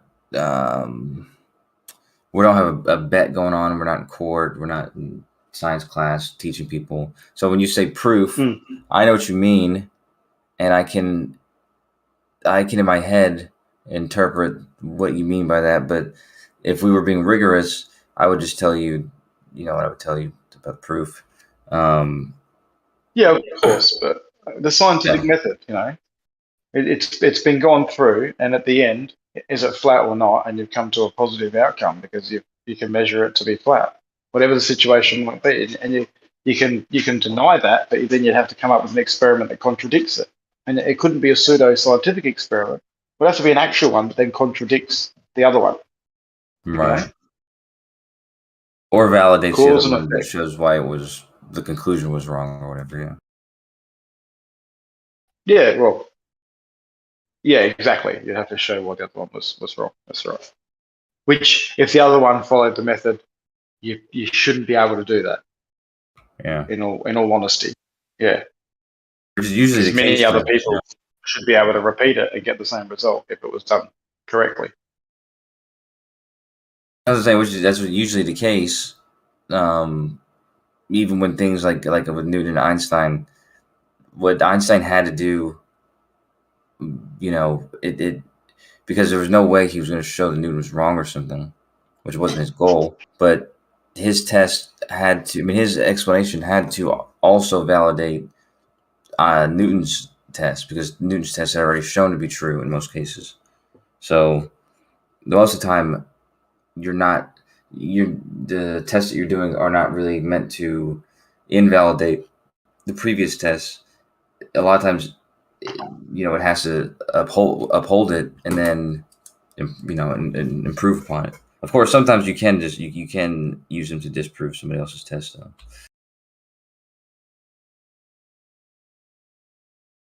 That's the reason why that's well, I mean, likely. you can certainly show that someone hasn't followed the method rigorously if you could disprove them. Yeah. Probably why it doesn't happen often is because that probably is less likely that somebody else just sucked, or probably that they were dishonest is probably why you were able to disprove them. But if it was just the case that they just sucked, you disproved them. So how did they even get there in the first place? It's not that Newton sucked, and that's why Einstein, because like I said, he justified him. Newton sucks. That's a funny thought. Excuse me. What's funny is people always ridicule these guys, certain people. Einstein and Newton, they're two of the smartest peoples. Two of the most.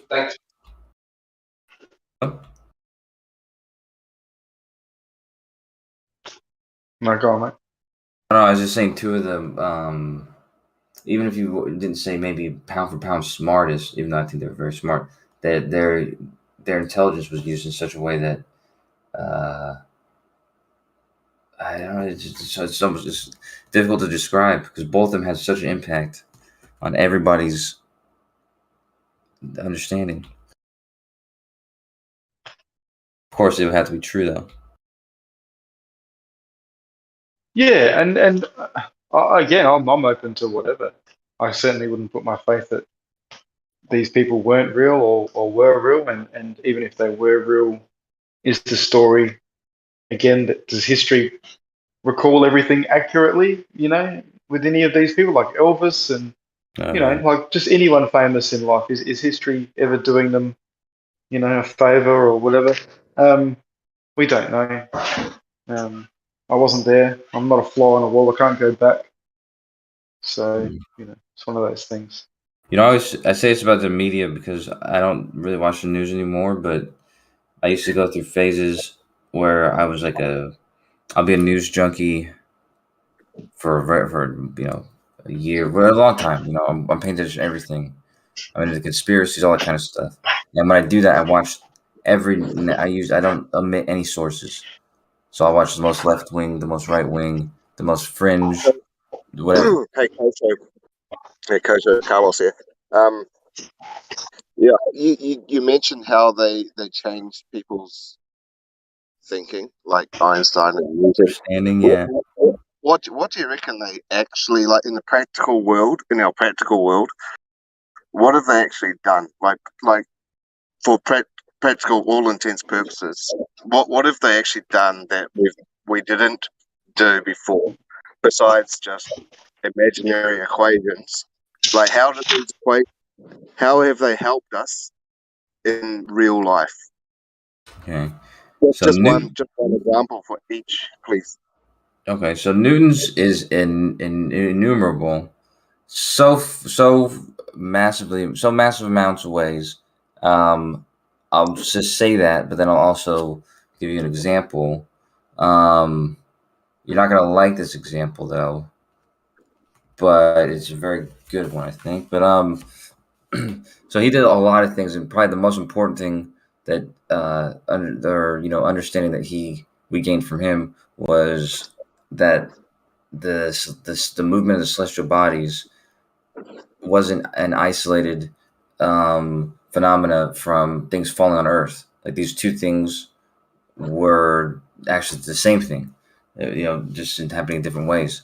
And so, he understood there was a constant acceleration on Earth, and since the acceleration is constant, you can change the other variables. Like you can change the variable of the horizontal velocity, and so he, doing thought experiments, he's just thinking, okay, well, if I increase the velocity by this amount, such that the Earth curves fast enough because how fast I'm moving, that by the time I'm falling, because I'm falling at the same rate the whole time, the Earth's not there anymore. So, they call this a Newton's cannon thought experiment, where you have a cannon that's shot fast enough that it just keeps falling forever, perpetually falling. And Okay, so Newton helped us out with rocket science, and what did orbit, what did Einstein do? It's funny because I was going to say something similar with him, but you know what? I won't even say. I'll just do something different. Then let me see. I could, without mentioning space at all, on Earth in a real world practical, practicality, I could probably say that neither of these two have actually, produced anything that we can use. And the photoelectric effect? Yeah, photoelectric. Say what? Yeah, go on. Well, no, it's just the photoelectric effect, involving, you put a certain amount of energy, wavelength energy onto something, or you emit energy onto it, and it's going to repel, or it's going to basically a certain amount of its electrons are going to be separated from it. So you can basically, this gives rise to both what do you call it? What do you call that? The fucking solar panels, and also diodes, light emitting diodes, and because those are the same thing basically. Light emitting diodes and solar panels are basically the same thing, but in reverse. It's kind of like and do you think that the dudes that came up with these instruments and this technology relied on his equation to do that? Relying on what? On these equations and these rules. Yeah. Absolutely. You reckon they did? Like back in the day, and they grabbed this information and within the last 100 years they've utilized it. They started utilizing it fairly quickly. Yeah, I think Max Planck was 1900, and then Einstein's paper on photoelectric effect was 1905, and then both those. That led to that, but Einstein's paper about the photoelectric effect led to the entire field of quantum mechanics. And same with Planck's. I'm saying this because I can't really see anything practical, but some people hold these two in really high esteem. When if you look at Tesla's work, it's far more advanced. Do you ever think that he's at least on the same level, on the same playing ground? No, I do think that he has many fruits, and I do regard him as a scientist in some regards, but I regard him mostly as an engineer and as an inventor, and through that he had many fruits. He did actually, and but like I said, it's just two totally different beasts. So I don't really compare them. It was all through his practical work, wasn't it? Yeah. That's what an engineer is. Yeah. Yeah. Oh, that's good to know. Thank you. They're just different, like I said, different fields. Because even though Einstein at times was experimental, and other times, for mostly I would consider him a theoretical physicist. So that's just very different than experimental physicist, and it's very different than an engineer. So yeah, it's a study of stuff. Think and study things. I mean, it's actually even more conceptual than that, because most of the time, theoretical physicists are, just coming up with the mechanisms and causes and stuff, and sure they can be based on past experiments or something, but a lot of times you find that it was really just based on them thinking about it for a long time, having all the other information, already known or whatever. Did you watch It's the funny video how I it posted the all other was thought day? about in someone's imagination before it even come to reality. Who was it that thought of space and satellites and orbits in a cartoon, in a book, in fiction? Who was that? I I think can't you're thinking remember. of what's this guy's name? Not Wells, but the Vern. What's his name? Vern. I forget his first name. It was Wells. It was Wells, was it? Yeah, right. No, but it was Fancy that. It was what's the other guy's name? I can't remember his name. Regardless, though, you have to remember though that, as I said, Newton had come up with a thought experiment. He didn't actually physically, put anything in orbit, of course, but this is why science fiction and science they have a feedback loop relationship. So a lot of those guys got the idea because of a fringe thought experiment idea that someone like Newton would have had. Did you watch the interview with Lex Friedman and what's his name? Graham Hoffman, I think his name is. You said Graham Hoffman. Is that Yeah, the guy? I'll just check I'll just find out for you what it was. His name is Donald Hoffman. No, I'm not. I guess he's John Hoff. That was an interview by Lex Friedman 11 days ago. Oh, this guy looks familiar. More than 1 million views, and he said that he's saying that because it's a discussion about reality is an illusion, and he said that gravity and space time they've had their day, and it's basically redundant.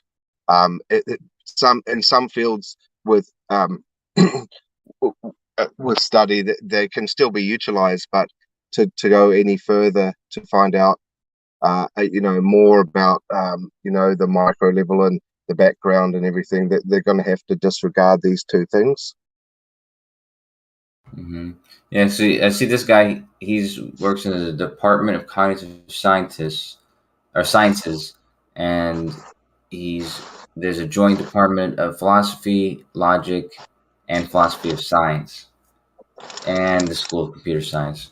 So it seems like I said, just like theoretical physicists, whereas a lot of times if a philosopher or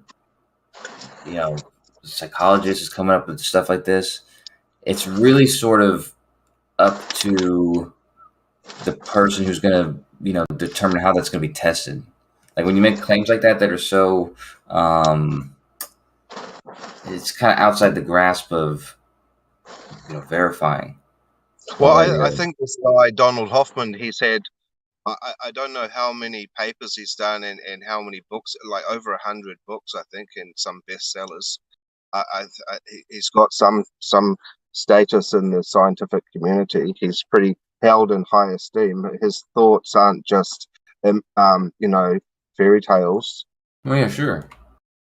I'm not saying that. Like I said, like string theory is another example. Like string theory, I don't think it's a fairy tale, but I wouldn't give it to a family member. I wouldn't hold it to any regard because I don't have any reason to assert that it's valid because there's no test for it or whatever. So something like this, like you can come with arguments and stuff that's like, oh wow, that would make sense. That would make this make sense, but to claim it as truth would require some validation, right? Well, that's kind of what he's talking about. He's investigating the truth. So see the interface theory of perception. The interface theory of perception is the idea that our perceptual experiences don't necessarily map onto what exists in reality itself, This is in contrast to the popular view of critical realism. There you go. I just linked his video for you right there. I'll check it out, yeah. See, but these are just different philosophical models.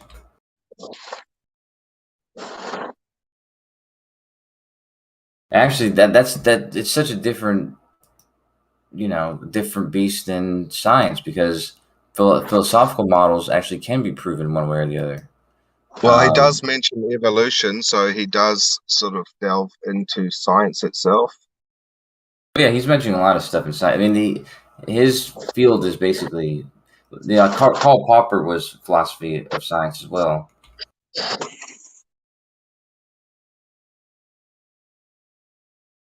I mean, I like this. I'll definitely watch his video though. You said it had one of the most views. Is that what you said? It's only been, I don't know how long is when it came out, like 11 days or something. He's had more than 1 million views. He's had some awesome people. Like he's had Roger Penrose a couple times. He's had some awesome interviews, but I used to just depending on who's on and if I'll put up with it. Sometimes I get so bored watching him because he like lacks the sort of energy that, I don't know, it doesn't make for like a great interview. Well, that's because he's a computer. What is he? He's studied computer science. I think he's got some high qualifications in that, and he's also half Russian and Croatian, so English is the second language. Yeah. And he's a cool dude, smart dude too. I mean, I like a lot of his interviews. It's just sometimes he's half Ukrainian, actually, half Ukrainian and half Russian. Oh, okay.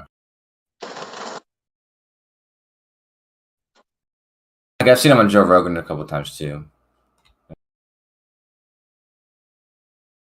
He talks about fighting and stuff. He plays the guitar pretty good too. You said what? He plays the guitar. Are you talking about yeah. Lex Friedman or Donald Hoffman? No, Lex, Lex right? Friedman, yeah. No, but I just like I like his guests. He has some, like Oliver Stone, yeah. Oh yeah, sure, yeah. He said Oliver Stone. I've seen the one with like I said, Roger Penrose, Elon Musk. Oh yeah. And Wolfram. He's at Wolfram a couple times. Yeah.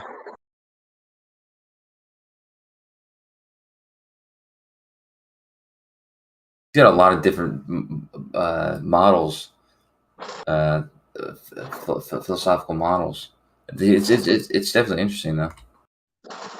Yeah, it's hard to find these type of people in everyday life that you can have a conversation with. The only way really is to watch an interview, and you just have to rely on whoever's asking the questions. It's interesting. It's interesting how most people, like as young men, like really between 14 and maybe 24 or something like that, you really are interested in philosophy. You know what I mean? But it's like you kind of grow out of it. But it's just an interesting field. Like it's the questions.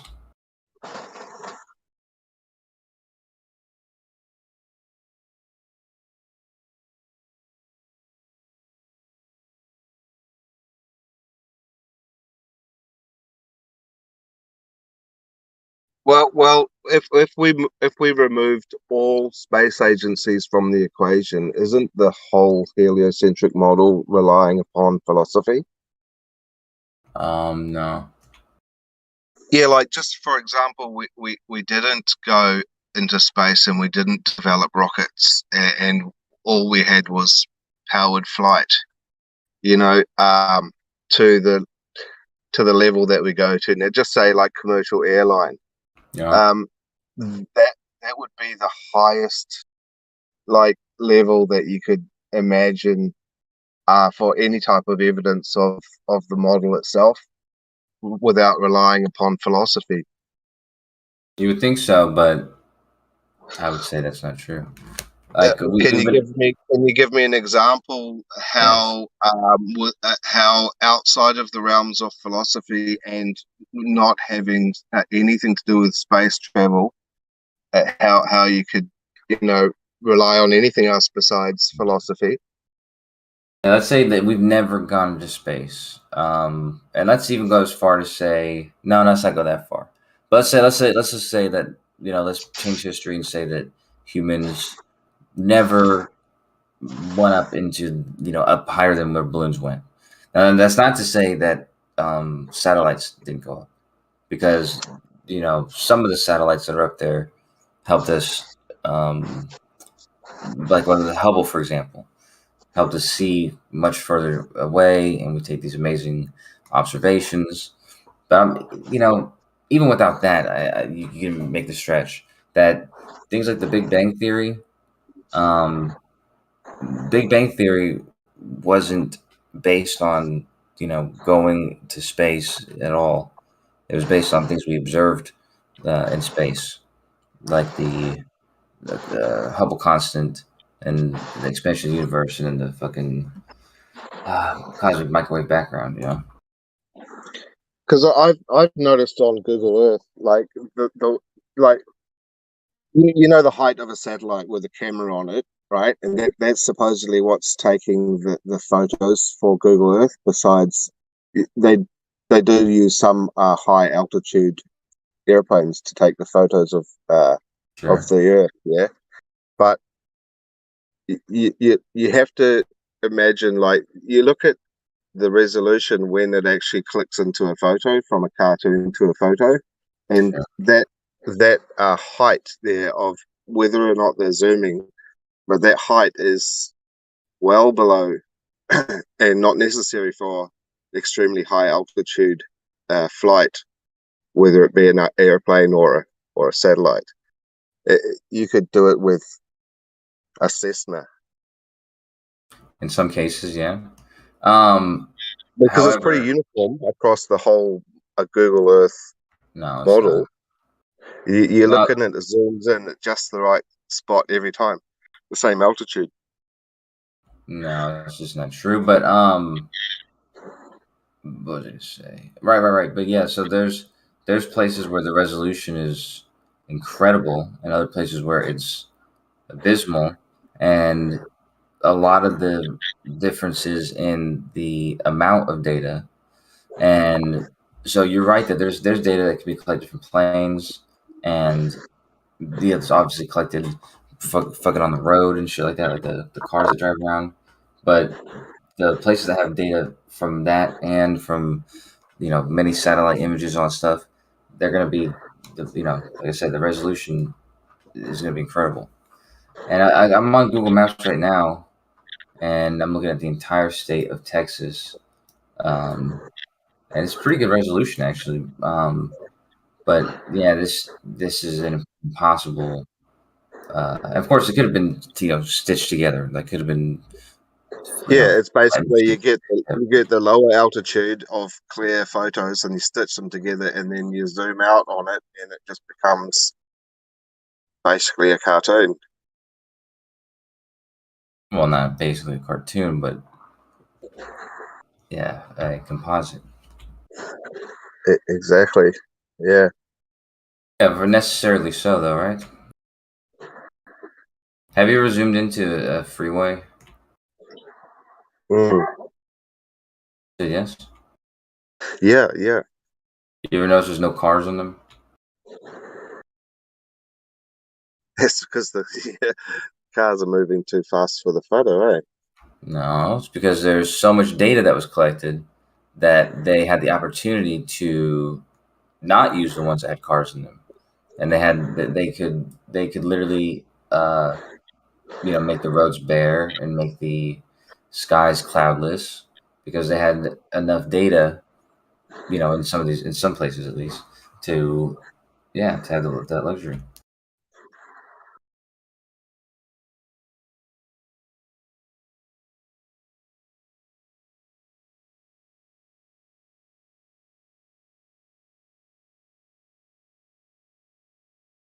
Man, it's crazy all the resources we have today, I love looking at maps.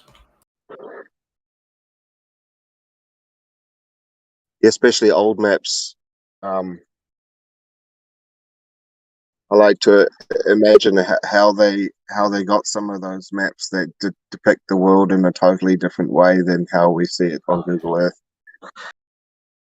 Yeah, I used to wonder that too, but you know, I started to realize that it makes a lot of sense. Like you've seen, like there's maps of the United States where there's like a giant lake, and then there's a giant island where California is, but in between, you know, the Mississippi River and you know the West Coast is like a giant ocean almost, and people think, oh Yeah, wow, and if you look at California, you can see all the runoff where the lake would have burst and run into the ocean, and it went right through California.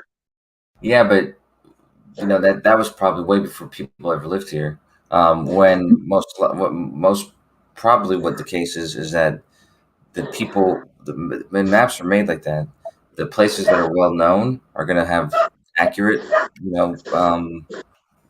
drawings and descriptions, and the places that are vague or from word of mouth from a stranger who speaks a different language is going to be probably flawed and might actually suffer from having actually accurate information. Yeah, it's Oh, quite. sure. What are you lying about? It's quite strange, isn't it? Like, for example, in the Bible, there's never any mention of pyramids, and the travelers that went to Egypt, to China, never mentioned the Great Wall. There's a lot of anomalies to make you think, well, are these things really as old as they're thought to be? But Carlos, why would the Bible mention pyramids? Why wouldn't it, bro? It mentioned almost everything else. Because not really, number one. Number two, there was nothing special about the pyramids. It's like writing a book today and mentioning Niagara Falls. It's something everyone sees, you know? Niagara Falls is natural. If it was man-made, you'd think that. Okay, it's like writing a book and talking about the Statue of Liberty. Why would you? It's been around for so long. Everyone's seen it. We all know it's there. It's not that spectacular In the anymore. Bible, there's lots of mentions about all different structures and buildings. You know, Solomon's Yes. temple, all sorts of structures. Why wouldn't they mention the pyramids? Yeah, but it mentions structures we don't see anymore. You know, we don't see Solomon's temple. We don't see the Tower of Babel. You know, it mentions these things that are lost to us. It doesn't mention the things that we have here already today, right?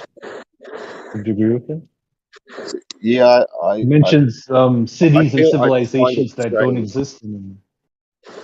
Oh, okay. I'm sorry, man. I'm shitting all over your guys' conversation. What is it you guys are talking about?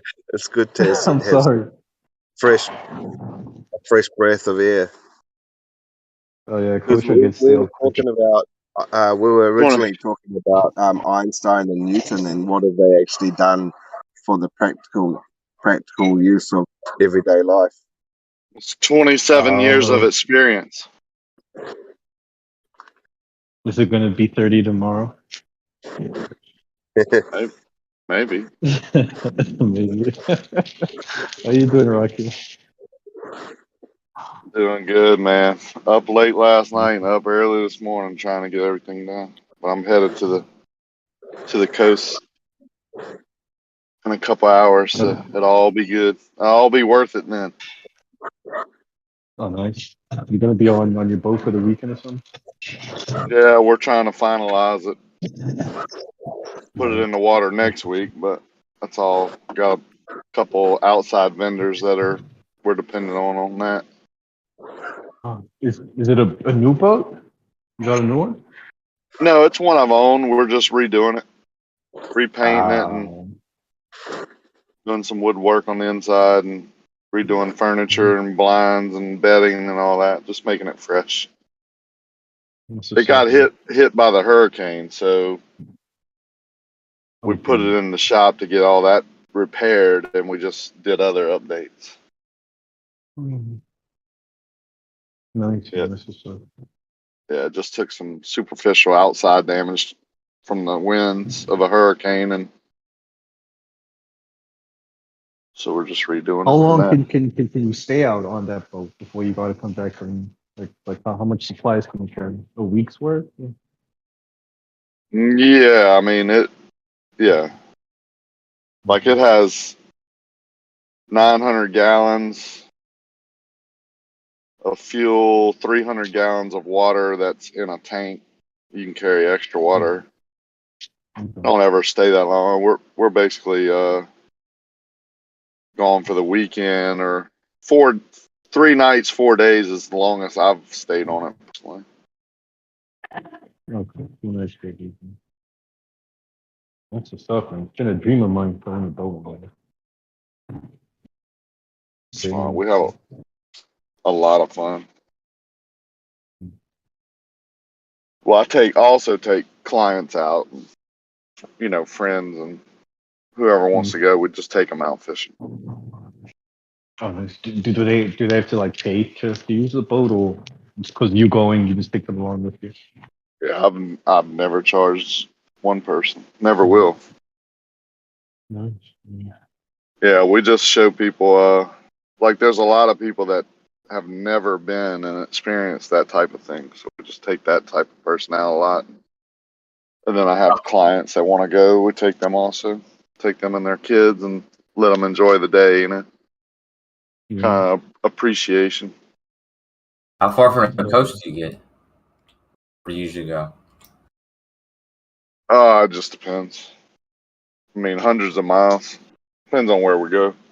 Like, most of our fishing spots are, like, our day trips are 50, 60 miles off the coast. And then if we go trolling for like marlin and stuff, we might go 200 miles off. But I've traveled, we lived on it for a year, just traveling around Bahamas and Florida and Key West and like South Carolina and places like that.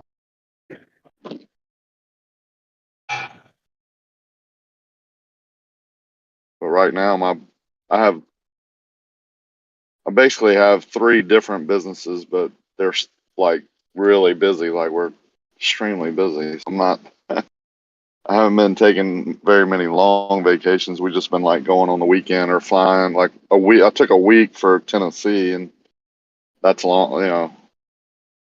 But a lot of times we're just flying back and forth. Like, we'll stay a month at a time in our condo, but I'll fly back and forth to work.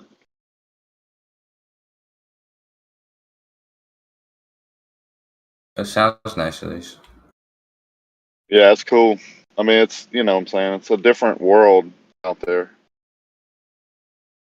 You know, I saw, I was in the Navy, but I saw recently that movie Captain Phillips, which was my girlfriend, and she just wanted to watch a documentary about it, and she wanted to look up, like, she didn't know anything about pirates or anything like that, which I thought was weird. But regardless, yeah, they're more prevalent now even than they were, back when Captain Phillips thing happened. Like, there's so many pirate ships, but it's out in it's a different part of the ocean. But I was just wondering, are there any kind of pirates or anything like that over in our oceans? Yeah, we deal with a little bit of that. Like, we carry weapons on our boat to defend ourselves, but like, there's a lot of people, we call them bandits. We don't call them pirates.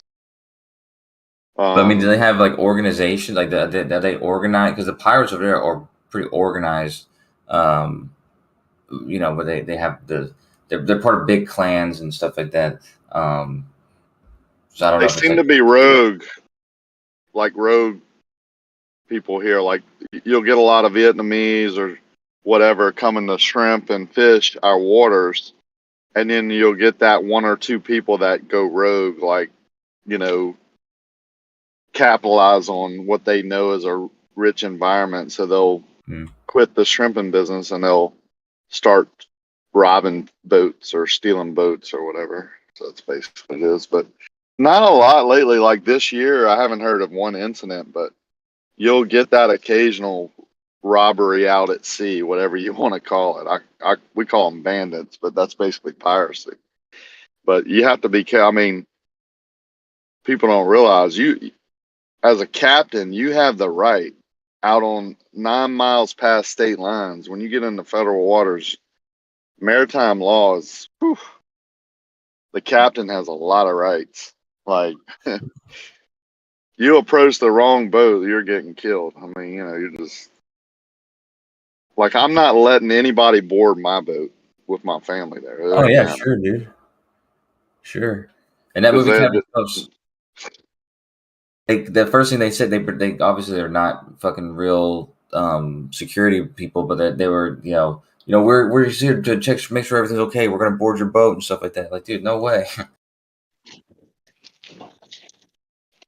I mean, I've never been boarded by the Coast Guard out on the water. It's always happened at the marina, or like I have to call the Coast Guard. Like right now, I have a Coast Guard inspection scheduled for next week. But out on the water, it's a little different.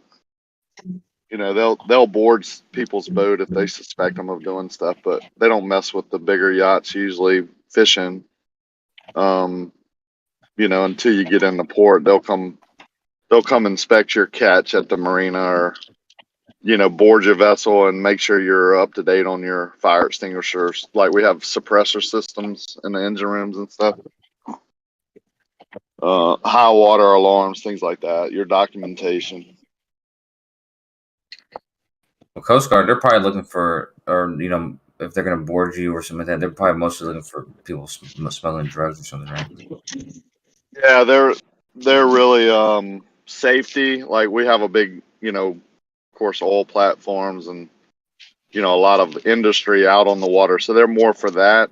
And then a really big charter, boat system that take people out, and they monitor them really close. And then the fishery is wildlife and fishery, not Coast Guard. So safety is mostly drug enforcement, and safety is Coast Guard. But like where my marina is, there's a Coast Guard station. So we're pretty much, we bring them fish, and like, we treat them right. So they're like, we know most of them. Like, most of the people in that community have family that work for the Coast Guard, or what I'm saying. Yeah, makes sense. They're all in the shrimping business or the oil industry, so they depend on the Coast Guard to keep them safe. I like the Coast Guard. I mean, I like the, what's it called, National Guard too, but not that much. National Guard has really gotten rough. Like, it's like a gang almost sometimes. Yeah, I think because as kids, it's like you said you have cops that are your friends that are cops that are like a little twisted, and I think that's the difference between cops and the military is it's just more the military, at least in boot camp, and there's just a seriousness that you don't just point guns at people, and you kind of understand the seriousness of certain things. Whereas it seems like there's a lot of cops that don't get trained and not point guns at people and put your finger in their like all this type of stuff that they kind of just allow themselves to do. And I think National Guard is somewhere in between that, cops and military. Yeah, I'm just judging by the people I know in the National Guard. They're family-oriented men that just do it on the week. They basically do it for the money. Like, they're serving, but they're, it's a good deal for them. They only have to train once a month and just be on the ready. But we have a National Guard here in the city too. Pretty big base at the airport. I'm just thinking back to that. Was that Kent State, whatever. Just for like 50 years ago, whatever. But they, there was people there protesting or rioting. I don't know if they're rioting, protest, what they were doing. But National Guard are very ready to kill them. So they're killing people like their age. I don't remember how many people died, but Yeah, that whole follow and order thing, like it's you've been in the military, so especially in the Marines or something like that, it's pretty much die hard. The orders come in from up top, you don't question them, which is dangerous in a way, but you need it in wartime. Well, you can not follow a so you'll get was it Article 92 if you don't follow a lawful order, but if you feel like it's not a lawful order, for whatever reason, which is usually not the case, don't follow it. But sometimes killing people is a lawful order. So My nephew just got out Are of the there Navy. He basically quit because of some unlawful orders that he questioned, and they came down on him pretty hard. You know what I'm saying? But morality part, he just quit. He said ain't worth his. he was an Can't. officer. Yeah, he was shit. Yeah, he was flying jets for the Navy. He was way up there. As I say, because if you what quit, would be an example of an unlawful order? Say what again? What would be an example of an unlawful order? I mean, sure, to do something fucking that's not lawful. I mean, to harassing somebody or Yeah, breaking in their house and kill all the men type thing. yeah, there's tons of stuff. Yeah, he was being asked to drop ordnance on a known area, that wasn't military. You know what I'm saying? Like, oh shit, with civilians. Yeah, it was pretty bad. He said it got to where, you have sick people in every group, right? So he was like, it was almost like fun, a game or fun to him, a joke. Yeah. You hear about that a lot. Like I heard about that with the Air Force or Army. Really, like people were out in the desert and they're bored as hell, and they're just out there shooting dogs and fucking with people's livestock and stuff like that. It happens. I mean, drugs are a big thing. Just that mentality of you might not make it out alive type, mentality. So you're able to do certain things. I think Vietnam was a real, good study case for that because it was known to be a lost cause almost. Like World War II, there was a lot of camaraderie and more of the, we're doing a good deed. But Vietnam was kind of showed the true colors of some of the parts of war that are terrible. Yeah, it's like nobody wanted to go there, and then you just have like kids. So it's like you Saving Private Ryan, like the part where Tom Hanks, like I wonder what his job was because like they all got drafted and stuff. So it's like they were, but it was you're right. It was more like a duty, like a honorable duty. What they were doing. That's at least what they made it look like in the movie and stuff. But yeah, there's not too much honorable stories from Vietnam. Well, fighting for a cause, right? There's honor in it. That's how kind of we're brought up. But Vietnam was more the first war that people were, made to go fight a war that they knew they didn't want to be fighting. And a lot of, you take the high school dropouts or, the people who pass high school and don't know what they're going to do. They go into the military now, a lot of them. But it's different though. It's different if you're getting drafted and you going because you can go choose your job. So yeah, I mean, I just always wondered what it be like to be drafted because you're being drafted into like the infantry, and that's just it. That's what you do now. Yeah. But Scott's dad kind of had an honorable story in Vietnam because he was captured one time, but he also he did some cool shit too. He was a pilot. And an astronaut. Damn, Scott's dad sounds amazing. I mean, even before the astronaut stuff. I mean, he was an Air Force pilot, but still, they're okay. There's nothing better than being a Star Navy Wars. pilot. Yeah.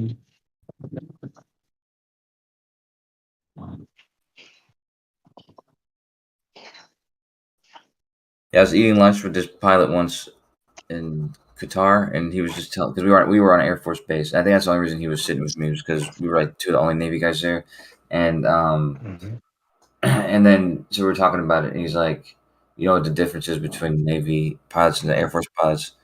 He's like, the Air Force pilots, they give you these like 5 big massive books. You go through this long training. They teach you everything about how to fly. It's all in these books. It's like, and in the Navy they give you one like skinny books, like a little small book, and it just tells you what you can't do. That's it. I was like, well, I mean, I totally believe that too.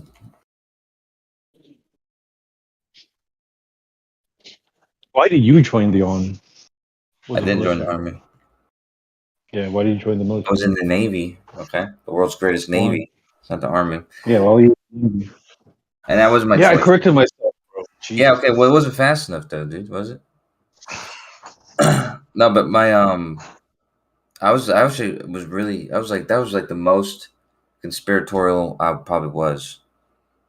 Maybe I got more so in the military, but before I joined, I just definitely was totally against joining the military. But I was also. Why did you join then? Well, I mean, I was getting into trouble. It was the right thing to do. To get out of trouble? No, yeah, kind of. And also, I was drinking a lot. So you sold your soul? No.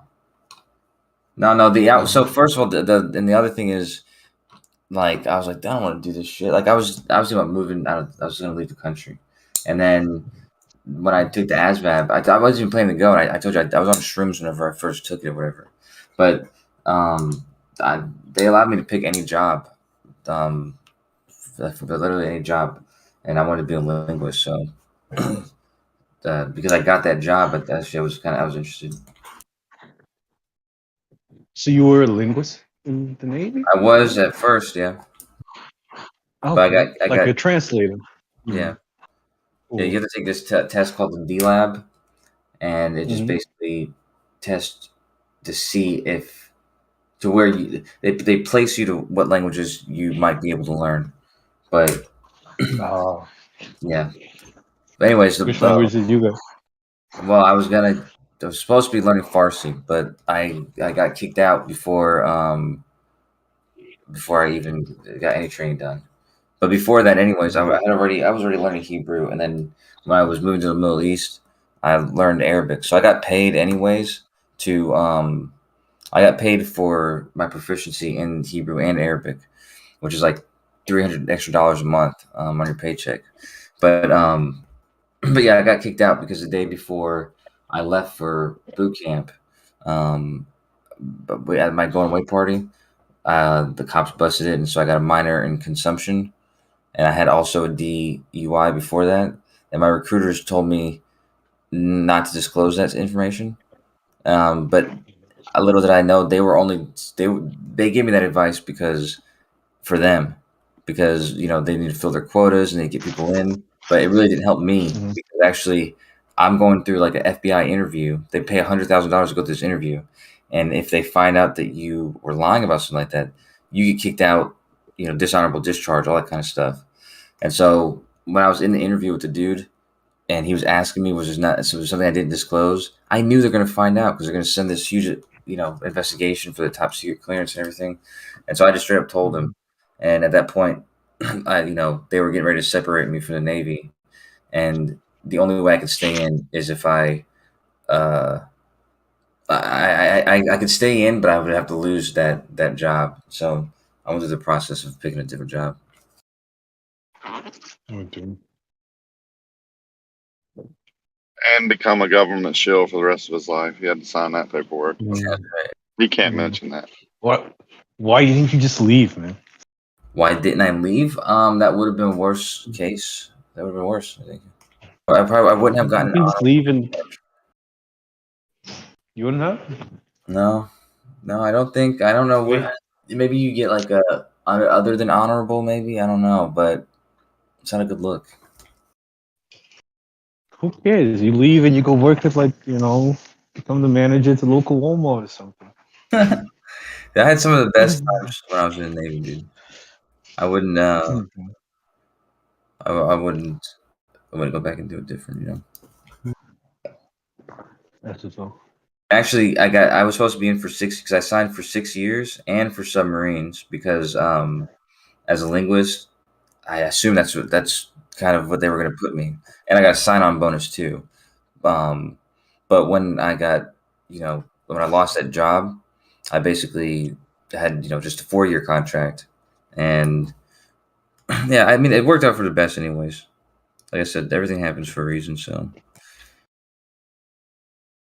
probably would have hated being on a sub.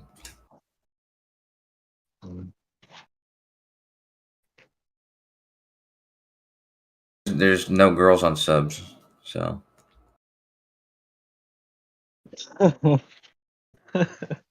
Yeah. Joke, dude.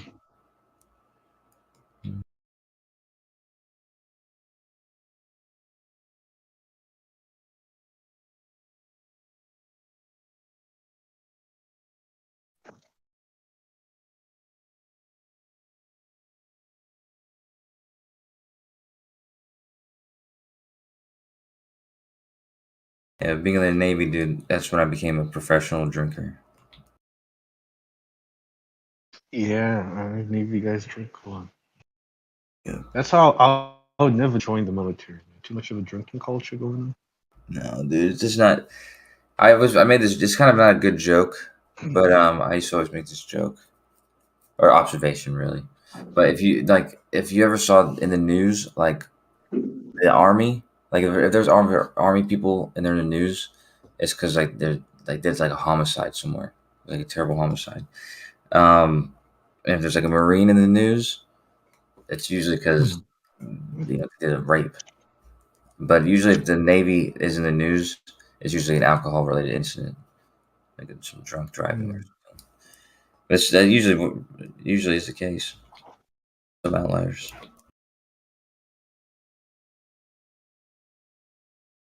But I guess all the branches drinks, yeah.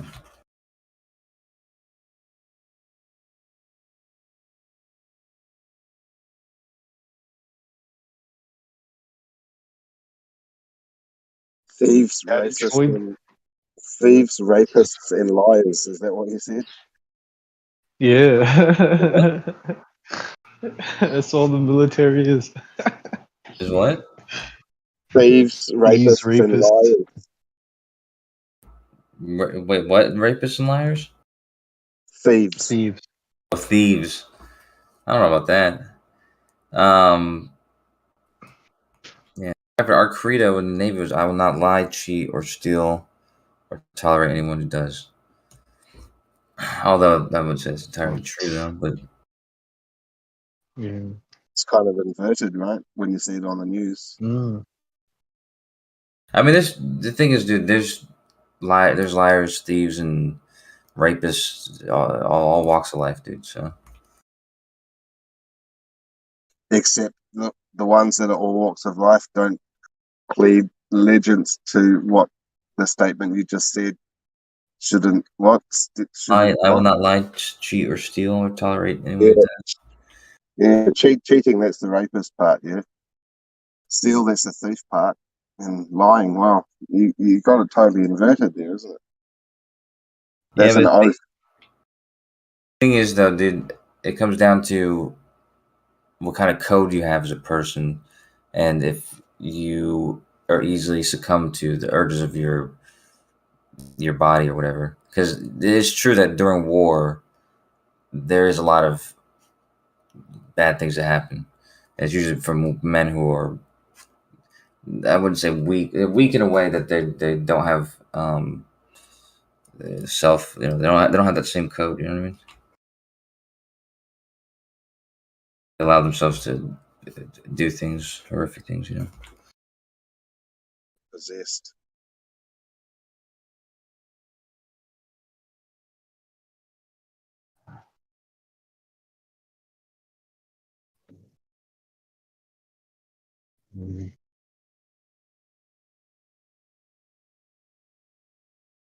if you didn't join the Navy, what would you have done instead? I was coding back then. I was actually going to school for that, but I was drinking a lot, so I mean, I don't know. And I got really into conspiracies, and I would go to the library. Like I had a job. Like which ones? Say what? Which conspiracies? Like were you head over heels? I was head over heels in love with. What are you talking about, head over heels? I mean, I was Like which ones were you really deep into? You know, everyone's got all the same ones, dude. If Flat Earth was around back then, I probably would have been Flat Earth too, dude. I mean, when I first saw, I mean, all of them. Dude. When I first saw Math Powerland, probably in 2015, maybe whenever his video first came out, because I saw it, and I was watching all conspiracies. Like I was open to whatever. I just if it was convincing or whatever. And I remember seeing it and be like, that's interesting. The stuff he's saying is kind of interesting, but at the same time, it wasn't compelling enough for me to look. And plus also I didn't see anything else besides that video of him doing it, so I didn't even know there was other people who thought that. Who thought what? Who is it? The Earth was flat, and NASA was on it. Yeah. So I don't know if he says the Earth is flat in that video. He might imply it, but he. Have you ever seen that Math Powerland video? No, I don't really. It's old as fuck though, dude. It's the first thing I ever seen in Flat Earth. Nice. And he's on stage, like it looks like he's doing stand-up comedy kind of, but he's kind of just making jokes about NASA and how their shit's so silly. And the pictures are obviously like he shows you the pictures of like the frying pan and the, you know what I mean. But he does it in like it looks like it could be a stand-up comedy routine, and it kind of was. Nice. But yeah, the conspiracy theories, 9/11, that kind of stuff. New World Order. Gangsters. Yeah, but the thing is, when I joined the military, there's things you observe and become a part of. Like I was a part of Operation Mermaid Dawn, officially. Like which was the raid, the NATO mission in Libya. Even though I wasn't there, I was attached to a command that was supporting that whole thing. So, if I would have gotten a medal for that, it would have been a medal from that mission. But yeah, anyway.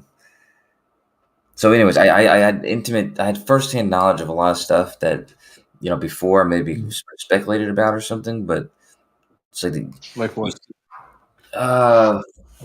The one example I bring up a lot because it's one of the last things that happened when I was in the Navy, but when we were in Syria, first of all, the rebels that were in Libya, the rebels, the weapons, the whole thing, they basically just shifted everything to Syria. So it was like the same thing that was happening in Libya, which was apparent what had happened. But in Syria, it wasn't going the same way. Like Russia was helping Assad, and Assad wasn't losing that much ground and stuff like that. And so I could tell that us as the United States, we were actually prepared to do exactly what happened in Libya. You know what I mean? And so we were just looking for those ends and looking for the reason to justify it. And then they used chemical gas or chemical weapons or whatever, supposedly, and it was kind of like it was like a bullshit evidence. And then it happened again, and I said, if it happens again, that's it. We're going in right away. And it happened again, and this was in the fall of 2013. And I'm telling you, from the perspective of the military, we literally, like from where I was in Bahrain, we literally stopped what we were doing, like with the missions that we were supporting or whatever. Everything was immediately geared at an engagement in Syria, and That's everybody. That's military wide. It was for a full week. This was like it was a very big deal because like the whole military just changed their mission and was getting ready to gear up towards Syria. And I remember I met this guy that was getting out the same time I was, and he was actually a quartermaster on a ship. And he told me that the quartermaster is like the driver of the ship, even though the captain's like in charge or whatever. The quartermaster's like the one driving it. Anyways, he told me that his captain told him, this is during that week, so this is after it happened, I'm talking to him, but he told me that during that week his he was on the coast of Cyprus, near Cyprus and Israel and near Syria. But yeah, he says that his captain was just telling him to get as close to the shore as possible, even though he knew that the waters he was about to get into was already tested, contested waters, and we had no rights to be in there, and that we were going to get shot at. And so he knew that. He warned the captain that we were going to get shot at. And the captain said he knows. Like he knows. He was basically purposely trying to position the ship in a way so that Syria, whoever, would instigate, so that we would have provocation to do whatever, like start a conflict right there. So it's like shit like that. You know what I mean? Where it's like, you try to agitate him. Yeah. But you remember that event, the red line event thing? Yeah, I do. Yeah, they were trying to bait them into a conflict. That's what they were doing. Yeah. I remember because the story came out about the chemical weapons inspectors and the big investigation they did into it, and it all came out, that it was all bullshit. Yeah. And that it was all actual rebel forces and shit, not Assad forces. What's funny is that, and it's exactly right. The thing is, Gaddafi would have had to been retarded and suicidal if he thought that he was going to go against the United States and NATO. Just like King Jong-il or Jong-un, whatever, he'd have to be suicidal if he's going to, provoke the United States. So, if we warn them not to use chemical weapons, or we're guaranteeing that they know that we want to go in there, Russia knows that we want to have a reason to go in there, and so they're not going to use it. And that's why I thought that Russia... And that's just the silly thing about, doing that sort of red line thing where you say, oh, if they do this, then then we're going to do this. Then all the people out there that want you to get into a bigger conflict, they're going to go and try and fake, whatever that thing is that is going to trigger you. Like if you say, oh, if chemical weapons are used, then we're going to come in. Then people that want you to come in are going to fake a chemical weapons, thing, and or the leader would have to be completely off his rocker, insane, to actually deliberately use it to to then bring guaranteed death basically for him. Yeah. Yeah, it's totally illogical, and Like I said, when you have somebody like Kim Jong-un who is pampered and eats like European cheese and wine every day, he has a very comfortable lifestyle, right? I don't think that he would trade that for a useless war that would last 2 weeks or whatever, and he'd end up dying. But I thought Russia's response during that whole event was pretty was tactical and pretty genius. But well, that's the one thing I admire about Russia and the way they conduct themselves is that they follow international law, and they really strictly just try and stick to international law, and that's what I've seen them do over the last 10 years or so. And America just breaks international law like it's just a guideline or something. So that's a big difference that I noticed between those two. No, but it's all about perception now. That's what I was. That's what the whole point of the red line sort of stuff is, and that kind of thing. Because if let's say we just went in without provocation and did something in North Korea, we would not have the justification to let's say that happened. We went in and did that, and then it escalated to a sort of World War III type of thing, where now there's a bunch of countries involved in different conflicts. The thing is, it's easier to gain allies or to keep allies or allies to justify to even help you if you have if you have a less than dishonorable cause. But if you were the one who provoked somebody and it was almost for no reason, then you're almost going to have no allies. So, and they might even ally with the other people. So you have to almost make it at least optically look like you're in the right, which the United States at least attempts, even though it's dishonest almost every time. Like what is it, WMDs and stuff like that. Like even still though, they still. Oh, we do it very well. Yeah. Well, sometimes we do it well, or we just do it, and because the WMD thing was bullshit.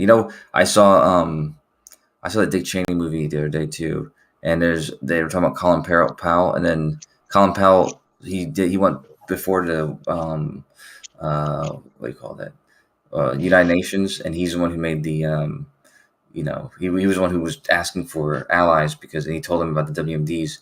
And they said in the movie that Colin Powell later would say that was the most painful. I think that's the word they used. That was the single most painful moment in his life, or something like that. I'm like, damn, dude, because he totally didn't want to go up there and do that. He knew it was bullshit.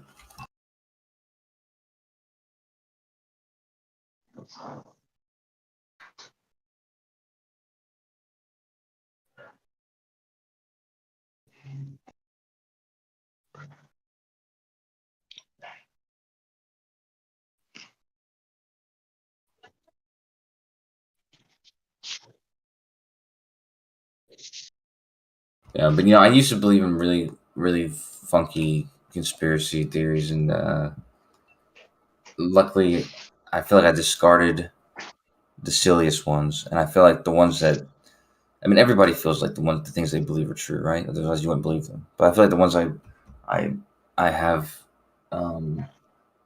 I still believe in or whatever. I feel like they're definitely the truth.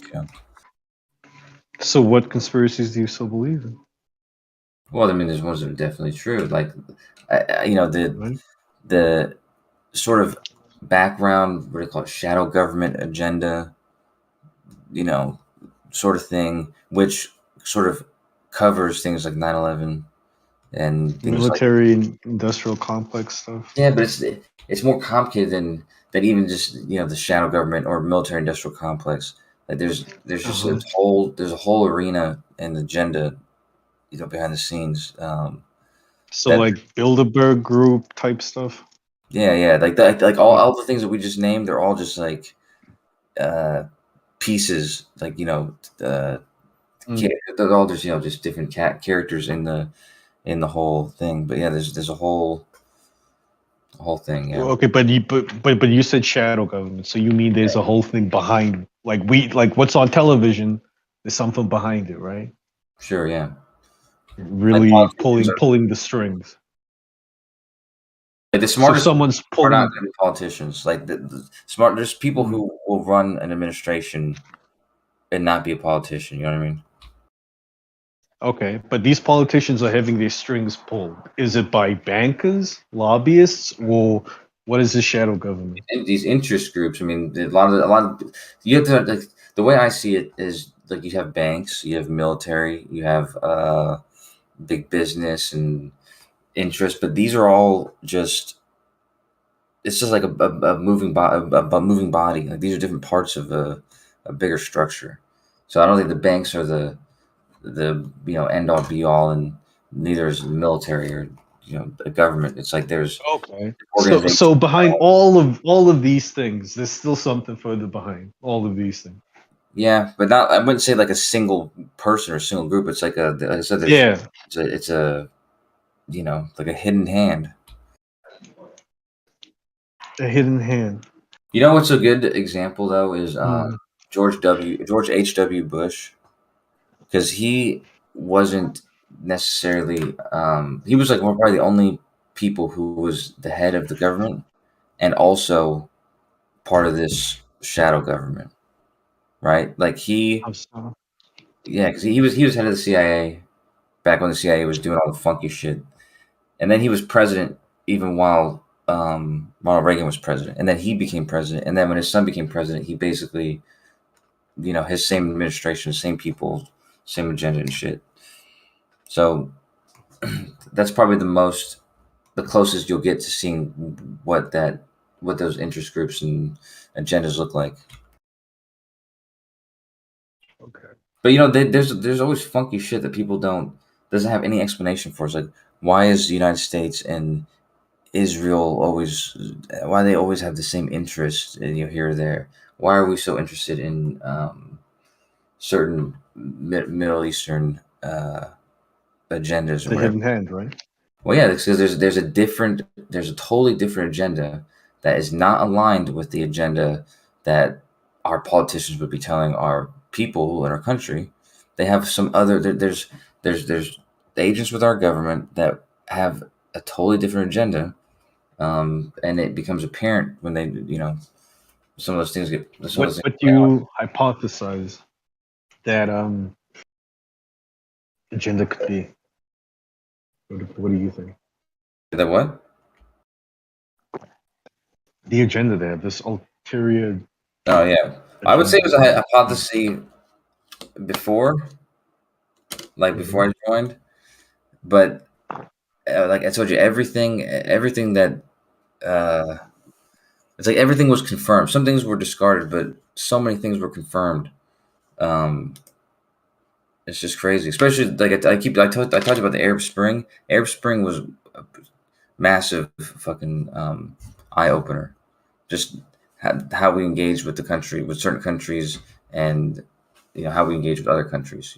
I told you, like the ones we already had, them under our umbrella, we treated them one way. And the ones where we wanted to overthrow their government, we just went in and overthrew the government and pretended it was the rebels.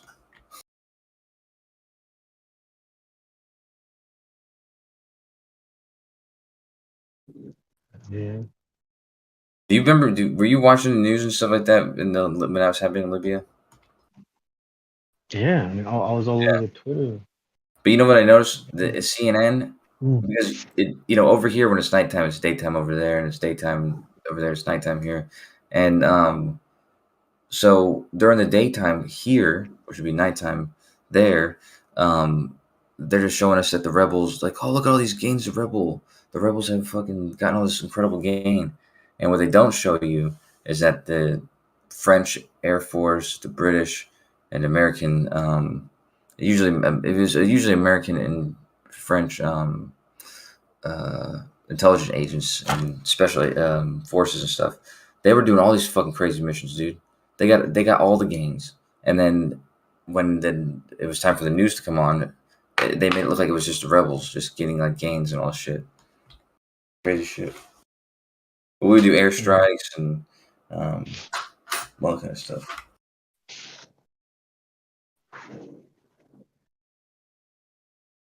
Didn't you say you believed that 9/11 was an inside job before? Oh no, I'm just not sure on it. I don't know what to believe. It's so. Even the fact that happened, it's like, what the fuck? Guys flew planes into a building, into the Pentagon. Like, it's a shit out of a movie. Out of a 90s action movie. No planes. No planes. Yeah, that's the thing. No planes. So you guys say stuff like that, and then then guys like Nate, he starts to see what it is, and it isn't what it is, because he's seeing it as like a kooky idea. That's why I never. I used to think that actually. I just don't know. I don't know what he thinks. I'm interested in the truth. Yeah, but there's no those. What do you think happened, Commissioner? Well, I mean, it doesn't matter what I think about that, because those like the planes not being there or whatever, that's like, or the buildings having explosions in them even. It's speculation on both sides. Like it's not speculation. It's we could be old men arguing either side of that, and there'd be no conclusion. You mean one of us would stay in denial that long? Yeah, I think both sides will argue both those things because there's no conclusion they'll ever come to. Have you seen September Clues, Kosho? Have you seen September Yes, I've Clues? seen all that. I told you I used to express exactly what you just expressed, right? Now I don't even worry about that being the case or not because the real evidence is not in the buildings being fake or the planes never hitting them, or it's in who actually was responsible and who allowed it and things like that. You know what I mean? Well, that's just one part of it. It's like if there's a murder, all parts are important. The reason, the person who did it, the impact. Yeah, but I think the person who did it is the most important thing, right? Like you want to catch whoever did it above everything else. Yeah, indeed. Like if you're saying it was Mr. Magoo, and you're saying like he had a shrink ray and he shrunk all the people, and then they all went in and did this. It's like if you have an incredible scenario, you would requires the incredible amount of evidence for that, and then it turns people away from the whole thing. I think. Yeah, but we know who did it. They're untouchable. So all we can rely on is the logical deduction of who did it. Working the way back, and it just doesn't make sense, man. But who did it, Carlos? I have hard evidence of who was involved, right? And it's like literally government fucking what do you call it? Reports, like the DEA. A lot of people don't know this, but the DEA had over 100 suspicious. What do you call it when the cops hold you for detained? Yeah, so they had like 100 like they detained like 100 suspicious people, and coincidentally, these people were from a specific country, and also they were around the DA offices, but there was also two groups specifically that were living in and around and on top of, like less than a mile away, and in some cases less than across the hall from the Islamic, pilots, terrorists, like these guys, supposed Muslim terrorists, which I'm not sure they were Muslim, and I'm not sure that they were. I don't think that they were pious Muslims, obviously. That's another story. Muslims didn't have anything to do with it. Well, I don't know if that. I wouldn't even know if I would go that far either. But I do know that it was a media psyop done by the clandestine military and the same people lying to us about the globe.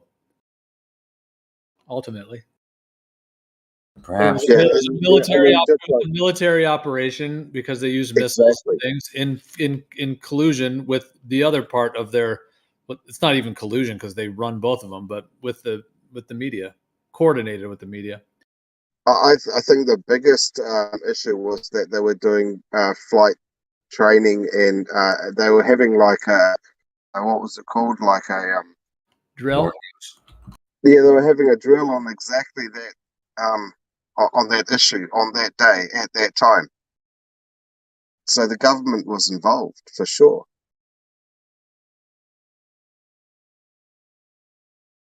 Yeah, that's not evidence though. What It's called the preponderance of evidence, isn't it? So what I'm talking about though is actual like okay, so there's I'll just say what these people, they're from a specific country, okay, but that doesn't mean anything. Okay, the country they're from doesn't make a difference. Let's just call it Albania. It wasn't Albania. And so you have Albanian, they were masquerading as art students. And there were art students living around the both the terrorist groups for over a year. I mean, right on top of them. including those. You heard of these dancing Israelis?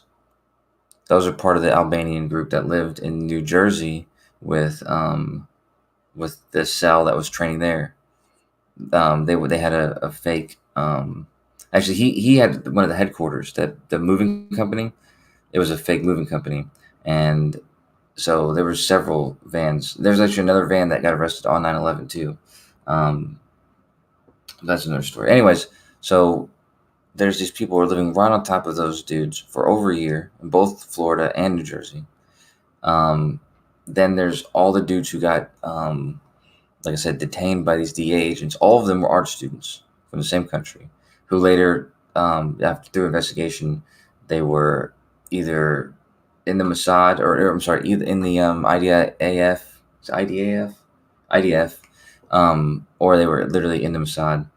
And yeah, so there's like 100 of those arrests, and because the DA was suspicious about it, and they were so suspicious about it, they're the ones who wrote that report.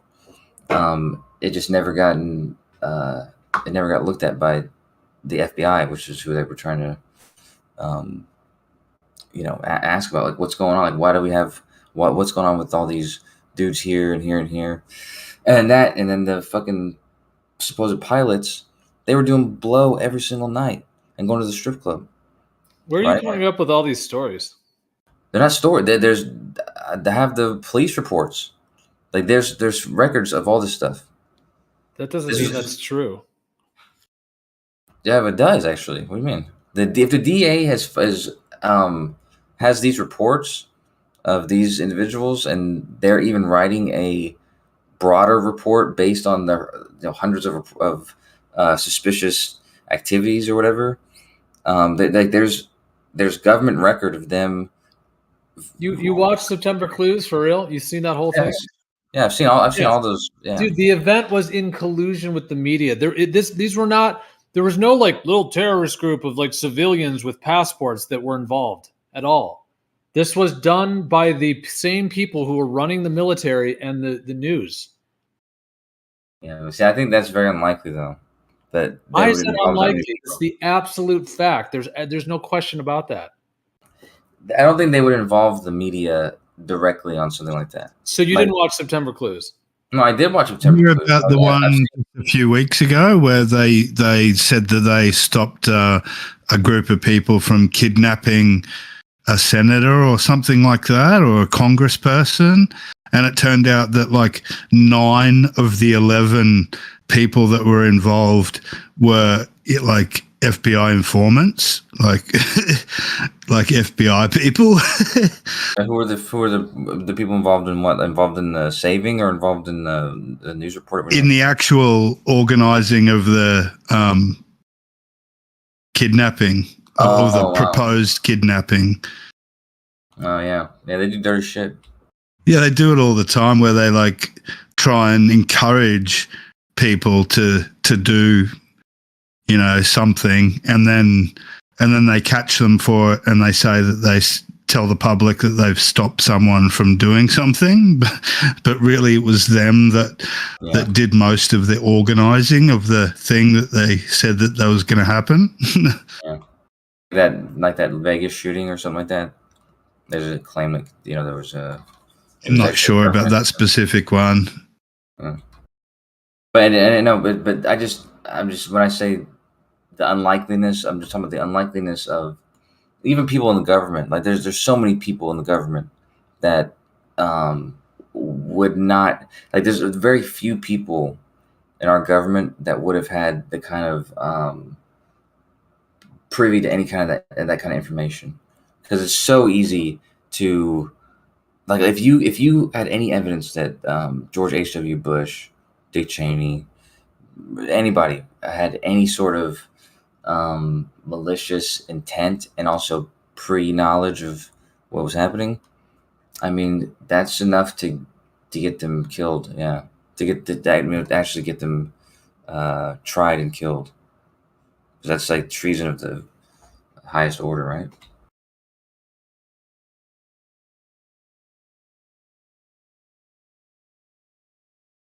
I mean, it's one thing to suspect them, but it's another thing to have evidence. So I think they're smart enough to not leave a trail like that.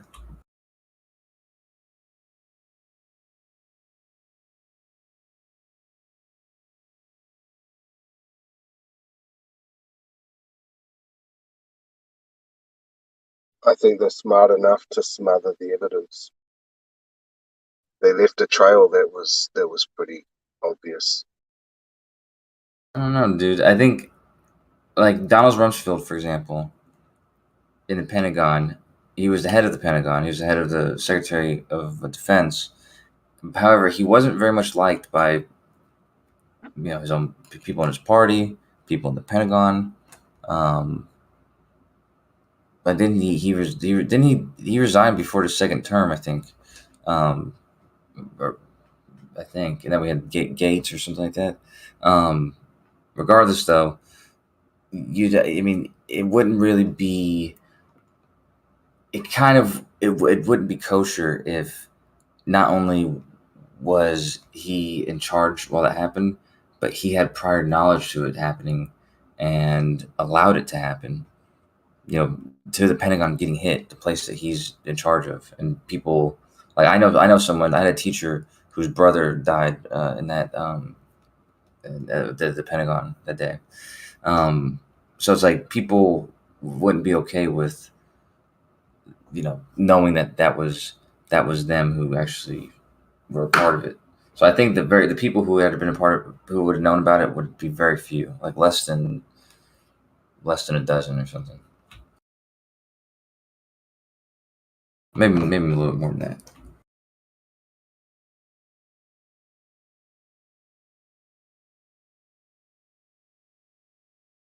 But you remember the guy who was FBI agent investigating Trump but the Russian collusion? I think Comey, was that his name? Was it Comey or was it the other guy? Either way, he became head of the FBI 1 week before 9/11. They did a big insurance job on that building not long before it went down. Yeah, that used to be suspicious to me, but it's not that suspicious considering that was normal procedure. What was suspicious is he was already planning on a new building.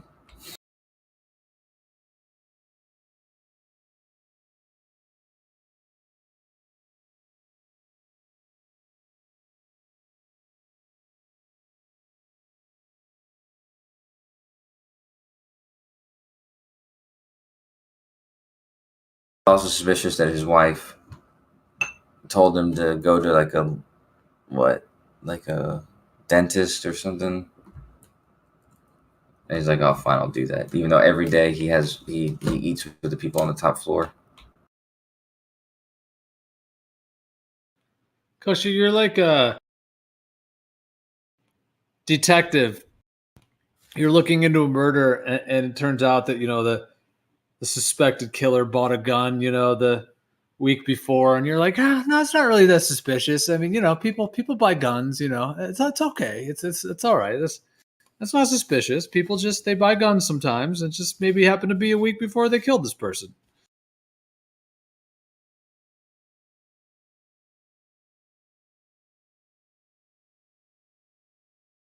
There's all sorts of stuff you don't know.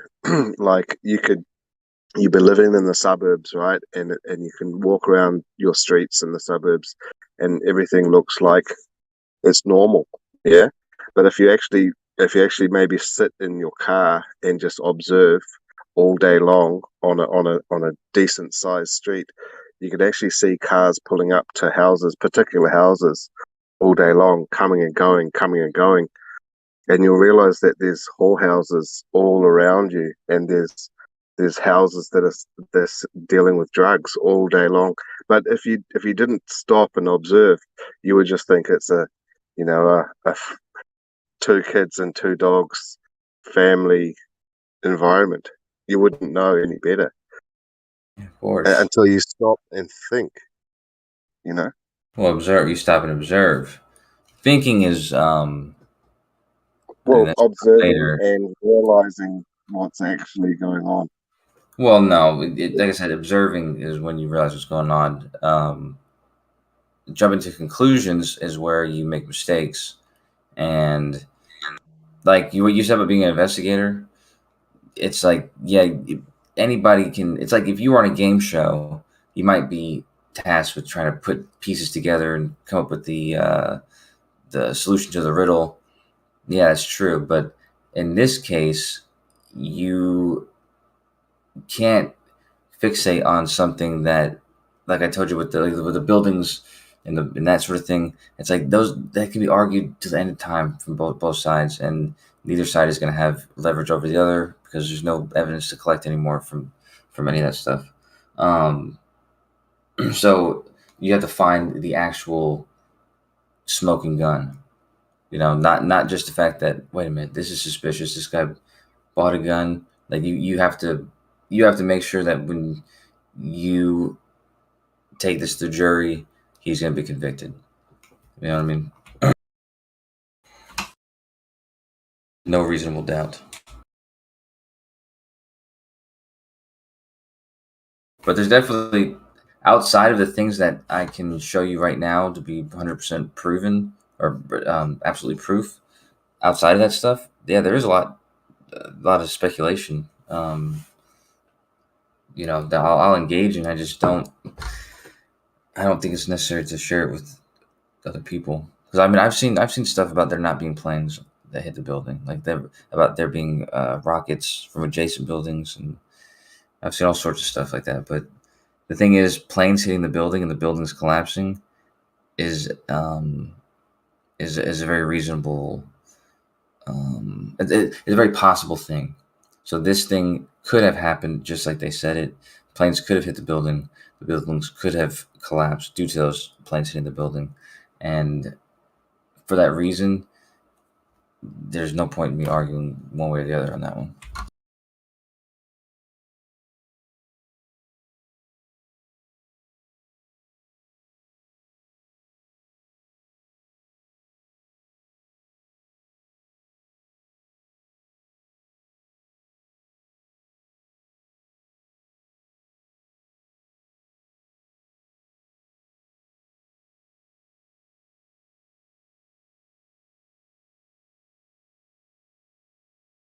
And that's such a powerful event in all of our lives, I think.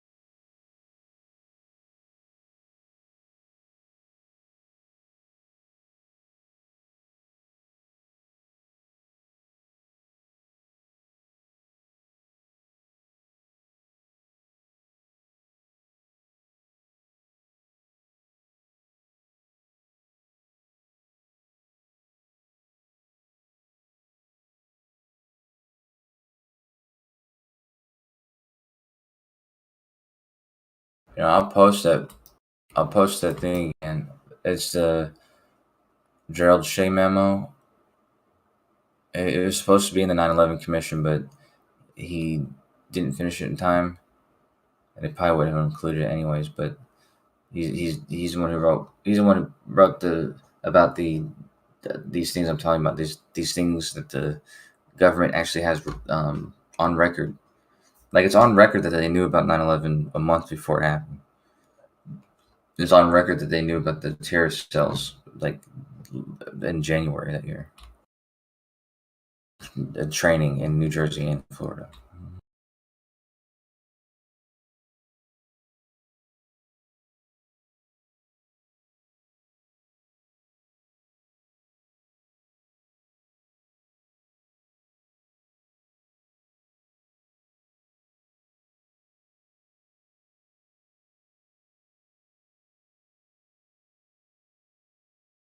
Hold on, I have it here. Here it is.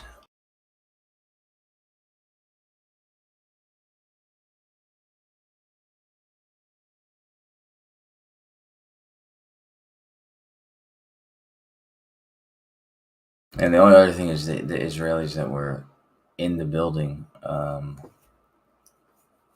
They were the only people ever to open a window and to go outside the window, and they were even putting newspaper for it. But yeah, they had rented out the whole like 91st floor. Was it not 90? I want to say it's the 91st floor. So they were in there for like half a year doing artwork supposedly. And for some reason also had to do work outside. They had to get a scaffold and open the window and get on the outside window. Like the only people in history to do that.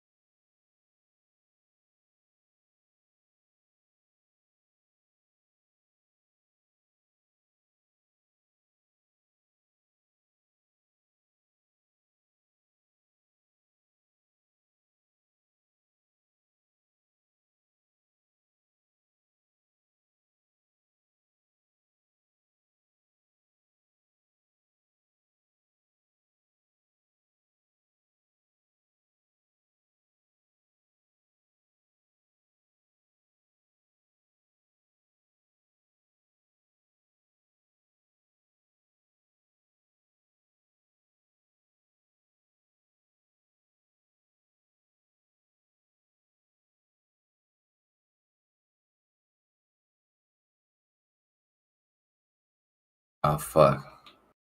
I was pressing the wrong push to talk, but I don't know if anybody heard me any of that time I was saying anything just now, but I was saying to you, Gio, about the directed energy weapons.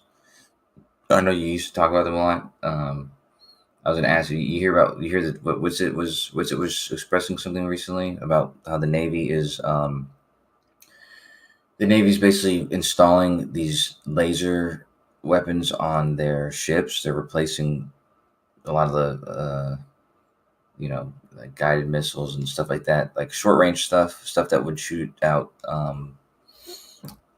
do you call it? Like objects in the air and things like that. But I don't know if you've seen any of that.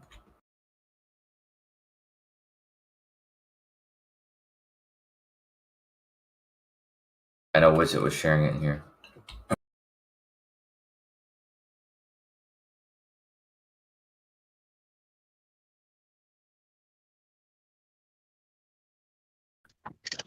Yeah, I hear you. I wonder what the effects would be if you let's just say it's some type of, if it was a concave Earth, which is not a complete thing, but having a laser and shooting up in the sky or shooting across laterally, you definitely would end up somewhere else, wouldn't it? And not in the sky. Why? I wonder. Well, if you're firing horizontal, you're going to hit the ground. If you fire up, you're going to hit the other side of the Earth.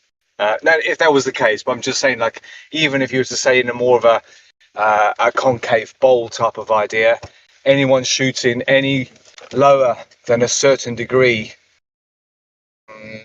will probably hit land again. That's it. So if they do put a minimum on it, then obviously they've got a minimum for a reason because of safety, and then you add another minimum on top of that, so it voids the other safety. Yeah, but interesting. I didn't think that would ever be the case, but when you said that, I was like, "Fucking hell, really?" Well, yeah. Also, because actually Congress, there's a lot of work on it because, like, they're testing the weapons, and then our Congress has to they put this bill together so they can get the funding and everything else kind of there's everything put in place so that it's like a streamlined thing. But it's crazy, this is true because I was reading through the Congress I don't know what do you call it, memo or something,